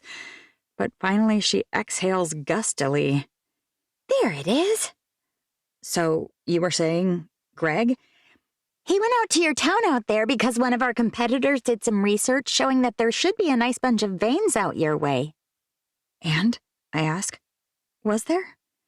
I hate having to tell people this. It always feels like I'm informing them that they didn't pass a test or something. I take that as a no. Your parents were disappointed too. I remember your dad kept shouting at some woman and saying how it wasn't going to work. Shouting at some woman? I ask. Yeah, he yelled her name so much, I think I even doodled it on the notes. Hang on. She rummages around. Yeah, right here. He was shouting at some woman named Amelia. My heart sinks. My dad was shouting at her? Are you sure? We'd only have spoken to the property owner, she says. Of course. Patrick would totally lie about it if he had to. And you told him that you didn't find gold? I did, yes, she says. He was especially disappointed because the veins we did find were so close. My blood runs cold. I've always wanted to know why Patrick wanted Abby's ranch, and now I have a very strong suspicion. Was the gold found on Jedediah Brooks's land? I'm not allowed to talk about... Of course not, I say. Right, I know. But I can't think of anyone else in the world who would have found gold and done nothing, and it would explain Patrick's underhanded tricks and desperation to buy that ranch. Is that all you needed? She asks, clearly impatient to get back to her normal workday. Actually, Greg James must have gotten along pretty well with my parents because he acted as a witness to my dad's will before he left town. Is there any chance we could get a hold of him? He's in the office today, I think, she says. Hang on. After a few beeps, a man picks up. Hello? Greg James? Speaking. I explain who I am and what I'm after, and he grunts. That's me. I remember doing that for your dad and mom. And would you mind testifying about it? Lady, I'm in Reno, Nevada. I can't go back to your tiny little town for something like this. They said it's a self-proving something or other, and I'd never have to. A self-proving affidavit, I say. I only know because Abby just explained it to me. It means that portion of the will is notarized, so the witnesses aren't required to show up and testify. The notary stands as evidence that they believed what they signed. Even so, the court sometimes ignores it without more. My lawyer said you wouldn't have to come. Writing a statement and getting it signed and witnessed would be enough. It's also called an affidavit. My lawyer said she could talk to you and draft up a document, and you could just modify whatever you needed to and sign it. Fine, he says. I can do that. Thank goodness. I'm just relieved he's not going to contradict Mrs. Earle's testimony. I do have a question, though. Does it matter that about 5 minutes after signing the will, your dad was screaming about a baby crying and your mom poisoning him? What? He was totally lucid during the signing, but then your mom got up to go to the bathroom. By the time she came back, he was glaring at everyone. When she asked him why, he said he was sick of the baby. Some babies can be annoying, I say a little sheepishly. There wasn't a baby, though. And a few minutes later, he practically hurled your mom across the law office.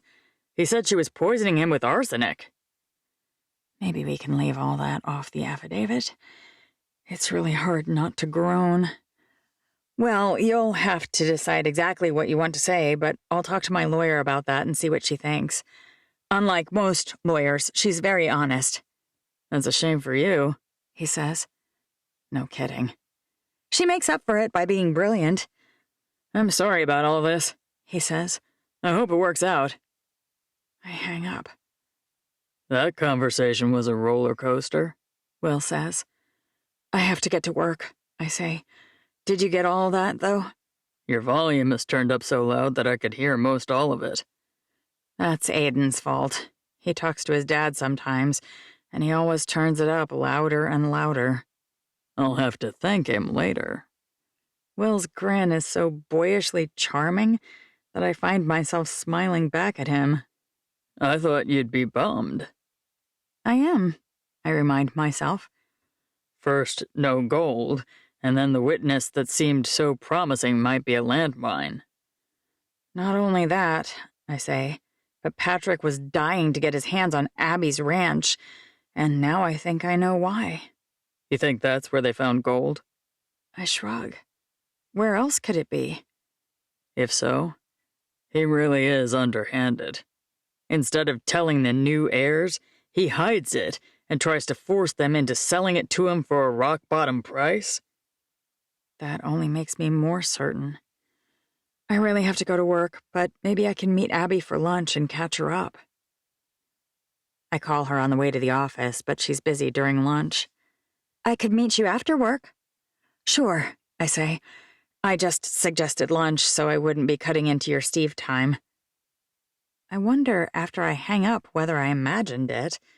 The snorting noise she made when I said that. Surely I did. When I reach her house that evening, Aiden disappears like a teenager asked to do the dishes, and Abby ushers me into her new game room. Sorry, this isn't much of an office. Please, I say. I don't care where we are, how professional it looks, or how many Lego towers decorate the shelves.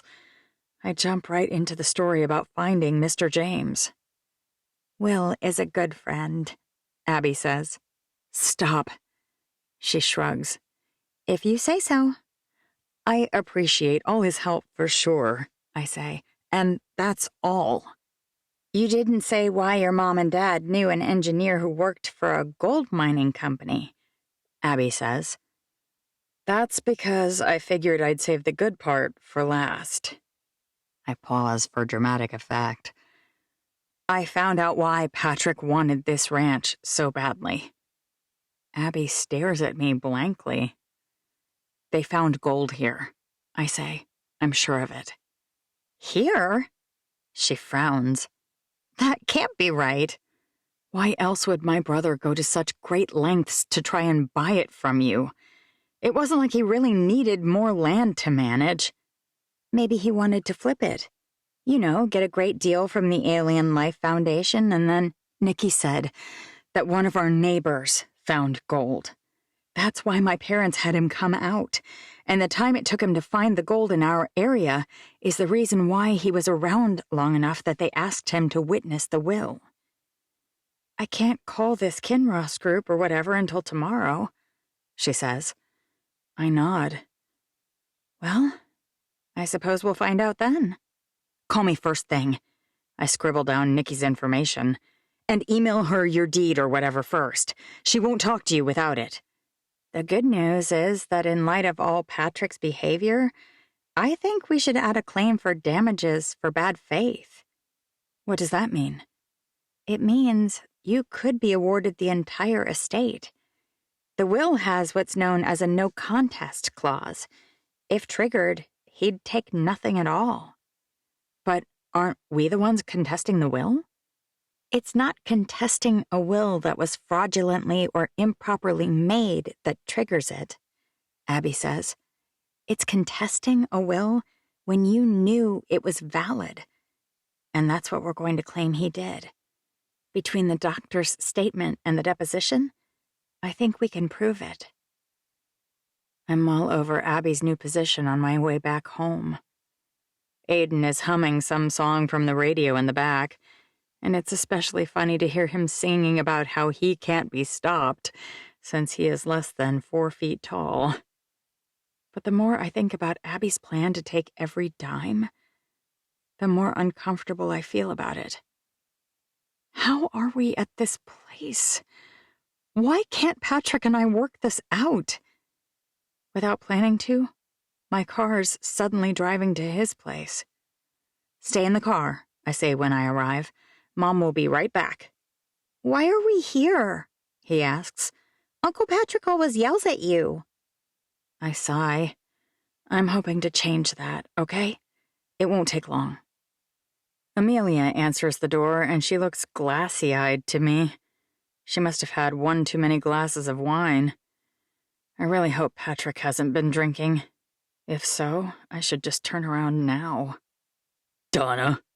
My brother shoves his wife behind him like I might maul her otherwise. Why are you here? You're my brother, I say. Do I need a reason to be here? You aren't welcome. he says. I figured you knew that. My lawyer thinks we'll win all of this. I look to the right and then I turn to the left. She thinks that because of your documented bad faith, I'll win the ranch and the life insurance both. You'd be left with nothing. Patrick's jaw clenches and he lunges toward me. His wife must have grabbed his shirt. That's the only explanation for why he jerks back.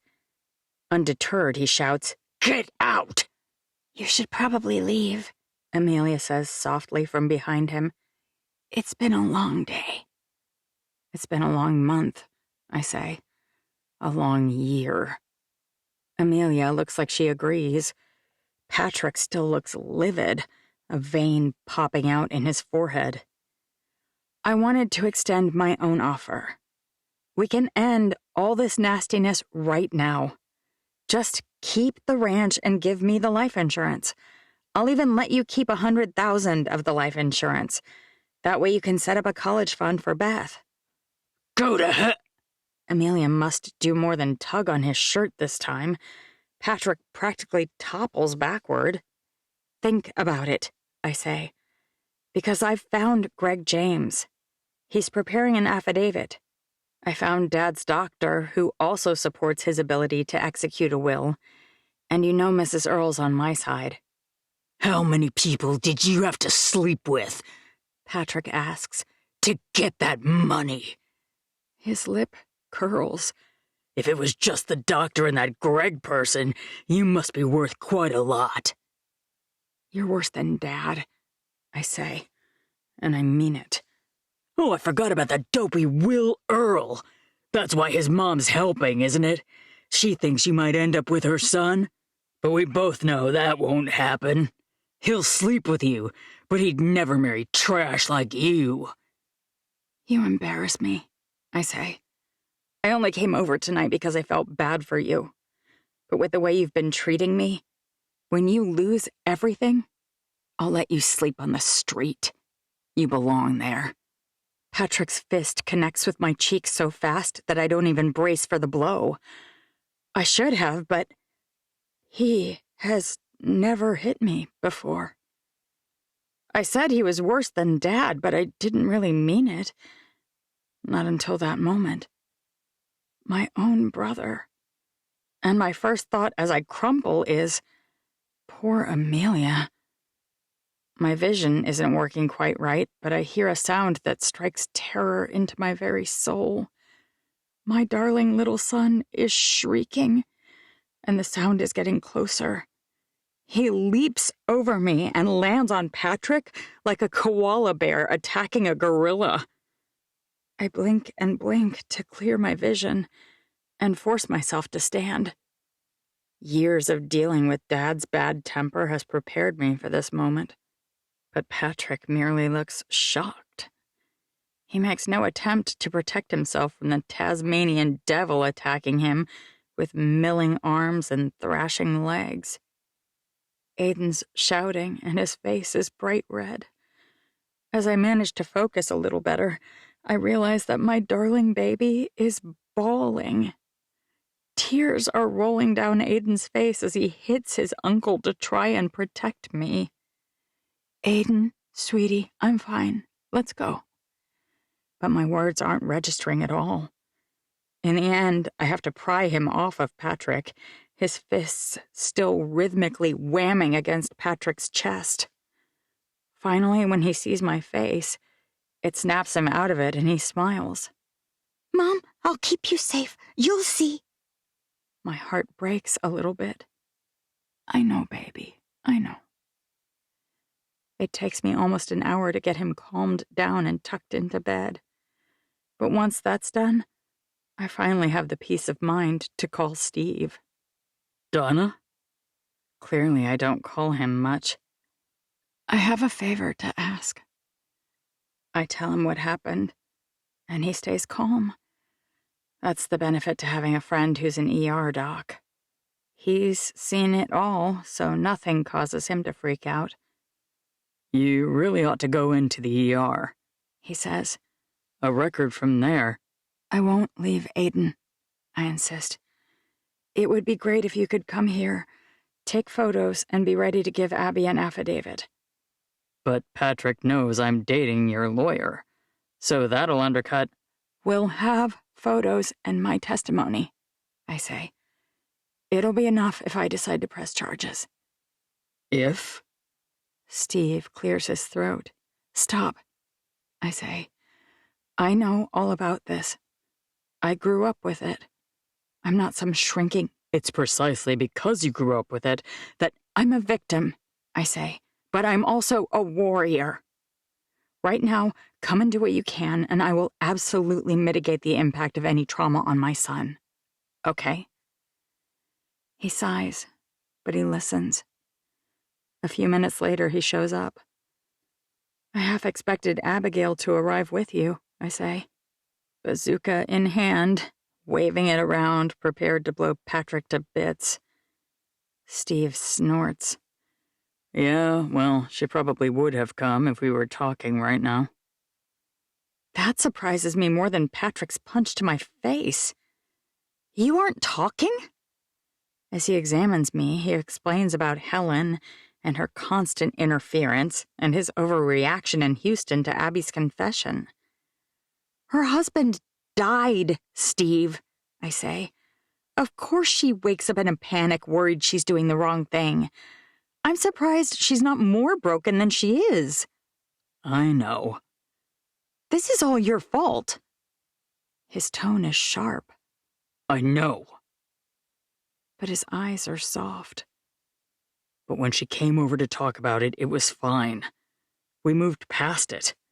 Only then I mentioned that I can't wait to have her come live in the same house as me, and... Come live? I raise both eyebrows. As in, she's the one moving? Why is that so wrong? I cringe. She has 4 kids, Steve. She's moved 3 times in the last year. She just sold the house she built with her husband that her kids grew up in. You don't think that you should have asked her where she wanted to live and listened? I'm always listening to her, he says. I always give her what she wants. But I have my barn. It's not as lucrative as my job at the ER, but the horse training is who I am. If I don't have that... I shake my head. He keeps arguing. I just keep shaking my head. What? You're a moron. Why? What now? You think you can't train horses at her place? There's no round pen, and... Steve Archer, are you the best horse trainer in Utah because your stalls are pretty? Is it because of your stupid round pen? No. He looks at his feet. That means he gets it. Finally. He's as bullheaded as Abby's cattle sometimes. You can fix this, right? I sure hope so. He straightens. But why do you care so much? Because if you 2 superhumans can't make things work, what hope is there for the rest of us? 21. Abigail. Helen's on a conference call, practically yelling. Even though she's in the room we converted from garage space, I can hear her in my bedroom. I pick up my phone and notice that Steve has now called me 11 times. I need to call him back. I want to call him back. But I'm still upset. And I never ask important questions of someone unless I already know the answer. It feels like our next conversation will be full of important questions, none of which I know the answer to right now. I worry he'll get tired of calling and just show up. I text him quickly to head that off at the pass. Let's talk tonight. Too many work things to deal with. He stops calling after that. It's a relief, and also, confusingly, a little disappointing. I'm officially acting like an adolescent. I want space, but I want him to not want to give it to me. I want him to call, but I don't answer when he does.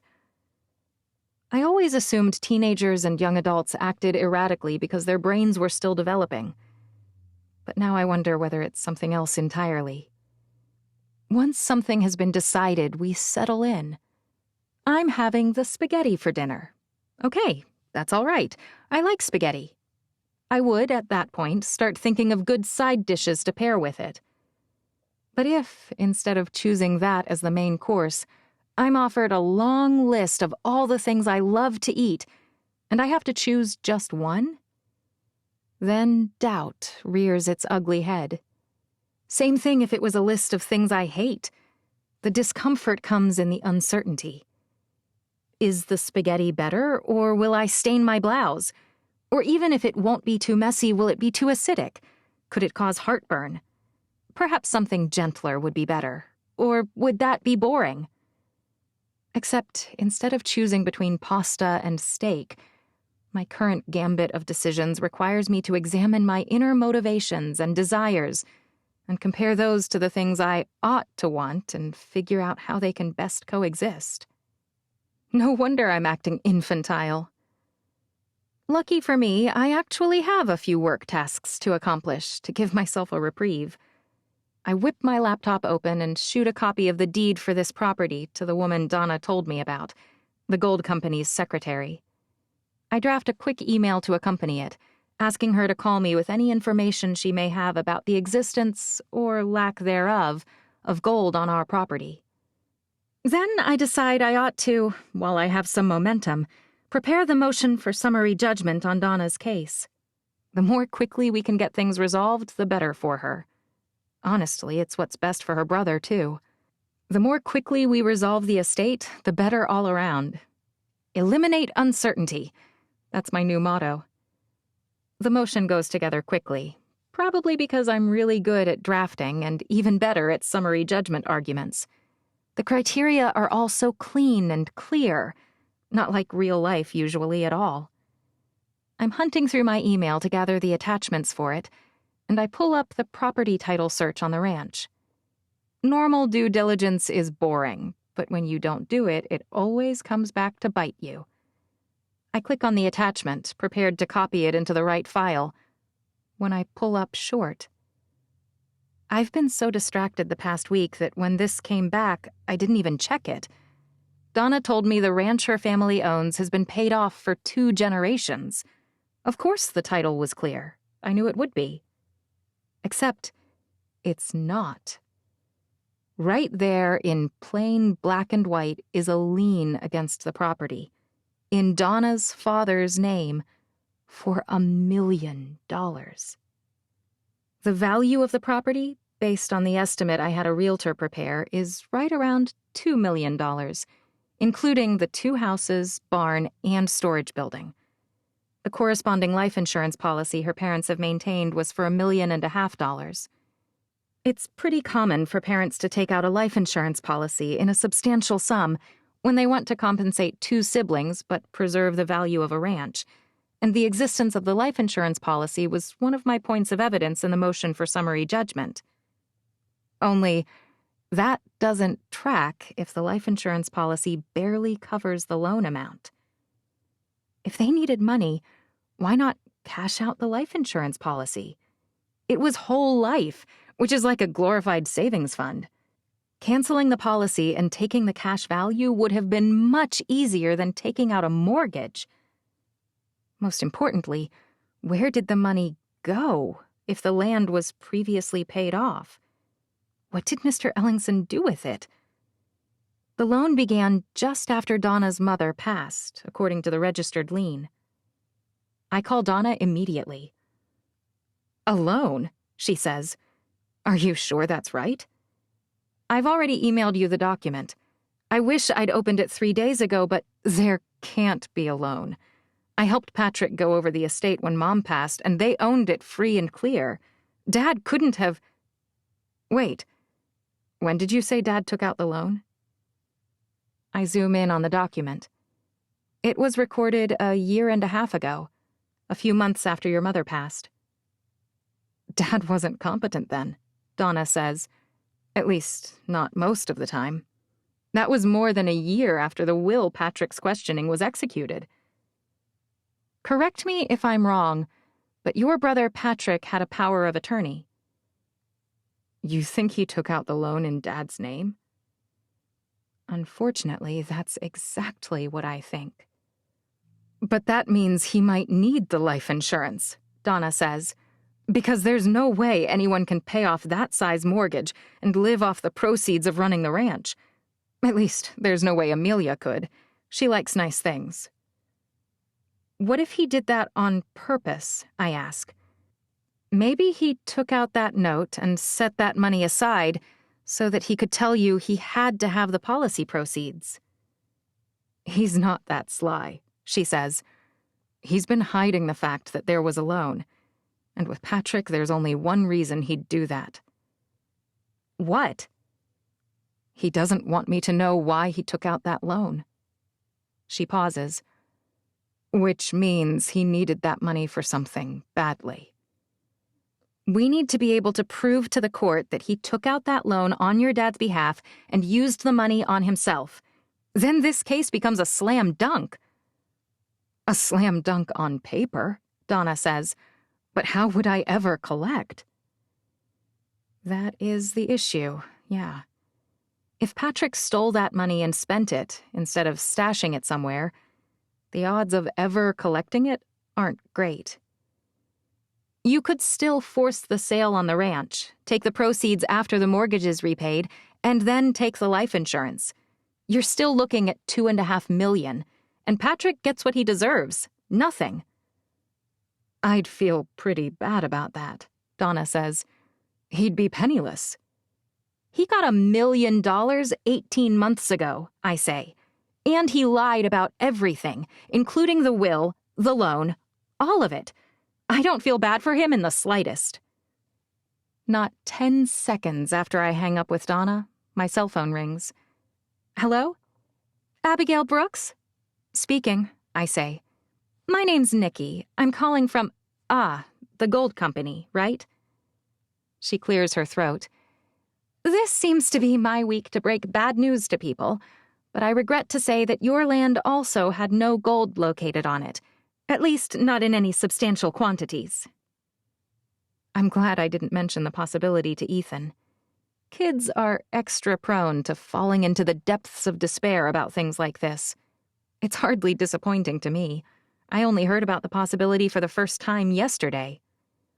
But Donna seemed to think that a neighbor— We are certainly not at liberty to disclose information about other property owners, she says. But I will say that we did identify gold in significant quantities on a property in the area, and the owner was unwilling to take steps to extricate it. If you were to discover who it was and convince them otherwise, we'd be very grateful. It would be way easier if I had any idea who it might be, I say. Would it help if I said that the property was north of yours? North? I tap my lip. It might at that. The second I'm off the phone with her, I hop in my car and drive next door. My heart races a bit, thinking about my disastrous trip over here before, but when I arrive, Amanda's car isn't parked out front. Only Mandy's is. An alarming thought occurs to me. In my life, Helen's making me insane, so I'm avoiding her as much as possible. Steve and I are arguing, so I screen his calls, and Amanda and I fought, so I'm actively nervous to see her. The common denominator in all of these is me. Does that mean that I'm the problem? And if I am, what should I do about it? You ever going to get out of that car, Cupcake? Mandy's leaning against a support beam on her porch, her pig making tiny circles back near the doorway. He hates the cold. But when I open my door, Roscoe sees me and races over to collect his obligatory pets and licks. Pets by me, licks by him. I don't mind it over the summer, but my hands are already cold. Amanda's not here? Mandy frowns. You two still fighting? I swallow. I came to talk to you about something. Then do it, she says. I cross to the porch. Outside? She laughs. Oh, fine. You can come inside. Once we're seated in the family room, she even offers me a warm drink. Perhaps she's not as angry at me as Amanda is. I won't take all day, I say. I have a lot of work to do myself. Amanda's struggling, Mandy says. I know it sounds like I'm making excuses for her, and I know she's been struggling often, but just know that she's more hurt than she is angry. She knows she's wrong, but it's hard for her to admit it, especially to you.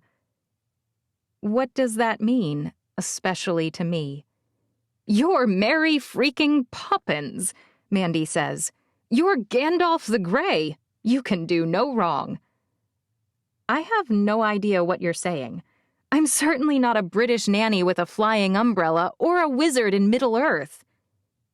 Mandy snorts. You're practically perfect in every way, though. Even you can't argue that's not true. Ah, the irony. It feels like everyone I know would disagree with you today. Your kids? She raises her eyebrows. Would they disagree? My kids love me, I say. We're doing fine. You're fighting with Steve, then. Her eyes are shrewd, and they see more than I wish they would. I don't say anything, but I think my compressed lips give me away. That was inevitable, you know. You're both accustomed to having your own way, and merging two lives is always messy. I think about what she's saying. Is she right? Is the discord between Steve and me just the natural unhappiness that ensues whenever two people have to mush their lives together? We are both older, and we are both set in our ways. And the Amanda thing. I already told her this, but she was to blame there, not you. It's like someone wrapped me in a warm blanket and hugged me, and I didn't even know how badly I needed it. How much the unhappiness was making me doubt myself, until I start to sob. Oh, no, Mandy says. Not you, too. Amanda was crying? That helps me get things under control. Is she all right? Having Eddie gone has been hard on her, and me giving you the ranch was even harder. Why did you do it? I've been dying to know, but when I asked before, she just said she was correcting the injustice that was done to us. Why'd I give you a ranch, or why'd I give Amanda the shaft? She arches one eyebrow. Surely you know the answer to both. You said it was to fix what Jed did, but Amanda's kids are Jed's grandchildren as well. They don't want that cattle ranch, Mandy says. And they don't need it either. But Amanda interprets the whole thing to mean that you think we're more deserving. Of that working ranch? She laughs. You are. She didn't lift a dang finger. Now she sounds like Ethan. But she did help out with the kids while Ethan and I took care of things, and she did... Mandy throws her hands up. I love Amanda. But loving someone means you want them to heal from their trauma. Trust me when I tell you that Amanda won't be shafted, but she needs to learn what it means to love someone. Love isn't about demands and 50-50 splits and fairness, and you don't find joy in life by exacting justice. I think about what she's saying, and I wonder how someone so smart managed to miss out on loving the person who lived right next door. Are we all really the most blind about our own life? What did you want? She asks. You didn't come here to grill me about Amanda. Is this about the office? Because I think you should revisit the first one. I know it's a mess, but can you even find people to get any work on new offices done right now? Mandy frowns. It has been a bit of a backlog, I'm not going to lie. That's why Amanda went after Kevin and Jeff. She throws her hands up in the air. Which I told her I am not supportive of, for the record. No good ever came from stealing from family. They might have been hired by that guy over in Dutch John if they didn't come work for you. I hate to lose them, and I'm worried about Ethan, but it wasn't realistic to expect them to stay when their contract lapsed. I'm stressed about that and frustrated, but I'm not freaking out. That's good.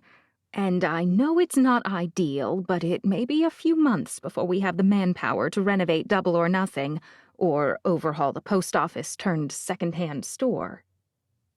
I sigh. At least I have the addition we built that's in pretty good shape. I can keep using that as long as I have to, I guess. It's making me into a crazy person, but at least I have a door I can close to keep the kids out when I'm talking to clients. That's why you came? Mandy asks, to try and get a timeline on the office situation. No, I say. In fact, what I came to ask may seem like it's out of left field a bit. Mandy frowns. What is it? A lady on the phone today told me that we don't have gold on our land. She said their geologist found gold somewhere close, but it wasn't on our ranch. I think Patrick Ellingson thought it was on our land and that he had a reason to believe it was. I look at her questioningly. You wouldn't know anything about that, would you, neighbor? Patrick Ellingson is a greedy, stupid, and arrogant man. She smirks. But I do know something about gold around these parts. Are you really not going to tell me? If you swear not to mention a word to anyone else, then I will. 22. Abigail. If you swear not to mention a word to anyone else, then I will. I cover my mouth and hold up one hand like I'm taking an oath. As your client, I'm asserting privilege on this. Got it? I nod. That busybody thought he was still on Jed's land when he traipsed right over on mine. I most certainly didn't give him permission to search over here, and when he found gold, he told Jed where it was, and that moron realized the guy's mistake. So Jed did want to find gold? Mandy laughs. He always thought his good luck was right around the corner. He's the one that brought them here in the first place. The gold company? Of course. She points behind her. That stream that runs down behind my land cuts through my gold vein, and it hauled just enough down to Jed's for him to find it. But that geologist figured out right quick where it came from and came knocking on my door. So it is your gold, but you don't care? Do you know how they mine gold, Missy? She shakes her head. It's messy, and people would be all up in here blowing holes and digging up mounds and jolly well ruining the whole place. She shudders. No thanks. But it's selling for more than... Do I seem like someone who's hurting for money? Mandy sighs. When I was a kid, I thought the worst thing in the world was being poor. I made it my life's goal to get rich, and I did. But that's when I discovered that I'd found fool's gold. Being rich wasn't what I thought. There's always risk in life, and there's never a guarantee of nothing. So Jed must have told his friend, Patrick's father, and Vern was an even bigger idiot than his son, Mandy says. He'd surely have been just as excited. Wow, I say. Just wow. My phone bings, and it's a message from Jillian about the meeting with the IRS. With your busy workload, I assume you can't go to lunch right now? Sadly, no, I say. I have something to get to right away, in fact. But you'll be free by 2:30 for the pep rally, right? Amanda can't go, and neither can I. Marin'll be sad if no one goes to watch her cheer. She's leading that new one, the one with the pyramid. 2:30. I could probably get there in time, and then I could give my kids a ride home. Amanda can't go? I can't deal with seeing her quite yet, even if she is hurting. Even if I know that I need to let it go. Mandy shakes her head. Thanks for telling me. I'll try and make it. By the time I get back to my house, still shocked to discover that Mandy's sitting on a mountain of gold and doesn't care, I'm ready to dive into the actual work demanding my attention. But I can't. Not because of Helen, which I might expect as an interference. No, her car is surprisingly absent from our front drive. But a little old Lincoln Town car is in its usual place, and Mr. Fred Eugene is sitting on the hood, looking depressed. I'm beginning to think it may be his only setting. Mrs. Brooks? He lights up a bit when he sees me. I got some strange mail, and I thought you could help me figure out what it is. Good grief. All right, Mr. Eugene, why don't we go inside and I'll take a look. The entire way from his car to my porch, I'm terrified he'll slip and break his hip, and then...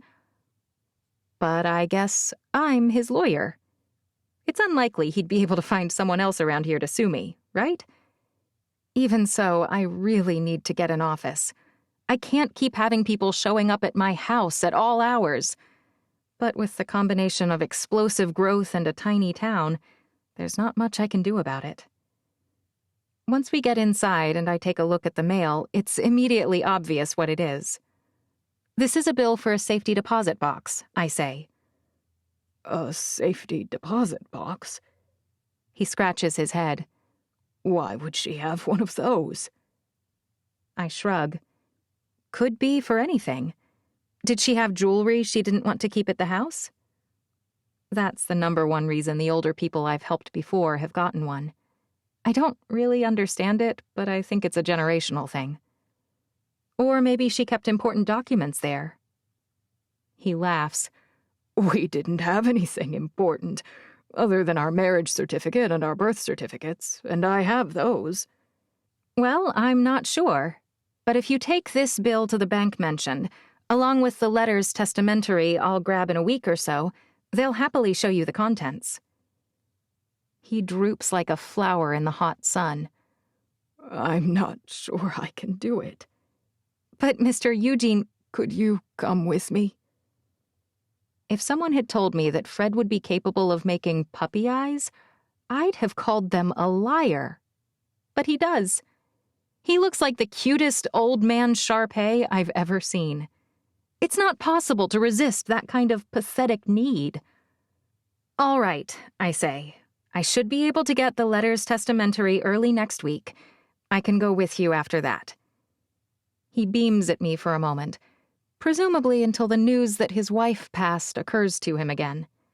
Then he sinks back to the depths of miserable despair. I remember this phase, the everything hurts and nothing is worth it phase. Luckily for me, it lasted less than a week. I moved on to the bouts of uncontrollable sorrow interspersed with normal life phase rather quickly. Maybe it's my personality, or perhaps it was my age. But it seems like Mr. Eugene is in no hurry to reach anything that approximates normal life. I barely get him back in his car and puttering out of the driveway in time to handle the IRS and still make it to Marin's pep rally. I even remember to text Emery and Izzy so they won't get on the bus to come home. I'm standing near the basketball bleachers, watching them get ready to cheer for about 30 seconds before Amanda shows up. Her face when she sees me is absolutely priceless. She looks like someone just yanked down her pants and exposed her backside to the entire school. At least that rat Mandy sold us both out with her shameless lying. Hi, Amanda says. I force a smile and turn back to watch Marin. I know I need to apologize for attacking her, but I'm just not ready. I do what I always do in these types of situations. I go over in my mind the reasons I was wrong to try and let go of my anger. Mandy met Amanda first. She developed that friendship, and then I'm the one who benefited. I lost us the ranch, essentially, because I was gone longer, and I was the legal counsel who failed. And then my shortcomings were rewarded by a fairy godmother Amanda found. I'd probably be upset about it, too. I'm not sure quite what lesson Mandy's trying to teach her, but it seems like a hard one to process. And Amanda has never been one who gracefully learns lessons. That's just not her strong suit. But she'd have my back in a knife fight, even if it was the very worst kind, the ones that happen on social media. She's also funny, self-deprecating, hard-working in her own way, tenacious, and she does a much better job of letting things go in her parenting and in life than I do. Plus, out of the brothers, I had a great husband, and she got the pile of moldy junk. And, from the little bit I've heard, my parents, as flawed as they are, were basically on par with Mother Teresa compared to hers. And her boyfriend is gone. That's the biggest stress currently, I imagine. I've been fighting with Steve, and he's right here in Manila. But on top of all the rest, she's not someone who does well with not being the prettiest, the most successful, and the most admired person in the room. So being next to me when I'm preparing for a wedding, when I've been widowed for less time, I say the one thing I know will break through to her. Steve and I had a huge fight. Actually, it's our first fight ever, and I blame Helen. It's a cheap shot, probably, bonding over the shared frustration with a member of my family, but it's real, and I think she'll feel that. Her eyes widen, and she walks past the two people between us and wraps her arms around me. I'm sorry I've been such a horrid sister lately. I didn't realize how much I needed the hug until my heart contracts. Not the one that pumps blood through my body, but the heart that reacts when one of my kids is in trouble, or when Steve looks at me like he's never seen anyone else quite as beautiful. For the first time in days, it's easier to breathe. The media puts all its emphasis on love stories, but they miss some of the most important things in life. It's not only our romantic relationships that sustain us in life's dips and valleys. It's also friends and family. And when things aren't right with them, everything else feels askew. When she finally releases me, tear tracks are clear on her cheeks. The people around us start to cheer, and we both turn immediately toward the gym and start to clap right along with them. When Marin's eyes scan the audience, I'm pretty sure she can't tell we missed that cheer.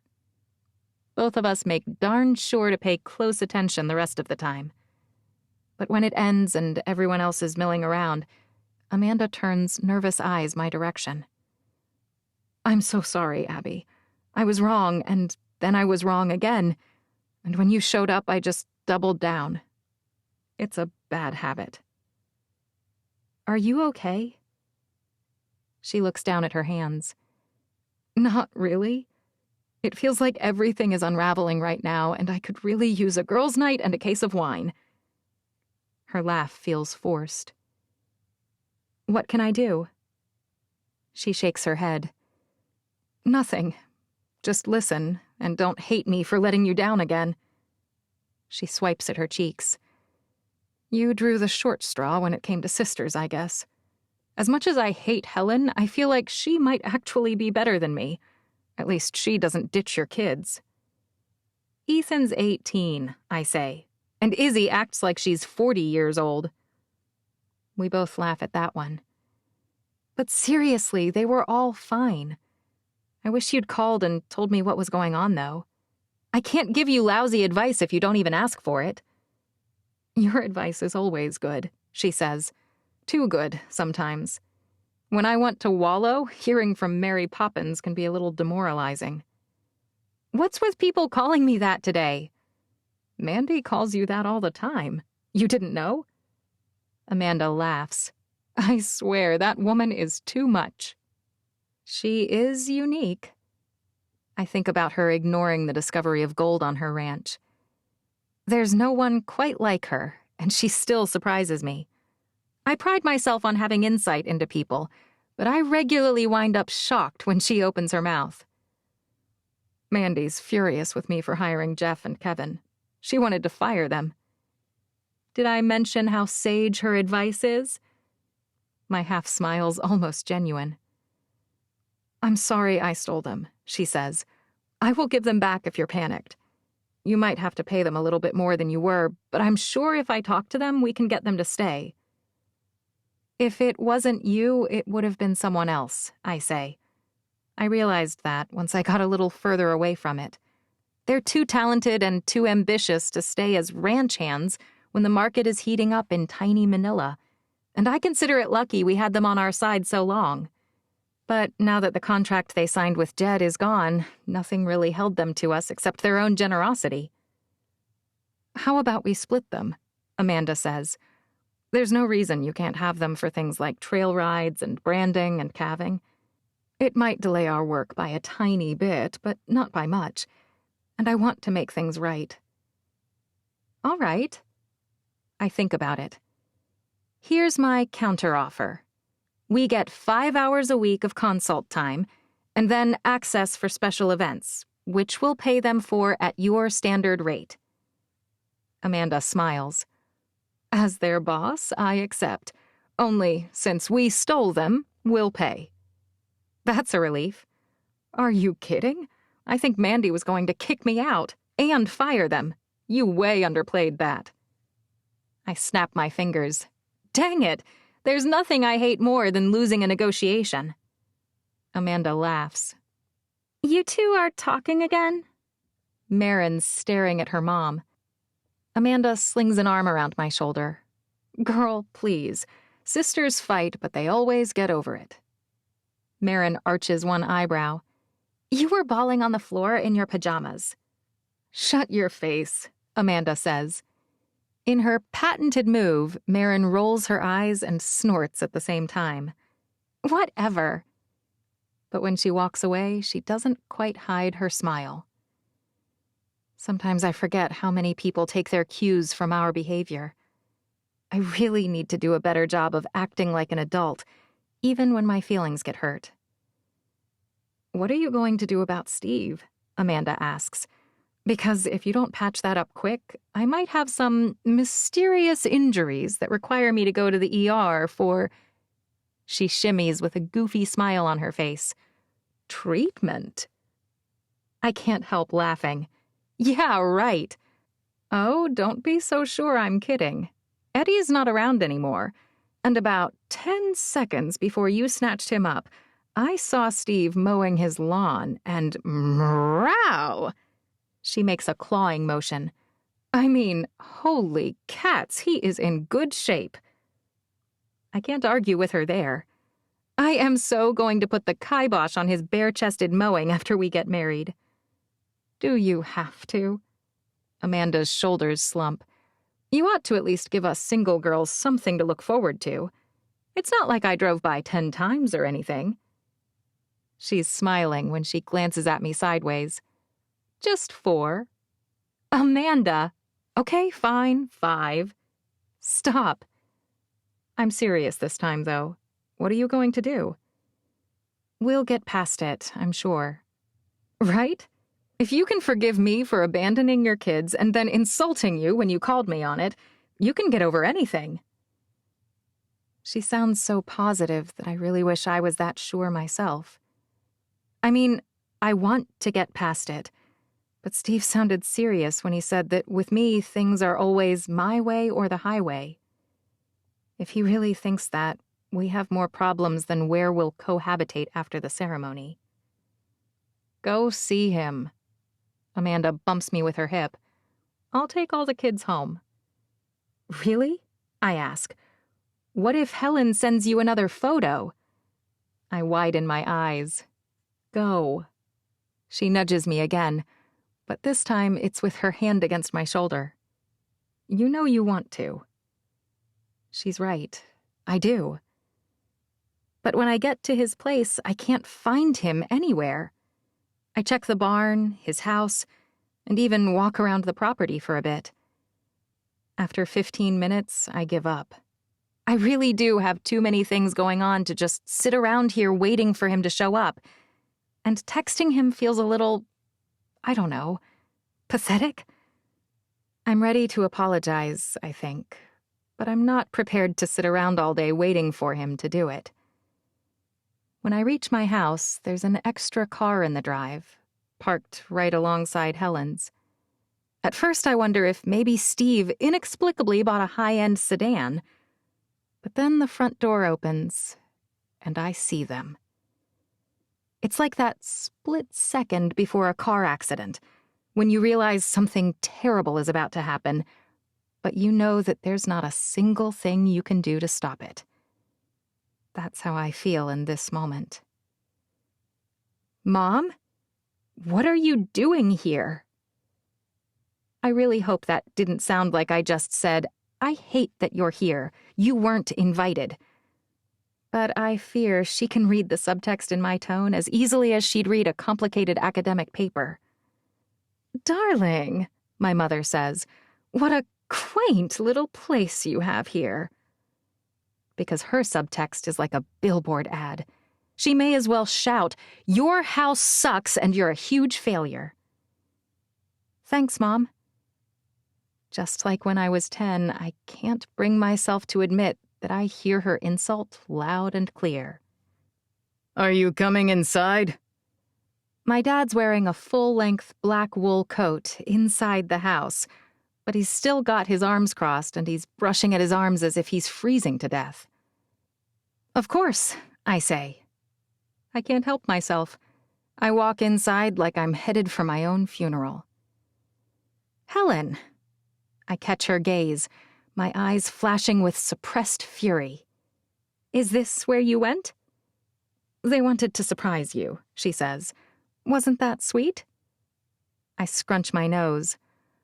Like a potato, I say. Do you mean a yam? Mom asks. Nope, I say. I meant what I said. Mom frowns. Dad shuffles toward the kitchen. We had to come, to show you all the mounds of crap your mom's been saving. Excuse me? I ask. Mom grabs my arm. Other mothers might bother with pleasantries, or even a hug for the daughter they haven't seen in over a year. Not mine. She simply snatches my arm and tugs me across my own family room toward the kitchen table. You need new drapes, by the way. You'll have to add that to your wedding registry. I think your Aunt Janet will— Mom, we aren't doing a registry, I say. If I want drapes, I'll buy them. Maybe Helen could— I don't need Helen to buy them, Mom. If I want something new, I can buy it myself. Your sister makes quite a lot of money, you know, Mom says. I can't quite help how flat my tone is. I'm well aware. In fact, I heard she got a screaming deal on a money bin last week. What now? Dad asks. You know, like Scrooge McDuck had in DuckTales, I say. With the crazy inflation lately, she's converting her assets to gold coins, and she wants to learn to swim in them. I hear it's amazing for your complexion and toning your arms. Mom stares at me for a full 20 seconds. Then she just shakes her head and points at the table. You're lucky I took the semester off, you know. I was supposed to be researching, but I have assistants who are reasonably competent. That gave me time for this. I finally focus on the area that was formerly my kitchen table, and now resembles what I imagine it would look like if a bridal shop and a floral shop had a baby and it puked in my house. What on earth is all this? Mom starts reaching for things. She thrusts a wad of flowers at me. What kind of floral scheme are you thinking? Scheme?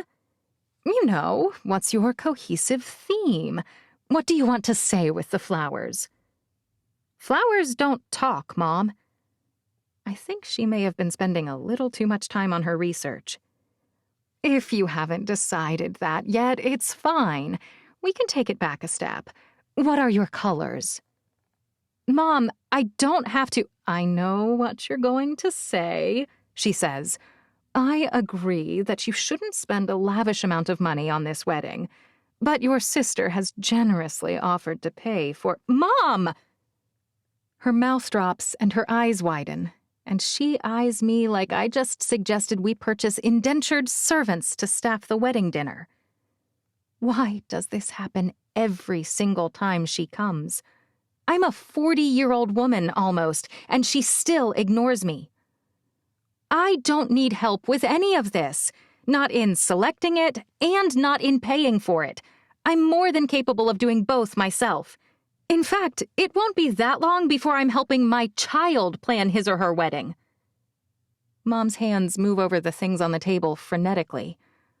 Where did I put those swatches for that? Did you hear me? I ask. She straightens and meets my eyes. I did, but seeing as you didn't let me be involved at all last time, and since Helen doesn't appear to ever plan to get married, this may be my only chance to help. I sigh. Okay, Mom, show me what you have. Which is why I'm hunched over a pile of junk I don't care about when the door opens. Grandma and Grandpa are here, kids, I say over my shoulder, mustering as much excitement as I can possibly manage, which isn't much. Grandma and Grandpa? The deep voice definitely doesn't belong to any of my children. I turn to look at Steve, shocked he just showed up unannounced after our strained interactions since the fight. He's wearing his normal uniform of faded jeans, worn boots, and a soft plaid shirt covered by a dark canvas jacket. And, like most days, he's covered with a spattering of mud. Looks like he came straight here from working a horse. Who is this? Mom raises one eyebrow in disapproval. He didn't even knock. The distaste on her face is so strong that it could probably strip paint. Yes, Abigail. Why did this man just stomp into your home? Dad edges closer, as if he might in any dimension, be able to do anything other than theorize Steve into submission. This man stomped into my house because he's my fiancé, I say. Right, Steve says. I'll be living in this house soon. His eyes are soft, pleading. You must be kidding. Mom turns to look at Helen and me at the same time, purposefully excluding Steve. This mountain man, that's really who you picked to follow Nate? You hated Nate, I remind her. He was growing on me. After 20 years, I say, he was finally growing on you? How exciting to hear. I bet he's dancing up in heaven. Steve uses his left heel to pop off his right boot, and then slowly tugs the remaining boot off as well. Then he crosses the room in his socks, with Helen, my mom, and my dad all glaring at him. Without missing a beat, he slings one arm over my shoulders. Can you believe I managed to convince her to marry me? He shakes his head. I must be pretty good at persuading people, at least, right? Mom covers her nose as if he smells. And it's the last straw for me. I tried. I really did, but I'm too old for this kind of thing. You know, Mom, the one thing you didn't ask me about with regard to wedding plans? What's that? Mom appears to be actually listening, so I have high hopes that this will strike a chord. Whether you were invited. She blinks. And maybe you should have asked. She frowns. Because you're not. And furthermore, I'm going to have to ask you and Dad to leave. Leave where? Mom's brow furrows. My house. You're welcome to come back when you're able to be civil to me and to the man I love. Until then, don't bother calling me either. I turn another 90 degrees and glare at my sister. And you. I don't need your money, your superiority, or your terrible and officious help. You go with them. When they all just stare at me, shocked, I clap. Mom and Helen both startle at the sound. You may not think Steve looks promising, I say, but among his other charms, his uncle happens to be the local sheriff. And if you don't leave, I'll give him a call and ask him to pay us a visit and remove you himself. 23. Amanda. Eddie's only been gone for a day, but when he texts me, not looking forward to traveling around for the next 4 months, my heart drops. Neither am I. Actually, I hate the idea of him hopping all over the country without me. I miss you already. I missed you when I boarded the plane, but at least the tour tickets are selling. Yeah. I should be happy for him. I know he was worried his fame was a flash in the pan and listeners wouldn't care. But apparently nostalgia combined with a pretty face is a pretty strong pull. How fabulous. I mean, I am happy, but it's hard to take a lot of people flirting with and lusting after my boyfriend. He's mine, and I don't like to share. You busy? Mandy asks. I spin around. She's standing in the doorway holding a list. You have a minute? Apparently, we're starting our workday at 7:14 in the morning now. Sure. You went to the Greta Lane site yesterday. I follow her into the family room as she asks me a handful of things about the work Kevin and Jeff have managed to get started at all 3 of our top priority sites, including the house she's planning to rent to Donna. I know it won't be our most lucrative turnover, but we need to make sure it's getting done, she says. Donna's stuck at a hotel until it's ready, and once we get that critical list complete, a lot of which that sweet boy started, she can move in. Get the cord off her back. Wait. I sit down on the sofa and set my notes on the coffee table. Is the court involved? Not yet, Mandy says. But if her ex has his way, they will be, apparently. She's been really stressed about it.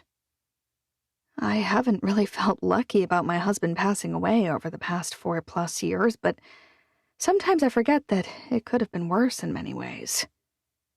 No matter how bad things are, Mandy says, they can always get worse. That's not a very comforting thought. No one else is looking after that girl, so you and I need to. She perches on the edge of the armchair next to me. That girl is nearly the same age as me, I point out. And I don't hear you worrying that no one's looking after me. I made myself a promise not to bring up the ranch again, but it's hard. At least I didn't specifically mention it. Abby's looking after you, she says. And of course I am too. Huh. I'm not sure what else to say. It doesn't feel like she's looking after me. Why do you think I gave Abby that ranch when all I gave you was a gift card to Nordstrom? You knew I liked to shop? I'm actually asking whether you have any idea what I was thinking. I thought we had a bond, I say. I thought you liked me the best. And did you want to run a ranch? She arches one eyebrow. Is that the problem? You wanted to be moving hay and fixing fences and getting ready for the calves that'll be coming before too long. You know I didn't want to do any of that. I needed to clean up Jed's mess, she says. The one good thing about the court ruling as it did is that they didn't drive a bigger wedge between you and Abby. You didn't want that ranch. You just wanted your half of the value of it. Having a mortgage on it would cripple that poor boy who has no idea what he's doing yet. I get it, I say. You're a guardian angel and I didn't need saving or whatever. I thought you liked working with me. Wasn't it nice of me to give you a job? Was it? I ask. You said you needed my help. Was that a lie? Is all of this just you doing me a favor? She sighs. Why are you asking me all these questions? I ask. If you want to tell me what I did wrong and why I got a $500 gift card and they got a $2 million ranch, then just do it. If not, then stop twisting the knife. I won't be around that much longer, you know. Mandy says. Something about the way she says that makes the blood in my veins run cold. What does that mean? She shrugs. Nothing dire, and I'm not hiding secret news or anything that's stupidly dramatic. But about a decade ago, my friends started dying. Not just an isolated person I knew who had a heart attack, but most of them. One at a time, like dominoes someone stacked too close. I hadn't even thought about that. Other than me and Abby, I wasn't really sure she had any friends. Have you lost people you were close to? Of course, you ninny. Lots of them, starting with my parents, but that's not my point. My point isn't that my loved ones have passed. You knew that already because Jed just died. My point is that when your death gets close, you start thinking about what you'll leave behind when you do go. Like your house, you mean? I ask. Or do you mean your money? People worry about houses and money and cars while they're young. Those things matter when it feels like you'll have loads of time yet to drive and live and spend. At my age, you start thinking about the legacy of your life. What will people remember about me? That sort of thing. Okay. Mandy stands up and brushes off her pants. They start thinking about how the people they care about will do when they aren't around to lend a hand. Is she talking about me? The reason... My phone rings, and it's Jeff. I hold up one finger to tell her I'll be quick. Yeah, what do you need? The inspector said they want the approval for... The state inspector? Mandy practically yells. I'm surprised she could understand him. Note to self, she can still hear pretty well. They'll want that one with the seal I showed you, she says. It's in the filing cabinet in the Yarborough Way file. I moosh the cell phone between my ear and my shoulder and trot around the corner to the office. I nearly dropped my cell phone in the process of getting the dumb heavy metal slider shifted over, so the drawer will open. And then the files are so overstuffed into the cabinet that pulling the right one out dislodges 3 others. Papers go flying all over the place. Hang on, Jeff. I'll take a photo of this and send it to you, okay? Let me know if that's not what he needs. A few moments later, he sends back a thumbs-up emoji, so I take that to mean we're good. Mandy was saying the reason. I wonder if she was about to tell me why she gave Abby the ranch. Why did he have to call right then? With my luck, even if he hadn't called right then, it would turn out she was really only going to tell me the reason she hates drinking milk or something. What happened in here? She's standing in the doorway, looking around the room with a concerned look on her face. What did those files ever do to you? You need another cabinet, I say. Or you need to get rid of some of these files. I pulled out the one we needed, and all these just hopped out at the same time, like it was a prison break. She taps her lip. I've been thinking it was time to go through and get rid of the old stuff that's no longer necessary. I bend over to pick the piles of paper up, barely paying attention to what they are, except to try and sort them into the right folder. Luckily, she's not fancy with the titles. If I can find the address of the property on the paperwork, it's almost always the same as the file name. Except this one is addressed to her house, and the company is Kinross Gold. Hey, what's this? I start to scan the letter without really considering it. Dear Ms. Amanda Sadler, we're delighted to inform you that our geologist located a rich vein of gold on your property. We're prepared to make you a very competitive offer to purchase your land, or we would be willing to consider a royalty share agreement in which you maintain ownership, but we buy the mineral rights and extricate the gold. Before I can read any more, Mandy snatches the letter out of my hands and crumples it up. You can't just go around reading whatever you'd like. She scowls. Did Abby tell you to look for this? Abby? Did I stutter? She huffs. I didn't think she'd violate. I'm still not even sure what this is, I say. But Abby didn't breathe a word. The words of the letter begin to sink into my shocked brain. A rich vein of gold. Our geologist located. There's gold on your land? Mandy's lips flatten. Why would you hide that? Or did you sell part of it? Is that how you got the money to start up your real estate? None of this is any of your business, she says.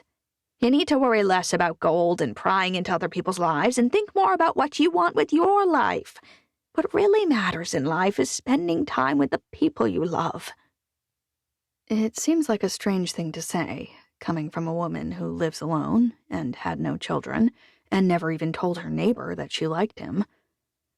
I don't have the energy or the desire to argue with her anymore, though. You're right, I say. It's none of my business. I spend the next few hours focused on our business, driving to 2 of the sites, meeting with suppliers, and then interviewing a few guys Kevin found. One of them looks great, one of them looks unreliable, and the third looks like he found him in an orange jumpsuit fresh out of lockdown. But our options are extremely limited. If you're okay with supervising them, I'll hire them all. Beggars can't be choosers, and right now we're definitely beggars. Let's just hope he learned how to run a decent drain line when he was in prison getting those fascinating neck and face tattoos. By the time I finish with my checklist of tasks for today, I barely have time to make it to the school before the girls are out. If I was late, they'd double freak out because today is horseback lesson day. Did you bring our snacks? Emery asks. And the water bottles. Marin arches one eyebrow. Last time you forgot the water bottles.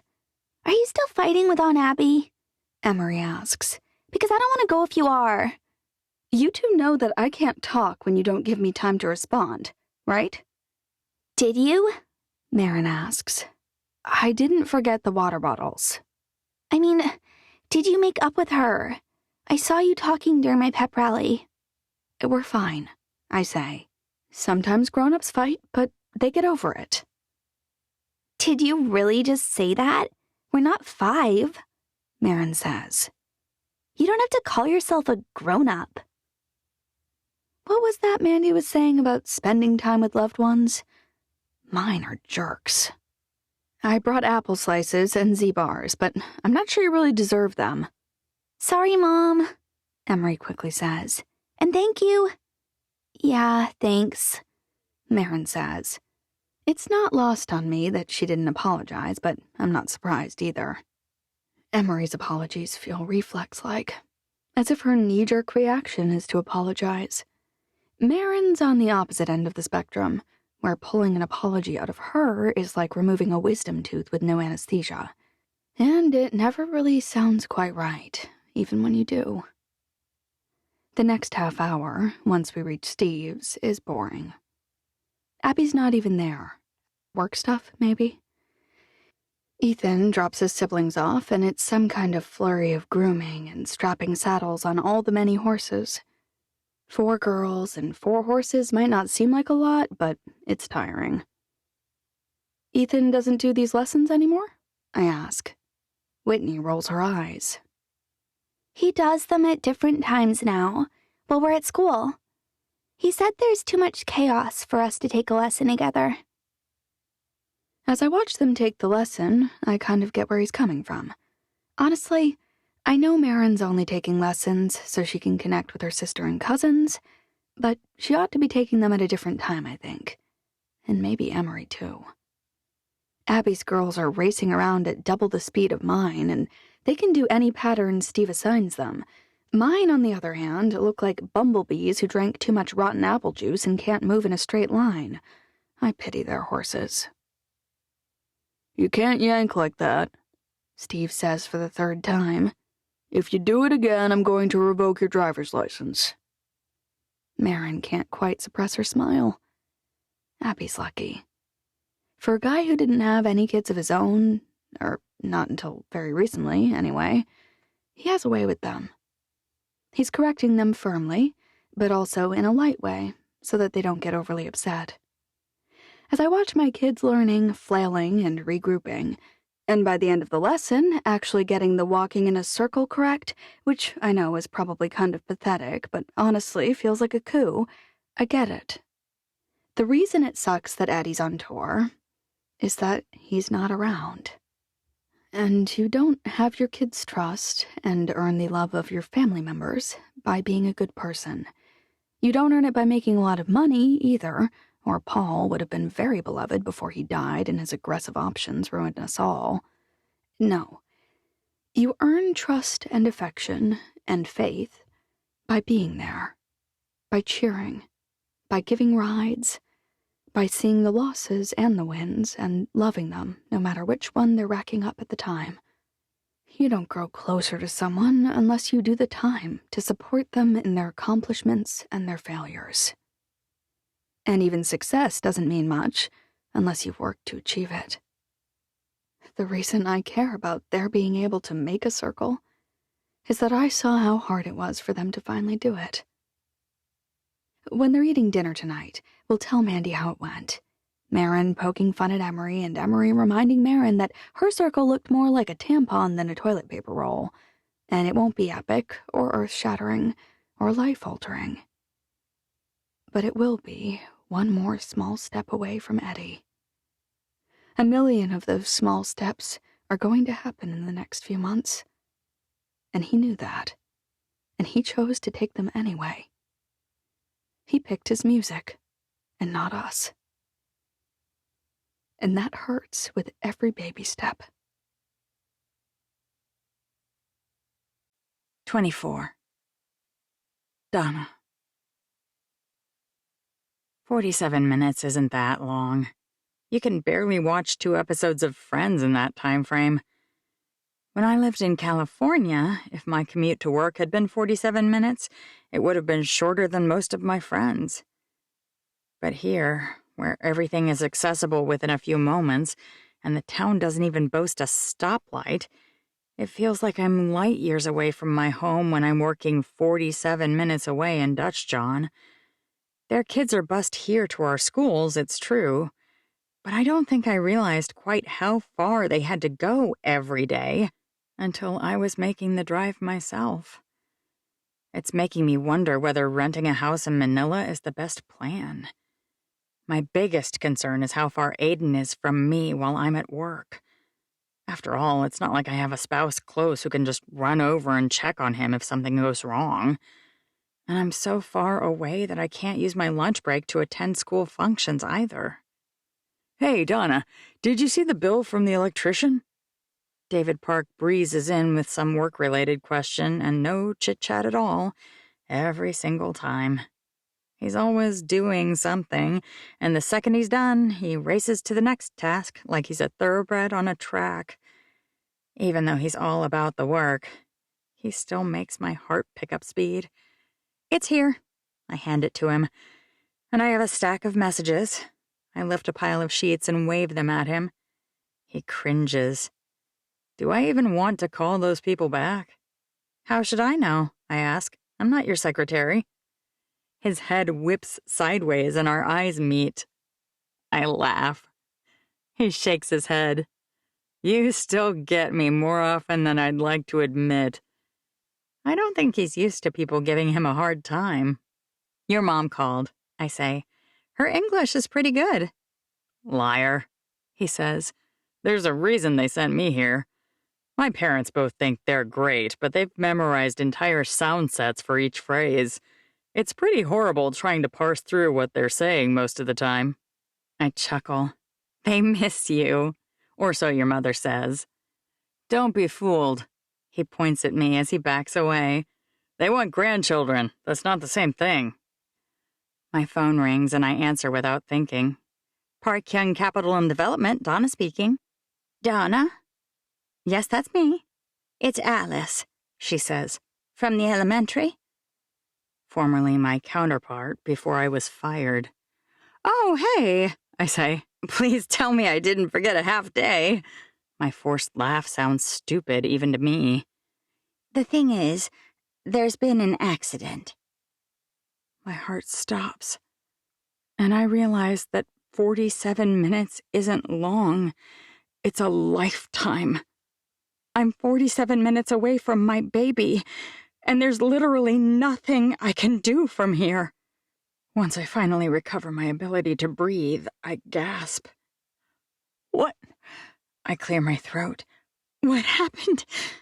He was playing on the swings with another little boy, Gabe Brooks, and they were talking about what superhero they wanted to be. Is Gabe all right? He's fine, but apparently Aiden said he wanted to be Superman, and he jumped off the swings to prove it. He landed wrong, and I think he broke his leg. It's bent strange, and he won't stop screaming. My heart twists up like a pretzel. I'll leave right now. How long will it take for you to get here? She asks. Because once you get here, you'll just need to turn around and head for the ER, right? Is there someone closer you could call? If you give me permission, they can get him for you. Yes, that's the smart thing. Even if he wants me, even if he'd be happier with me, our priority has to be getting him in for treatment as soon as possible. I'll leave right now and I'll start calling people who might be able to bring him to me. You have to give me authorization to release him, she says. Usually we'd want it in writing, but since it's an emergency... Abigail Brooks, I say without thinking. Amanda Brooks, Steve Archer, Amanda Sadler, Mrs. Earle. I pause and then just push past my reticence for the same reason I can authorize over the phone. It's an emergency. Will Earle. They're all cleared to pick him up? Yes, and if one of them can grab him, I'll just meet them at the hospital. Abby, Amanda, and Steve don't answer. Amanda Sadler's in Green River already, so she's even farther from him than I am. I call Will, but he doesn't answer either. I text him the same thing I sent Amanda and Abigail. Aiden broke his leg at the school. I'm at work. Can you pick him up and meet me in Green River? If so, I can drive straight there. I call his mom next, and she doesn't answer her cell phone, but she does pick up on the hotel line with a very beleaguered tone. Can you hold for just a moment? Sure, I say, but I was calling to ask a favor. Donna? It sounds like you're super busy, I say. I'll just try calling Will again. He's in the last few minutes of his car auction thing, she says. He won't answer. Do you need something? You're swamped? Huge group just showed up to check in, and they're all complaining already. I don't think a few minutes will really change anything substantial for Aiden. I'm just being an overwrought mother. It's fine, I force myself to say. I'll call you right back when I get them settled. I'm in my car, buckled and putting it into gear when I decide I should call the front desk again. I'm worried that Aiden might be bleeding internally or something. What if he, passes out? Maybe we should call an ambulance. It's times like these that I hate small towns. Hello? Alice sounds totally normal. It's Donna. How's Aiden? I'm not sure, she says. How can you not be sure? My voice has hit supersonic, but I can't bring myself to care. He's not here, she says. He just left. Left? Donna, you told me I could release him if... Who was it? I ask. Who picked him up? Will Earle, she says.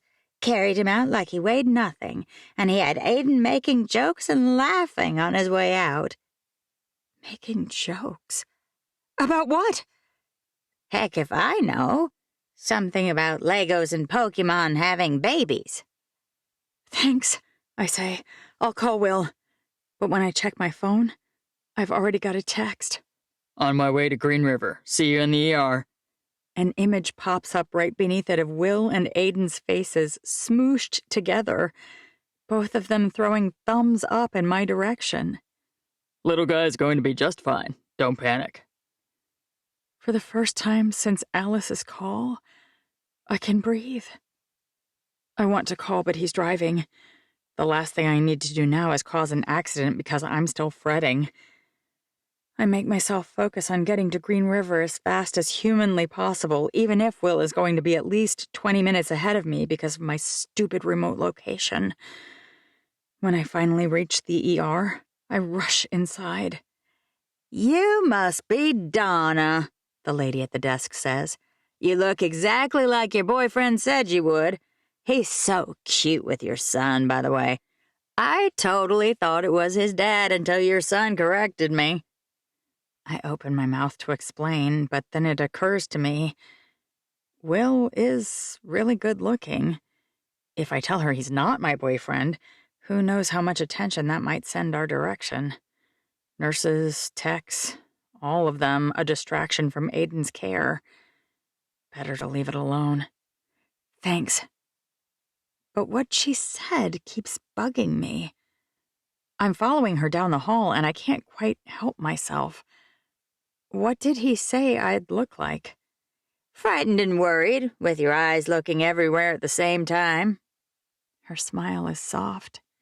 He said you'd have wisps coming out of your high ponytail because that's what you wear for work, but that your lipstick would look perfect like an actress on a movie screen. And he said that you'd be wearing something that would be appropriate for a law office, but that you'd have some kind of cute details that gave you personality, like a bow on your earrings or flowers on your high heels. As my black high heels with a tiny pink butterfly click against the tile, my irritation rises. Why did he spend so long chatting when Aiden's got a broken leg? She shrugs. We were waiting for them to take him back, and when he was talking about you, your son smiled more. Oh. But my favorite part was when he said you had the most beautiful smile in the world. She grins. Your son nodded his head and said, Mom's not happy that much, but when she is, the world has more sunshine. Aiden thinks I'm not happy very often. Don't worry, though. Your boyfriend told him he'd make sure you're happy a lot more now. She waves me closer. It was the cutest thing I'd ever seen. A boyfriend that hot who talks about me like that. She sighs. I'd give my right arm. Are we almost to the room? I've had about as much of this as I can take. Oh, right there. She points. They're right inside. I worry that Will's overheard her gushing, but when I turn the corner, the doc's already inside talking to Aiden. That hurt? Uh-oh! Every muscle in my body contracts when Aiden shouts. Hey, I say. Will makes a fist and grimaces and shakes his hand in front of Aiden. We got this, right? Aiden's mouth twists, and he nods. I was checking to see exactly where to get the x-rays. The doctor spins around, his glasses sliding down his nose a bit. It's a little uncomfortable, but your son has been a champ. Thanks, I say. How much more do you need to do? I'm done with that part, he says. They'll take him back in a moment. Then what?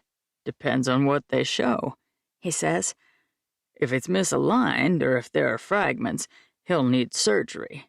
Which is fine, Will says. Because then you'll have a really cool scar too. Just like yours. Aiden beams at Will. Like yours? What's he talking about? Will stands up and lifts his shirt up with one hand, pulling the waist of his jeans down with the other. I ought to object, but my heart is hammering too fast to do anything except inhale sharply. I'm sure there's probably a scar somewhere, but I can barely make my brain work. His stomach looks like it should be on a billboard ad. Washboard, dark skin, practically glistening. How is he that tan at the end of January? And there's just the tiniest trail of dark hair visible right underneath his belly button. Last year, Mr. Will got kicked by a cow, Aiden says. A chunk of its hoof got stuck in his belly. That wakes me up. What? Will drops his shirt and shrugs. Ranch life. His story sounds so cool. Aiden looks glum. Mine is stupid. I just fell off a swing. That's not how I heard it, Will says. The word on the street is that you were flying so high in the sky that your friend Gabe couldn't even come close to matching you. He cried and begged for you to stop or to slow down, But speed swingers can't be contained. When the chain popped, though, you were ejected, and the ground couldn't withstand the magnificence of your landing. So your leg gave way. The ground couldn't withstand the magnificence? What the heck is he saying? But Aiden's laughing. I think the ground beat me. We'll get it next time, Will says. There are some things a mother simply can't do. The entire drive here, I was worried. My baby was hurt, and he couldn't hold my hand. Who would wipe away his tears? But thanks to Will, there aren't any tears. He's been modeling himself after someone who gets hooves lodged in his stomach and keeps on trucking. I suppose things could be way worse. When they arrive to take Aiden back for the x-ray, something occurs to me. Hey, your mom said you didn't answer the phone because you were in the middle of your auction for that car you've wanted forever. He shrugs. It's not like my mom knows everything that's happening in my life. So it wasn't today? What a relief. No, it was. I swallow. You can leave right now. Maybe you'll... Will wraps an arm around my shoulders. The sale would have happened while I was driving to the school to grab Aiden. Oh, no, I say. I'm so sorry. I shouldn't have called. What I meant was that my mom has no idea what matters to me. Not that I'm upset about missing it. I freeze. Will turns slowly, his face hovering over mine. I don't care about that car. Not if Aiden's in trouble. Not if you need me. But you said you'd been trying to get one for years. Not as long as I've been trying to get you. His head lowers slowly toward mine, his deep eyes intent. My heart has fled the scene. My brain is blank. This isn't what I want, and I know that, and I've told him, but he doesn't seem to be listening. And my mouth isn't working well enough to remind him. All right. The doctor drops a chart on a table behind us. I leap away from Will so quickly that I bang my head on some kind of metal arm. Ow. Careful there, Mrs. Ellingson. You'll want to avoid becoming my next patient, if at all possible, because I think your son might have a bit of a rough go for the next few weeks. He's going to need a few pins, and a pretty long cast. Oh, no. The good news is that it will heal cleanly, and he's expected to make a full recovery. No restrictions expected. But you will want some help getting him hauled around for the first few weeks, preferably someone strong who won't struggle lifting and carrying him. I'd be happy to. I reach out to block Will, and my hand presses against the place on his torso where his chest meets his abs. My fingers can feel each and every ridge of his stomach, and his chest feels even better. Once again, my mind goes utterly blank. My hand shifts just a little, the tips of my fingers curling around the edges of the line between his abs. Holy Hannah. How in the world does he have the time to... Great. Well, you two seem a little busy. The doctor's laughing at me. I snatch my hand back, swallowing so that I can figure out how to talk with such a dry mouth. I won't need help. I'm strong and healthy. I can lift him myself or whatever he needs. He'll be unwieldy with the cast, and I wave my hands in the air, careful not to get anywhere near Will Earl. It's fine. I said it's fine. All right. The doc pushes his glasses up again. Whatever you want. That's the problem. I want Will Earl because, well, that part is obvious. But this time around, I'm not settling on anything at all. If I ever date someone again, it's going to be someone who is perfect on all fronts. Someone like David Park. I knew when I left home that I didn't want to marry a local small-town guy. The fact that I got confused and married a jerk doesn't mean I need to make high school Donna's dreams crumble in misery.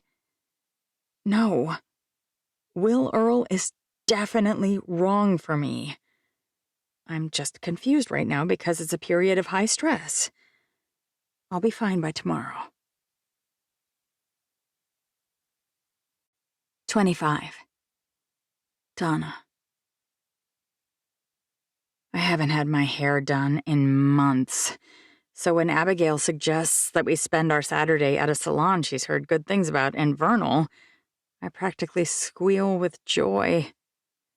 Aiden is once again with his father, who had all kinds of threats for me when he found out about Aiden's leg. And I should feel nervous about it, but at least his grandparents are pretty good about following medical rules and making sure he eats and whatnot. This is not exactly what I'd call girl talk, Abby says while our hair is processing, but we do need to go over the motion for summary judgment and make sure you agree with my positions and claims. She hands me a thick stack of paper held together by a single shiny staple in the top left corner. Is this so you can expense our trip? Think that'll work? She asks. I shrug. You're the lawyer. I doubt it, she says. But I bet I can bill you for the time I'm spending in this salon chair. I laugh. What is that exactly? It's a motion for summary judgment on your brother's will contest. If the court finds that it's clear and makes sense, it should resolve the entire thing without the need for a trial. It's a process the court encourages if there aren't material questions of fact that still need to be resolved. In this case, I think we have enough evidence to do it. I knew Abigail was brilliant, but as I scan the motion for summary judgment she's put together, I can hardly believe it. You did this while managing Amanda's drama and your own wedding and the ranch? Abigail leans toward me, her expression bemused. I didn't handle things with Amanda very well. Maybe you weren't listening. And as for the motion, this is literally my job. It would be like someone being shocked that Amanda can snap a decent photo and edit it properly, or that you can organize the things David needs to arrange the construction of his new resort. How's the wedding going? I ask. She shrugs. It's back on track, finally. My sister kind of derailed it when she showed up, but she crossed a big line, and I finally sent her packing. I can barely believe what I heard. You did what? She sighs. I'd been longing to do it since she arrived, all judgmental and rude about my decision. None of them were kind or understanding about Steve, and they just made me feel bad about my life. Sounds like my family exactly, I say. When Helen didn't get what she wanted, she called in the cavalry, and within minutes of my parents' arrival, they were critical, aggressive, and just all-around belligerent. I had to deal with it when I was younger, and it made me feel like a miserable loser. Well, I'm almost 40, and I'm too old to take abuse like that anymore. And when you told them to go, they just went? She licks her lips and presses them flat. Not exactly. Ooh, I ask. What happened? They resisted, of course. Her hairdresser comes back and starts to check her foils. And I told them if they didn't go, I'd call the sheriff and have them tossed out. You didn't. They didn't believe me at first, but when Steve backed up my story that he's related to the sheriff, they grumbled and put on a big show. But they finally did leave. I can't believe it, I say. You really are horrifying. She doesn't laugh like I hoped she would. Mostly, she just looks tired.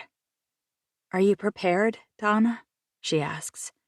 Going up against your family is draining and scary. The papers in my lap grow somehow heavier.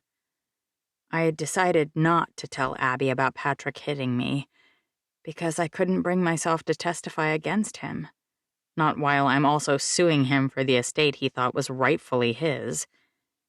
If I'm being honest, I feel a little bad about taking it in the first place. My parents always told me it was for him. They said that I'd given up on my part when I decided to go to Stanford.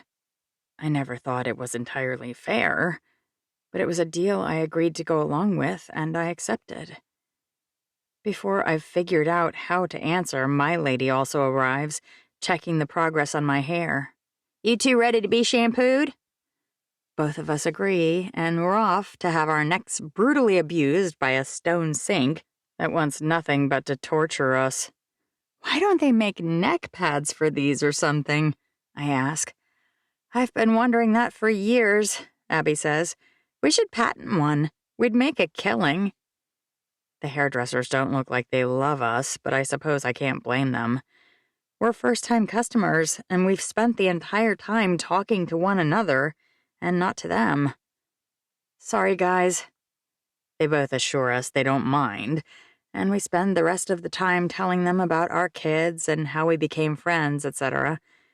It's not until we're walking out the door with much nicer hair that Abby says, "You didn't answer my question."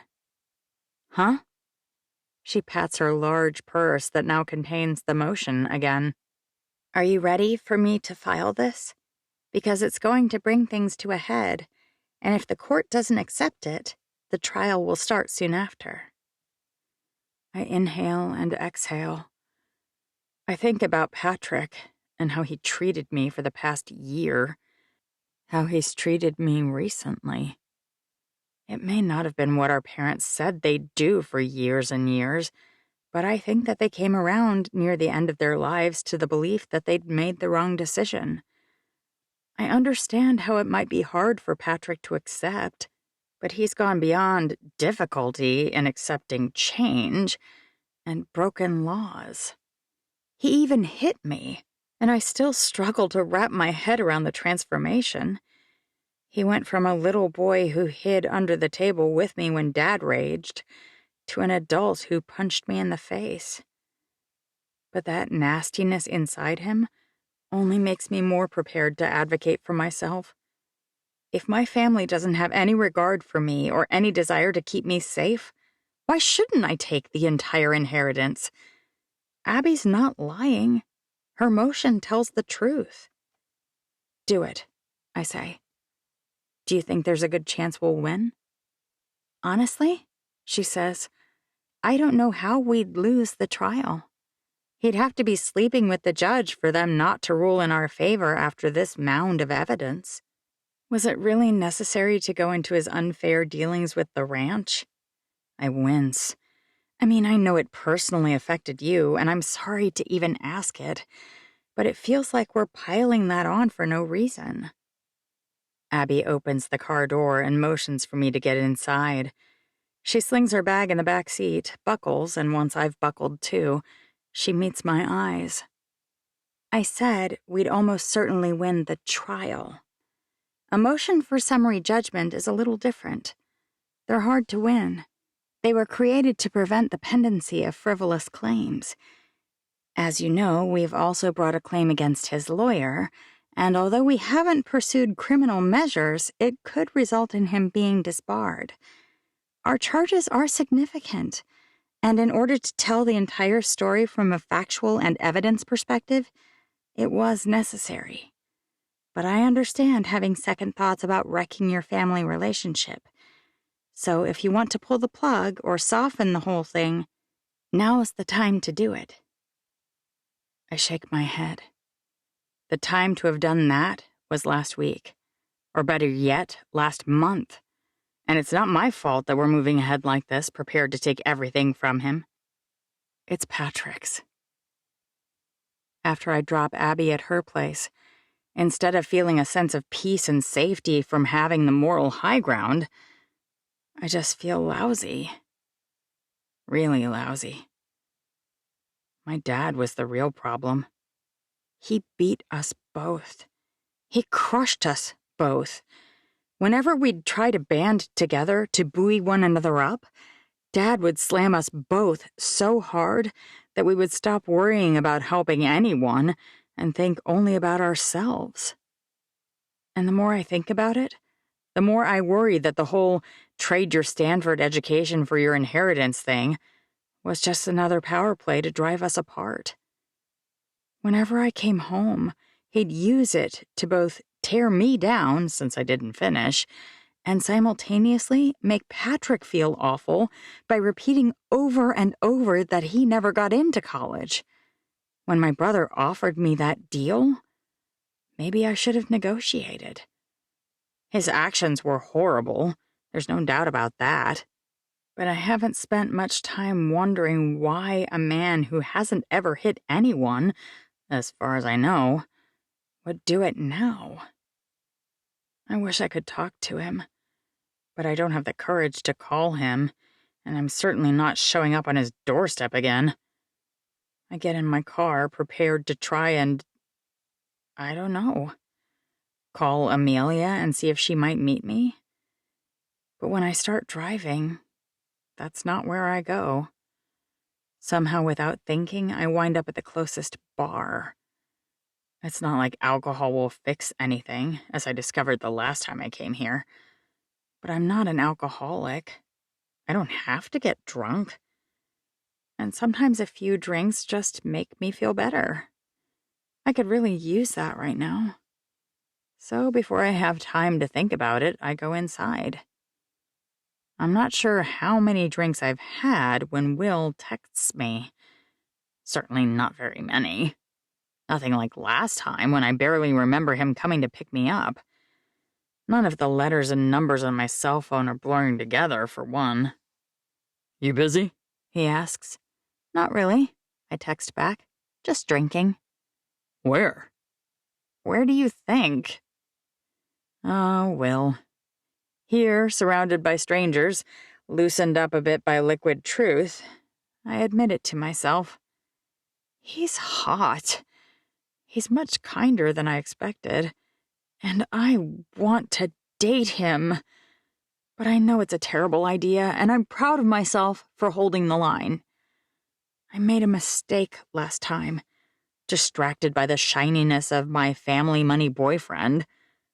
I won't do something stupid like that again. Charlie wasn't a horrible person because he had been raised in the city or because he was well educated. That was incidental. With someone like David Park in my life every day, I know that rich people are just as likely to be good as anyone else.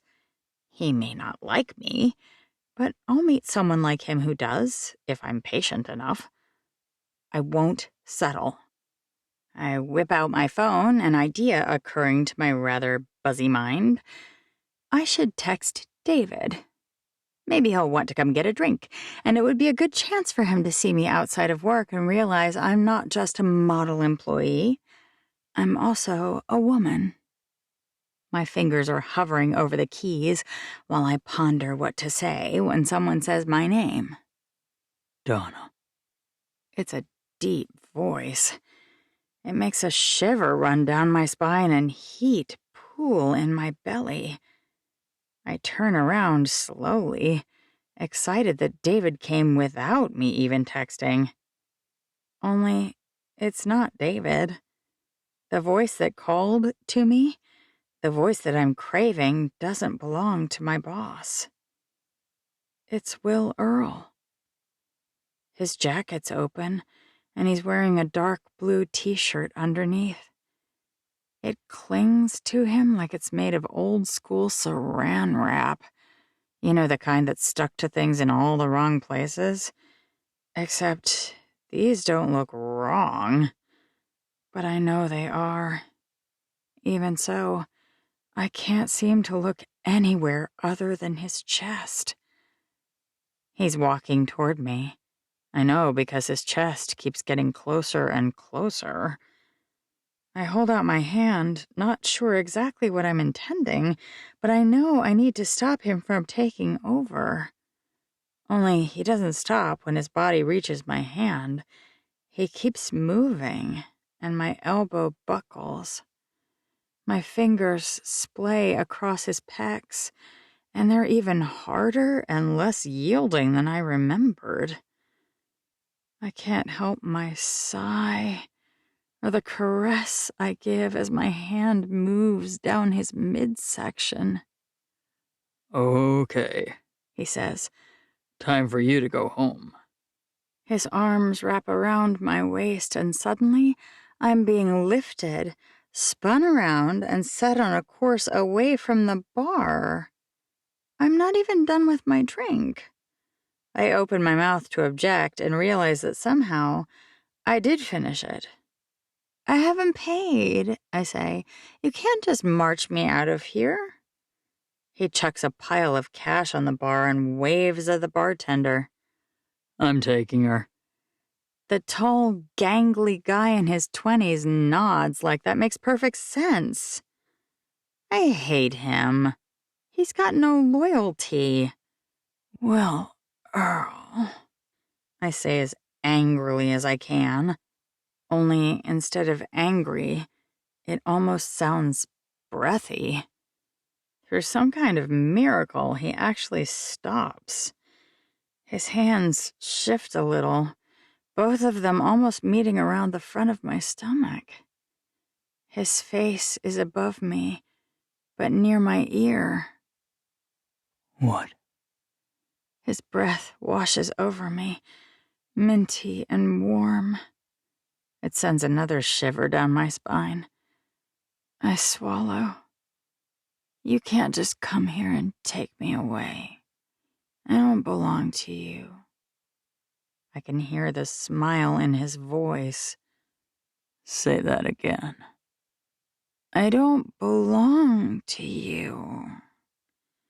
I try to turn, but his hands won't let me. Let's talk outside, He says. I promise I will not, nor would I ever, force you into my car or anywhere else, but I think the cool air will do you some good. I think about arguing, but I realize that what he said is true. He's much stronger than I am. He's much more sober, too, but I believe him when he says he won't really force me to go anywhere I don't want to go. When we walk outside, the cool air hits me like an ice water attack. The swirling feelings inside of me, the hazy want and desire that have been warring with my irritation at his manhandling, all evaporate. I'm being a buzzed idiot. Will's helping me. I doubt his hands around my waist mean anything at all. He's just guiding me out because that's what a friend should do. Thanks. He releases me and I turn to face him. I wasn't paying attention, and I think I drank more than I should have. You shouldn't go drink alone, He says. It's easy to lose track, and that bar's not full of boys next door. He snorts. Or maybe it is, but you'd be surprised how many of them are perverts.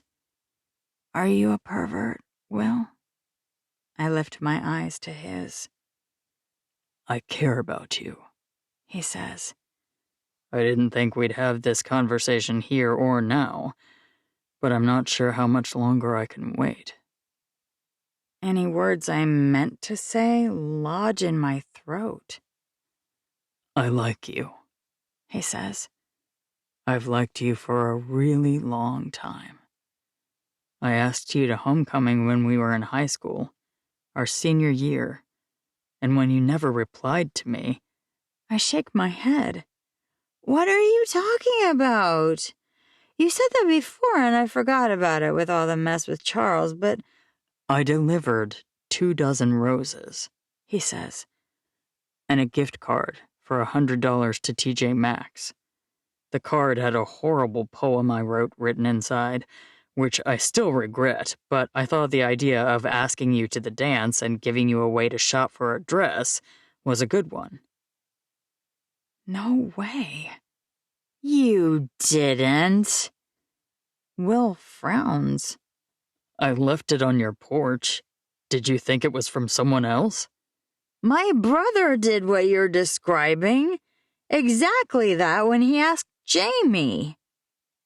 Of course, now that I'm saying it, I'm wondering how I could have been stupid enough to believe it was true. My brother wasn't someone to get roses, much less a gift card he'd have to drive to another city to procure. Which means that even back then, I'm the moron. Me and Jamie both. I think Patrick ruined that, I say. And I'm sorry. That makes a lot more sense, Will says. I figured you'd at least have mentioned it, but when I asked you about it... A fuzzy scene rises up in my memory. Will was in his football practice gear with his mouthguard dangling down in front of his chest. Hey, Dee, He said. done any shopping lately? His all-American grin was in full force, his white teeth shining, his sweaty hair falling down across his forehead. I had thought he was mocking me back then. I'd worn the exact same shirt almost once a week for more than 2 years. Shut up! He frowned at my hostility, his beautiful bright eyes darkening. So that's a no, then. I thought he was really mean at the time, mocking me and then doubling down. I had no idea he was taking my defensive words as a rejection to his generous invitation. When I look up into his eyes, he's utterly still. I don't want there to be any confusion this time. He swallows. Donna Ellingson, the first day I saw you after you came back to town, my heart practically exploded in my chest. When I asked around and they told me you were getting a divorce, I couldn't believe I might have another chance. And the more time I spend with you, the more I wish that you'd given me a shot years ago. I would have spared you all the pain and all the misery if I could. I'd still do anything I could to make you smile. Will. He shakes his head, and his hands clench at his side. Just let me finish. I nod. You think you don't want a rancher, because the only 2 ranchers you ever knew were filthy, selfish sacks of crap who abused you. But I swear, we're not all like that. I'm a simple man, and you're brilliant. I never went to college, and you went to the nicest school on this side of the country. I do work harder than anyone you know, and I'm as reliable as the tides. If you just give me a chance, I'll prove it to you every single day.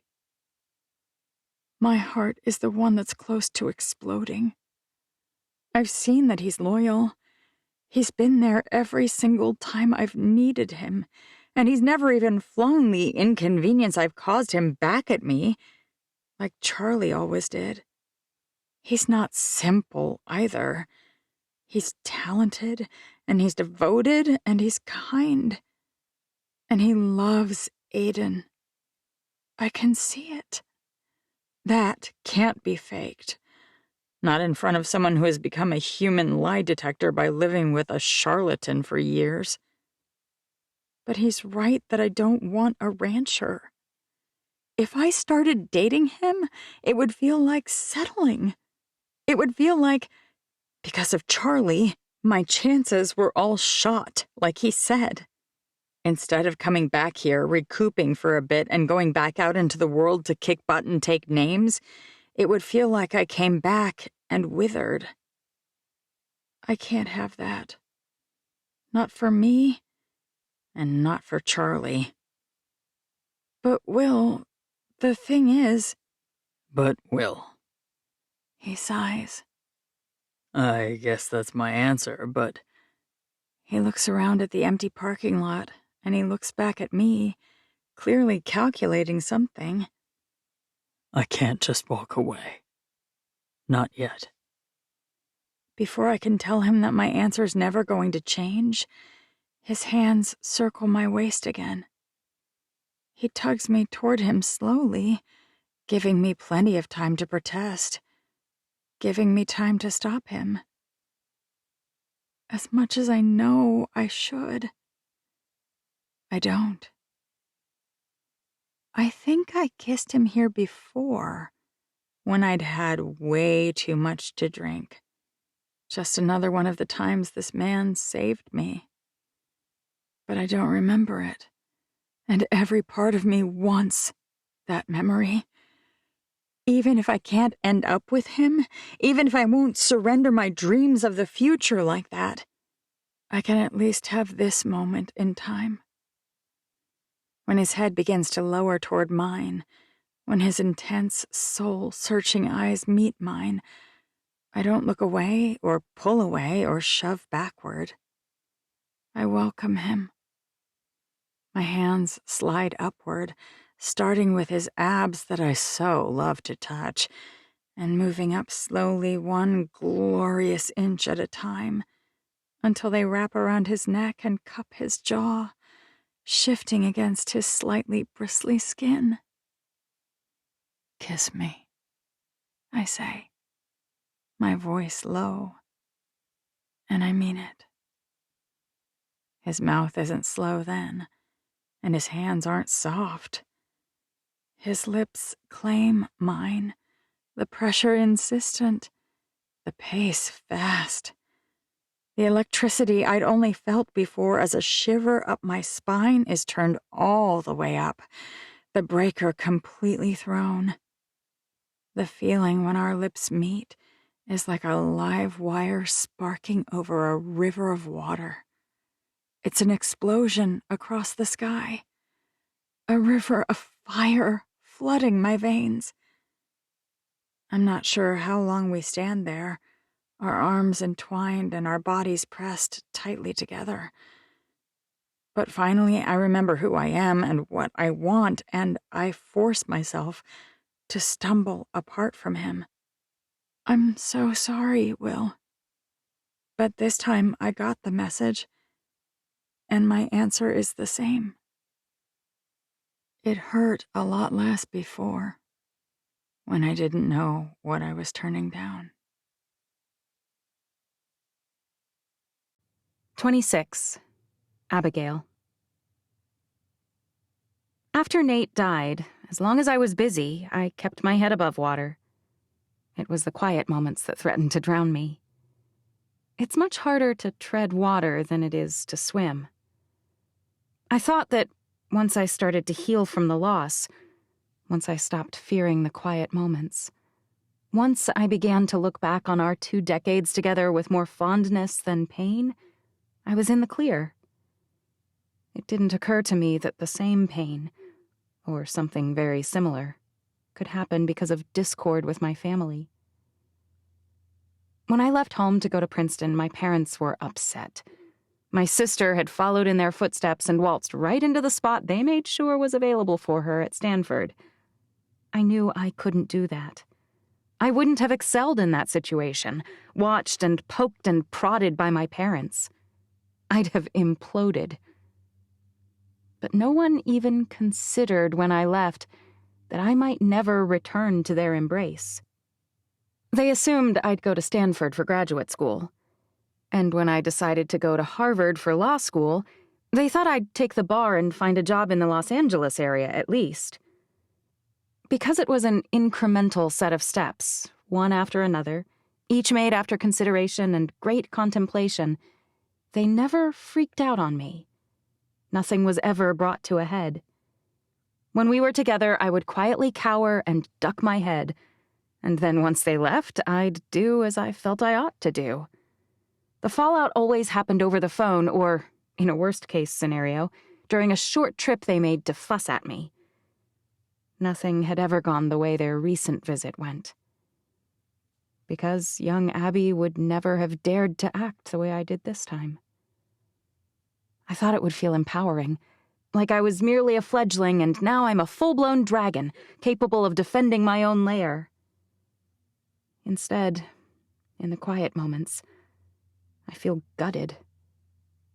In fact, it feels like I'm broken all over again. I'm sure that with time I'll heal just as I did after Nate's death. The big difference between the two is that cancer stole Nate from me, but the rift with my family was torn wide open by me. It was the collateral damage inflicted by my own desire to defend myself for once. As a reasoning adult, I understand that I was doing it to protect my entire family. I was in the right, and that sense of justice keeps me moving. It just doesn't negate the pain. To avoid thinking about it, I've been doing a lot of swimming lately to keep busy. I can't really do water treading at all. No quiet reflection for me. Mrs. Brooks? The bank manager's smile is so fake that I have trouble looking directly at it. Yes? You and your client can follow me and I'll show you to the lockboxes. I still can't believe that Mr. Eugene really needed me to come with him to access a lockbox. The manager's wording registers with me slowly. Wait, did you say boxes? I ask. Plural? He shuffles along behind me, still looking a bit like a wilted flower. His head is bowed, his shoulders are slumped, and it looks like we're marching to his arraignment or something instead of into the center of a bank where he'll be doing a routine part of his job. As if it takes him a moment to understand my question, he stops a beat or two after I ask. Then he turns back toward me slowly. There are 2 boxes that were being rented by Mrs. Eugene. You weren't aware of that? We only got a bill for 1, I say. He nods. Well, that's because the bill is generated automatically by the system. They'll always be invoiced 1 year after they were first created. So there are 2? I turn toward Mr. Eugene. Any idea why she might have had more than 1? He shrugs, his eyes just as mournful as ever. Well, maybe you can figure it out today. Here you are. The bank manager points. This and this are the 2 boxes. We've opened them for you, and you can carry them into that room there. He points the opposite direction at a small room with a counter and 2 benches. It locks from the inside if you need privacy, and you can put the blinds down as well. That won't be necessary, I say, but thank you. Since I'm concerned that Mr. Eugene might actually collapse under the weight of the boxes, I reach for both of them. They're surprisingly heavy, and I end up taking just one of them to the breakaway room. What's in these? I glance at the bank manager as I emerge for the second box. He shrugs. They are quite large. Your client's wife rented the largest boxes we had. I lug the second one into the room as well, legitimately worried that the unreinforced counter won't hold the weight of both. But it does, at least for now. If that's all you need. The manager looks like a kid being held back in the principal's office on the last day of school. I wave him off, and he shoots out, grateful to escape what is clearly going to be an exciting moment of exploration with my sad sack client. Unfortunately, Mr. Eugene isn't someone who does things quickly, so this isn't going to be fast. I open the first box, and although I was prepared for most anything, its contents shock even me. 6 large gold bars are stacked inside it, each of them stamped as 1 kilo. No wonder it was heavy. There's close to 15 pounds of precious metal in brick form. Next to the gold bars is a stack of old and heavy-looking jewelry. Did you know your wife had gold bars? I force my eyes away from the gold bars and toward Mr. Eugene. He shakes his head slowly. Why would she have those? I carefully remove the jewelry, which he insists he's never seen, and the gold bars, and arrange them in a line. Underneath the stack of pirate-looking treasure, there's also a stack of papers. This is a deed to some real property in Texas, I say. West Texas. Real property? He clears his throat. Is there fake property? I suppress my smirk. It's a legal term. It means real estate, as opposed to, say, a car or stock in a company, which is also property under the law. His brow furrows. Oh. He brightens immediately. Oh, I really should have remembered this. Dolores lost her aunt a few years ago, and since Aunt Irma had no children, she left everything to Dolores. This aunt had property in Texas? That's where her family is from. I filter through a whole stack, including stocks and bond certificates that look to be close to 50 years old. There's also $300 and some odd $1,000 in cash. I cringe to think how much it has depreciated while sitting in this box. When we open the other box, it also has land. 2 parcels, actually. Also both in Texas. One in West Texas, one in East Texas. There are also 5 gold bars, and although there's no jewelry, there's $600,000 and change in cash. And this second box? I gesture at the contents. She didn't mention any of this to you either? I can't believe it. She had an uncle die a year after her aunt, he says. I guess she just took his stuff too and put it all in here. The deeds have been transferred into her name, I say. It wasn't like it just went in here. She thought about all of this and met with some kind of lawyer to handle it all. I wonder why she kept them here. And why he didn't know anything about it. He looks at his shoes. She did ask if we wanted to look at a different house a few years back, or perhaps consider moving to a different town. But I told her I liked where we were. We have a great view of the mountains. I have no idea what kind of marriage they had, that he had no idea she had 11 gold bars, 3 pieces of land, and almost $1 million in cash. And not only did she not use any of it, she didn't even tell him about it. Or if she did, he wasn't paying attention. All right. Well, we'll need to... I brought some papers, he says. I figured I'd show them to you after we got this done, but maybe they're related to some of this. Papers? He crumples inward a bit. I know I keep bothering you with this stuff, and I'm sorry, but it's really confusing. The statements came in the mail, and they have a lot of numbers on them. I didn't even realize we had them, but there was a whole stack of them, unopened, in a box in the closet. Heavenly days. What now? At least I don't have to feel bad about charging him for my services anymore. All right, let's leave these gold bars and jewelry in the lockboxes for now, but we can take the deeds and stock certificates and cash and sort through this back home. It takes a few minutes, but I finally convince him to deposit the cash into an account with the bank. The idea of driving him home with $1 million in cash feels like the beginning of a bad horror movie. I can just see him featuring in a newspaper headline tomorrow morning. Old man murdered in home, no leads on motive. Until his attorney calls and explains she left him at home with a huge wad of cash. I wonder how quickly they'd clap me in cuffs. Sheesh! Do you want to add it to the account your wife had already opened? The bank manager asks.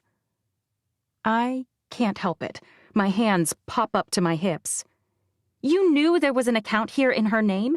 And you knew we thought there was only one safety deposit box, and you didn't think to mention it until we asked to open a new one? What the heck kind of people run this bank? He shrugs. I assumed you knew. I roll my eyes. What a liar. We'd like to open a new account in my client's name and deposit this cash into it. And as the signatory individual on the lockboxes, he can do that. We'd also like to formally request all the records on the existing checking and savings account. He's named on the account already, he says. And it was created with a right of survivorship, so technically it's already his. At least his wife doesn't appear to have been doing anything nefarious. He's just monumentally out of the loop. I think maybe he was honestly just entirely disinterested in wealth. I might not have believed until meeting him that there are people for whom money just does not matter. But apparently it's true. We go through the baffling paperwork he mentioned while we wait for the manager to clean things up. And I shouldn't be surprised, but somehow I still am. These are royalty statements, I say. Your wife has been receiving payments for the removal of crude oil from her land in Texas. There are operating oil wells on both of the West Texas properties right now. Did you really not know? He shakes his head slowly. The bank manager brings me the current account statement and some printouts on the history showing when the account was created, 6 years ago. There are $9 million in his account currently. Most of the large deposits began 2 years ago, and the only cash sweeps that have happened have been to the IRS. I do some quick calculations. Gold, cash, checking account. Fred, you're currently in possession of some $10.5 million, and that doesn't include the land value, the future income from the oil reserves, or the stock or jewelry, which I haven't yet been able to look into. He frowns. Excuse me? You're worth more than $10 million, sir. You're extremely wealthy. By the time we get back to Manila and I drop him off, he still looks like he was struck in the face with a stray baseball. Once I've discovered more about these stock certificates and the jewelry, I'll be in touch. He nods. I hope he's all right, but I can't just sit with him all day. Although I suppose he could afford to pay me to do just that. It's so strange. The little man who shuffled into my house not long ago is actually a multi-millionaire. Who'd have thought? Certainly not him. When I get home, I barely have time to get dinner started before the kids escape the bus. Surprisingly, Ethan follows them inside. You're done with the fences? I ask. Mom, I finished them last week. What have you been doing out there? I ask. Buff came to check the calves today. His bemused expression makes me happy-sad. Sad because my little boy is growing up, and happy because he's competent and responsible, and I'm delighted to see it. And how are they? Everyone looks like they're doing well. 2 sets of twins, which is kind of fun and a little nerve-wracking. What's for dinner? Gabe asks. I made chili. I point at the pot. It just needs to simmer for a bit. And I just put the cornbread in so it'll be out in time to cool down before dinner time. Who has homework?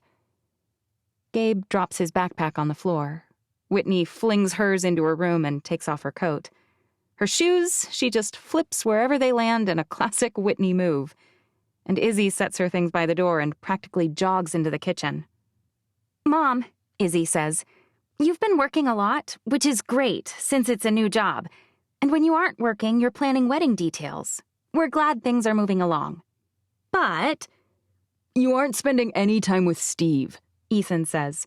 He was grumbling about it at the girls' last lesson. It's a lot to manage, I say, between kids and work and... We know, Izzy says. So, we're giving you the afternoon off. Drive over there and just do whatever he's doing. Ethan made sure he's not working. You're... what?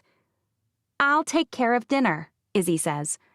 And I'll feed the animals, Whitney says. I've been practicing. Because I can feed the goats and the chickens, Gabe says.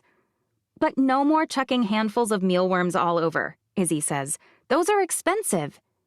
They make the chickens like me, Gabe says, and you don't even pay for them. He sticks out his tongue. Okay, I say. How about no more than 2 handfuls of mealworms? Mom, Izzy says. What? We've got this. Just go. You realize that I like spending time. Ethan circles around behind me and puts his hand on my lower back. He snatches my jacket off the back of the sofa and gently herds me toward the door. You love us, we're special, that will never change, we know. I snap my mouth closed.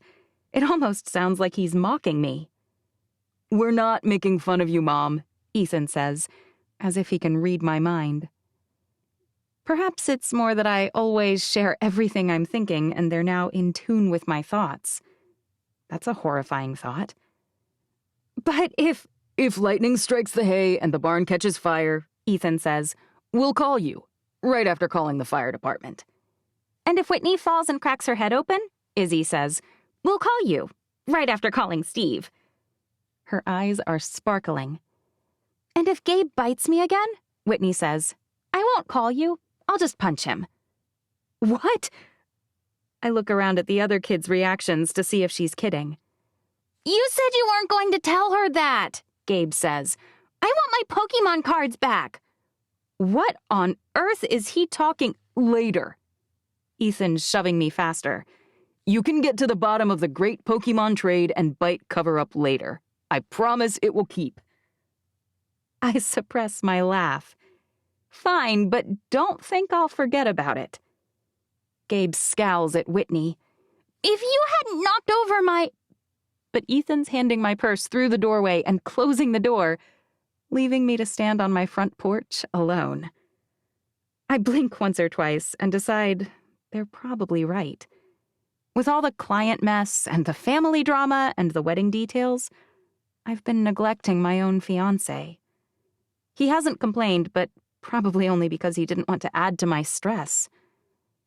I stop overthinking things, which is hard for me, and I drive down the road to Steve's. When I arrive, there's another car there, a small, shiny blue Toyota. There's a woman standing in the front yard, pointing at things and talking to him, holding a clipboard. I haven't seen someone use a clipboard since I signed up for a gym membership a decade ago, but they are a little behind the times here. Hello? I close the door and walk toward them. Steve's face lights up when he sees me, but then he glances at the woman and semi-cringes. Who is she? Hello! The woman's a little stiff when she turns, like she's 1/4 plastic and can't easily move like a human. I'm pretty sure there aren't prototypes for AI robots yet, but if there were... My name is Linda Larson. The smile she plasters on her face looks familiar, but I can't place quite why. This poor woman has a first and last name that start with the same letter? I'm Abigail Brooks. This is my fiancé, Steve says. Oh! Her eyes widen, but nothing else crinkles or wrinkles at all, as if her entire face has been frozen with 400 units of Botox. How wonderful! He's told me so many wonderful things about you. So, you'll soon be Abigail Archer. Oh, my word. For the first time, it occurs to me how terribly corny my name will be if I take Steve's last name. It's worse than Linda Larson. I do my best not to cringe. Yeah. She's still smiling, and it finally hits me why I think it looks familiar. My grandma gave me several China dolls when I was young, and my mom wouldn't let me throw them away. They would stare at me every night from the top shelf of my bookcase, their dead-eyed smiles mocking me. Linda's smile looks just like that. Steve sighs. Linda's a real estate agent from Green River, whom a friend referred me to. What? I don't understand. I think a little gem like this will sell awfully quick, she says. Sell? Wait, Steve's selling his house? Did you need anything else from me? Steve asks. Nope. Once I get that signed contract, I'll send someone to take photos. If you can make the changes we've discussed, we'll be all set to get that listing live before spring hits. Great. He shifts toward her car and she heads over and gets in. She waves at me once before leaving, her expression still creepy as all get out. You're selling the house? Steve shakes his head. You always ruin my surprises. What other surprises have I ever ruined? You came out and caught me 10 days before I meant to propose. He's grumbling, but it's the kind of complaining he does when it rains and he has to shut off the sprinklers, or when someone spills water on the floor he was about to mop. He's not really upset. You can't sell your house, I say. Steve closes the space between us and pulls me toward him for a hug.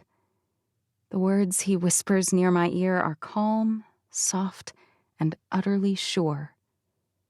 I can do whatever I need to do to make my wife happy. He squeezes me. And I will. I'm sorry I got upset before, but I promise that this old dog will do everything he can to learn new tricks. I pull away, looking him in the eyes. No, I mean, I don't want you to sell it. What? Ethan will want his own space one day, I say. He needs our help now, but he won't always. And your place is perfect for you, for the horses, and even eventually for the kids. Plus, you don't care about the house, so I can do literally anything I want to it. I don't follow. I haven't talked to Ethan, but I had an idea. For the first year or two, you come live with us. You'll have to drive to and from your barn to care for the animals, but you have Javier to help you out, and he does most of the everyday feeding and stall cleaning anyway. Okay.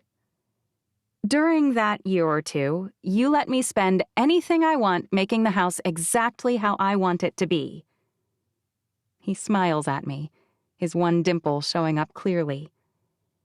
And then, once we're sure Ethan can manage things, we move everyone else over to your newly refurbished place, and we just check in on Ethan to make sure he's doing all right. You'd do that? He asks. Gladly, I say. I feel like that's a compromise that will be hard on both of us in some ways, but also perfect in lots of others. I think it'll be way less stressful than selling, he says. Did you hear that I'd be spending copious amounts of money mucking around in your home? What changes do you plan to make to the barn? He asks.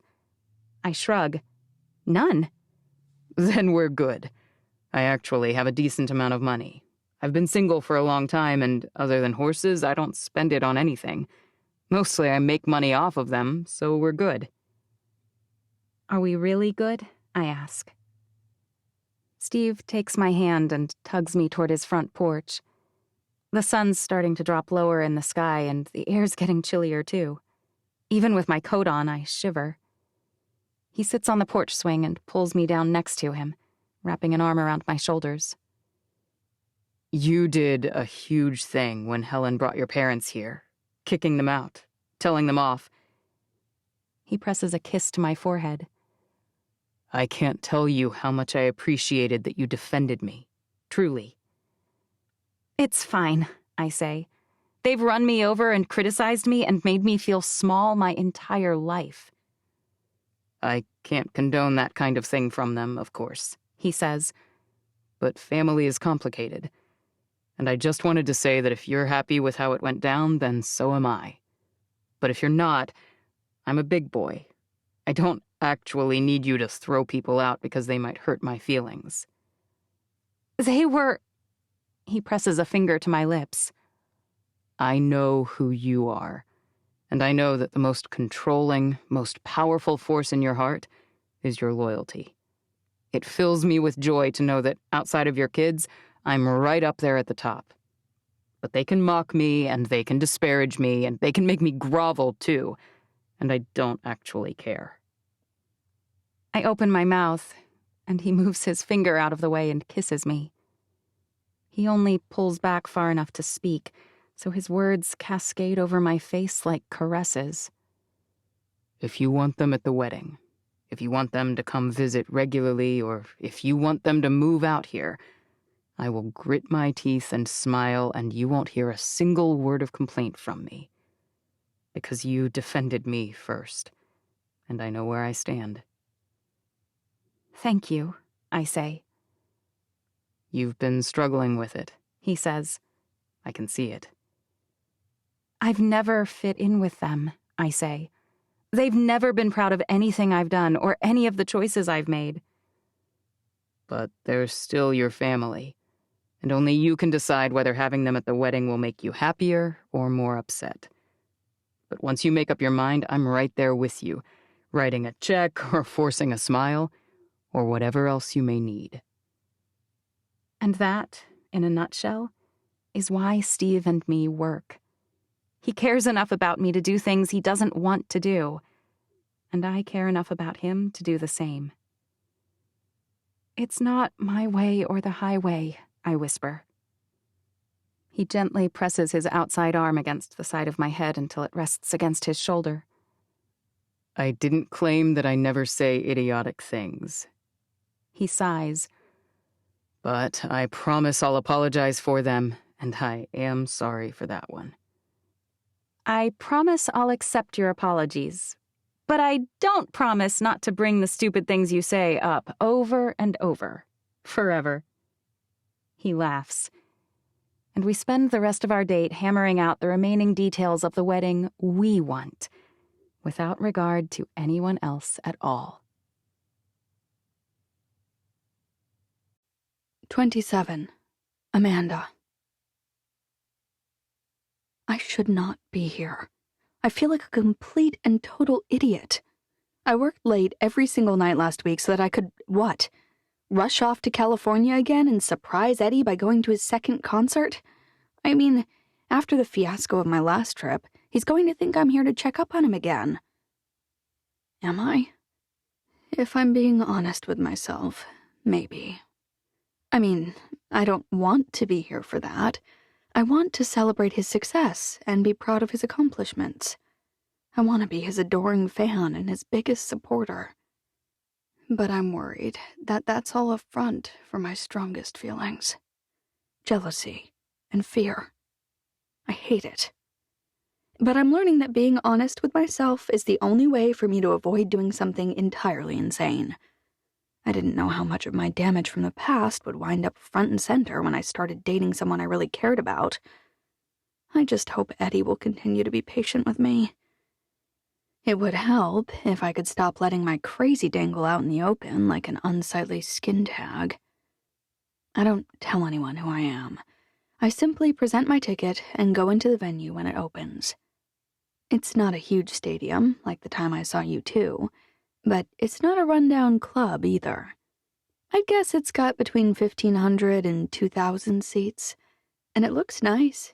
Very Art Deco. Is it your first time at the Wiltern? The guy next to me asks. He's wearing a very stylish outfit, including a dark scarf and shiny leather shoes. I nod. Yep. I take it that you've been here before? He gestures for me to go ahead first. I'm at the end. He points at the chair near the edge of the row. I'm G28, I say. Right here. He points 3 seats over. I come pretty often. I like live music, but I hate fighting my way through tens of thousands of people. He smiles. Plus, I live 2 blocks from here, so I keep an eye on the artists coming and buy tickets for anything that looks interesting. And you thought the Eddie Dutton Band looked interesting? I loved his music when I was a kid, and I'm a nostalgia kind of guy. Plus, I like his new song, he says. I think it's cool that he finally got cleared after all these years. It's pretty awful that his old label basically framed him. I can't keep from doing a little prying to see what a typical fan thinks about the whole thing. He shrugs. Who knows what really happened or how it went down, but second chances don't come often in life. I'm glad he's getting his. I wonder whether he's nervous performing again after all this time. I'm sure he's a little nervous, he says. But performers usually love it, and I hear it's like riding a bike. Guess we'll find out. More people show up on the row then, filtering into their seats. It feels like it takes forever, but it's really no more than about 30 minutes before Eddie and his band come on stage. I'm surprised to see that his drummer is a woman, and she's a really pretty woman at that. Her hair is done in twisty, wild-looking dreadlocks, several of which are pink, and she's wearing huge black boots, but her dark, dramatic makeup perfectly offsets her feminine, petal-pink baby doll dress. She can't be more than mid-20s. I'm guessing Eddie's going to say a few words since he's approaching the microphone, but before he touches it, the drummer starts playing. And 2 or 3 beats later, everyone else joins in. I love the keyboard. That's one of my favorite things that rock bands layer in. Eddie's wearing dark jeans and cowboy boots, which I think is a smart nod on the stylist's part to his country background, and a dark green button-down shirt. I'm sure if I had a better seat, I'd be able to tell that it makes his eyes pop even more than usual. He looks utterly at home. And although he's playing one of his new songs and very few people here have heard it, they seem to be nodding along. "He's so hot," the lady next to me says. "Can you believe he's 40? That just means he'll know what he's doing instead of fumbling around." She giggles. Both of the 20-somethings laugh. I think about their commentary on his age. It's really unfair that women are considered old at 40 and men are considered seasoned, but that's not a battle I could possibly win today. In fact, for the rest of the show, I try my best not to listen to what anyone is saying. I try to just enjoy the fact that he looks comfortable up there, comfortable and happy. I'm pretty impressed by how much the audience appears to be enjoying the show. It could definitely have gone much, much worse. After it's over, I debate my options. I could call or text him, obviously, and tell him I'm here. That would make things much easier for me, but it would also eliminate any hope I have of surprising him. I decide that, although it might be harder, I'd like to try and sneak back to say hello. As a bonus, I'll get to see how he looks in his element. I love seeing people who are good at something do it, and the idea of watching him giving the rest of his band notes on the performance is appealing to me. Do they do that? The lead singer and the front man telling the others what to do? How to try harder or where they were overdoing? If so, I'm going to have him tell that little drummer girl to wear more clothes and stop mock flirting during the performance. Although, I suppose the men here at the show probably enjoyed having some female eye candy. And if that kind of girl is what Eddie wants, he'll certainly have his pick of them over the next few months. The concert is packed full of women who look as good or better than the edgy drummer, all of them sighing and making googly eyes in his direction. "Ma'am, you can't come back here," a man in a black shirt and black pants tells me when I try to brush past him and through a door marked backstage. "I know it's your job," I say, "to keep people out, but I'm Eddie's girlfriend." He chuckles. "Nice try." I whip out my phone and pull up an image from my Insta account. Except I actually am. I came to surprise him. It's not like he's like Garth Brooks or Eminem or someone. I swear, this isn't some kind of game. Look. The man glares at me at first, but finally, after patiently waiting and refusing to stand down, he glances at my phone. That's when I have him. I know. Once they acknowledge that you might be right, you've already won. See? I tap the screen. This is clearly him. I shift my finger over and tap my own face.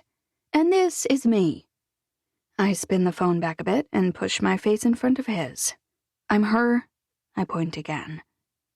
He glances around as if to check whether his boss might see him breaking protocol, as if they don't literally do this sort of thing all the time, and he waves me past.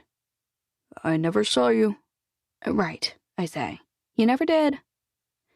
Most of the people in the venue are either streaming down the exit aisles and stairs, or they're already gone. So it's not like I'm here the second the concert ended, but I didn't dawdle either. I can hear people talking as they pack things up. For the first time, it occurs to me that I might have missed them. What if someone else does all the grunt work and he just breezes right out? Instead of strolling down the hall in my Miu Miu Moto boots, I start to jog. I'm not panicking, but my plan to surprise him could totally backfire if he's gone. But then I hear his voice, and I make a sharp turn toward it. I nearly faceplant into a door, but at the last possible second, my hand connects with the knob, and I manage to wrench it open. And I essentially fall through it into the room beyond, where the stupid drummer is up on her tiptoes, kissing Eddie. I swear, loudly, and then I spin around on my chunky and luckily almost flat heel and race back out the way I entered, gracelessly, speedily, and without much of a plan. I'm nearly past the bouncer who tried to stop this catastrophe from happening when I hear him. "Amanda?"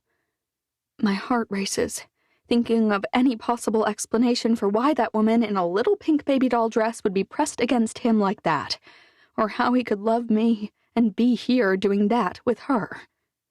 But either I'm too stupid or he's too sly, because I can't think of a single thing that would excuse it. Not from any angle. Which means any interaction we have right now is going to be really, really bad. As upset and disappointed and angry as I am, I'm not ready for that. Not yet. "Amanda, wait." He's nearly reached me, so if I don't turn around and face him, he'll touch me. He'll grab my hand or my arm or something, and I can't bear it. "No." I stop and turn around slowly, flinging my hands up in the air, palms out. "Don't come closer." "It's not what you think," he says. "Jacqueline, she was brushing an eyelash off your cheek?" I ask. "She was checking to see if your breath was fresh?" The rage is building inside of me. Or maybe she wanted to see whether your flossers work, or if she could keep using the string kind that's cheaper. "She kissed me," he says. "I shoved her away before I knew you were there." And I just happened to arrive at the very second that something like this happened? It's too unbelievable for words. I'm such a moron. Even if it's true, even if she was pursuing him and he shut her down, I can only imagine how often this is happening from all sides for me to barge in on it, and how often it will continue to happen from here on out. "I've already asked my manager to replace her," he says. "Twice. She's been unprofessional before, but she said a talented, reliable drummer is hard to find, and that they're all a little crazy." "I can't do this," I say. He follows me again, obnoxiously, his voice a little wildly desperate. "Can't do what?" He steps closer. Too close. "Amanda, talk to me, please." The bouncer's eyes are wide as he watches me stalk past. His mouth actually drops open as Eddie chases me. I hate that even with our photo shoved in his face, he still doubted me. That may be the root of the problem. I'm reasonably good-looking, but Eddie's an up-and-coming rock star who's drop-dead gorgeous. We're not well matched, and we never have been. The small town muffled our disparity, but it's glaringly apparent to literally everyone here. And now we're not even in the same time zone, nor will we be for months to come. In his line of work, his manager's right. They can't go around firing everyone who thinks he's attractive and acts inappropriately. There will be all sorts of beautiful and crazy people flinging themselves in his direction. I don't stop walking until we push past the doors and onto the street. The throngs of people milling around look downright shocked when we emerge. I stick out my hand and wave it around to try and hail a cab. "Are you saying you can't talk to me right now? You're too upset, or—" I glare at him. "Or what, Eddie? What else could I can't do this mean?" He swallows. "Because that other meaning, the one where we don't talk anymore ever, that's the one I meant." As if I'm actually on the set of a film or something, a cab pulls up at that very moment. It doesn't even feel real, because I'm definitely the kind of girl who says a big dramatic thing and then stands there staring at the guy for another 4 or 5 minutes, giving up and commenting on the weather and the local sports team while I wait and wait for transportation that will whisk me away. Only it never quite shows.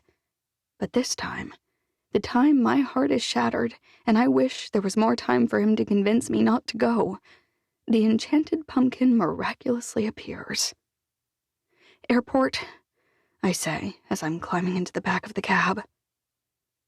"It's because of that park guy, isn't it?" Eddie asks. "Did you come here looking for an excuse to dump me?" I hope that my disgust is plain on my face. If that's what you need to think to sleep at night, go ahead. And then I'm gone. Before I can even properly react to his childish accusation, before I can really process what happened, I flew out here to try and connect with Eddie, and to try and tell him how hard this has all been on me. I wanted to try and come up with some kind of plan to talk, to work our way through this, no matter how hard it will be. But I was afraid there wasn't enough left to save. And now, we've broken up. I'm at the airport when I realize that I left my bag at the venue's coat check. I'm such an idiot. No one answers when I call over there, and I'm finally stuck texting Eddie to have him collect it for me and have his manager ship it home. He texts me a dozen more times, asking me to call him, begging me to answer the phone. And then, as I'm boarding my plane, I get a video. It's grainy and it's small, and my finger hovers over the button to just delete it without watching. But she's in it, with her stupid tulle skirt and tiny boob-framing top. And before I can think hard about it, I'm clicking to enlarge the dumb thing, and then I'm hitting play.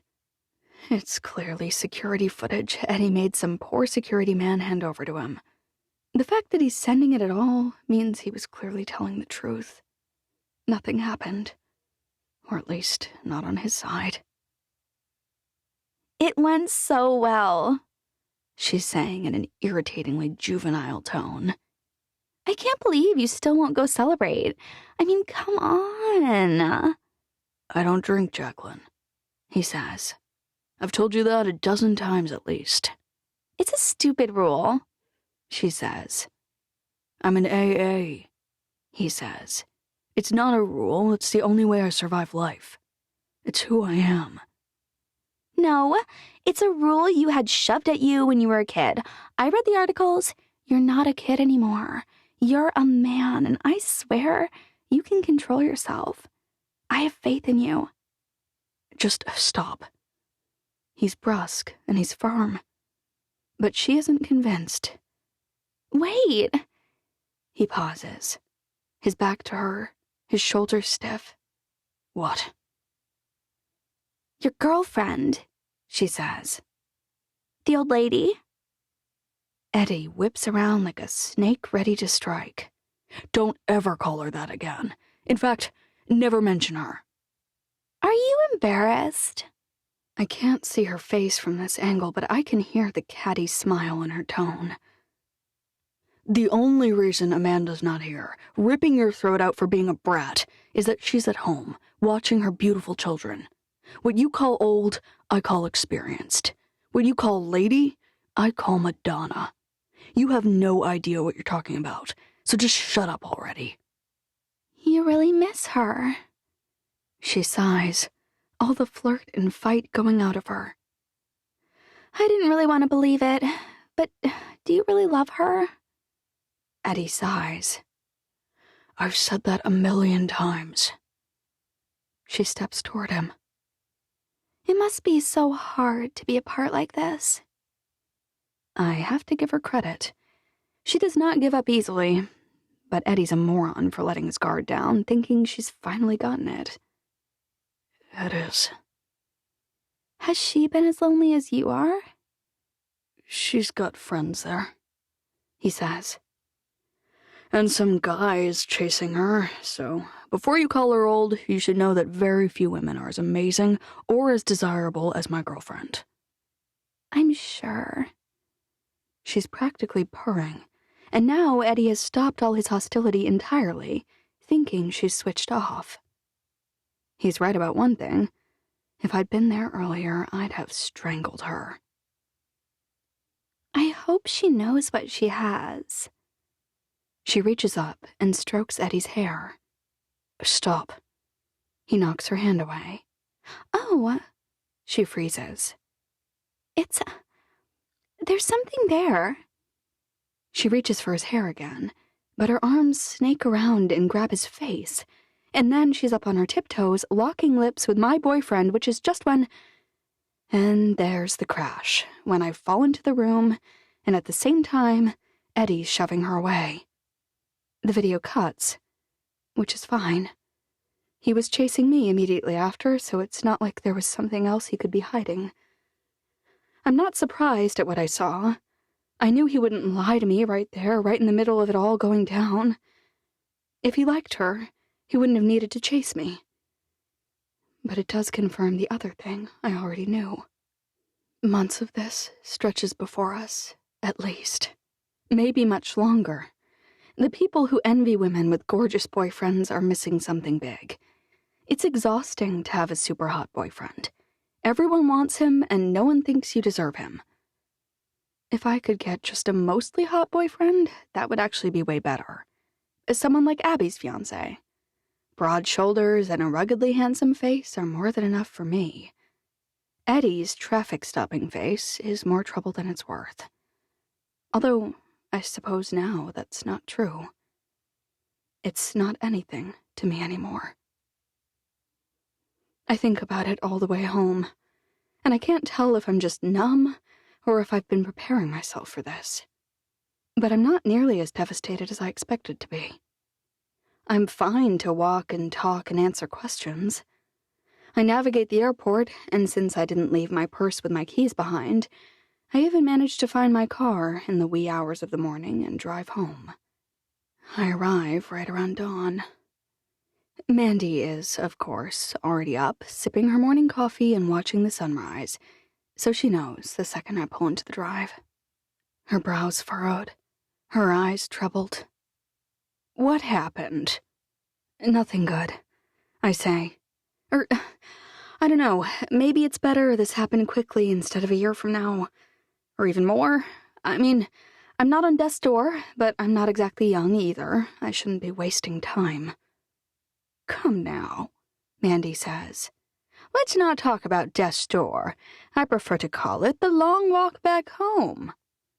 I caught him, I say, pink tool-handed. Her jokes about dying are almost as funny as my jokes about being dumped. I don't follow, she says. He was kissing some woman when I got there. Actually, not some woman. The drummer. I don't believe you, Mandy says. He wouldn't do that. I've seen how that man looks at you, and I've known him his entire life. He's never looked at anyone that way before. I just can't do it, I say. I can't. I'm going to spend my life alone, just like you. You listen here, she says. You're an idiot if you think... She stumbles forward, clutching the nearest support column on her porch, but her hands can't support her weight, and she tumbles forward. If I hadn't been there to catch her, I'm not sure what would have happened. She's not heavy, but she's not light either. It takes me a painfully long time to lug her to my car, and all the while she's barely drawing in breaths next to me. I could call an ambulance, but I'm sure I'll be faster. I don't bother waking the girls or even calling them. They're not expecting me home today, and I don't have time. I hop in the car and floor it the entire way to the ER in Green River. The ambulance bay has a truck in it. No lights or sirens running when I arrive, so I just pull up alongside it. I need help, I shout. What happened to your mother? The man in the white uniform asks. She collapsed, I say. She was fine one moment, and then the next she just fell over. The next 12 hours are some of the most frightening of my life. I talk to a dozen different professionals, from nurses to techs to radiologists, and finally, a cardiologist. I'm sorry this has been such a long day, he says, but I wanted to update you on your mother. I never bothered correcting them. What's the point? They might have kicked me out if I had. You probably know that the heart has several different arteries and veins that connect right there where it pumps blood. I didn't, but I nod anyway. It seems like the right thing to do. Mrs. Sadler had 3 significant blockages that we were able to identify. The first was in her leg, and the other 2 are near her heart. We were able to place a very small stent in her leg following an angioplasty, and we were able to clear the blockage on one side of her heart and place a stent there as well. But the blockage that was the least severe we didn't touch for now. She needs to regain her strength before we tackle that last one.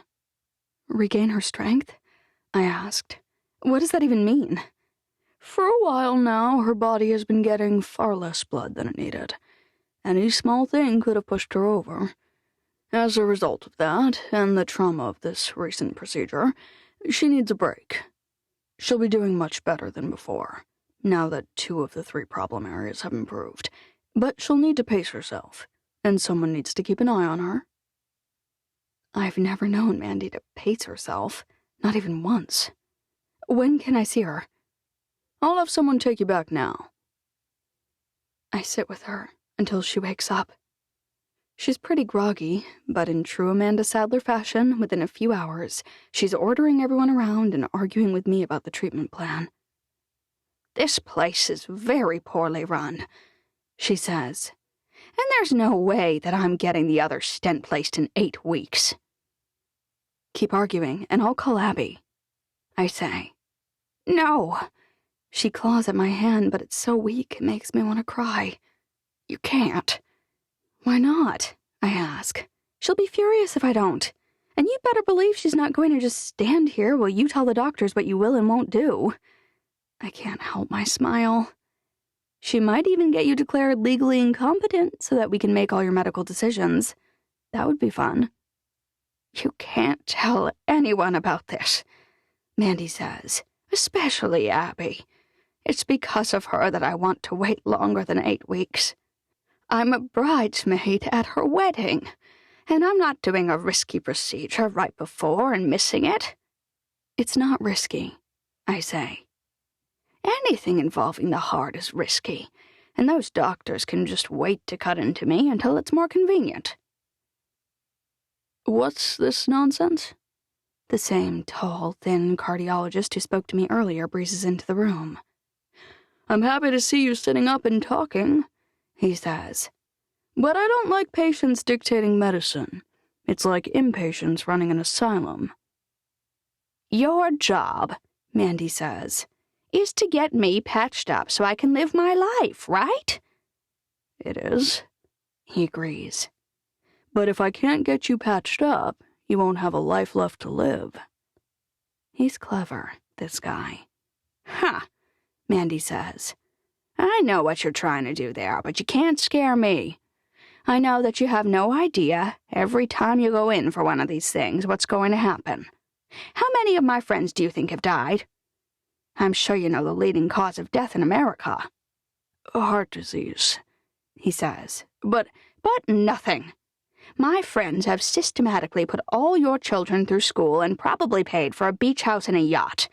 That's fine, and I'm grateful for your hard work and dedication, but I'm not paying for your next vacation home until after I've gone to my friend's wedding." "This is not a hill to die on," I say. "If we let him choose—" "Pardon me," she says. "But that's exactly what it is. It's my hill, and I can choose when to risk death and how long to wait before risking it." Finally, after a few more back-and-forth attempts, the poor cardiologist throws his hands into the air. "Fine. We'll delay an extra month so that you can attend your wedding, but absolutely no dancing and no significant exertion of any kind." Mandy beams. "Fine." The doc has been gone less than 10 seconds when she turns to me. "Now, tell me again what stupid thing you did that caused me to have the heart attack in the first place. I've had this sinking feeling for a long time now that you dumped that fine boyfriend of yours. Tell me I'm wrong." I turn toward her heart monitor nervously. "Don't look at that. Look at me." I do. "You're an idiot, Amanda Brooks. I'd better tell you this now, because I don't know how long I have, and I'm apparently an idiot, too." I blank. "I gave Abby that ranch because I love you more. And selfishly, I wanted to know whether you loved me, too." I am so confused. Think about dogs. Why do they love us? I have no idea. Well, it's a bad analogy for you because Roscoe just decided to adore you, but most dogs love their people because they give them treats and food. If another person came along with a steak in hand, that dog would abandon the first owner immediately to grab the steak. You gave Abby the ranch because you thought if you gave me something, I'd run away after someone else? Not quite. She leans back against her pillows, her face pale. Let's talk about this later, I say. There's no rush. She laughs. Speak for yourself, you adolescent. I'm almost out of time. That is not what the doc said, I say. I wanted you to love me even though I didn't give you a thing, she says. And I'm so stupid. It took me this long to realize that I already know that you do. I lean forward to hug her, but she's connected to an oxygen cannula and an IV, and there are wires for monitors everywhere. I don't know how to hug you right now, but if I could, I would. I'm sorry, Mandy says. I shouldn't have been testing you. It's my fault that I failed, I say. It wasn't because I would only love you if you gave me something. I know, Mandy says. It hurts you because you thought I didn't care about you as much as I care about Abby. Exactly, I say. That's it. We're both morons, Mandy says. Maybe that's why we're perfect for each other. They've been calling you my mom all day, I say. Well, if your mother's someone who wants to take care of you and thinks about bonking you on the head when you do something stupid, then they're calling me the right thing. I never bonk my kids. You don't do it enough, she says. I agree. That's not what I probably ought to tell you, that I wrote a new will a few weeks ago, she says. I'm leaving everything to you, you ninny. You're the daughter I never had but always wanted, only prettier and smarter and more talented. Now I feel pretty idiotic, but also very, very loved. 28. Donna. Abigail files the motion for summary judgment, but thanks to our rural setting, the hearing date is set for almost a month out. And then that hearing gets delayed because the judge gets the flu. That bumps us another whole month. But at least right after the first hearing is canceled, we're finally able to move into the new house. The floors are done, and the lights and water work, so that's something. If I have a regular headache from the sound of late-night tile cutting, well, at least I'm not in a hotel.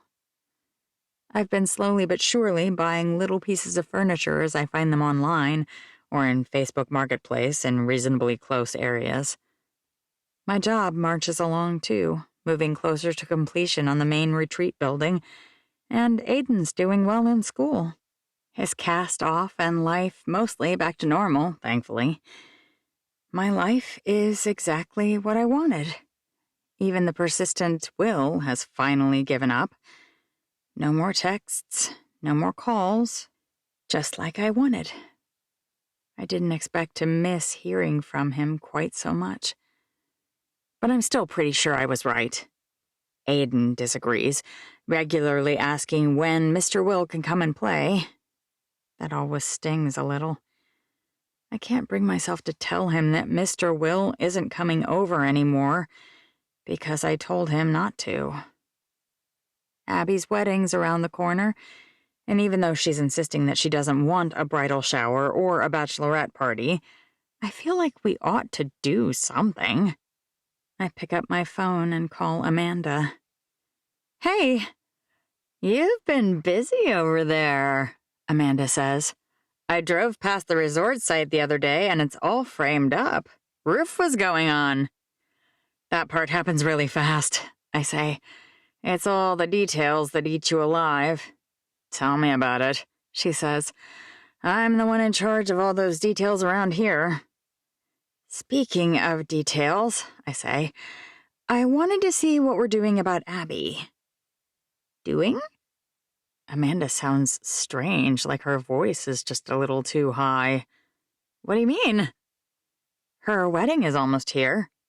Believe me, I know. I'm running out of time. Time for what? I ask. What are you calling about? She asks. Now I'm really suspicious. Is there some kind of bachelorette party I wasn't invited to? Did I do something to tick her off? What? Amanda laughs. Nothing like that. I've been working with Steve and Mandy to coordinate a top-secret project, and we're down to the wire, that's all. Huh. Okay. Well, if you need help, let me know. But I wanted to see if we're really not going to do a shower for her. What did you have in mind? I'm not sure, I say.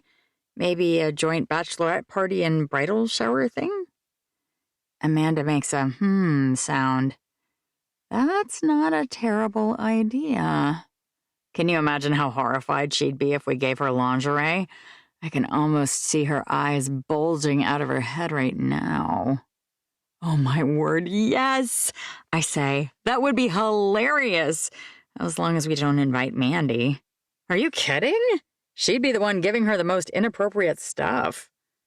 I realize she's right. All right, so if I set something up, you'll go? You bet, Amanda says. I can't believe we're less than a month until the wedding. I still need to find a date to the wedding, I say, just as David Park walks into the office. I can feel the heat rising in my cheeks. I drop my voice to a whisper. I'd better go. Did you hear back from the sheetrock guys? David asks. Or set up a time for the inspector to come? Yes to both, I say, and the flooring samples are in the corner. I point. Perfect. I've been working on trying to get my courage up for weeks, and now that he heard me basically say it, I decide it's now or never.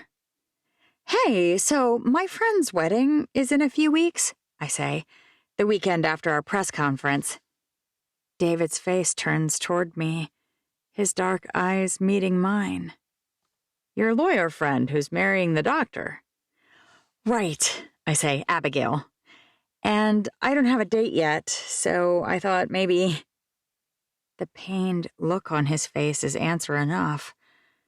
But I can't just give up mid-sentence, right? Isn't that more pathetic?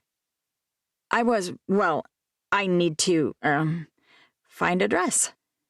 His shoulders relax and he exhales. You need to get off early today? Of course you can. Go right ahead. And if you're headed into town anyway and don't mind going to Vernal, you could check on that shipment that we're supposed to be getting from Lumber Liquidators. Right, I say, of course. What kind of gift should I look for? He asks, for this Abigail person. My heart skips a beat. Present? I might have mentioned last week that I'd be happy to take your friend Amanda, when I bumped into her at Browning's.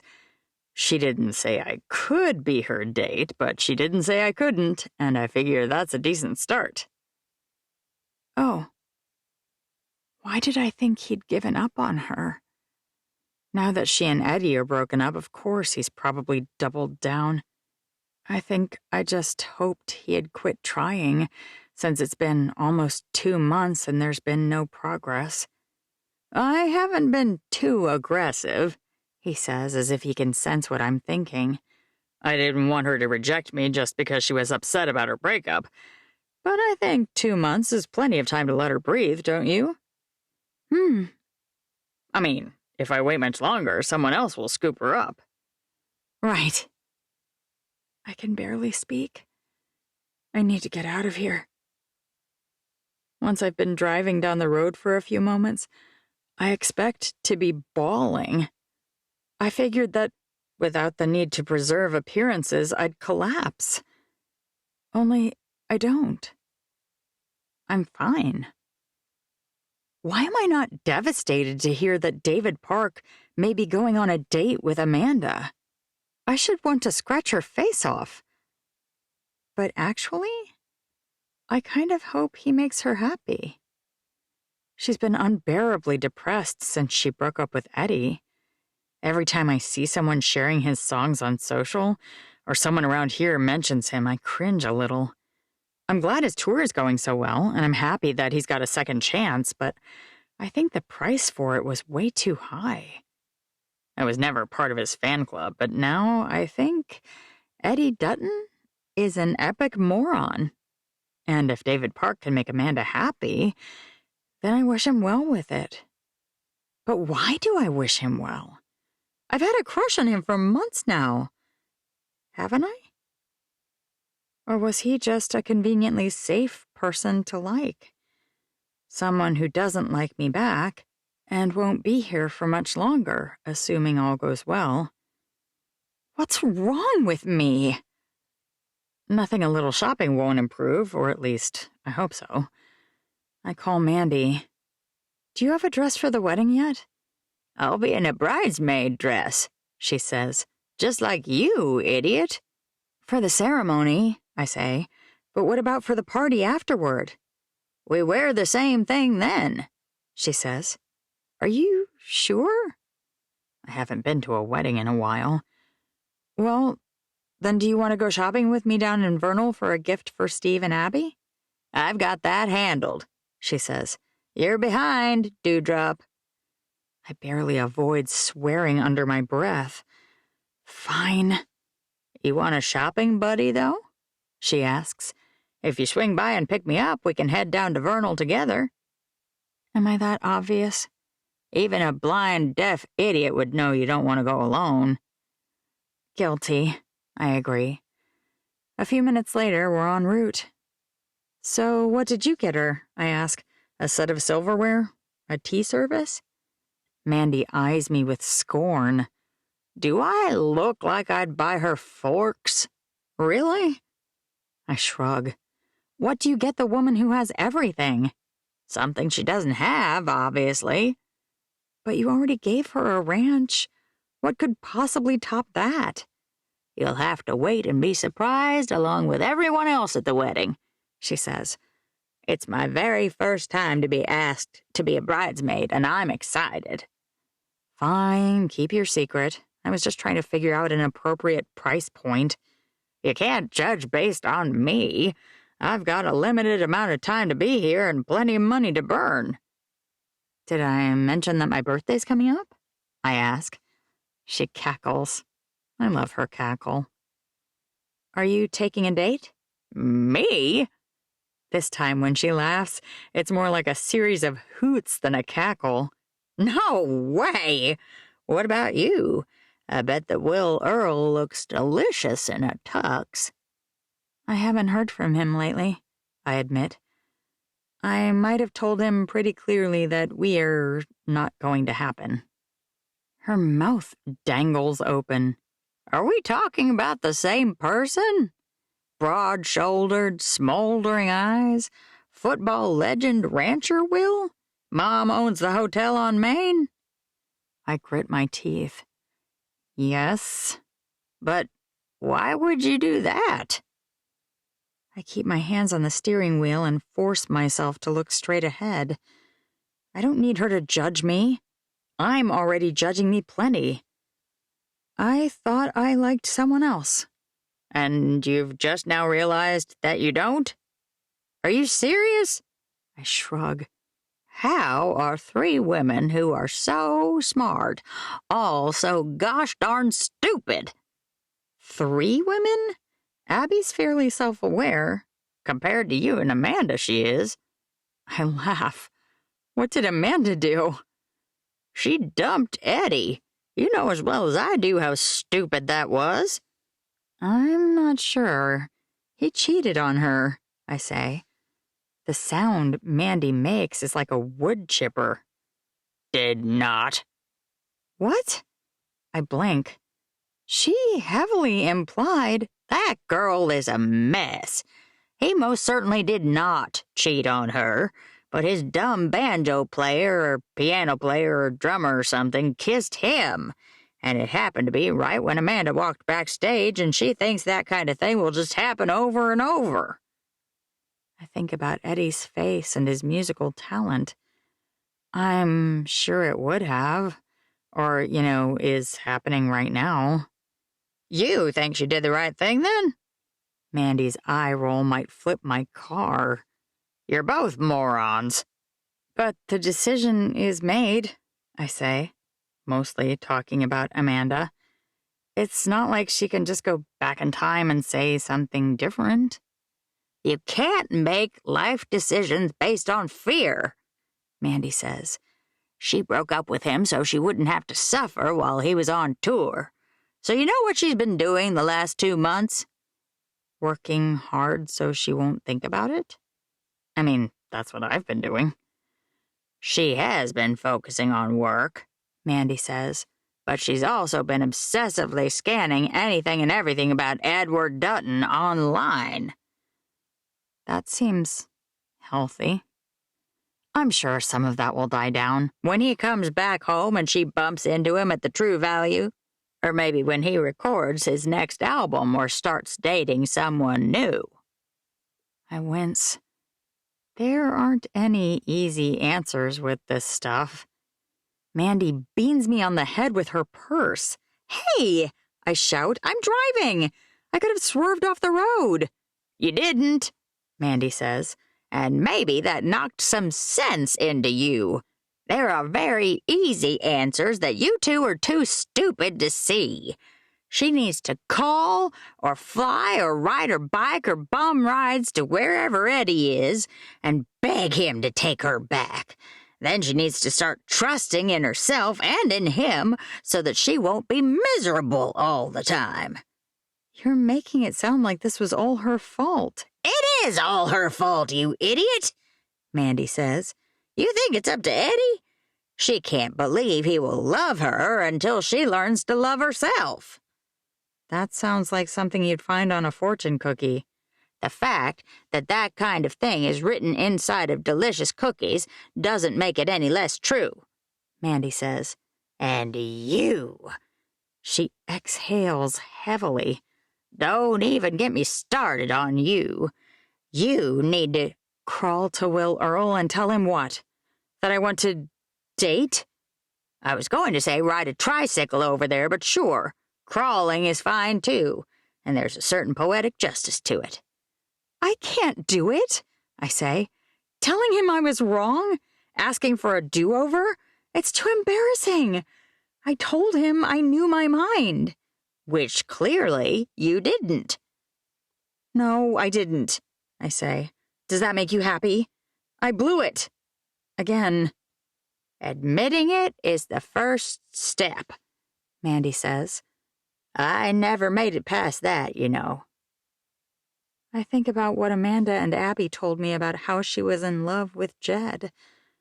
She's never brought it up to me before, but it's pretty tragic, honestly, especially knowing that he loved her back. You know that what happened with you and Jed is rare, right? Odds are good that in my case, he's not also pining. I watched him last week.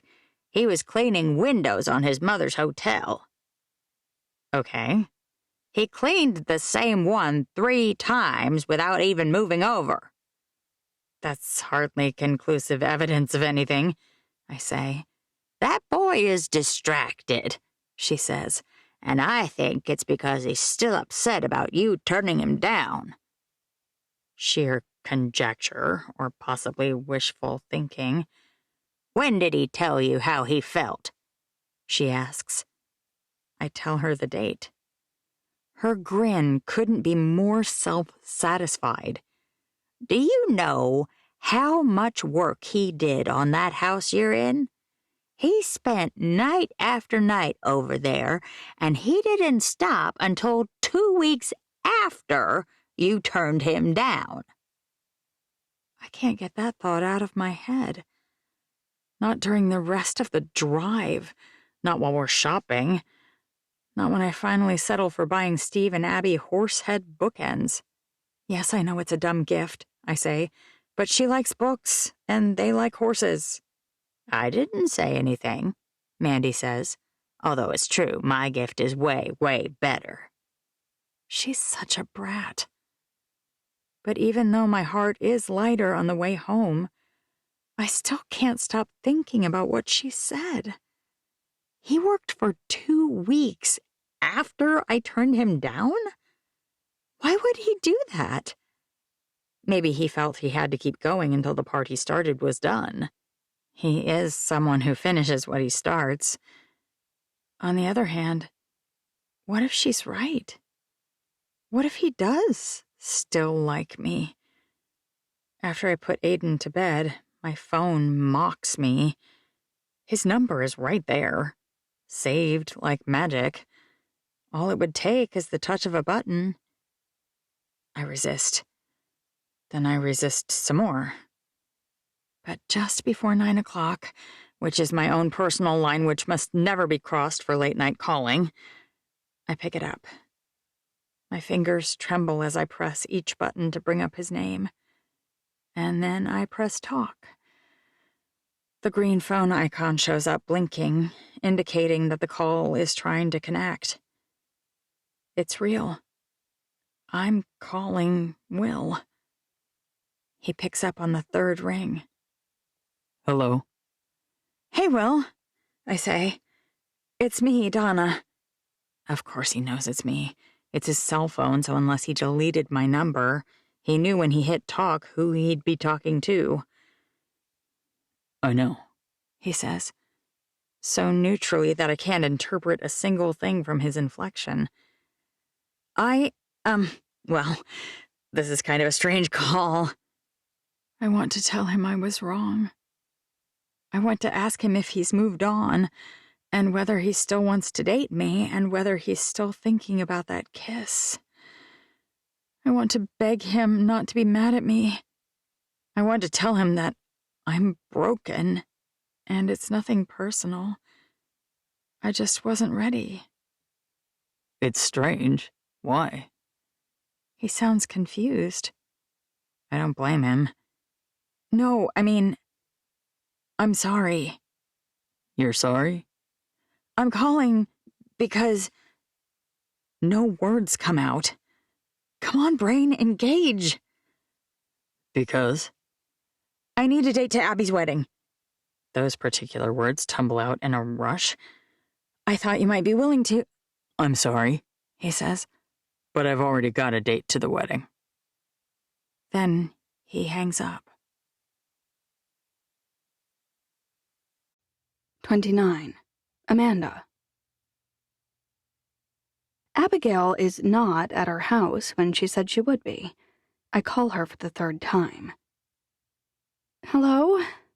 Her voice is muffled, and there's some kind of strange noise in the background I don't recognize. Where are you? I ask. Oh no, she swears under her breath. We were supposed to go together to pick up the party favors. Is everything all right? None of her kids know where she is, which is uncommon. She's usually taken out a banner ad telling them how to reach her when she's not at home.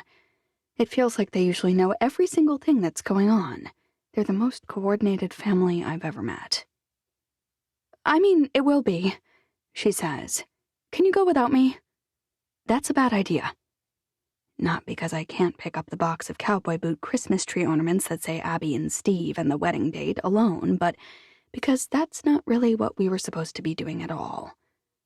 The thing is, Steve got this call from a friend, and there was this horse that had been so badly neglected. You're bailing on me for a horse? Well, kind of, she says. If you saw her, you would get it. She's got that skinny, fat belly that they get when they haven't eaten well.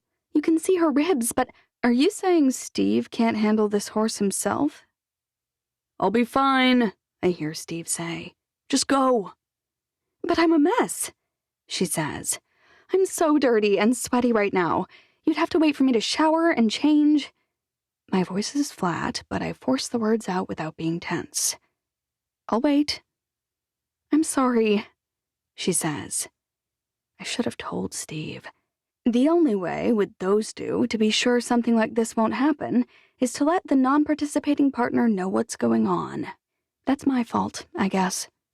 I start calling people immediately. Greta from Brownings is understanding, as always. It's fine, she says.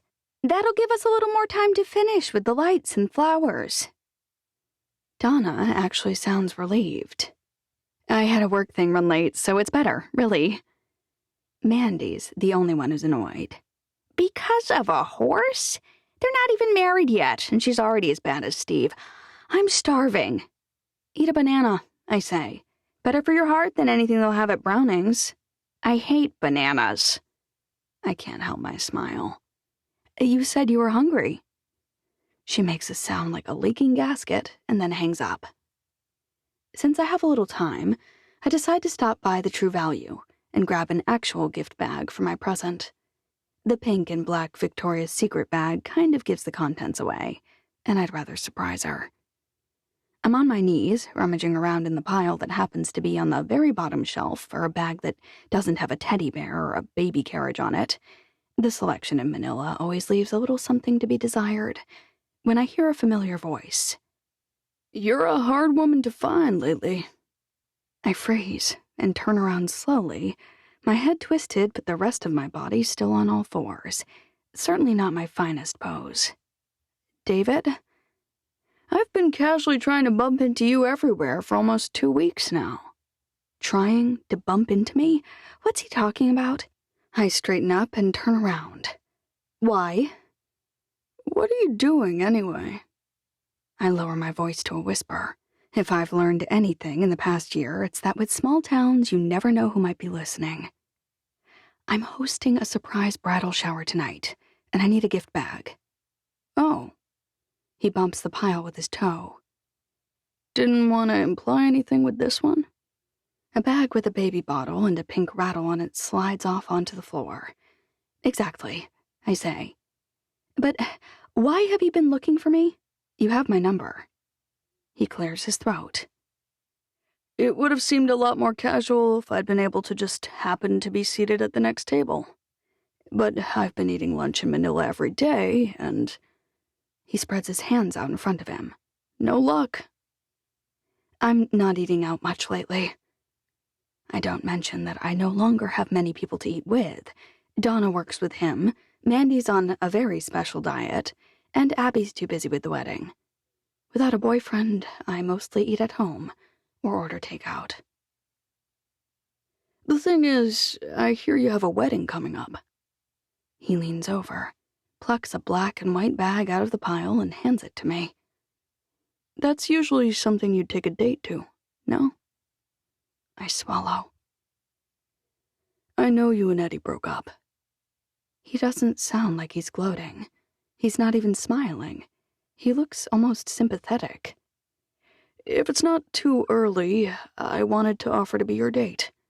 I promise not to be even 1% creepy. I think it over. A smart, rich, handsome man wants to take me? I mean, I don't like him, but if I wasn't all cracked and broken inside, I might. Plus, I don't think Eddie will be back in time for the wedding, but just in case he is, I'll look way better if I manage to have a date. I'm still pretty wrecked, I warn. He shrugs. No strings? Seriously. Well, at least I'd have someone to sit next to for the photos, and someone to fetch me beverages, and someone to laugh at my lame jokes. All right. With the wattage of his smile, I regret my decision immediately. You're sure you won't read into this? I ask, because I'm really not... His hand touches my wrist. I won't read anything into it. I swear. I nod. All right. I'm a bridesmaid, so I'll be wearing purple, or lavender, technically. Should I get a purple tie? He grins. I'll pick one out, I say. Can't have people thinking we're too matchy-matchy. He shrugs. I'm fine with it if you are. It would be nice to sink backward into dating him, like falling against a pile of sofas. Bam, insta-boyfriend. David thinks that's what he wants, but I doubt it's the truth. If he really wanted that, he wouldn't have been able to politely wait 2 months before bumping into me. But I don't bother arguing. Thanks. Thanks? He grimaces. That's not exactly what I was hoping you'd say after agreeing to let me take you. You've saved me, you big, strong hunk of a man. I wink melodramatically. Is that better? He snorts. A little, maybe. Great. Well, I'd better go buy this or I'll be late. Text me with any details, he says. Then I'll see you around. Luckily, Abby doesn't take nearly as long to get ready as I would in her place, and she's cleaned up and ready to go when I reach her house. She's wearing jeans and a plain white t-shirt when I pick her up. I consider suggesting she change, but with her, that would be all it took to tip her off. Will they still be open? She asks. I called. They'll hold them for us. I hope they look all right, she says, because we don't really have time to do anything else if they don't. I'm sure they'll be fine, I say. Don't stress. When we pull into the Brownings parking lot, Abby glances at her watch. I don't think we have time to eat. Didn't you say it closes at 7? I'll just grab something to go, I say. I already called the shop owner, so she'll wait if she has to. Abby bites her lip, but doesn't argue. I go inside, make sure everyone is ready, which they are, and then text her. There's a new client in here who has a question. She knows we're in a hurry. It'll only take a moment. She's wearing her game face when she strides into the restaurant, but when she sees us all gathered in the front of the restaurant, her mouth curls up into a grin. What's going on? Surprise, Donna says. We couldn't let you get married without any kind of celebration. And we didn't think you'd like topless men, Greta says. Plus, we were pretty sure no one we found around here would look better than the groom, Linda hoots. I mean, I'm not saying anything here, but we're all ready for that grass to start growing again. All the ladies hoot and holler this time. I don't really blame them. Steve looks good out there mowing his lawn. Venetia glares at Linda. You changed his diapers. Linda shrugs. That was a long time ago. I can barely remember it. Come on in and eat, Mandy says. I'm starving. We're nearly done with dinner when Helen walks through the front door, her mother at her side. I doubt many of the other ladies recognize them, and the convivial jokes and talking continue, but Abby freezes. Her head whips toward mine. Did you invite them? She hisses. I lick my lips and nod. But I didn't think they'd actually come. She sighs, stands up, and walks toward the front to greet them. Before I can say another word, the three of them disappear out the front door and into the night. 30. Abigail. For the past 2 months, Helen has either called or texted me daily. At first, I ignored her.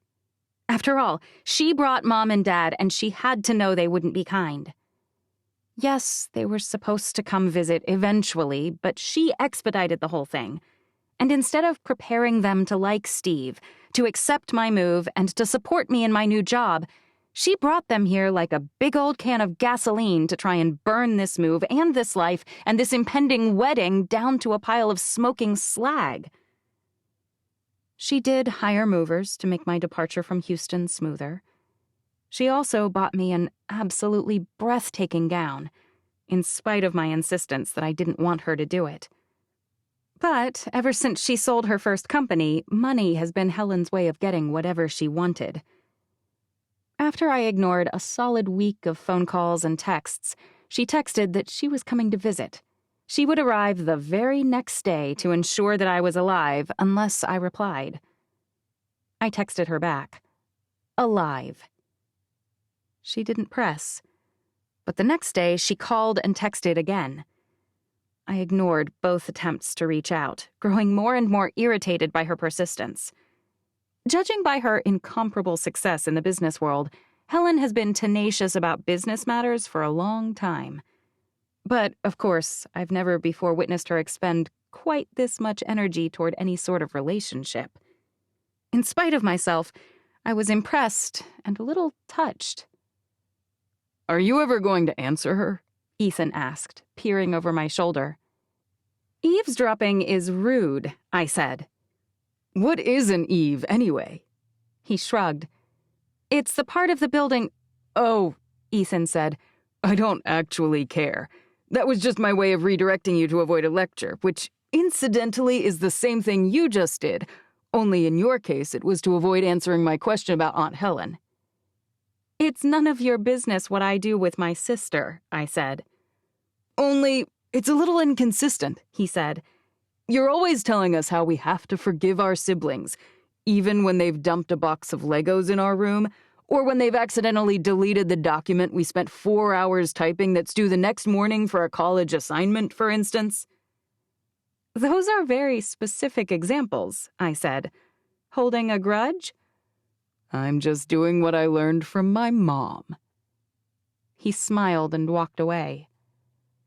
I was actually proud of him, and also very frustrated by his perception. The next day, I answered Helen's phone call. What?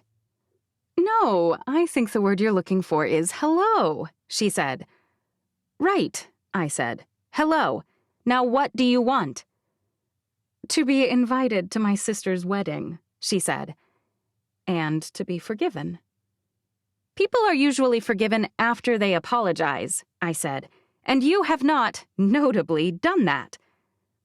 An apology only rings true when the person did something wrong, she said. If I said, sorry you were upset, that's not a real apology. That's me saying I'm sorry that you overreacted. Then why don't you apologize for what you did? For trying to help my sister see what I thought was right? For spending my time and money to do things I thought would improve her life? If you wanted to lose weight, which I don't, Helen said. But if you did, I said, if you wanted to lose weight, would you look for a trainer who was thin or someone who was heavy? I suppose I'd ask someone who was thin. She's smart. She had to see where I was going. Your life sucks, Helen. Sure, you're rich, but you're one of the most unhappy people I know. So if you want me to forgive you from mucking with my life, maybe stop trying to convince me that you know best. You don't. She was quiet for a few moments, and then she hung up. She didn't call me back, but she kept texting. None of her texts were apologies, but they didn't stop, even when I ignored them. And they never threatened to just show up, either. That's why I'm so surprised when she and Mom walk through the door of Browning's. Even if Amanda told her I was having a party, and even if she's decided she could finally bring herself to apologize, why now? Why come in the middle of a party my local friends and family are throwing? Is she trying to wreck another important thing for me? What do you want? I don't beat around the bush. I've got friends in there, and family too, and I can't spend all night out here arguing with either of you. I don't want to argue. Mom zips her coat up even higher, practically strangling herself. That's a first. I cross my arms. You could have called, you know. It would have saved you the hassle of traveling to such a remote location, and it would have let me have a fun night instead of a tiring one. Mom's chin lifts. I tried calling. She called me exactly twice in 2 months. Why did you come? I ask again. Helen lifts her arms, both of which are holding a bag. We have presents. My friends are in there, I say. My family, yes. Mom's nose scrunches up. You said that, although who you could possibly classify as your family in there is debatable. I didn't see anyone I know. Family isn't only the people related to you by blood, I say. You choose a spouse, a partner. And it took me years, but I realized you can choose your other family relationships too. They're just the people you've trusted to be a part of your life, and the people who consistently bring you joy or ease your pain. You're none of those things. Saying that actually hurts me a little bit, but it's time for me to stop letting them harm me. I'm sorry you felt bad, Mom says. Helen cringes. At least she's bright enough to hear it. But you have to admit— Nope, I say. I don't. I don't have to admit anything. and you can turn around and head home, unless you're ready to say you're sorry without qualifying that you're apologizing for my feelings. I'm sorry I didn't support you, Helen whispers. I'm sorry I didn't listen. Mom's head swivels toward her, her eyes as wide as an owl at midnight. Steve's a good man, and clearly you and your kids are happy here. You're right. I'm not happy. You were just named as one of the 10 richest women under 50, Mom says, and you were on Forbes' most eligible bachelorette list. None of which means anything, Helen says. I'm all alone every night, just like you and Dad. We're never alone, Mom says. We're always together. Even when you're together, you're alone, Helen says. You're smart enough to know what I mean. You may come inside. I gesture at the door. Helen and Mom both start toward it. I grab Mom's arm. Not you. You can go back to whatever hotel you're planning to stay at tonight. I was going to stay with you and see my grandchildren. I laugh. Think again. She swallows, her lips compressed, her hands curling around her slacks and wadding them into balls. I shouldn't have made fun of your fiancé. I put one hand on my hip. Helen turns back, her mouth slightly open, her right eyebrow arched, as if she's witnessing a miracle. In some ways, she is. And I'm sorry. For what? I'm pressing my luck, but I can't help it. That I didn't celebrate what you were happy about? She's made it into a question, which is pretty annoying, but it's progress. Huge progress. I decide to take it. I wave her past. Go ahead.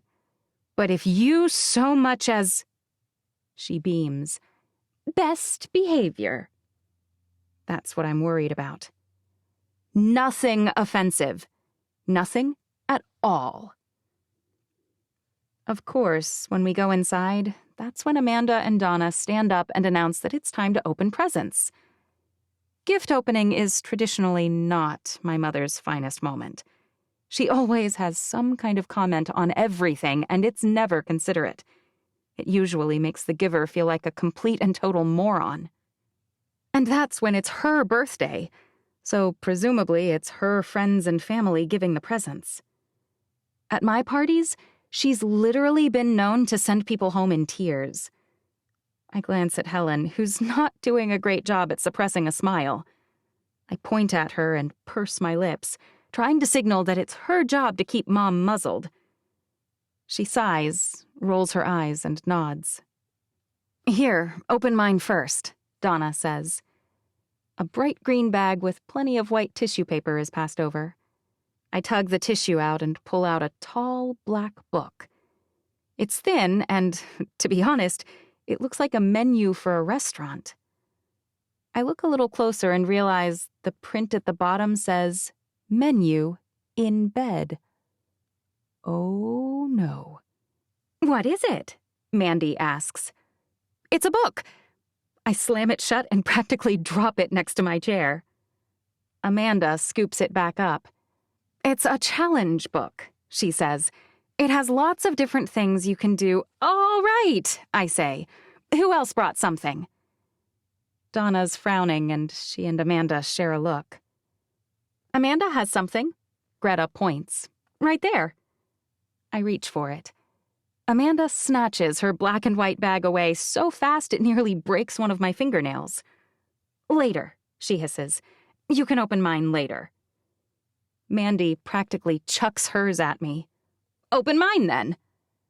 It's a large enough box that if Amanda didn't have quick reflexes, it might have taken my head off. Once it's squarely in front of me, I split the box open and stare at the pile of things. No option but to pull them out one at a time. A pair of fluffy, hot pink slippers are on top. Meow, Mandy says. Couldn't Mom and Helen have come an hour later? Why doesn't my life ever work that way? Next is a beautifully wrapped box of lotion. Thank you, I say. It's so dry here compared to Houston that I go through lotion like crazy. That's not lotion. Mandy's eyes sparkle. I look closer and realize it's massage oil. Right. Well, thanks. I can't even look at my mother. At least she's not saying anything. I pull out a pair of lacy white underwear. Great. Turn it over, Mandy says. Across the bottom it reads, Mrs. Archer. For some reason, it makes me laugh. Pretty soon, everyone in the room is howling with me. And when I turn sideways, I realize the strangest thing of all. My mom is laughing, too. By the time I pull out the card at the bottom of the box, thank goodness, and open it, I'm a little less concerned about Mom's head exploding, so I read it aloud. A 1-year subscription to the Lingerie of the Month Club. Mandy slaps the table. Because most gifts are only for the honeymoon, but this is the one that keeps on giving. She cackles, and I stop worrying about whether my mother will have an aneurysm and die. If she does, well, it's not my fault, it's Mandy's. Besides, this is my bridal shower. A party I didn't ask for, but my friends are throwing for me anyway. I'm not going to let her ruin it. I can barely believe it, but my mom and Helen managed to keep their mouths closed through a dozen other gifts. And then Helen hands me one. Here. No way, I say. You already paid for my dress and my move. She pushes the small box my direction again. Then consider this an apology gift. I take it. Fine, I can't argue with that. I unwrap it carefully, revealing the bright blue of a Tiffany's box. I should have assumed. When I open the lid on a heavy box that's far too large for a ring, a simple necklace, or even earrings, I gasp. It's the Elsa Peretti gold cuff I love. Amanda must have told her. It's wide and it's irregular. Wide on one side, but narrowing a bit across the wrist, like it's made of melting wax. It's also engraved on top to read, H loves A.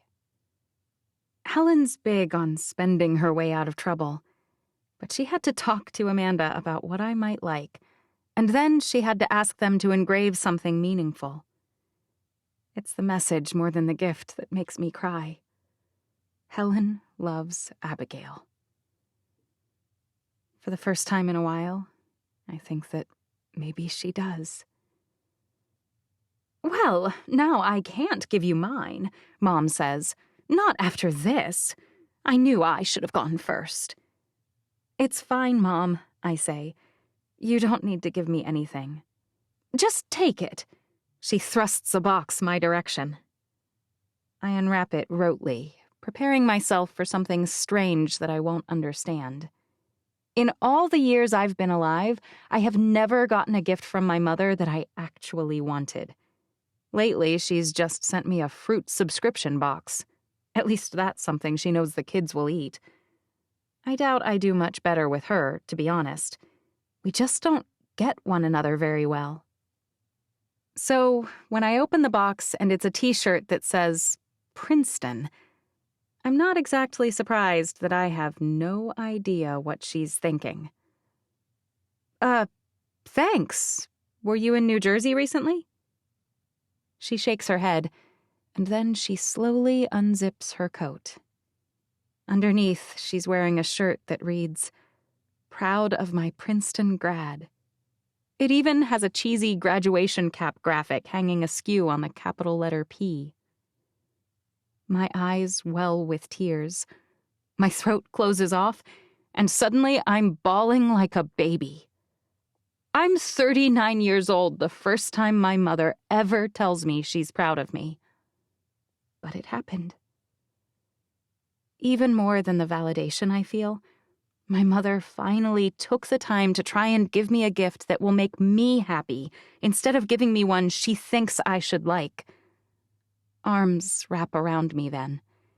And part of me desperately hopes they're my mom's, but of course I know they aren't. People don't change that much in one day. I'm already shocked at the progress she made. But a hug from Amanda, and then another from a probably jealous Helen, is also good. Perhaps it's the lawyer in me, but I usually try to avoid any sort of situation I can't control. It's safer, it's cleaner, and it's just more enjoyable. But sometimes the surprises in life can bring us a lot of joy. Thanks for the party. Then I turned toward Helen. And thanks for coming, even if I didn't make you feel super welcome. I love you all. And I mean it. 31. Abigail. The first time I got married, things were rushed because I'd just found out I was pregnant. My dress was an empire cut, so I wouldn't have to let it out 3 times in the month it took us to prepare. And I was afraid to say no to anything my mom or my soon-to-be mother-in-law asked for because I felt like I was in the wrong. Now that I'm 39, and I've stood up to my mother and I have 4 headstrong children of my own, I'm getting exactly the wedding I want. I refuse to compromise on anything. But I still have trouble saying no, apparently. You'll have to be really quick, I say. I'm getting married this afternoon and... But Mr. Eugene has already hung up. Perhaps when I said be quick, he literally thought I meant he should hang up on me mid-sentence and rush to his car. He is very literal. In support of that hypothesis, he shows up at my house less than 11 minutes later. At first, I don't realize it's him. Gone is the 12-year-old Lincoln Town Car. I have to do a double take, but sure enough, it's him, climbing out of the passenger side of a shiny white BMW 5 Series. Hunched shoulders, button-down, single-color dress shirt, slacks that are just a touch too short, and little brown wingtips. He looks almost the same as before, except that everything he's wearing looks brand new. And for the first time ever, he's not alone. I was so distracted by the changes, I'm late at studying the biggest one. A woman who's probably in her 50s, with smooth newscaster hair, a sleek business suit, and 4-inch pumps, circles the car and takes his arm. Did he hire a personal assistant? Or maybe he finally took my advice and found an accountant.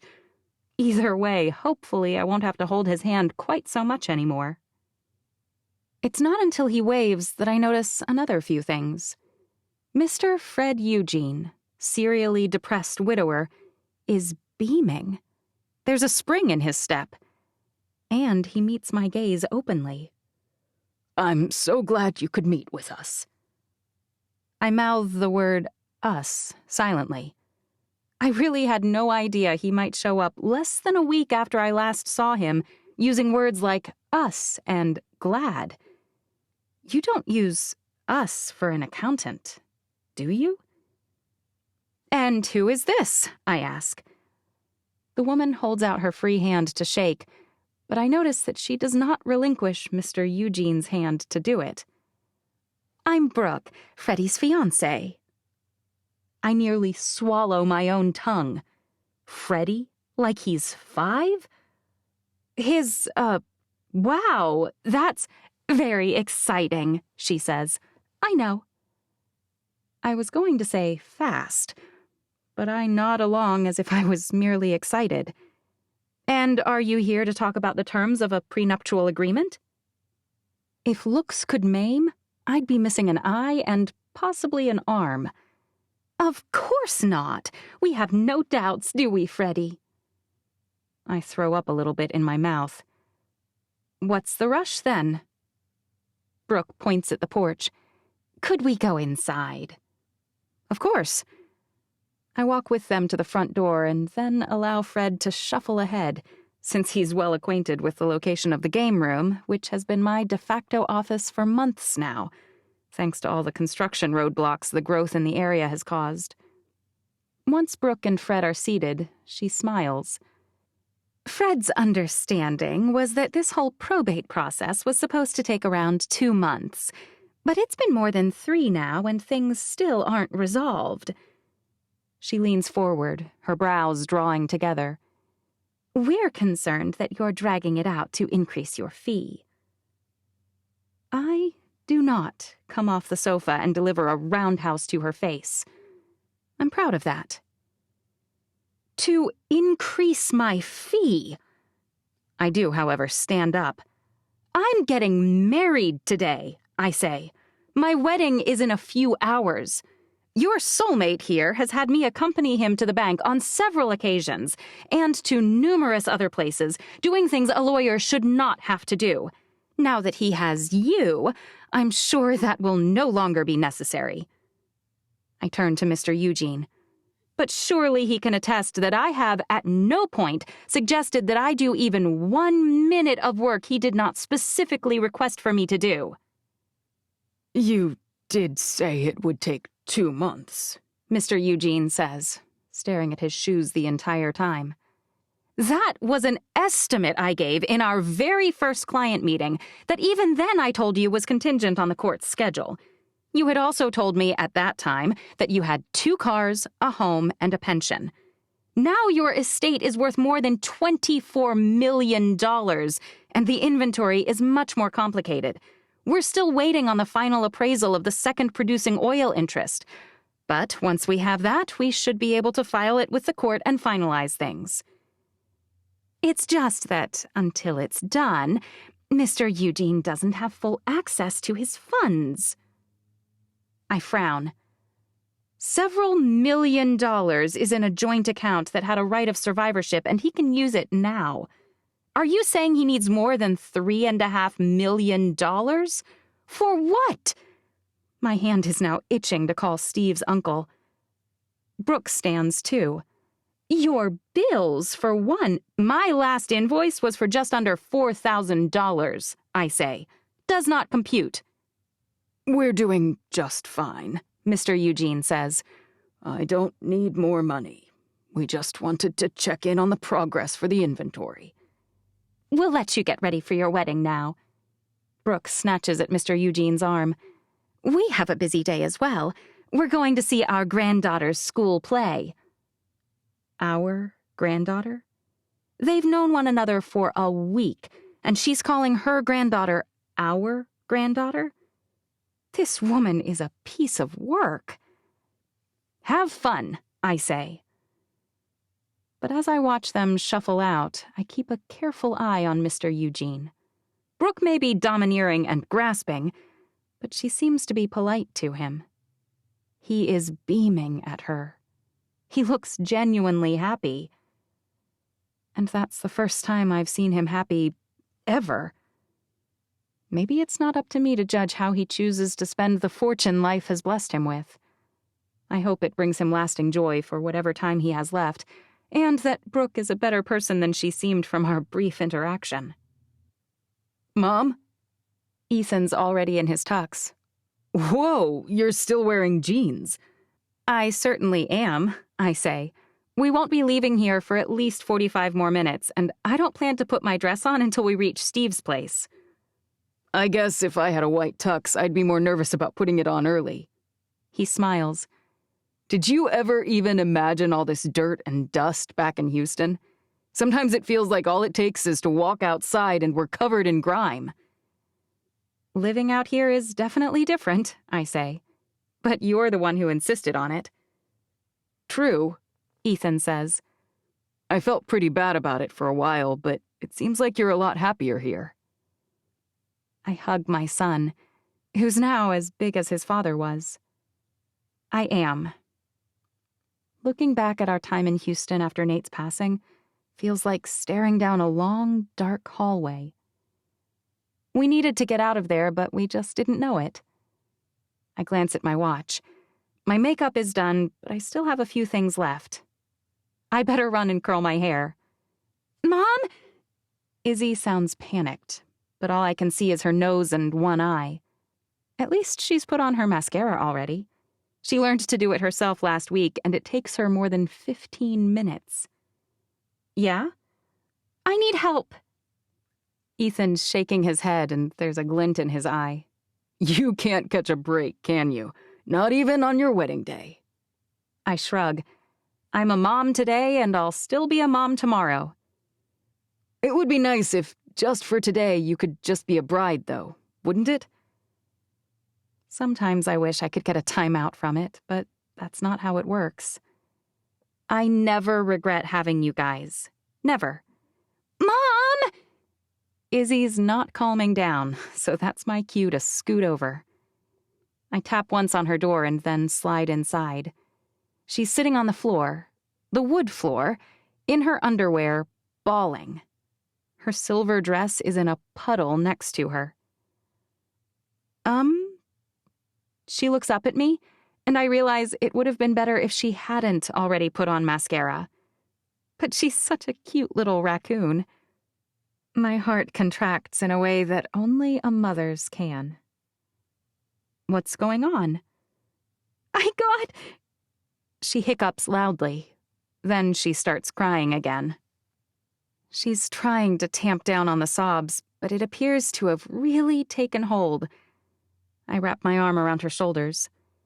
You don't look sick, so I'm sure everything will be all right. Why don't you tell me what's wrong? What did you get? My period, she wails. Oh. Of all the days for my darling teenage daughter to start her period for the first time, my wedding day would not have been my choice either. Which is why I should have expected it. I can't help laughing. This isn't funny! She swipes at her eyes. It got on the dress! The dress!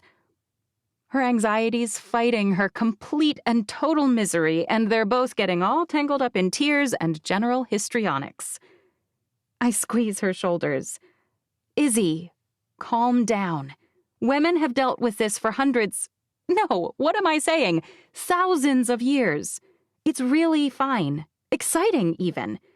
It may be bad timing, but trust me, we've got this. I walk her through the logistics, and then we talk damage control. I take a look at her dress, and she's right. There's no way to clean this up quickly. I glance at the clock again. Not if we want it to be dry, which I think we do. She laughs this time. We do. Her face is still red and tear-streaked, but the puffiness is already receding as the sobs finally wind down. But then, as if this just occurred to her, they ramp back up. I'm going to miss my own mother's wedding!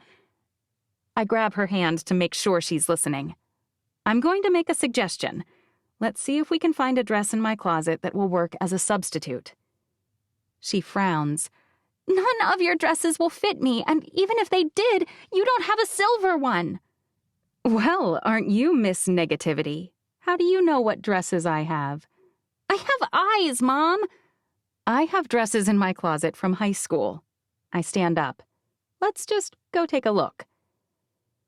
We get her cleaned up first, and I walk her through the basics of her new and exciting situation. Then she pulls on yoga pants and a t-shirt and follows me into my room where I start rummaging. I'm the kind of person who absolutely loves dresses and buys them all the time. But since I wear suits for work mostly and am now living on a ranch, most of them have become closet dust collectors. Aha! I hoist the dress I was thinking of into the air and wave it at Izzy. That's not silver, she says. It's purple and silver, which are my colors. She frowns. Well, we aren't going to find something exactly the same, obviously, but this will work. And beyond that, it's my wedding, and it's a small wedding, and you're not bridesmaids. You and your sister, Emery and Marin, you're my flower girls. So you'll look fine in the photos, especially if we stick you between the bridesmaids in purple and the flower girls in silver. It'll be kind of like I'm both? She arches one eyebrow in a move I know she stole from me. Yes, I say, sure. It takes a few pins and a bit of maneuvering, but we get her all cleaned, prepped, and polished, and we even redo her makeup. Perfect, I say. No one will ever know. If I hurry, I can pull the top part of my hair back into a knot and curl the bottom and some wispy pieces around my face.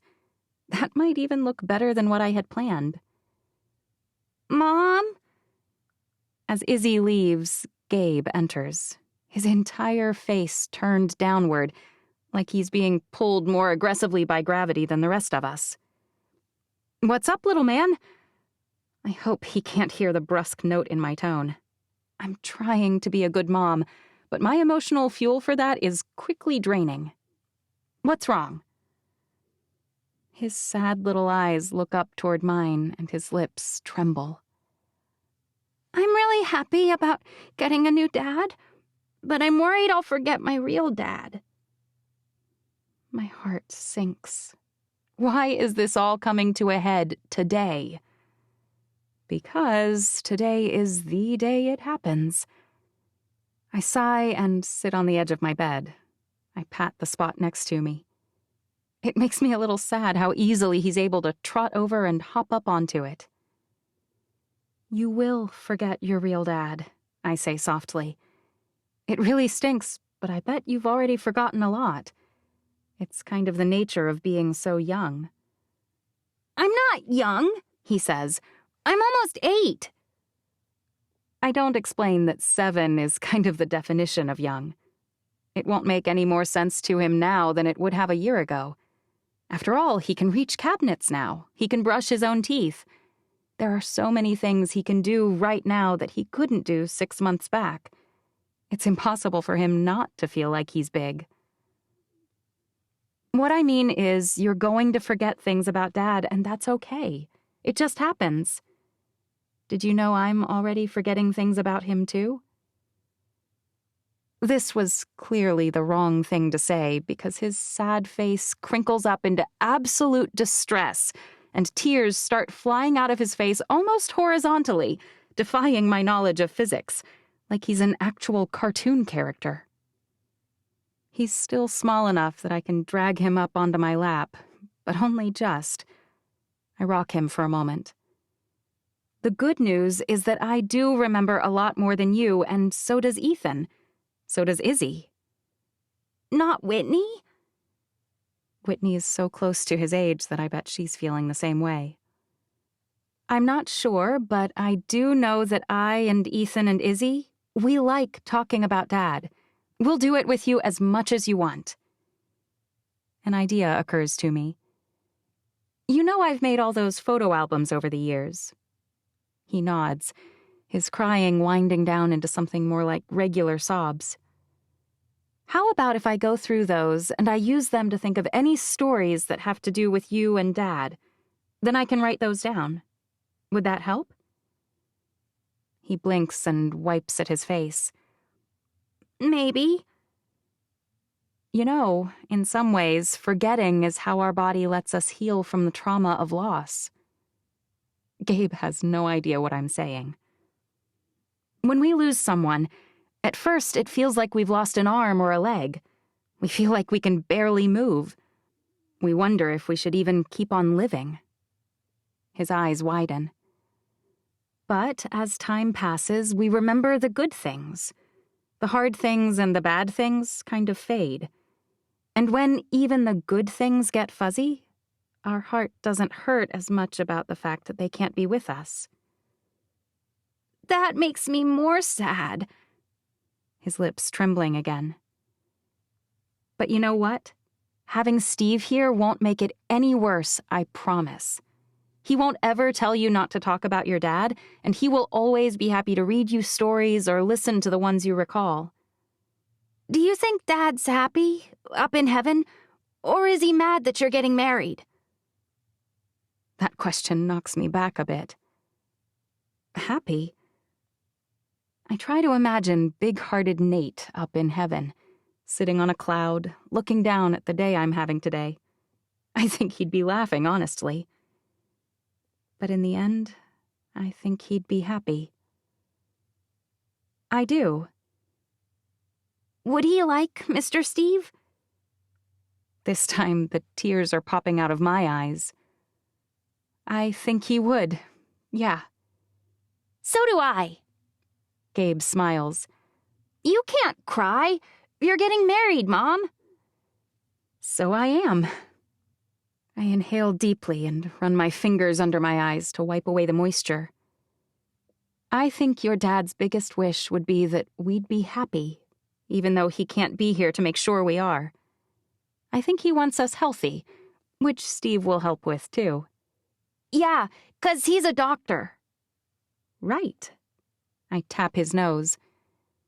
But I also think he'll be delighted that I've found someone his kids like, and someone who really loves you guys. Do you think he does love me? Gabe's back to slumped shoulders. Or do you think he wishes that he could marry you without all of us to pester him? Your brother Ethan's the one who's always saying you're a pest, not Mr. Steve. I think he is much, much happier here in our house with us, and I think I'm only a part of that joy. I lower my voice. I think he fell in love with all of us at the same time. After another few moments of snuggling, Gabe hops off my lap. I'm sorry I made you cry, Mom. You didn't, I say, and I love you. I know. I glance at my watch. But I'd better get things moving because otherwise I'll be late for my own wedding. I'll go get my suit on. Gabe dashes from the room. Ethan! I shout as loudly as I can, but he's not far. His head appears in my doorway moments later. Yeah? Can you make sure that Gabe's buttons line up and he can find his tie? I nod. He throws me a thumbs up. I'm on it. I'm definitely out of time to curl my hair. I don't even have time to pull it into any kind of twist. I barely have time to swipe on a little extra deodorant and grab my dress and my turquoise and gold cowboy boots. Oh, and my pearls. I'm pulling them from my jewelry box when I hear the sniffle behind me. I spin around, my dress in a huge white bag over one arm, my boots and pearls in my other hand, and I realize the noise came from Whitney. At least she's in her dress. Does it make me a terrible mother to think that? She's done her own hair, and it's unique. She's twisted it into a knot behind her head, a ponytail she twirled into a ball, no doubt, and she's wearing both a headband and a bow on top of the knot that's so large I can see it from the front. It's also bright yellow. Is everything okay? She spreads her hands down her skirt, smoothing it, and twirls for me. She moves surprisingly well in wedges for a girl her age. I wish the little silver sparkle heels didn't look quite so cute, actually. It makes her look much older than 10. You look great, I say. Though I might just... I drop my shoes and necklace on the edge of the bed and reach out and tug the yellow bow off the back of her head. This is a little overpowering. I think the headband is perfect by itself. At least it's purple and has flowers. I wasn't sure about that, she says, but I thought the yellow might stand out against the silver, like silver and gold. I set my dress on the bed, too, and then I crouch down in front of her. Are you all right? She nods, her eyes somber. Why did you come in here? Izzy and you had all that time doing whatever or talking, and then you and Gabe did too, and I heard you crying and laughing. She's jealous. I should have known. If I pay one child a compliment, the other 3 become nearly apoplectic that I haven't petted them and told them how wonderful they are, too. I should be annoyed, since it is my wedding day. But I'm not. I tug her close and wrap her in a tight hug. You are adorable, and I love you. You know that, right? I can feel her nod against my shoulder. Izzy had a problem, and Gabe was sad. Are you sad? She shakes her head but doesn't pull away. If you aren't sad and you aren't worried, I'm going to go ahead and do this. I pull back and kiss her forehead. And then we're going to get loaded in the car, okay? She swallows slowly and nods. I can tell she's still a little disappointed. How about this? Her eyes light up with hope. Since you're the youngest of the girls, why don't you walk at the front of the line when the flower girls enter? We can do it by birth order and put you first. Oh, she says. Good idea. I text Steve as we load up. Bumpy morning over here. Finally on our way over. Sorry we're a little late. When we reach his house, he's already waiting outside. I'm worried he'll have tight eyes. Nate always would when things went off schedule. Maybe it's the emergency room doctor in him, or maybe it's the country boy. I'm not sure. Either way, he's totally calm, and when he smiles, there's nothing but happiness in his face at the sight of me.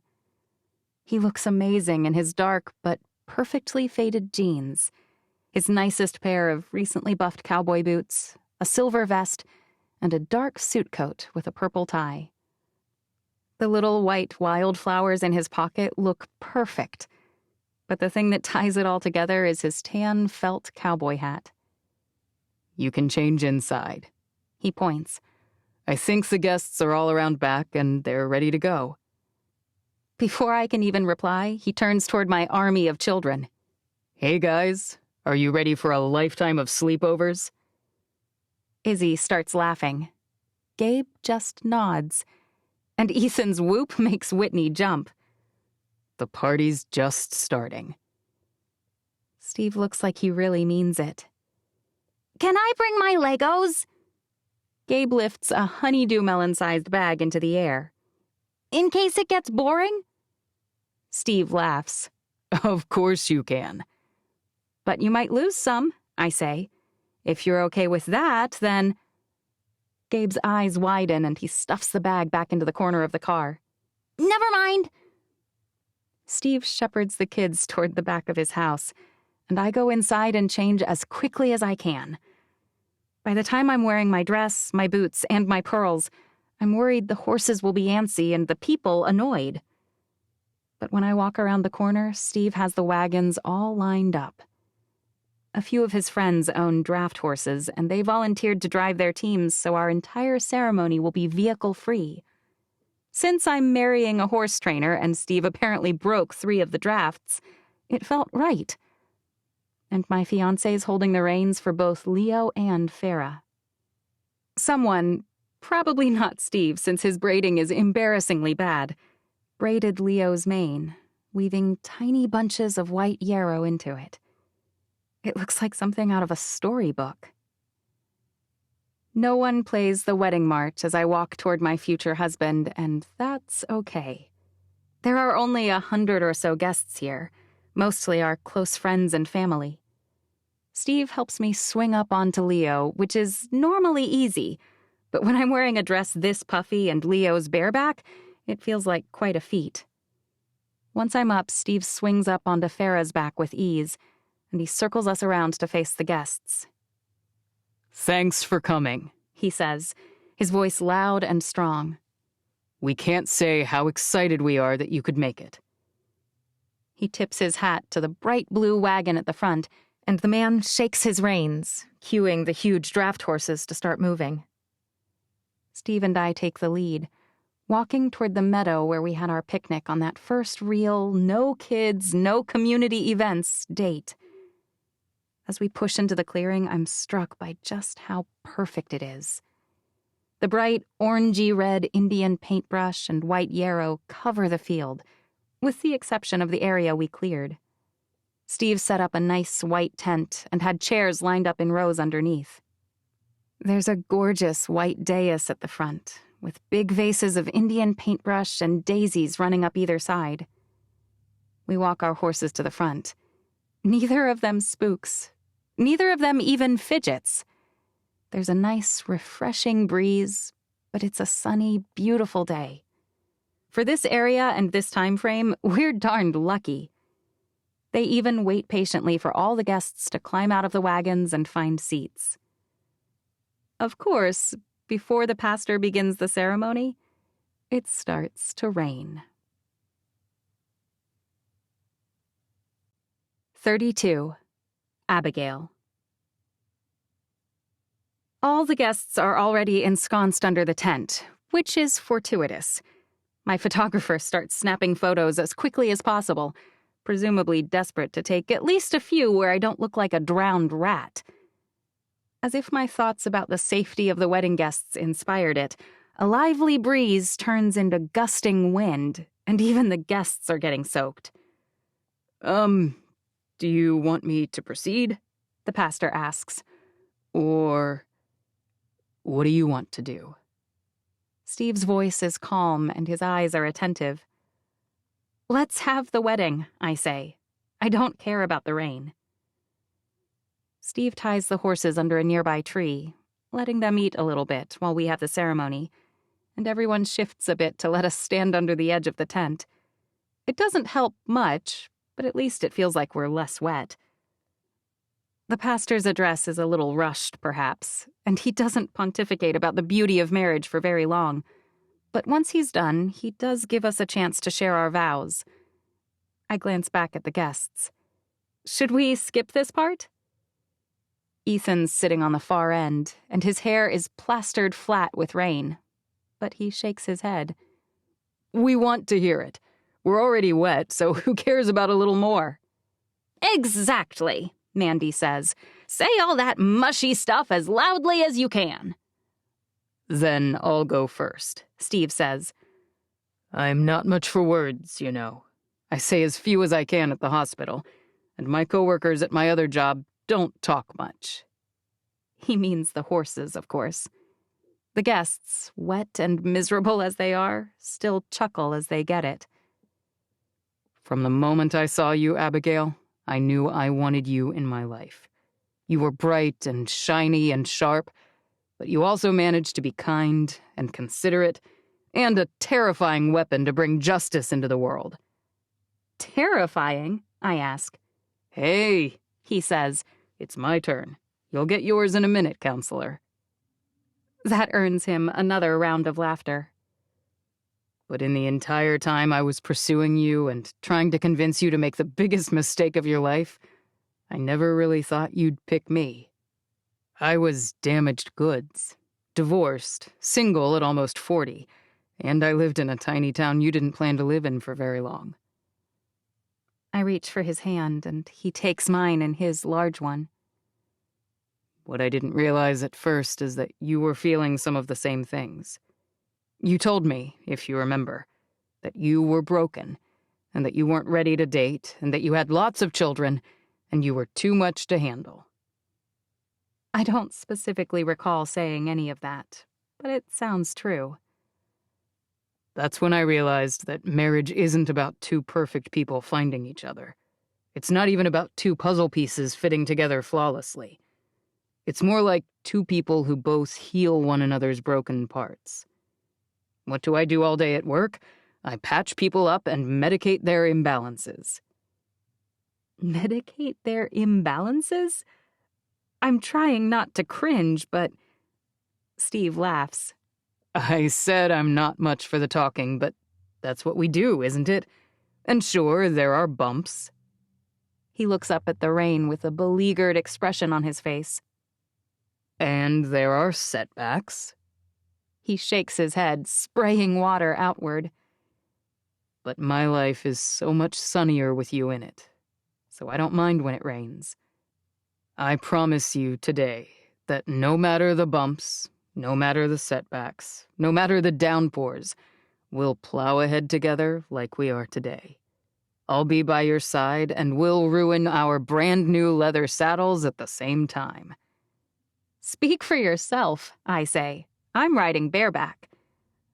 Another round of laughter, tempered a bit by my actual dismay that the rain is ruining his saddle.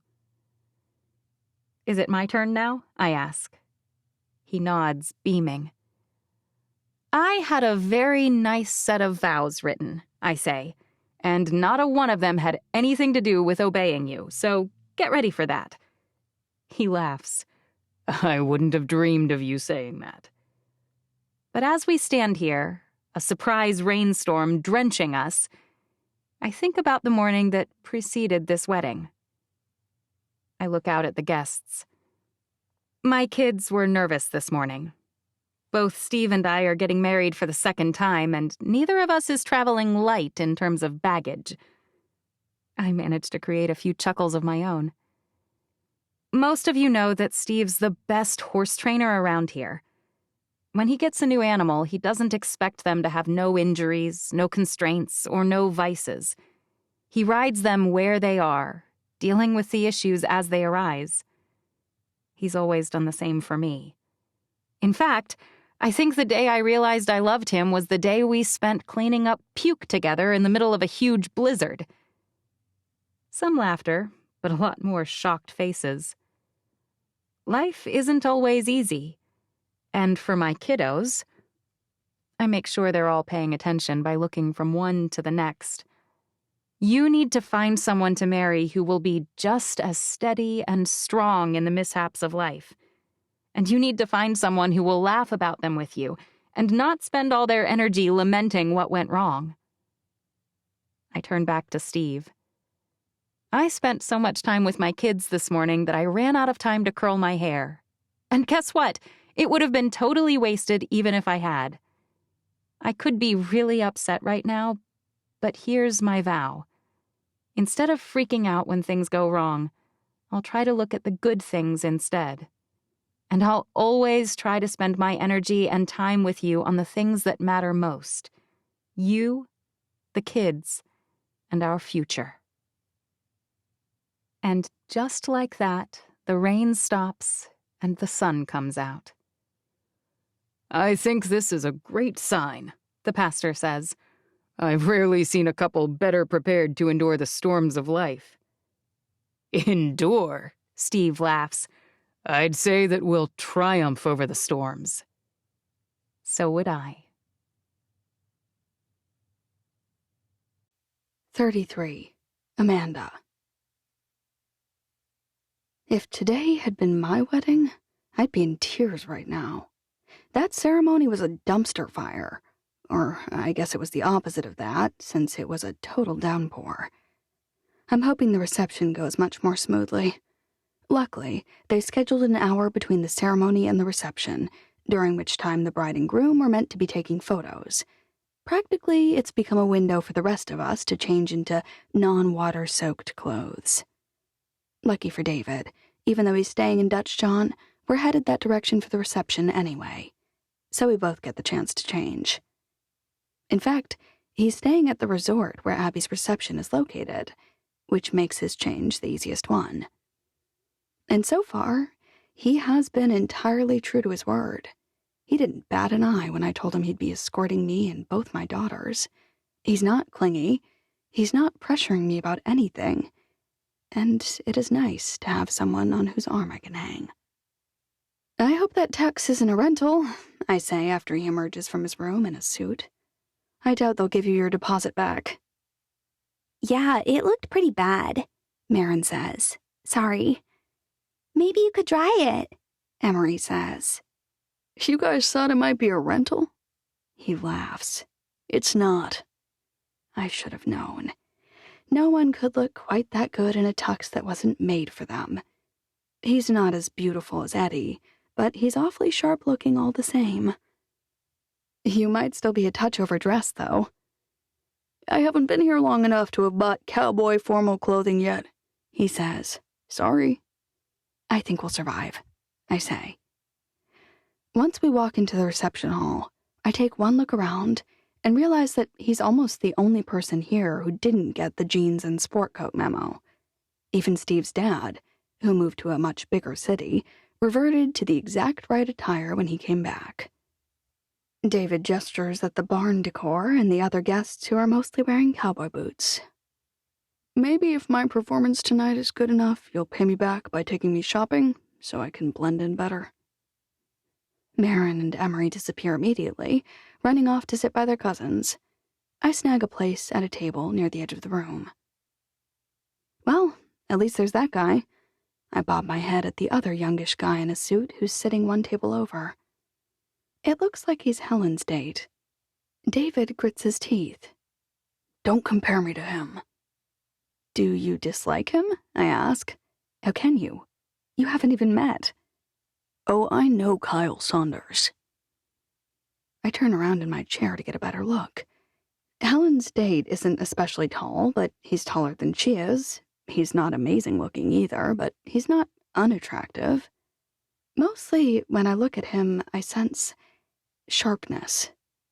He's like a well-honed blade, or a predator looking for dinner.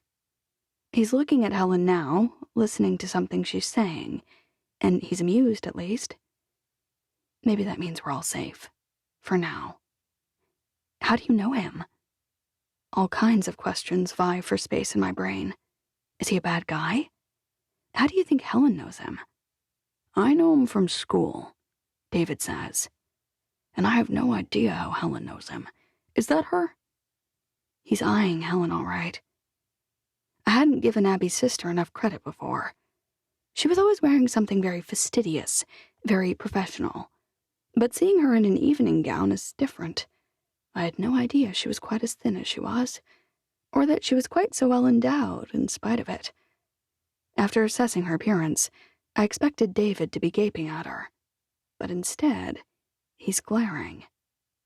That's Abby's sister, I say. Maybe tone down the death glare?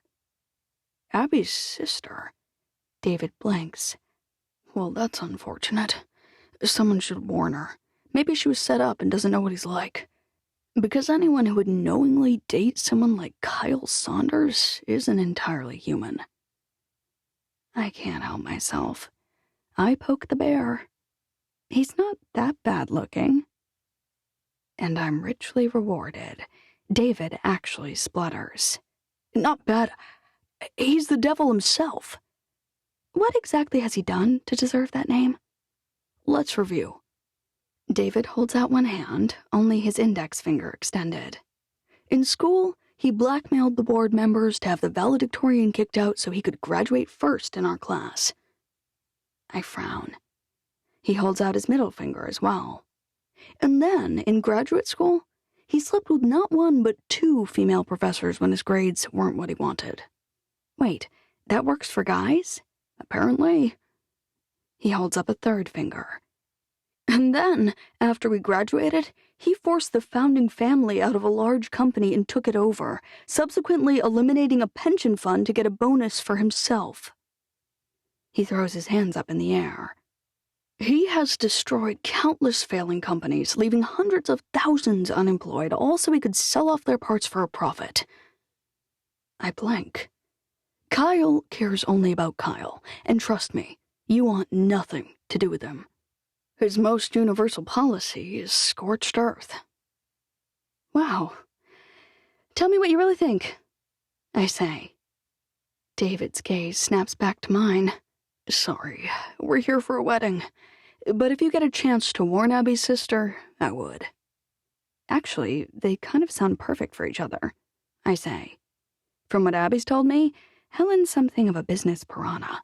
She gobbles up companies and— Wait, is Abby's sister named Helen Fisher? Yeah, that's her maiden name. Her parents are both professors at Stanford, and that's where Helen went to school. David shakes his head. Holy moly, I can't believe that's her. He looks me dead in the eyes. They do deserve each other. From what you've said of Abby, and what Donna has said too, it's a miracle she and Helen came from the same parents. Her parents are pieces of work, I say. Really, it's a testament to Abby's goodness that she made it out of that home as generous as she is. Abigail picks that moment to appear, no longer in her waterlogged wedding gown, but looking as cute as ever in an eggplant purple, Audrey Hepburn style, A-line midi dress. Her hair has that fluffy shine you only get right after blow-drying it. Steve's wearing something that looks very similar to what he had on before, but I guess he didn't have an extra purple vest hanging around. They look absolutely adorable. And I'm not the only one who starts clapping. "Thanks for being patient, everyone," Abby says. "I think it's time for food." There are plenty of hoots and hollers at that. And one thing that everyone here is always happy to eat is barbecue. Steve must have guided Abby on that one, because I really don't see her as a pulled pork sandwich kind of gal. I'm not a huge fan either. But at least with the coleslaw on the sandwich, like Abby eats hers, it's edible. I'm wiping barbecue sauce off the corners of my mouth when the door behind us bangs open. I might not have even noticed, but several people turn to look at me, and one of them is Mandy. She clears her throat, and her eyes cut behind me toward the door. In movies, this type of thing always happens in slow motion, like the entire room stops and the viewer can focus on the big entrance. But in actuality, David keeps telling the story he was in the middle of about how his childhood dog was adorable and kind and sweet, but he also kept pooping in his dad's shoes because his dad was the puppy's competition for his mother's time. It's a funny story, but I completely stop listening the second I lock eyes with Eddie. It's not just my ears that stop working. My heart stops beating. My body starts sweating, like everywhere. Why didn't it occur to me that he might be here? His tour ended yesterday. Steve's his friend, and Abby is too. But wouldn't they have warned me if he was coming? "Sorry I'm late," he says, scanning the room. "You have no idea how many flights got delayed and then canceled thanks to that dumb storm up north." "I guess the people up north are less flippant about it," David says. "At least the ones sitting under piles of snow so heavy they're breaking their roofs and damaging their pipes." Eddie's eyes practically crackle. "I can't tell you how happy I am to see you again. Donald, was it?" David puts his arm around the back of my chair. "I didn't expect you would care whether you saw me or not." I still can't seem to move or speak. "Amanda," Eddie says. "can we talk?" He jabs a thumb over his shoulder. "Outside?" "We're at her sister's wedding," David says. "Is this really a great time to drag her off?" "It's the first time I've been home in months," Eddie says. "So yeah, it's a great time." "She doesn't look that happy to go with you," David says. "You haven't let her say a word," someone at another table says. My eyes search the room, and I realize that everyone is watching.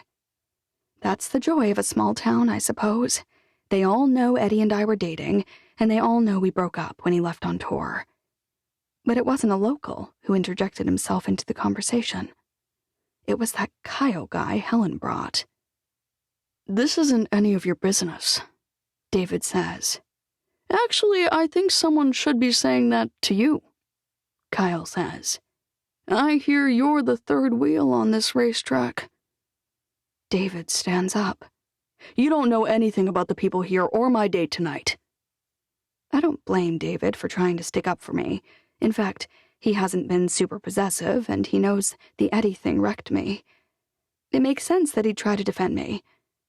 I think all in all, he's been pretty great about every bit of it. But I want to talk to Eddie. And I want to hide behind David. It's like when you really want to try the zip line, your kids begged you to take them too, but the longer you wait on the platform 1,000,000 feet in the air, the more nervous you get, and the more you think you might puke, and you just want to crawl down and never go up any ladders again. I feel just like that. David and Kyle are now shouting at each other. David's saying something about the unconscionable way Kyle does business. Kyle's laughing at how disappointed David's parents must be that they've raised a monumental failure. "Amanda," Eddie's voice is low. "Please." I make the tactical error of meeting his eyes, and then I'm a goner. When you've cared deeply for someone and they ask you for something small, you do it. Or at least I do. I nod. And we slip out the door while the two business guys wreck Abby's wedding. I do feel bad about that, especially since one of them is my date. But I'm too splintery inside right now to do anything about it. I'm sorry, Eddie says. When you left, I wanted to drop out of the tour. I called my manager and told him I was done. My heart's beating a ridiculously staccato rhythm in my chest right now. He sent me a bill that represented what I'd owe if I canceled the contract. It's more than I could pay in 5 years, maybe 10. I wish I was one of those women who could shout at you right now, I say. But I'm too pragmatic. I'd never have let you break your contract. We're too old to shout and scream and throw fits because real-world things are hard, but you didn't call. You didn't tell me you even wanted to make it work. I did call, Eddie says. Several times. You never left a message. He never flew out, either. He must have had at least a day or 2 off to come out. Although, this is a pretty inaccessible place. Would it have worked if I had? Eddie asks. Or would it have just kicked up more drama for both of us? I guess we'll never know, since you gave up. I hate how bitter I sound, but I can't help how I feel. Eddie frowns. Do you know what it's like to be on tour? I can imagine, I think. That's how I felt when my husband died, I say. Emotionally wrung out, hollow, exhausted, drained to the point of no return, and scared, too. He snorts. Yes. Like that. Was it worth it? I suppose I do have a little melodrama left in me. Was being on tour again everything you hoped it would be? No. He shakes his head. It was a big mistake. I wish I'd turned them down. Everything. The adoration of fans, the climbing the charts, the interviews and hoopla. It all felt empty. That feels good to hear. Which means I'm a pretty bad person. I'm sorry. I'm sorry, he says. Actually, that's not right. I'm devastated. I'm shredded. I've thought about nothing but you. I've done nothing but regret my decision for months. It's been hard on me, too. Looks like it. He glances back over his shoulder at the door into the reception hall. No, I say, don't do that. I'm sorry, he says. I haven't been here, but I swear I've imagined it every single night. That guy doing his best to console you. All I wanted to do when I saw him was beat the ever-loving tar out of him, but I was civil. You have no idea how hard that was. My hands fly to my hips. Are you wanting me to pat you on the back here? You didn't punch someone like a caveman? Someone who did nothing wrong? Someone who is escorting me here to be polite? Someone I'm out with for the very first time, so I won't be all alone at a very public function. Bravo. It's your first date? His hopeful, puppy-like expression infuriates me. What do you want, Eddie? I want... He chokes off and reaches into his pocket. Then he drops to one knee. Not another single person tried to do anything inappropriate the entire tour. Do you know why? What's he doing? Because I told them I was engaged. I told my manager we weren't ready to announce it yet, because we didn't want to overshadow the focus of the tour. But everyone knew. They knew that no one else had any kind of chance. The problem wasn't that I was far from you. It's that we made the mistake of going into that without a more significant commitment. Something people hear and say, oh, they're together, not just casually dating. He opens the ring box. I knew from the first moment I said it that it's what I wanted. I was terrified of commitment, you know. My parents are miserable. They've always been miserable. But with you, I'm nothing but happy. Or, I was before I got stupid and went on tour. He shakes the box so I will look down at it. Marry me. If he had proposed months back, before all this happened, before our breakup, I'd have said yes. I think I would have. It would have been fast. It would have been hasty even, but I was head over heels. We were as solid as Abby and Steve, I thought. I knew that whatever came at us, be it rain or a surprised child he didn't realize he had, we'd face it together. But we didn't. When things got hard, we both bailed.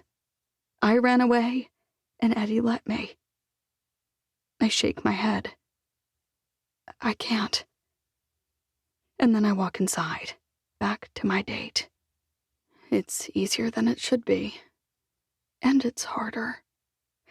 I feel numb, like I'm not part of my own life. Like I'm walking around in a daze, speaking and laughing and smiling like a robot, while I'm dead inside. The rest of the night passes in a blur, mostly.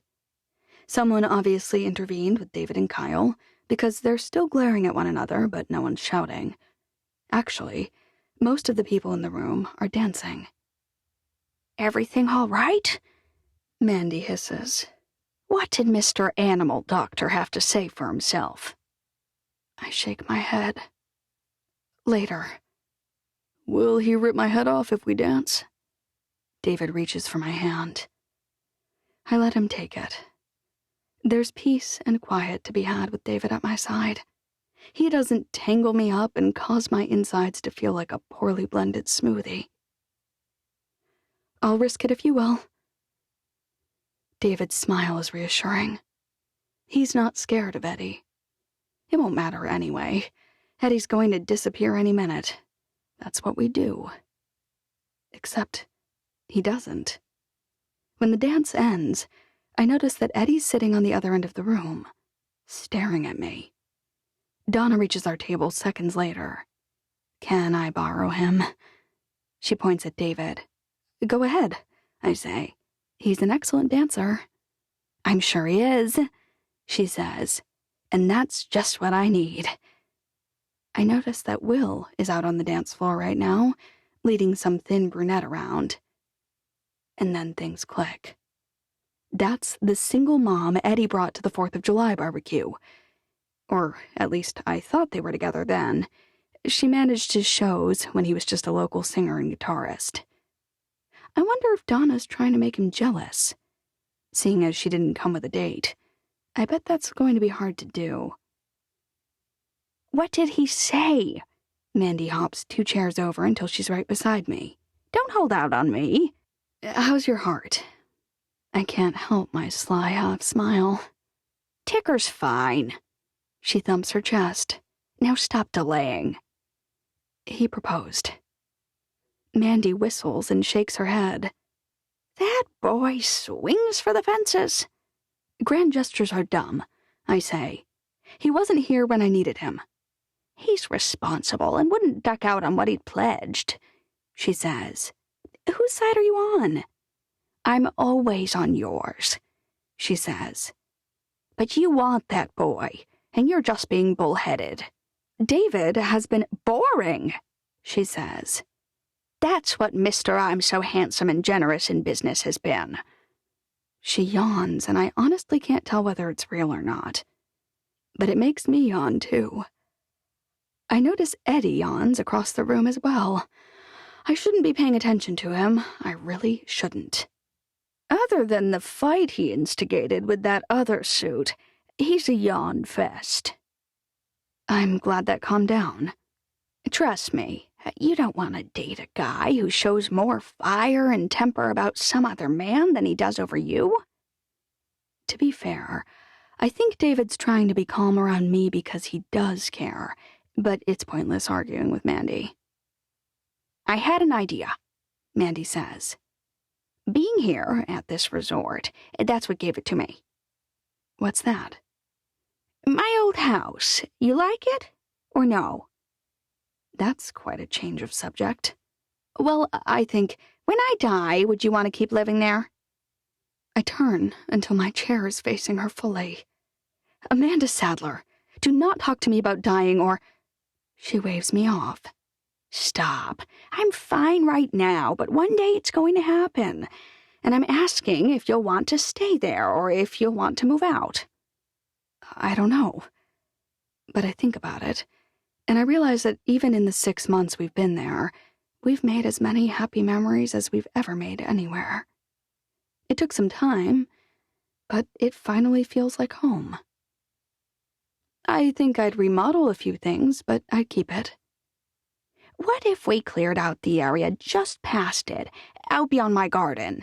We could get rid of that old barn, clear the thicket, and then we could build our own resort. Are you hearing yourself? I ask. We're standing in a resort right now, and David's building one. This is a resort that caters to fishermen and hikers and whatnot. David's is for highfalutin rich people. I'm talking about a retreat for women, like you and me.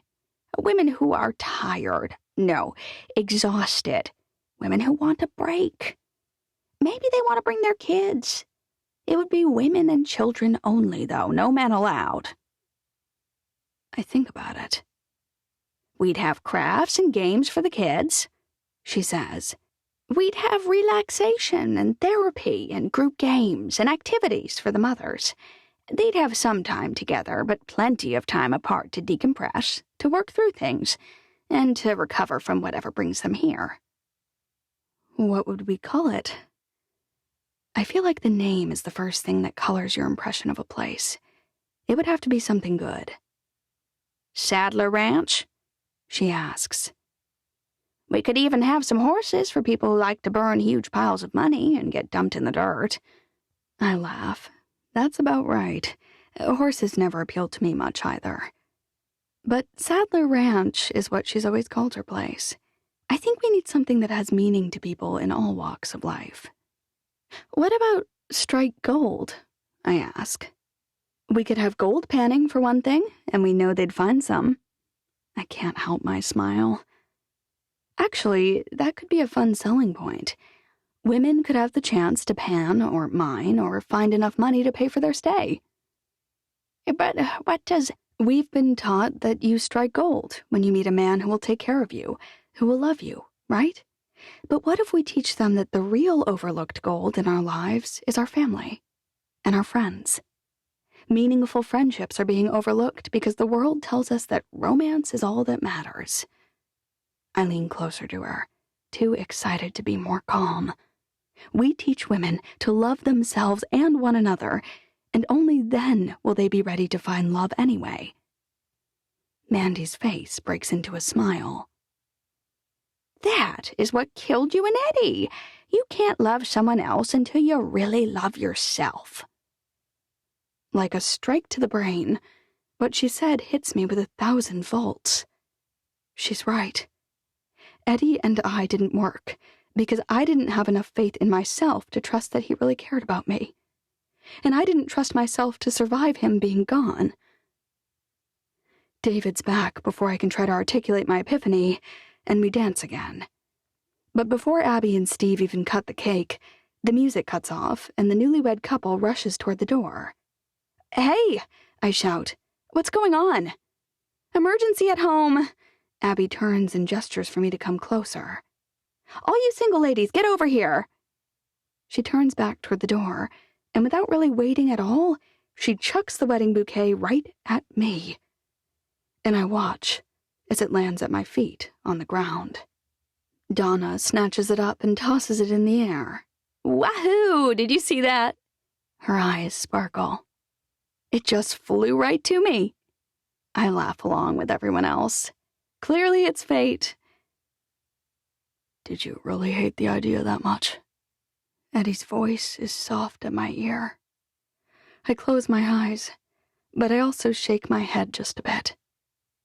No, I didn't hate it, Eddie. It's just not right. Not right? He asks. Or not right now? I don't know yet, I say. I'm not going anywhere. Not again, he says. I intend to show you that even if it's not right now, it will be.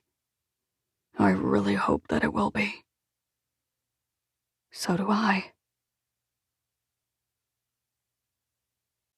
34. Donna. This wedding has been a disaster, start to finish. If I were Abby, I'd be worried it was a sign of impending doom, or some kind of evidence that the powers that be didn't bless my union. For her, I guess it's just another Saturday. She and Steve look as happy as can be. Most people are almost done eating, but a few are going back for one more round. The dance floor is clear and a band starts to play. Meanwhile, I think I'm the only person here, other than Amanda Sadler, who doesn't have a date. Hey, girl, you could sit by me. She pats the chair next to her. I watch as Will and Rebecca, a barrel racer who has always lorded her skill on horseback over everyone else, move on to the dance floor. I force my eyes away and turn to face the person who's actually talking to me. Why? Do I look like a harbinger of misery standing over here by myself in the corner? No, she says. You look lovely, but your glaring's a little obvious. Glaring? Staring, maybe, but I'm not glaring. I still can't believe Will brought Rebecca. How old is she? Mandy squints. You know her, clearly. I mean, she was a freshman when we were seniors. She blinks. So she's what? 3 years younger than you two? I fold my arms. She has a kid. Hello, Kettle, Mandy says. My name's Pot. Nice to meet you. I mean, I know I have a kid too, I say, but I was married to the father.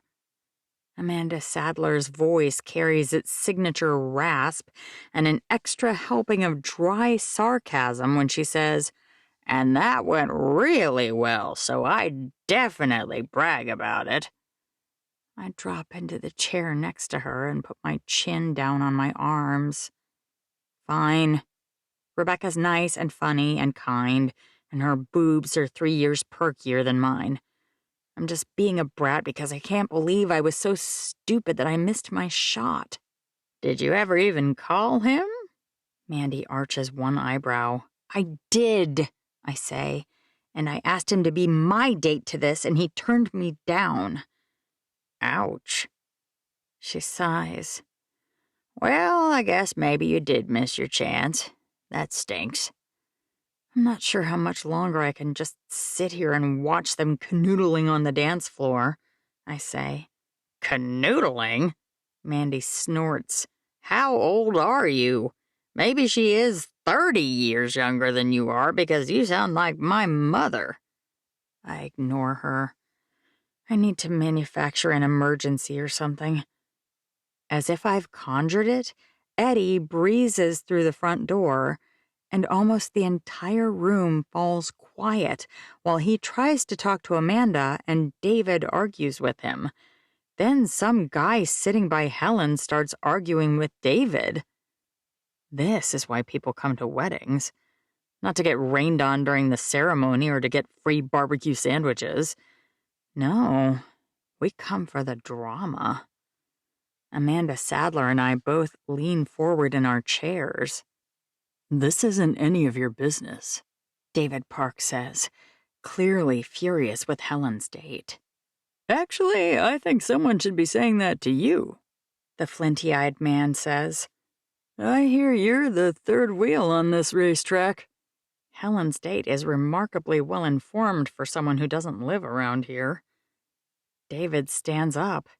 You don't know anything about the people here or my date tonight. And yet I still seem to know more than you, the flinty-eyed guy says. It's the one constant with you. I'll always outdo you, no matter the circumstance. You two are well matched, David says, glancing from Helen to the guy and back again. I can't believe I had no idea that Helen Fisher is Abigail's sister. He shakes his head. The chop shop queen of Harvard Business School. I've never done anything illegal, Helen says. Nothing you've been caught for, anyway, David says. You should watch your mouth, the flinty-eyed guy says. Antagonize me any more and I'll run another of your crappy little businesses into the ground just for fun. Ooh, this is getting good, I whisper. And that's when I notice that Amanda Sadler's no longer sitting next to me. She's walking toward the front of the room at the same time that Steve's grabbing the microphone from the stand. Attention, Steve says.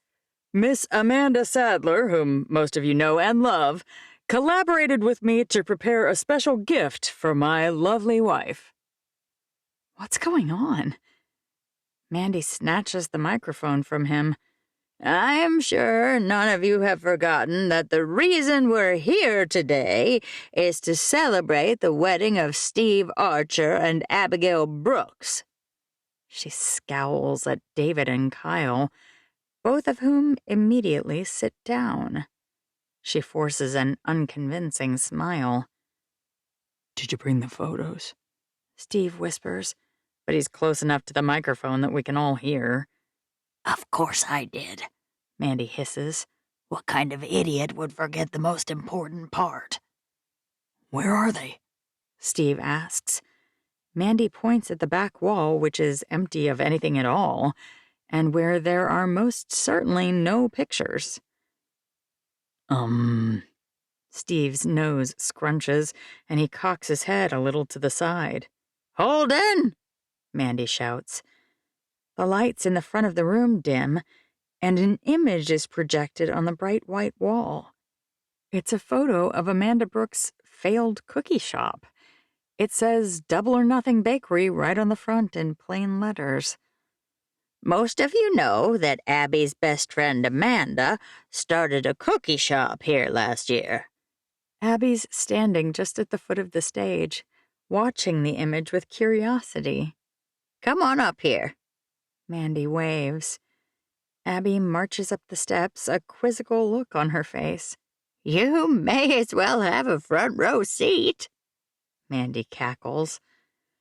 My darling wife is a lawyer, in case you hadn't heard, and she gave up her fancy job when she decided to marry me. For months now, she's been working out of her home. With 4 kids, that hasn't always been easy. But with all the robust business coming into the area, we've had trouble finding contractors to make the necessary modifications to any of the local storefronts. So, I had an idea, Mandy says. Actually, it was my idea, Steve says. We've worked much better together than it seems like we would based on tonight, Mandy says. We took this store, which was in good shape, but not quite right for a law office, Steve says. And I worked on it whenever I could find the time. And I managed to scrounge up the people to do whatever things Steve didn't know how to do, Mandy says. We helped. Kevin waves from across the room. Jeff brushes his hand against his chin, clearly a little embarrassed that his brother grabbed the attention. It was our pleasure to help. Now, it looks like this. Steve waves his arm and nothing happens. He glares at Mandy. Really, Holden? Are you asleep back there? The photo finally changes, and now there's an image with a new sign that reads, Double or Nothing Legal, Abigail Archer, Esquire. You kept the Double or Nothing? Abby looks a little perplexed. Hear me out, Steve says. When that store was worked over by Amanda, it was because of an idea you had. It might have worked, but it wasn't what she really wanted to do. When you two arrived, double trouble, no one here thought you'd stick it out. I did, Mandy says. Steve rolls his eyes. Okay, I hoped you would, and apparently Mandy knows everything. Mandy smiles in a self-satisfied way. Steve continues. But everyone else figured you'd come for a few weeks and then leave. I thought we'd head back home to Houston, too, Abby says. And now, it's been almost a year since you arrived, and I've managed to shackle you into staying forever. You're a local now, and if we're good at anything here, it's doing more than one thing at once. We have a hardware store that's a grocery store. People hoot. We have a restaurant that's also a hotel. More cheers. And now, we have a law office that's also a bakery that takes only custom or catering orders. Izzy, Marin, Emery, and Whitney all poke their heads out from behind the wall at the front, one at a time. Then they step out, smiling. Abby narrows her eyes. So, what exactly— Holden! Mandy shouts. The image changes again, and this time, it shows the front room. The glass case is gone, and now it's a waiting room with a small table and chairs, a sofa, and some large armchairs. Again, Holden. The image this time shows the next room back, which I've only been to once. It was a large kitchen, and most of that is still there. Same sink, counters, dishwasher, fridge, freezer, and ovens.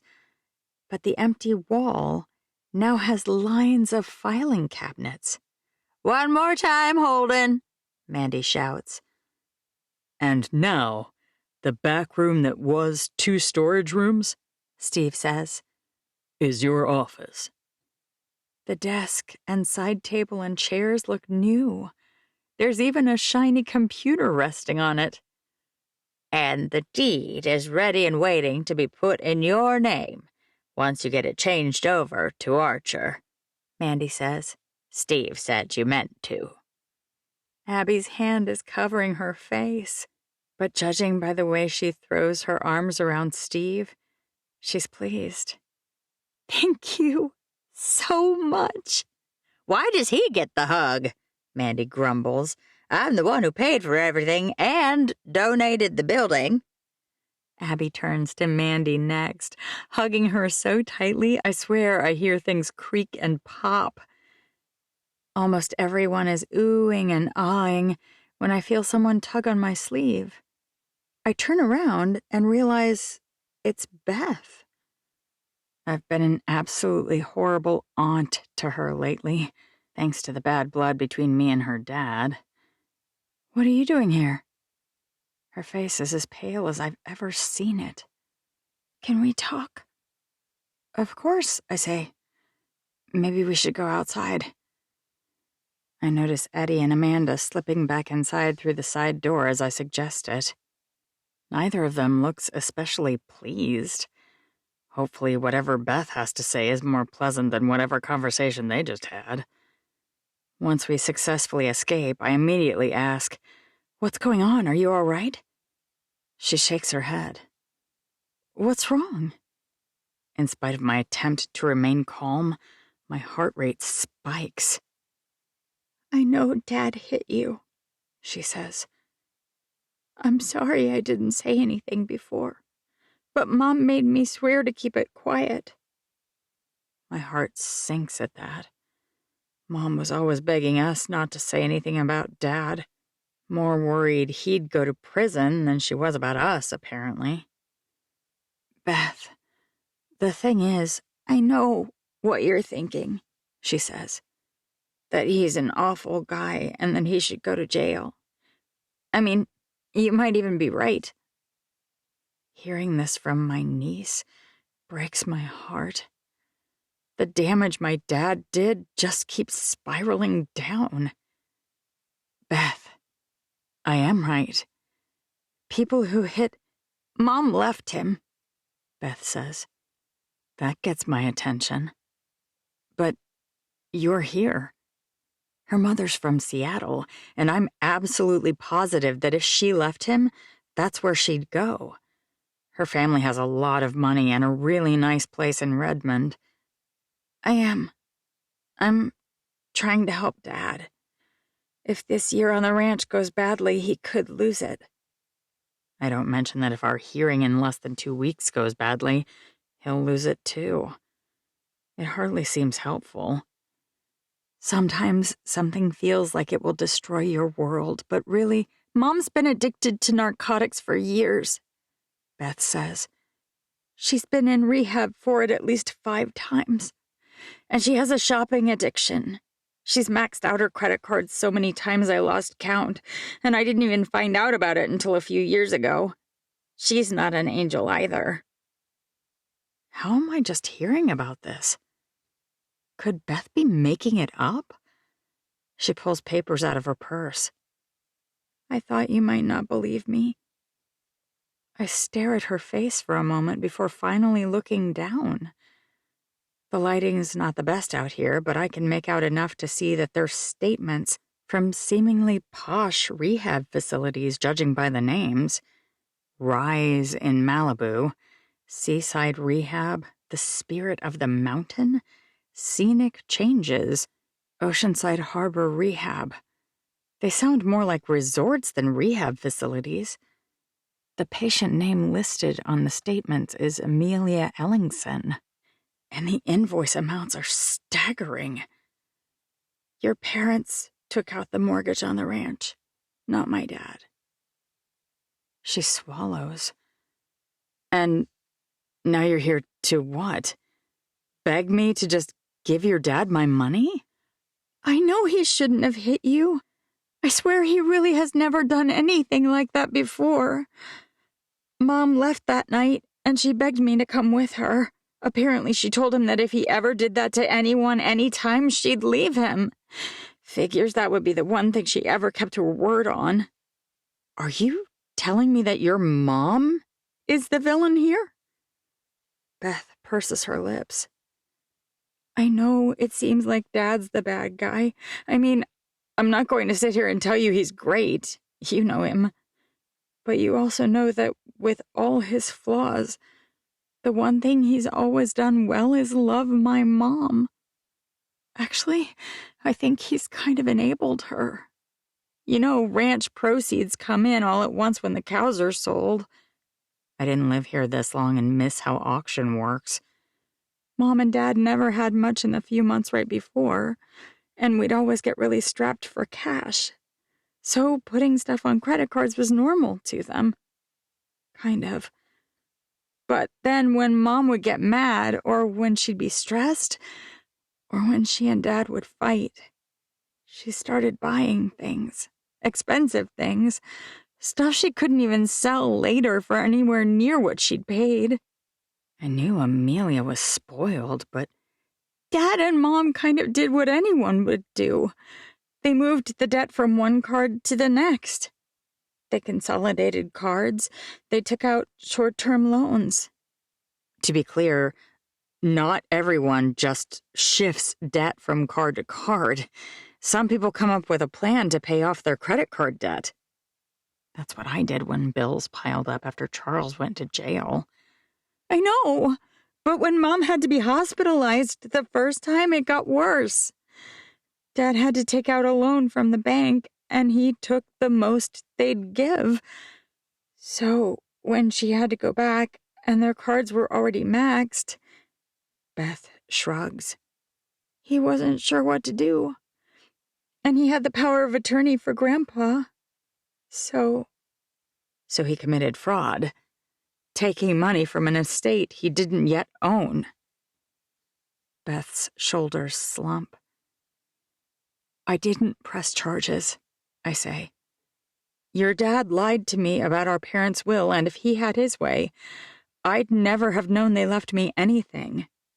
Does that seem remotely fair? Your husband had money, Beth says. He thought you were fine. And when you came home after the whole embezzling thing, well, he'd already taken out that loan and he was stuck. I can't believe what she's asking me to do. You want me to what? Give all the life insurance money to Patrick? The money he tried to steal from me? She looks down at her feet. I don't know why I came. Dad was right. I'm sorry. Is that really what you're asking me to do? I ask. Beth looks up at my eyes. He wouldn't do it for you. I know it's not fair, but he's going to jail soon. There's been a judgment against us, and we're behind on the ranch payment, and they're about to take that too. I just thought maybe, but never mind. In this moment, as I stand outside of Abby and Steve's wedding, I think about what Abby would do if she were me. She should have told me off when Dad needed help at that hospital. She should have told me to jump in a lake when I asked for her to represent me in the custody battle for Aiden and my divorce. She should have kicked Amanda to the curb about a dozen different times. But she never did. She's always busy and always helping other people. And she's one of the happiest people I know. Could it be because she does the right thing and not the crappy thing she'd be justified in doing? I open my mouth to tell Beth that I'll think about it, but I can't even bring myself to say the words. Give Patrick my entire inheritance, the one he tried to steal from me, the one that would make it so much easier for me to raise Aiden well? I just can't say it. I want to be like Abby, but I'm just not. I'm going to go, Beth says. Can you at least not tell Dad I came? I don't think I can deal with him telling me he told me so. In that moment, I think about the cycle of abuse. Dad hit us. Patrick hit me. No one ever has any confidence in their safety. No one ever has the strength to face things without reverting back to the old ways. People are only out for themselves. And now my niece is asking me to let go of something, and I can't do it. Or can I? Wait. Beth stops in her tracks, but she doesn't turn around. Tell your dad I have an offer. I sigh. If he'll sign off on it, we can just settle. I'll be the executor because I don't trust him, and I'll assign all but $200,000 of the proceeds from the life insurance policy to him. That'll be just enough for him to pay off the mortgage he took out and get you square, but not much more. And he has to take and receive flying colors in an anger management course of my choosing. If he doesn't satisfy me, he'll have to take another. I won't assign the funds until he has done it. Beth's crying silently when she jogs over to where I am and hugs me. It would be a miracle if it could happen. I really want to break this cycle. And the only way that happens is if someone doesn't do what their parents did. If someone does something good, something selfless, and something just. Thank you. Beth wipes her cheeks and squeezes my upper arms one last time. You have no idea what this means to me. I'm not doing it for your dad or your mom, I say. I'm doing it for you. She smiles with watery eyes and nods as she's leaving. But as she disappears, I realize that I didn't really do it for her either. I did it for me. Knowing that this whole thing will be over, the fight with my brother, the constant legal battles that have eaten away at me for the past year, the uncertainty of how things will turn out, the meetings and the calls and the research, all of it will finally be over. It helps me to know that Patrick's not just being greedy. I mean, yes, he is greedy, but his wife has the problem. It's not all him, and he's had consequences. She left him. It shouldn't make me happy, but it kind of does. I suppose I still have a ways to go. Even so, I breathe a huge sigh of relief. Beth has been gone for a few moments, and it still feels like I made the right decision. I can put that $200,000 in a savings account for Aiden, and his college should be covered. And then there should be some left over for my retirement too, hopefully. I'm proud of you, a deep voice says behind me. I spin around, my eyes searching the near dark of the area in front of the building, blinded by the interspersed floodlights hanging off the roof. I blink, but it doesn't help me to see him. I don't need to see to know it's Will. I've been hearing his voice in my dreams lately. Proud of me. I think about the Will I know. How much did you hear? I wanted to make sure you were all right, he says. I wasn't trying to eavesdrop, but when Beth said Amelia has been in rehab, I couldn't go back inside. I should be mad at him. He basically heard all of it. But he also said he's proud of me. And I really need to hear that right now. Plus, I'd practically give my right arm to have him talking to me again. I'm all right. You look happier, he says. Does that sound crazy? A few million would have made me pretty happy, I say. But it wasn't worth the misery. And even though he hit me, I do love Patrick. Will's fists clench. I can't believe he did that. He should be in jail. Frankly, it's probably shocking he hasn't done it before. You have no idea how often our dad hit us. He's moved closer, and now I can make out the muscles in his jaw working in the silhouette of his face. I am proud of you. But I'm also not sure what I'll do to Patrick the next time I see him. I put one hand on his forearm. Hitting is wrong, Will. Didn't you hear? Hitting a woman is wrong, Will says. Hitting a child. But hitting a man who hits women or children? He shrugs. I'm okay with it. I laugh. All the same. Please don't. I'm sorry, too. He's not joking around anymore. All my peace, all my calm, dissipates like fog burned off by the rays of the midday sun. He shifts a little, and suddenly, instead of a silhouette, I can see his face. It's raw. His eyes are fraught. The strong jaw muscles I like so much are clenched. Why did you ask me to be your date to the wedding? I want to tell him, but I can't seem to say a single word. I didn't have a date when you called. I wasn't even invited to the wedding. His laugh is angry, harsh. I'm such an idiot that after turning you down, I had to call Steve and beg him to let me come. Do you know what he said? I shake my head.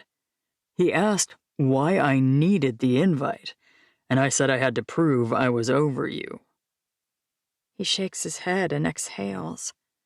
He said if I needed to prove it, then I wasn't, and by God, he was right. My heart surges. My lungs practically stop working. My hands shake so hard I'm forced to clench my fluffy tulle skirt to keep them from making noise.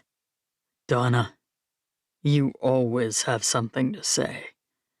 Your last words to me keep playing on repeat in my head. My answer is the same. His lips twist. Your answer was no. It was always no. And I'm so stupid. Here I am asking again, bracing to be shut down again.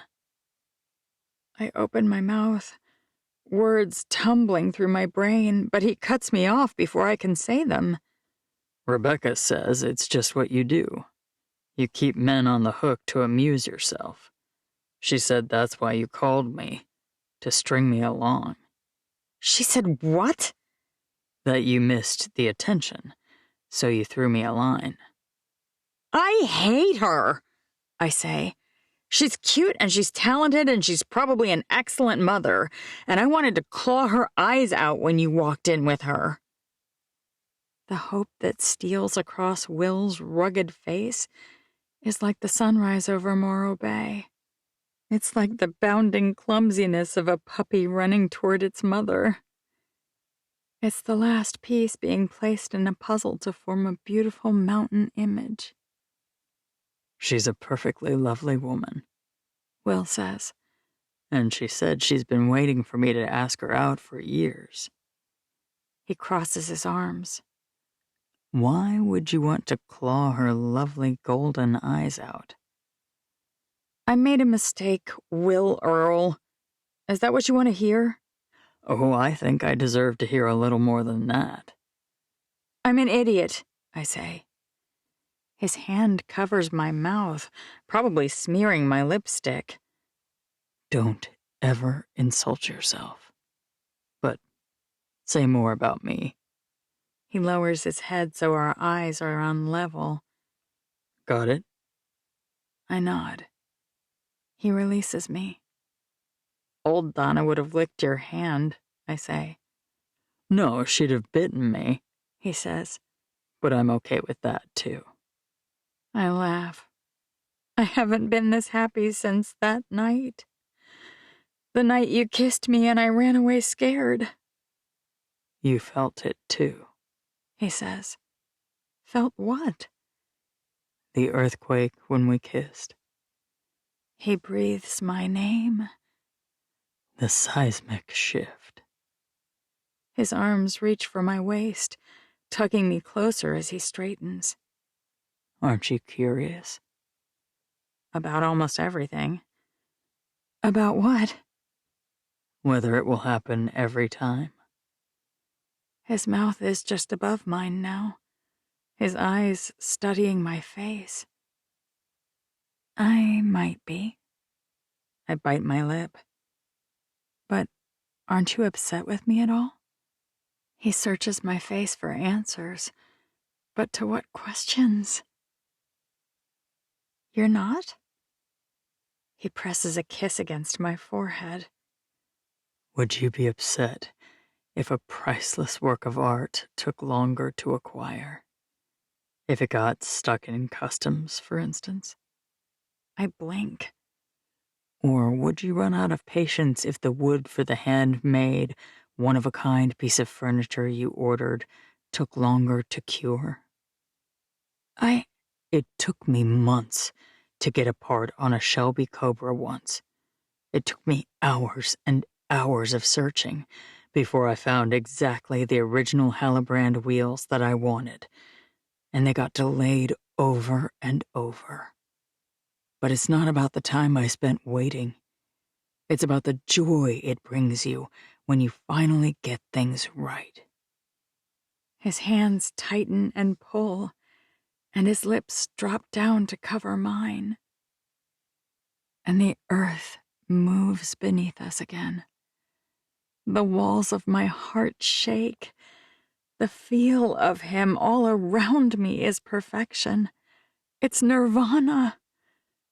The air is crisp and cool. My soul is both at peace and ready to go to war. And I realize that he's correct. It's not about the years we missed. It's about how right this is right now. It's about how safe I feel with Will. And how happy I am that he hasn't changed his mind. When he finally releases me, I almost moan. It's going to be really hard to go back in there and dance with Rebecca. I grab his collar without thinking and drag his face right down to mine. Don't you even think about it. His devilish smile has me going up on my tiptoes and kissing him again. And again. And again. 35. Abigail. Steve's phone has been buzzing in his pocket for almost 20 minutes. Maybe you should get that. It's my wedding day, he says. Everyone who might call me with something urgent that I would leave my wedding reception to answer is already here.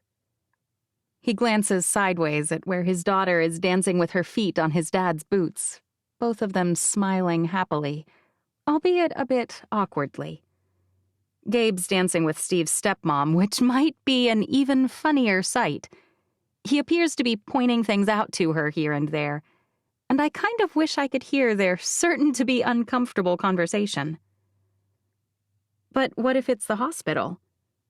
I'm a shift worker, he says. I'm not on call. If they had someone get sick, though, or die, they could be calling you. I hate even thinking about it, but you never know. I'm living proof of that. They've got 6 other people to call, he says. People who aren't getting married right now. But 5 minutes later, when it's still buzzing, I snatch it out of his pocket. It's Javi, I say, which means... It's a horse thing. He sighs. Fine, I'll call him back. He's quiet as he listens, but his face doesn't look calm or relaxed. Is Eddie still here? I glance around, and sure enough, he's in the very back row. I point. Steve makes his way over to where Eddie's sitting, and they talk for a moment. When Steve comes back, he still looks grim. He said he'll go. What is it? Javier thinks that mare I adopted, the kill lot one, is pregnant. She's lying down and heaving, and nothing is happening. Wait. I can hardly believe what he's saying. The one with the ribs? If she's even more emaciated than we thought, she could have been pregnant, and it wouldn't even have occurred to us that she was. Could they really have starved her that badly? Outlook for that baby isn't good if she is, which I think she must be. What else could it be? The foal's probably coming early, or she'd have been bigger. You want to go, I say. Of course not. He lies. I can tell by the way he won't meet my eye. We still haven't cut the cake or thrown the bouquet. We have more than an hour left in our celebration. But I know him, and it's his wedding, too. You know what matters more than the perfect wedding? I arch one eyebrow. This feels like a trick question. The wedding night, I say.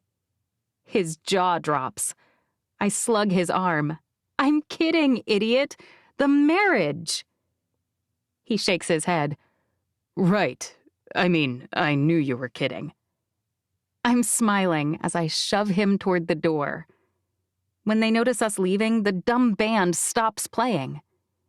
Hey, Amanda shouts. What's going on? Emergency at home. I wave at Amanda and Donna and Rebecca and every other unmarried gal I see, including Mandy. All you single ladies, get over here. When Izzy and Whitney start trotting over, I scowl at them. They just laugh. And then I turn around and toss the wedding bouquet as close to where I think Amanda is as I can possibly get. I spin back around and see that it hit her feet. Bullseye. That girl needs some luck. Or a swift kick in the pants. Or maybe both. Donna snatches the flowers and clutches them against her chest. Wahoo! Did you see that? Her eyes sparkle. It just flew right over to me. At least Amanda's laughing at her obvious theft. Clearly, it's fate. My last view of the reception is all our family and friends laughing and chatting. Everything may have gone wrong today, but we hit the important things dead center, right on target. Are you upset? Steve's looking at me when he should be looking at the parking lot. I'm blissfully happy, I say. I just married my best friend. You said that wrong, he says. You meant to say that you married the hot doctor, or the sexy cowboy. I'd accept either one. I laugh. Nice try. What? You don't get to be sexy when you're yanking me away from our party for yet another horse emergency. For creatures who have highly evolved to run at unbelievable speed on the edge of a toenail, they sure do get sick and do stupid things at an alarming pace, don't they? He can say that again. But when we get to his place, and I watch as Eddie and Steve deliver a tiny brown filly, even I have to admit that he's pretty sexy. I mean, he's probably ruined not one, but 2 nice sport coats today, but it was worth it both times. I think you should name her, Eddie says, looking my way. I mean, she did ruin your wedding. It's only fair. How about Home Wrecker? Steve asks. Or Mistress? Eddie snickers. Tart, Steve says. Or, I know, Eddie says. Strumpet. The other woman? Steve's grinning. I realize they will just keep doing this all night unless I stop them. I'll take it under advisement. I don't believe in naming anything until I know something about it first. Don't rush me. You're still clean, Eddie says, looking me up and down. You could ditch this loser and go back to that cool party. Steve mock growls. That might be a bad idea, I say. But as it is, it's probably the worst wedding night ever. Almost immediately, the starving mother tries to eliminate the poor filly. And when the poor, sweet baby stands on her wobbly, underdeveloped, knobby legs and works her way over to try and nurse, the mare bites her. It leaves a terrible, bloody mark. Then the whole thing happens again 3 more times. She's so covered with bites and scratches that I finally intervene on her behalf. Enough, right? I mean, when do we give up? Steve and Eddie share a glance, and then Steve sighs. I was hoping she'd calm down. The mother's happily eating hay, but she still won't let the filly close. That mare's in really bad shape, Eddie says. There's probably no way to know if she'd be a good mother in ordinary circumstances, because she's basically starving. Can we give her formula? I ask. Maybe after she's a little less starved and stressed, the mother will step up. Maybe, Steve says. Formula isn't as good, but they do have some great supplements for situations like this now. Though some moms just aren't great, Eddie says. Not all mares make good mothers. You don't have to tell me that, Steve says. I was married to one. Stephanie didn't bite her child, as far as I know, but I won't argue that she's an excellent mother either. What do we do? I ask. She'll have to be bottle-fed, Eddie says. And I'll order some antibodies for her, since I doubt she'll get much from Mom. Bottle feeding her is going to be hard to do from Canada, I say. Do you think Izzy could handle it? Steve swallows, and that's when I realize our honeymoon's off. Once I start laughing, I can't seem to stop. I mean, it's not funny, but also it kind of is. What? Steve asks. I just think it's funny how we make all these plans. We can go, Steve says. Maybe Ethan can help Izzy and... Steve! I may only have known my husband for 11.5 months, but I know him. You won't enjoy a minute of it if we're worrying. I look at that sweet little filly who's so small that she can fit on my lap. And neither would I. Guys? Eddie looks like he just saw Mommy kissing Santa Claus. I'm gonna go ahead and go get all the feeding stuff. I'll be right back. Steve barely acknowledges his departure. He's too focused on me. I'm sorry today was such a mess. I sit down on the shavings and pull the filly closer. I pet her still slightly damp little head. Today was just perfect. This time it's Steve who laughs. Perfect? Hardly. You know, I say, when I got married the first time, I didn't feel like I had a choice. I was pregnant with Ethan. I loved Nate, or I thought I did, so it just kind of happened. That was probably hard. He sits next to me and pulls me against him. My head drops gratefully against his broad, strong chest. I sigh. At first, I felt like I'd been robbed, really. I resented that my dress wasn't what I would have picked if I hadn't been pregnant. I fretted that my reception and ceremony were rushed. I hated that my mom made so many decisions, and my mother-in-law made even more. I get that. But after Ethan was born, all of that anger just went away. Why? I run my hand down the tiny filly's little head. Life isn't guaranteed. Nothing about it is, and nothing is the same for me as it is for anyone else. I realized that I could be upset and feel cheated for the steps that took me to where I was, or I could appreciate the miracle my son was in my life. Steve's arms wrap around me. I don't deserve you. I snuggle against him.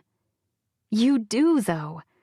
I had a wonderful life with Nate, and I thought I was broken beyond repair when he died. But then you came along and accepted me for who and what I was. Even now, you never cringe when I bring him up, and you never shy away from the kids talking about him either. You take my broken bits, like this little girl's floppy, unsteady legs, and you just do everything you can to accept them and heal them and love them. I do try, he says. But if I didn't have all these horses, But you do, I say. And that's one of the things I love about you, too. The little filly kicks and shifts, and I can't stop looking at the tiny white star in the center of her forehead. I've picked a name, I say. I want to call her Supernova. Why? A supernova is a star that explodes, you know. It's at the very end of its life, and it's spectacular to watch. People think of it as total death, but it's also life, energy, beauty.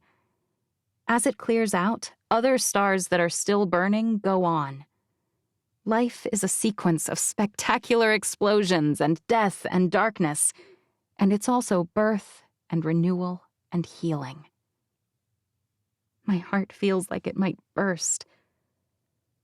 When Nate died, that was a supernova to us. It ended what we knew.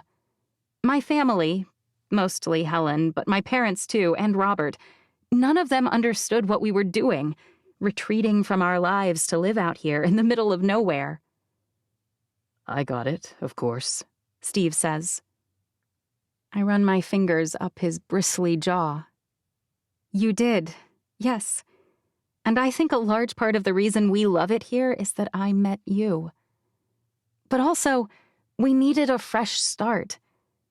Sometimes you have to fall back in order to regain your strength. You can't be reborn until you've exploded. Being here, doing something so different from what we knew, it gave us a chance to heal and expand in ways we couldn't in the aftermath of that utter destruction. So you're saying that you wouldn't have loved me in Houston? Steve frowns.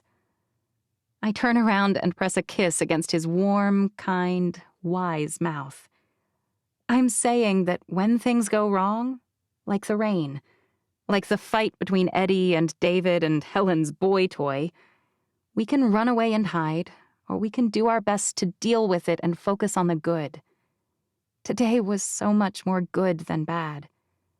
Perfect weddings are fine too, but they're sure boring by comparison to our supernova. And our lives are like that too. Messy, eventful, and the best thing I could possibly imagine. I hope you remember this when you get the wedding pictures, Steve says. You're sassy, I say, and I love that too. Thank you, he says. For being the absolute opposite of Stephanie. For making things around you brighter. For not demolishing everything when you don't get your way. And mostly, thank you for loving me, in spite of my imperfections. What imperfections? I ask. Steve pulls out his phone and starts typing something. What are you doing? Me? He grins. Just setting a reminder. For what? To get you in to see an optometrist. You clearly need your eyes checked. I laugh. Your flaws aren't flaws to me. They're what make you Steve. And boy, am I glad you're exactly who you are, even if it turns my name into a laughingstock. Abigail Archer, Steve says. It's a little corny, sure, but I think you can pull it off. I roll my eyes. Plus, you'll be the first name in the phone book. No one uses phone books anymore, I say, old man. When his laughter dies down this time, his eyes meet mine and my heart skips a beat. When he kisses me, I don't even mind that our honeymoon has been wrecked. Our wedding photos will likely be disastrously bad, and my sister's date practically punched my sister-in-law's date. Because this man I married, he's as good as it gets. And now he's all mine. Epilogue. Amanda. Mandy tries to wiggle out of the procedure, but I hold her feet to the figurative fire, and then, when the morning finally arrives, I drive her to the hospital myself. I have a bad feeling about this, she says. About getting your last blockage repaired? I roll my eyes. I feel like if you don't do it, you may not be around to plague me and argue over resort names and harangue me about forgiving Eddie, which I still haven't been able to do. Steve and Abby should be on their honeymoon right now, but after a rainy wedding, a disastrous reception, and a shocking filly birth, they're still in town. What does that have to do with this? I exit the car, walk around, and open her door. Let's go. You aren't superstitious at all.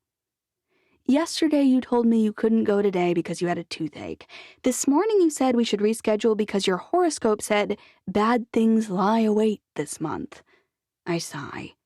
Amanda Frances Sadler, get out of the car. I'm not a toddler. She scowls.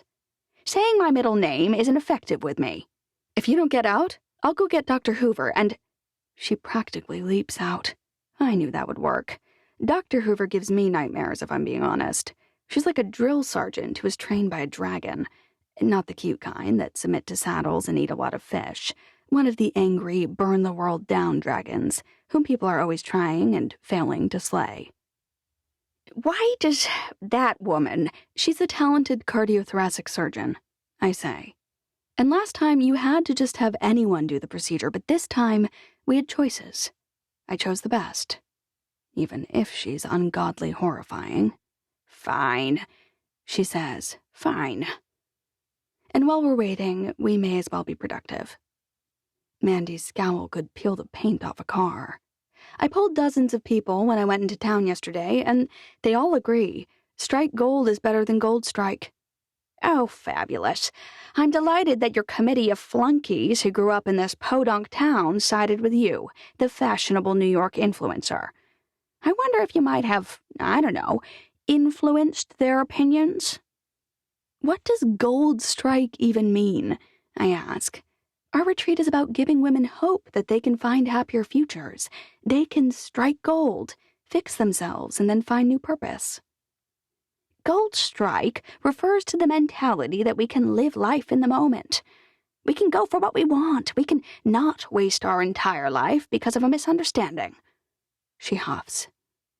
Plus, there was that cute little pony named Gold Strike who won the Kentucky Derby. I love stories like that.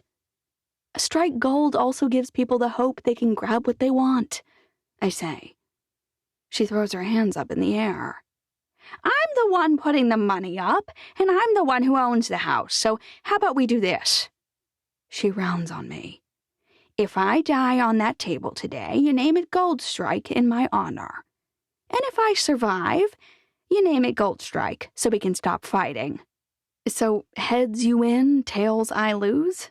I quirk one eyebrow. She repeats it in her head, then beams at me. Exactly. I start walking again, tugging her along with me. Mandy, you're lucky I love you. You're a difficult woman to put up with. All geniuses are. An hour later, she's prepped and ready to go in her lime green zebra print hospital gown. Do they make these things so ugly so that no one will ever be tempted to steal them? Her eyes are sparkling, but the poor nurse doesn't know her at all. I'm sorry you don't like it, she says. I might be able to find a blue one. I roll my eyes. She's just kidding. It's uglier than a cross-eyed pig with an overbite, Mandy mutters. A cross-eyed what? She's talking about her own beloved pet. Don't worry about it. I wave the nurse out. You can just ignore it and go. But I have to take her, she says. They're ready. And in that moment, looking at Mandy in her lime green and white hospital gown, her tiny stick arms poking out of the oversized feed sack-looking thing, fear grips me. I didn't have time to think about my panicking last time. It all happened so fast. But now, I can't help worrying. What if her anxiety was actually a premonition? What if she's right? Maybe today's not a good day. Wait, I say. Mandy smiles knowingly at me. Hush, girl. I'll be just fine. You don't know that. Stupidly, tears well up in my eyes. No one knows what will happen 5 minutes from now, much less tomorrow, next week, or next year. She reaches out and takes my hand. But I know that you'll be fine, whatever comes. You've grown up so much in the past year. I've been very proud to see it. I swallow. And I'm happy you've got enough self-esteem now to make that stupid vet wait. Her voice lowers. But don't make him wait too long. You hear? Why are you talking to me like you're giving me deathbed advice? Every time I get in bed, it could be my deathbed. That's what it means to be in your 80s. She cackles. Now you listen to my advice, whether I wake up from this or not. Stop saying that, I say. She cackles again. This is more fun than I realized. I love you, I say, gripped by a stupid wave of emotion. You know that, right? She nods. I do, girl. I know you love me. And I love those babies of yours, too. You're doing a fine job. When the nurse finally wheels her off, leaving me to sit and wait, tears run down my face. I'm not alone for more than 10 minutes before Abby rushes into the room. Did they already take her back? You just missed her, I say, my anxiety mounting. What are you doing here? Please, please don't say you have a bad feeling about this. I'll be sick. I'm here for you. She sits down and hands me a tissue. Excuse me? I ask. I'm fine. Sure you are. Her smirk is infuriating. I am just fine, I say. No, I'm great, actually. I'm in perfect health. You're still single, no boyfriend to lean on, and your surrogate mother is going under the knife for a heart blockage. What's to worry about? Shut up, I say. Amanda? I don't turn to look at her. She'll just mock me for having watery eyes. Everything's going to be all right. I promise. Thank you for listening. This has been The Retreat, the Birch Creek Ranch Series, Book 4. Written by B.E. Baker. Narrated by Jennifer Jill Araya, Marnie Penning, and Gail Shallon. Copyright 2022 by B.E. Baker. Production copyright 2022 by B.E. Baker.